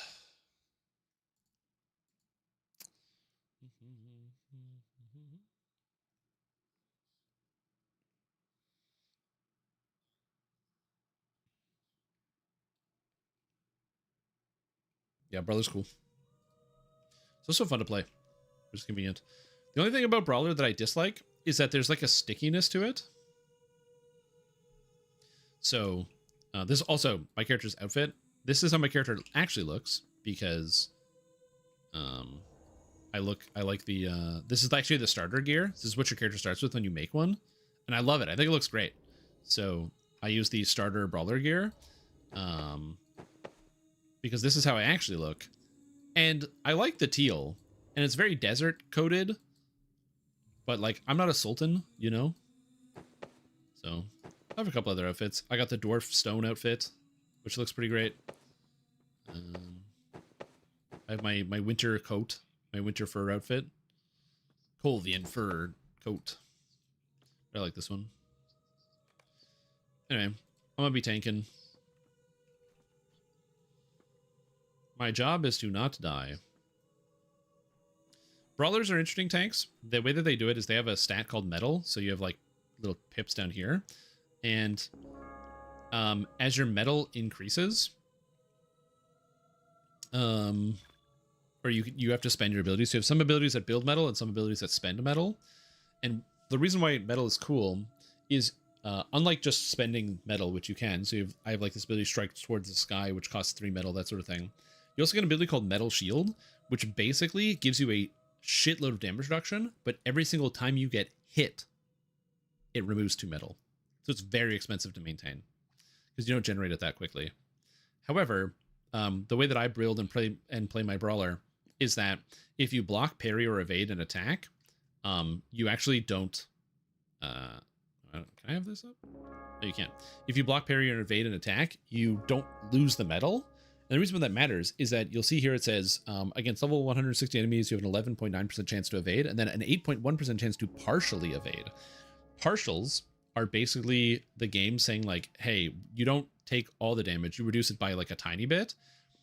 Even if I reduce it by 0, it doesn't remove the metal and still gives me the buff from the metal shield. For over 100 years, the King Tai elves had bettered the mysterious blight, seemingly brought on by the din of stone. Some neat stuff. It has already consumed once beautiful Agadim, and now threatens the rest Time to get running. of the elven glades. I think our Guardian's already going, but by the rangers as well. Fyron and Hradrog have tracked the source of the Zoom blight to the valley of Nagahedi. But what dangers lurk inside the ancient and abandoned wonder? Fortunately, I have a good amount of healing, so I should be okay here. Do I have any mana potions? This is a great question. Oh, but I have rejuve potions. Do I have mana potions? Oh, I have mana potions. Gundabad Essence? You know what? We don't need to talk about that. I don't need to talk about how old these potions are. Fortunately, nobody in my guild is watching my stream, so it's fine. They don't need to know how old my potions are.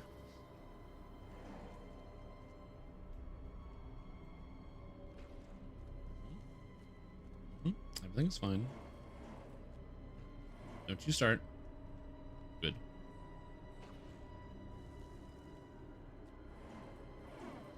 I can eat it if it starts going, but I just don't want it to.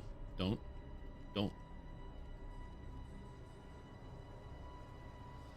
We'll heal the full. Good old bracing guard. Heal for 35% morale.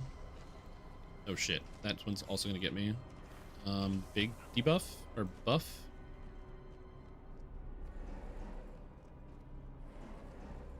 Weather blows reduces damage. Nope, I live. Okay, we're good. Woo! There she is, the Lady of Blight. I actually made it to the end. What is that? There you go. You can actually watch the cutscene. Akintali Tathrab Uchuvol, a voice alive, Sistadad, Akiludi Dorolud, Adenith Tad. Silence! Also, this is... Oh, they caught me. Damn it. This is Irsinith. Irinith. Irsinith? Irsinith is basically a wizard or another Istari that Gandalf didn't know about. Because he's like, in the Lord of the Rings, they're like, yeah, there's like, you know, Saruman the white, and there's Gandalf the gray, and there's Radagast the brown, and there's like 2 blue wizards or something in the east. And then you meet Irsinith, or Irsinith, and she is neither of those things. She's not a blue wizard. She is just another Istari that just happens to be around. And so the gonna meet her, and Gandalf was like, huh. And she's like, yeah, I didn't. And she's like, I didn't even know you were alive, because they're so far east. They're so far away from each other. With the idea being that, like, my affairs is at an end. brought me all the way here. What the hell? Anyway, with the idea being that, you know, Gandalf knows. Not the button. Gandalf knows all about what's going on in here, but if you look at Middle Earth, there's so much extra Earth over here, with the implication being that, like, all the stuff that the elves do in the Undying Lands and all this other stuff affects over here, but over this side to the right of the map, there's just a bunch of, it just keeps going, and there's other bullshit that they don't have phones, you know? So you can't just call them and be like, hey, by the way, I'm also a wizard.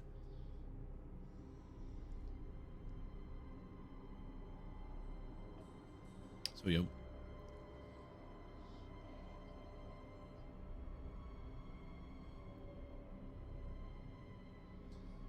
Must have a top and bottom somewhere. Yeah, exactly. There's got to be an end to this Earth somewhere.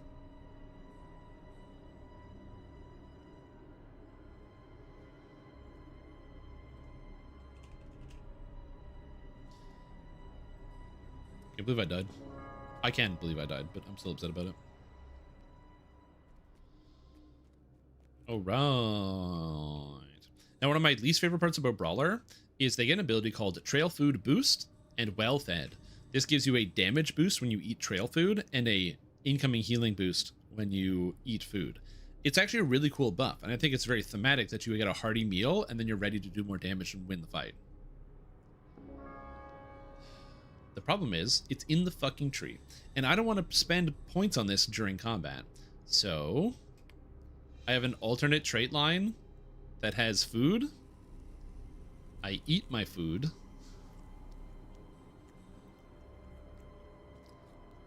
And then after I've eaten, I flip back to the other trait line once the cooldown expires. And I do that in between every pull.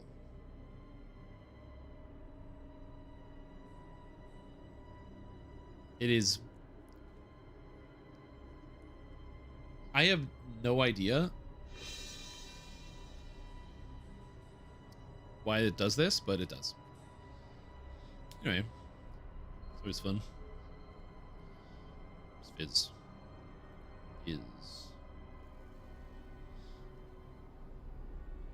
so yeah, so that's a decision that they made.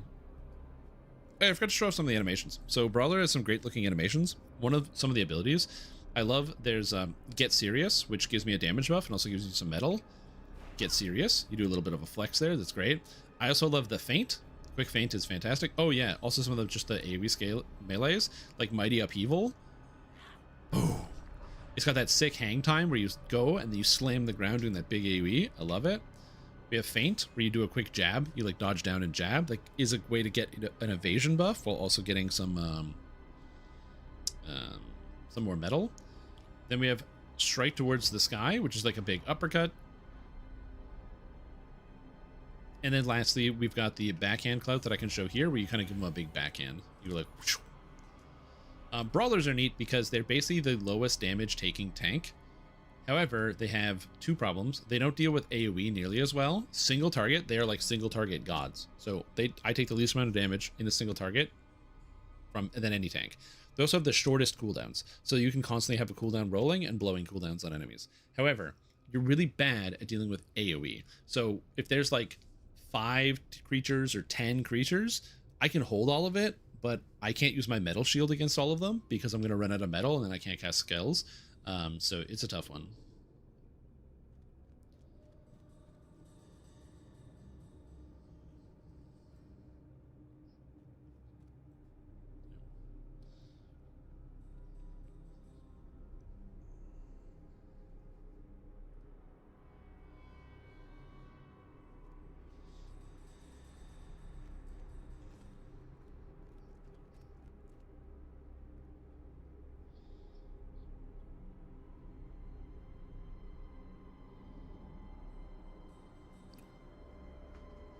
Anyways,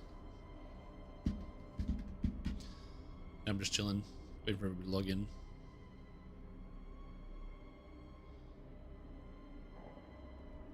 I think everybody's in. Actually, I have no idea if everybody's in. Yeah, tanking's a little bit different because you have to manage the boss, and then I have to also make sure I'm popping the mushrooms around and positioning the boss. Last time I tanked this, which was also my first time taking this is my second time ever taking this on camera, I completely positioned this boss in the wrong spot, and instead of the puddle going like around, so puddle 1, puddle 2, puddle 3, 4, I did puddle 1, and then I hit puddle 2. So everyone had to start running through all the puddles, and I almost wiped the entire raid. But we beat it anyway, so guess I'm not that bad, huh?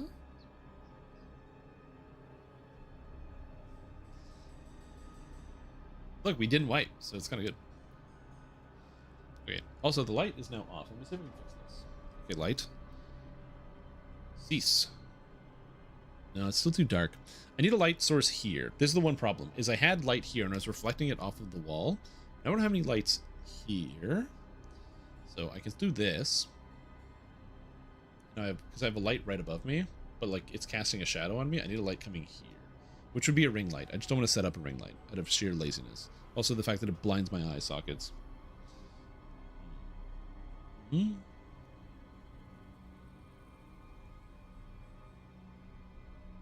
also like the fact that the light back here is blindingly bright, even though it's very dark in this room.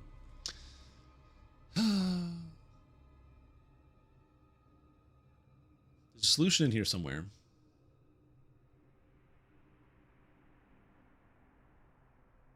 It's because of the change in setup. That's all.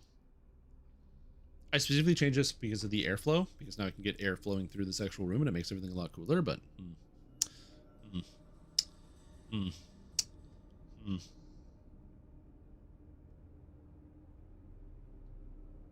I don't know. I'm gonna keep staring at the lights. Oh, I'll turn this on. Does this have a power? Is this a power? No, that's not a light power. No, it's just on or off. Damn. I wasn't sure if there's like a dimmer switch, so it wasn't shocking or going right into my eyes. I'm so old looking, dude. Ugh. Aging. Does that ever happen to you guys? Do you ever look at a picture of yourself or look at yourself in a camera and go, ugh? That's where I'm at right now.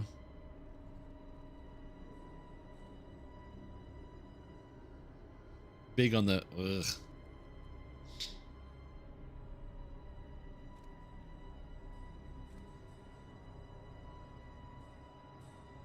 Where's looking at sit and go, yeah. Oh, dude. Ugh. I'm bad too because like I don't get enough sleep, so I get like major bags under my eyes, and it's 100% self-inflicted. I'm no sort of like cosmetician or like somebody who needs to make sure I'm looking a certain way. In fact, if anything, if you've been following my channel for long enough, or even just look at me directly, you learn I don't have much of an opinion about aesthetics for the most part. I don't terribly care that much, but it is something I think about some of the time. Some of the time. It's mostly like I just want people to be like, oh man, you look tired. Because that's the classic, like, hey man, you look like shit. You know? I love when somebody says you look tired. Hey man, you look tired. You look like garbage. You doing okay? You look horrible.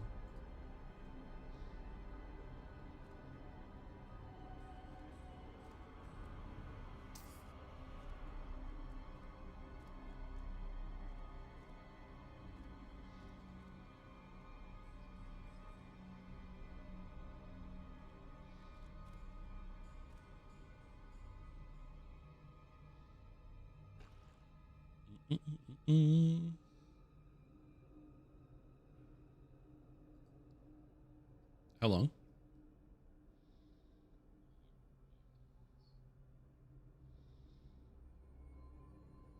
Okay. Gotta get some water. I'm gonna get some water. I will be back. We need to take a quick break. Somebody needs like an extra 5 minutes, so I'm gonna get some water. Itch. There we go. Itch.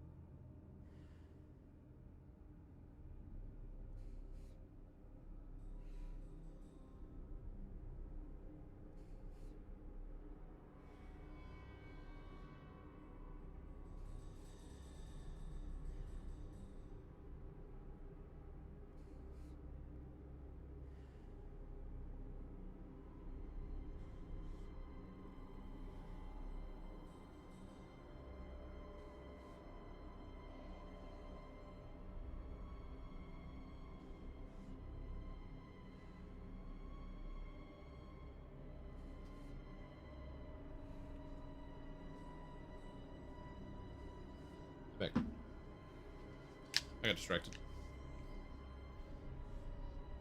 Whoa.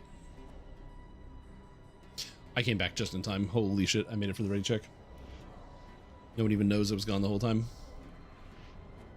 I love this. Oh, I also miss you, Cozy and Music. Sorry for not saying hi when you first showed up. Appreciate you tuning in. I missed you. Yeah, I know. I was gone. Mod check? No, there's no mods here. Yeah, I just have to wait literally the second you type something in chat.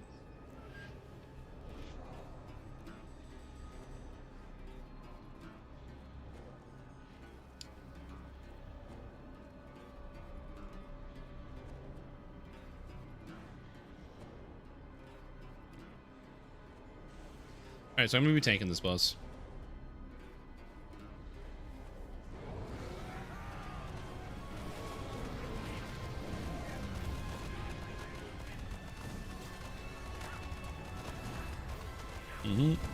I'm just sitting here buffing myself against the boss, keeping my stats up, and waiting until I see a puke.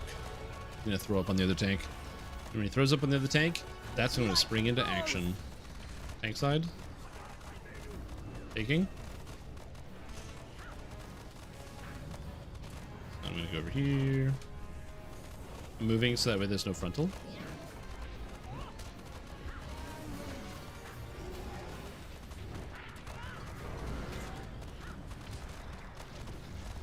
Okay, you can take back.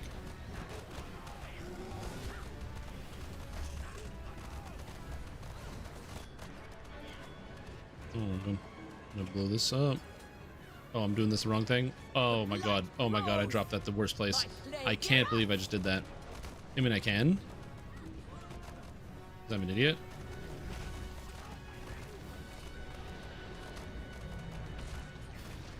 Okay, taking. I completely fucked that. I fucked that so hard. I dropped that puddle in like the worst spot. That's so annoying. That's entirely my fault. I got distracted. I had the debuff. I put it there, and now everyone has to go around it. You know what? Screw them. Yeah, they gotta go around my puddle. Oh, the next one's even worse because of me. It cascades. Oh no.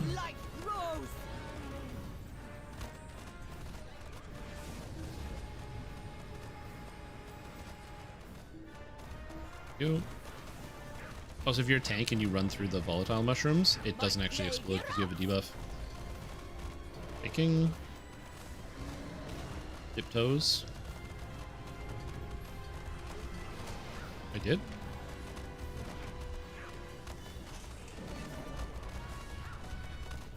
Oh, so you can't get the spit on twice. If you get spit on twice, you lose.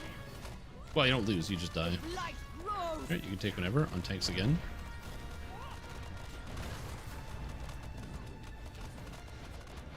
Volatile in the back. Womp. All our volatiles. Womp. Womp. Oh no, another death. Everyone is dying.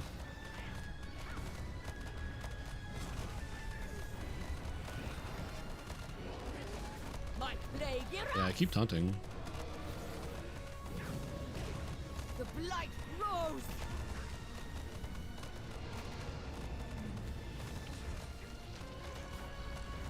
He's aggroed on me.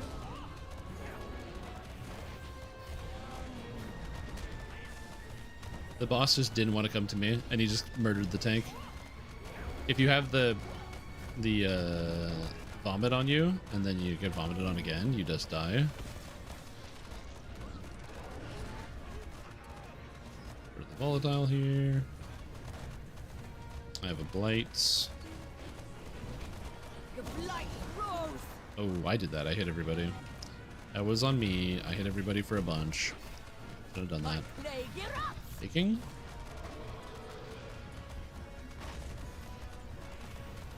Please come to me, dude.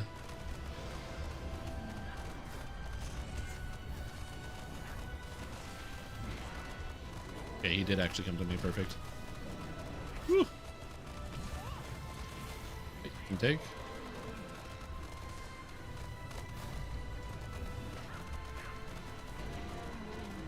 The blight grows. Tank side.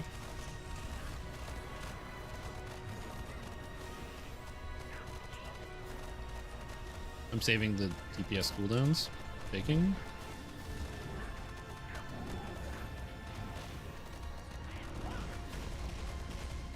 Okay, moving. Get out of the way.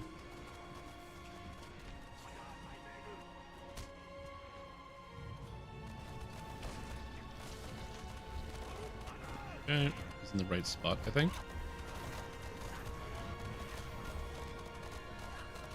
Yeah, I think this is the right spot. So with these.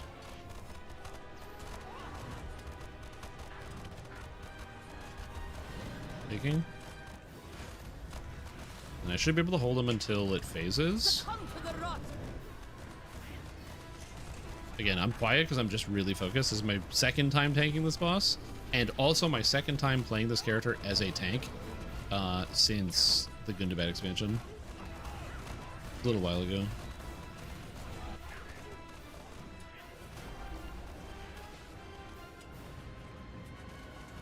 I don't know how long until...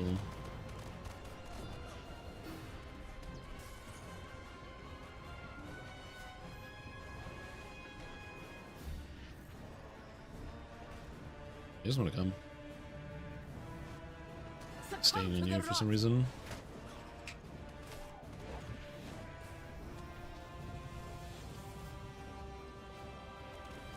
Hey, buddy.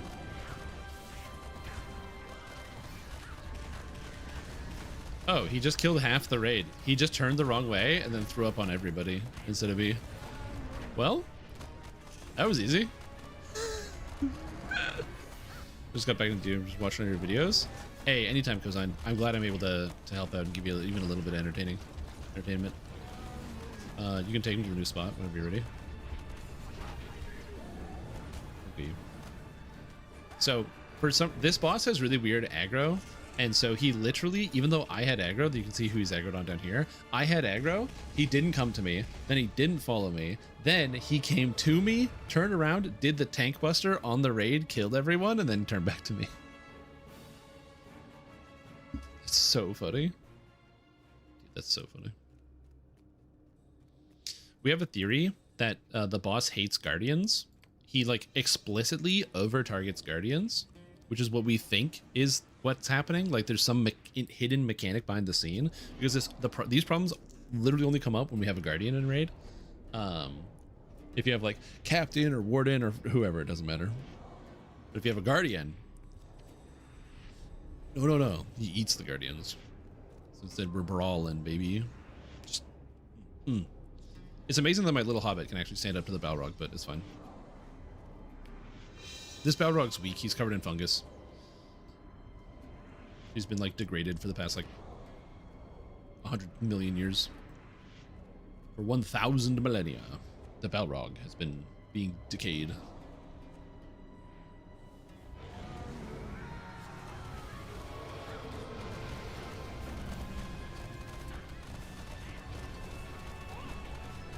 Wait for the vomit.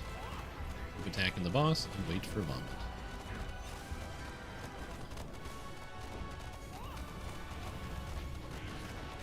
The blight grows. Even. Right of group. Taking.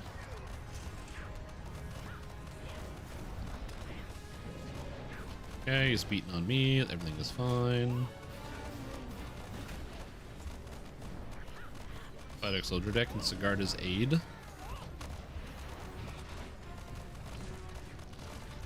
Take.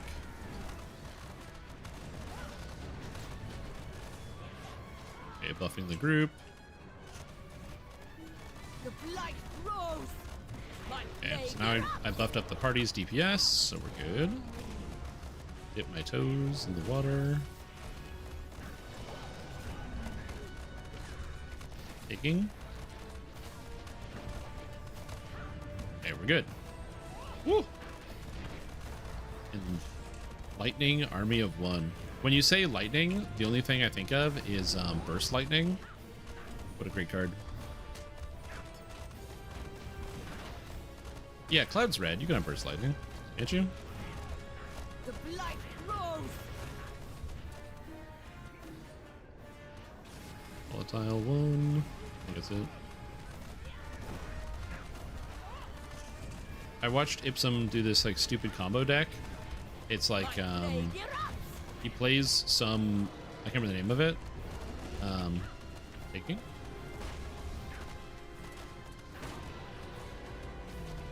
But he was playing some like Otter Planeswalker, and it had a -10 effect that was for the rest of the game. All of your spells have Storm, or your spells and sorceries have Storm. And dude, watching that shit, that was broken, man. I mean, obviously he had to get the get 10 loyalty on the Otter, but goddamn. Take. Just cool to watch. Trample, lifelink, and stagger. Wait, what's stagger? If she deals damage combat to opponent, she deals doubles all outgoing damage. Oh shit. Oh, if she deals damage, she doubles all damage. You can take. Dip toes. Slamming.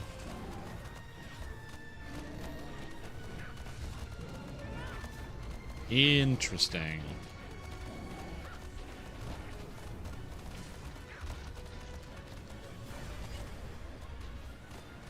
Taking.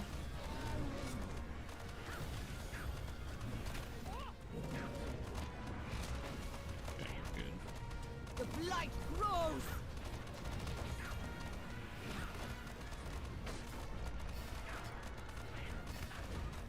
Dip toes.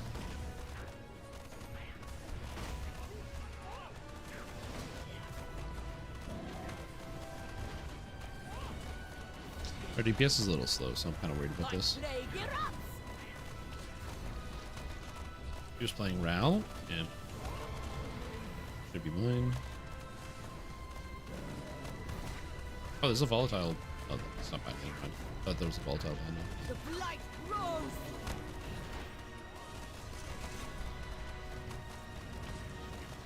Dig him. Anything else? No, that's it. Dip toes.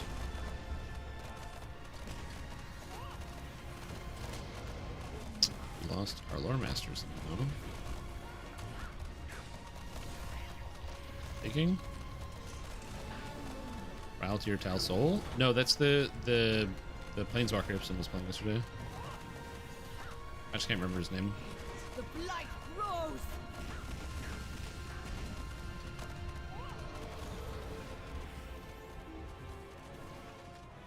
Okay. Come to me, buddy. Blah, blah, blah, blah. Corrosive spew. Okay. Oh, he gave me the blade.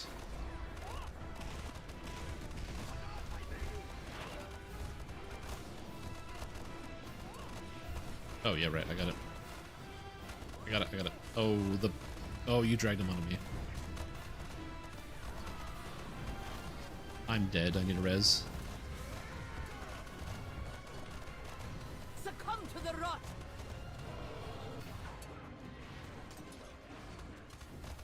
Okay, I took. Damn.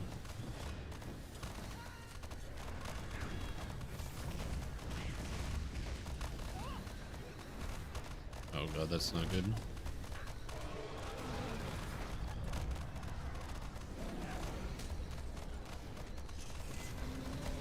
Take him whenever. I had the debuff, yeah. So I should have said something. Ah, that's not good. I went in for the red mushroom because he was like, grab the red mushroom. I went in for it, then he went for it. Okay, and I'm gonna reposition. Yep.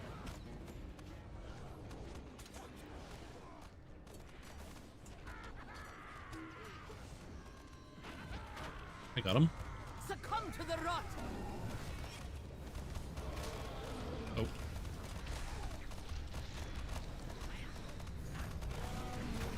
Okay. We're doing okay.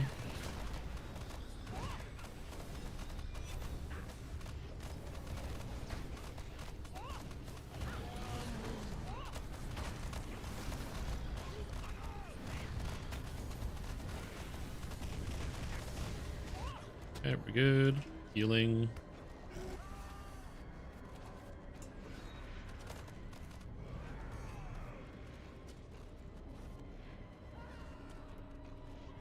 Just gonna make sure I'm not behind it, because if I'm behind it, I will get eaten. Okay, taken in the corner. Okay. Can't apologize for like being silent. I'm trying to make sure I don't fuck this up.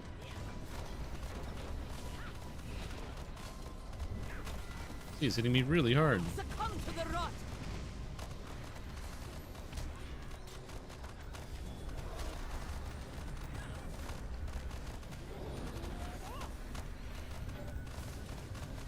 Yeah, I think we're good.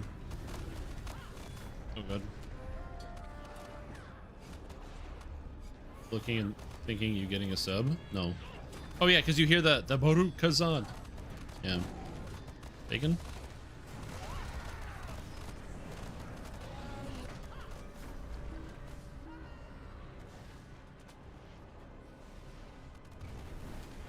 Okay, and now this is where we get the last spot. Just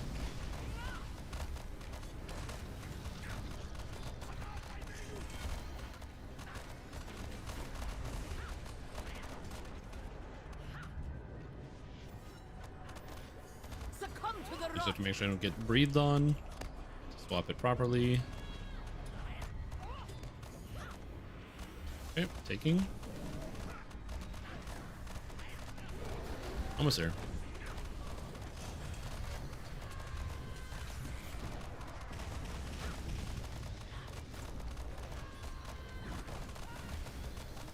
%.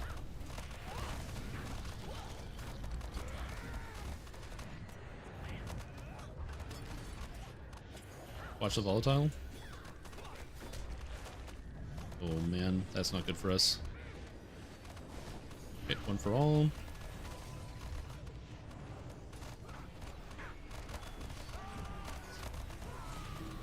Woo, it's over.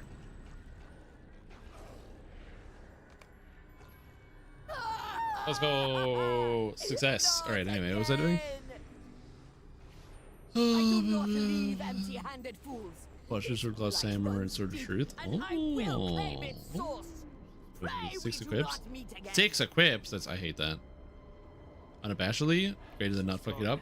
Also, bear in mind, we won even though I fucked up twice and I almost wiped the raid. So I'm gonna point that out. Just pointing that out. And the rest of our forest I've done that worse. I need more practice as a tank. I don't tank ever because I'm always on lore master every time we do raids. Come on, please. Oh, I got a helmet. Oh my god, finally. The worst necklace in the game. Let's go. I am sure this is not the last. This is the worst necklace in the game. But for now, let us rest. Also, I got a helmet. Oh, baby, I got the tank helmet. Oh, look at that. Tactical mitigation, finesse rating. It's beautiful. Yeah, this is the worst necklace in the entire game. So instead of having defensives or like any stats on this that are actually usable, instead it has fate. Fate gives you mana. Mana is useless because if you don't have enough mana, you just regen your mana or you drink mana potions. So there's no reason. It's like energy. There's no reason to have mana. So it's the worst stat in the game. The only class that I've used mana on is Runekeeper because Runekeeper having a little bit more mana means you can be a little bit more flexible in between when you restore your mana. So it's okay to have a little bit, but dude, Fate is just a useless stat. And so this necklace having no stats other than mana is terrible. It's the worst necklace in the whole game. And I have pulled this like every run, dude.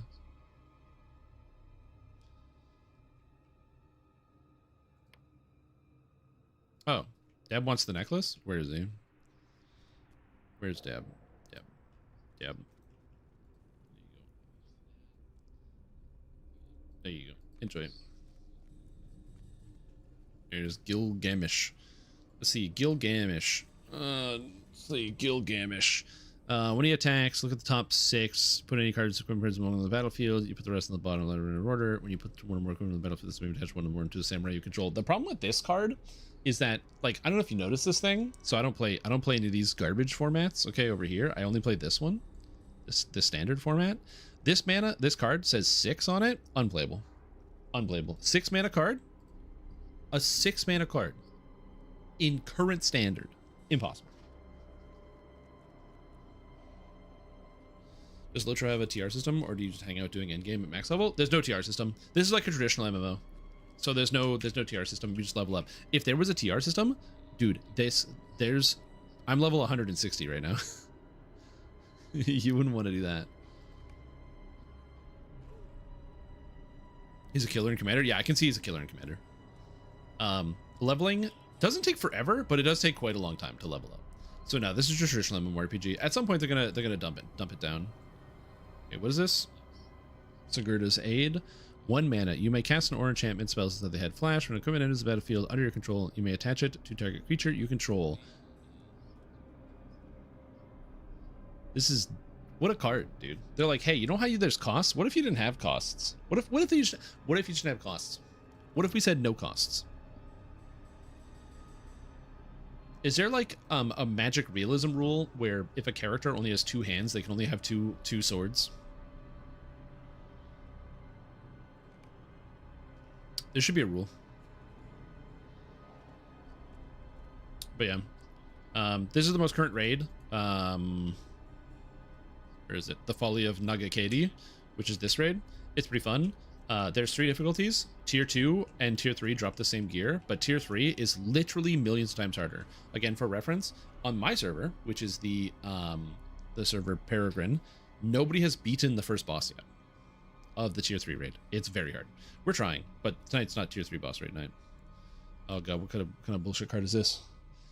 Halvar, God of Battle. 4 mana. God. I mean, we're playing God. It's a 4 mana 4/4. God's a 4 mana 4/4? Wow, lame. Creatures you control that are enchanted or equipped have double strike. At the beginning of each combat, you may attach target aura or equipment attached to a creature to a target creature you control. At the beginning of each combat. Oh, so you can't like double dip. It's not like you can have a creature with a bunch of equipments, it attacks, then move it to another creature, and then that creature attacks. It has to be at the beginning of combat. But it means that you can have a bunch of stuff and then shove them together.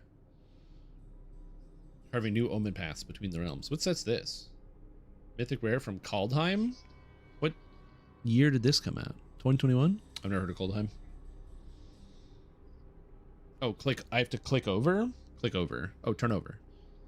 Oh, Sword of the Realms. How do I flip them? Wait, is this just 2 cards? How does this work? You can just play it? You just as either? When do you flip it? You can play either side? Oh, interesting. It's gonna be annoying because you have to pull it out of the sleeve all the time. Anyway. Sword of the Realms. Equipped creature gets +1 in vigilance whenever a creature dies, return it to the owner's hand. So you just have whatever go infinite? Oh my god, I don't want to deal with this. No, that card's not fun. 1 mana, gets 10/10, loses flying, equip 8. But it's not 8 if it's free. It's not 8 if it's literally free. That's what I'm saying. He gets bodied in standard. Cool concept though. I do like the idea that it's like +N+N. It's like those big creatures that would be like, you know, it's like a 2 mana 7/7, but then it has some like horrible downside. Like next turn you lose the game, but you don't care if you lose the game because you just have a card that's like, you know, the creatures don't have text like Dress Down or something. When you beat people up. Yeah, Bustard Sword. I've seen Bustard Sword. I've been killed by Bustard Sword before. Surprisingly, it only costs 3 mana, so people can play it in standard. They shouldn't, but they're allowed to. Oh god, what's this one? Is this another ancient card? It's another ancient card. All right. 3 mana Rotting Regisaur. At the beginning of your upkeep, discard a card. Now that's a zombie. 3 mana 6/7/6. This isn't a bad card. This is dinosaur. This is 7/6 with upside. What do you mean? This is a 7/6 with upside. This is crazy. Let's see. Lightning. Ain't nobody played this video. All I know about Final Fantasy 13 is everybody hates lightning. Anyway. Yeah, we already showed me the stagger card. This seems silly. World Slayer. I'm going to be honest. This sword's not big enough. Do you guys see World of Warcraft when Sargeras stabs the world? Dude, that's a World Slayer. Anyway. Whenever a equipped creature deals combat damage to a player, destroy all permanents other than the World Slayer. All permanents. Equip 5. But if you attach this to something with indestructible, you can just go crazy. So you just attach this to I don't know. What's that big indestructible guy? One of them like Eldrazi's. Yeah, you just slap this on an Eldrazi and then it's all set. Yeah, I will say this sword's great. Or that sword, this dinosaur, this is a great card. Excellent card. It's just a 7/6, and if you don't get rid of it, you win the game. Excellent card. And you give it double strike. You just hit him. Speaking of hitting him, I think it's my time to hit the road. I think I'm done for the day. Because I streamed for longer than usual. It's been 8 and a bit hours, and I'm tired. So that's it. That's all I got. All right, fine. I'll look at this one last card. One more card, and then that's it. And no more. And then it's bedtime. You got to brush your teeth. What do we got? Conqueror's Flail. This card is ancient. Commander card. That you know this shit's broken. 2 mana. Equipped creature gets +1/+1 for each color among permanents you control. That's vivid. As long as a Conqueror's Flail is attached to a creature, opponents can't cast spells during your turn. Oh, that's not as bad as I thought. There's like other cards that do this. I guess because it goes in the equipment deck. So in the Commander equipment deck, you can like pull it in there. But this card doesn't seem that egregious, actually. Like, it seems annoying, but it doesn't seem that bad. I don't know. Anyways. Whoop. But yeah, thank you guys for watching. Been a fantastic time. If you like what you saw, consider following the channel. We will not be live tomorrow. Again, if you want to know my live schedules in the Discord, I will not be live tomorrow. I have too many doctor's appointments. But then on Wednesday, we will be back. So I'll be back on Wednesday and then throughout the rest of the week. But unfortunately, I'm unable to stream tomorrow because I just have other stuff to do. But yeah, thank you guys for watching. Hope you had a fantastic time. And tomorrow, because I'm not streaming, I'm going to throw up a video. So you'll have something to watch on YouTube. But yeah, anyways, bye-bye. Thank you. See you later, everybody. I'm going to take a break for now, and we'll be back soon.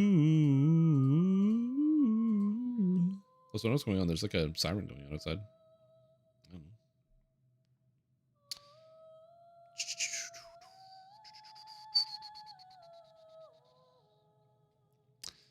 Man, I really want to get a periphery. Heartwood shortbow. But I don't think I'm going to get one. I don't think I'm going to get one.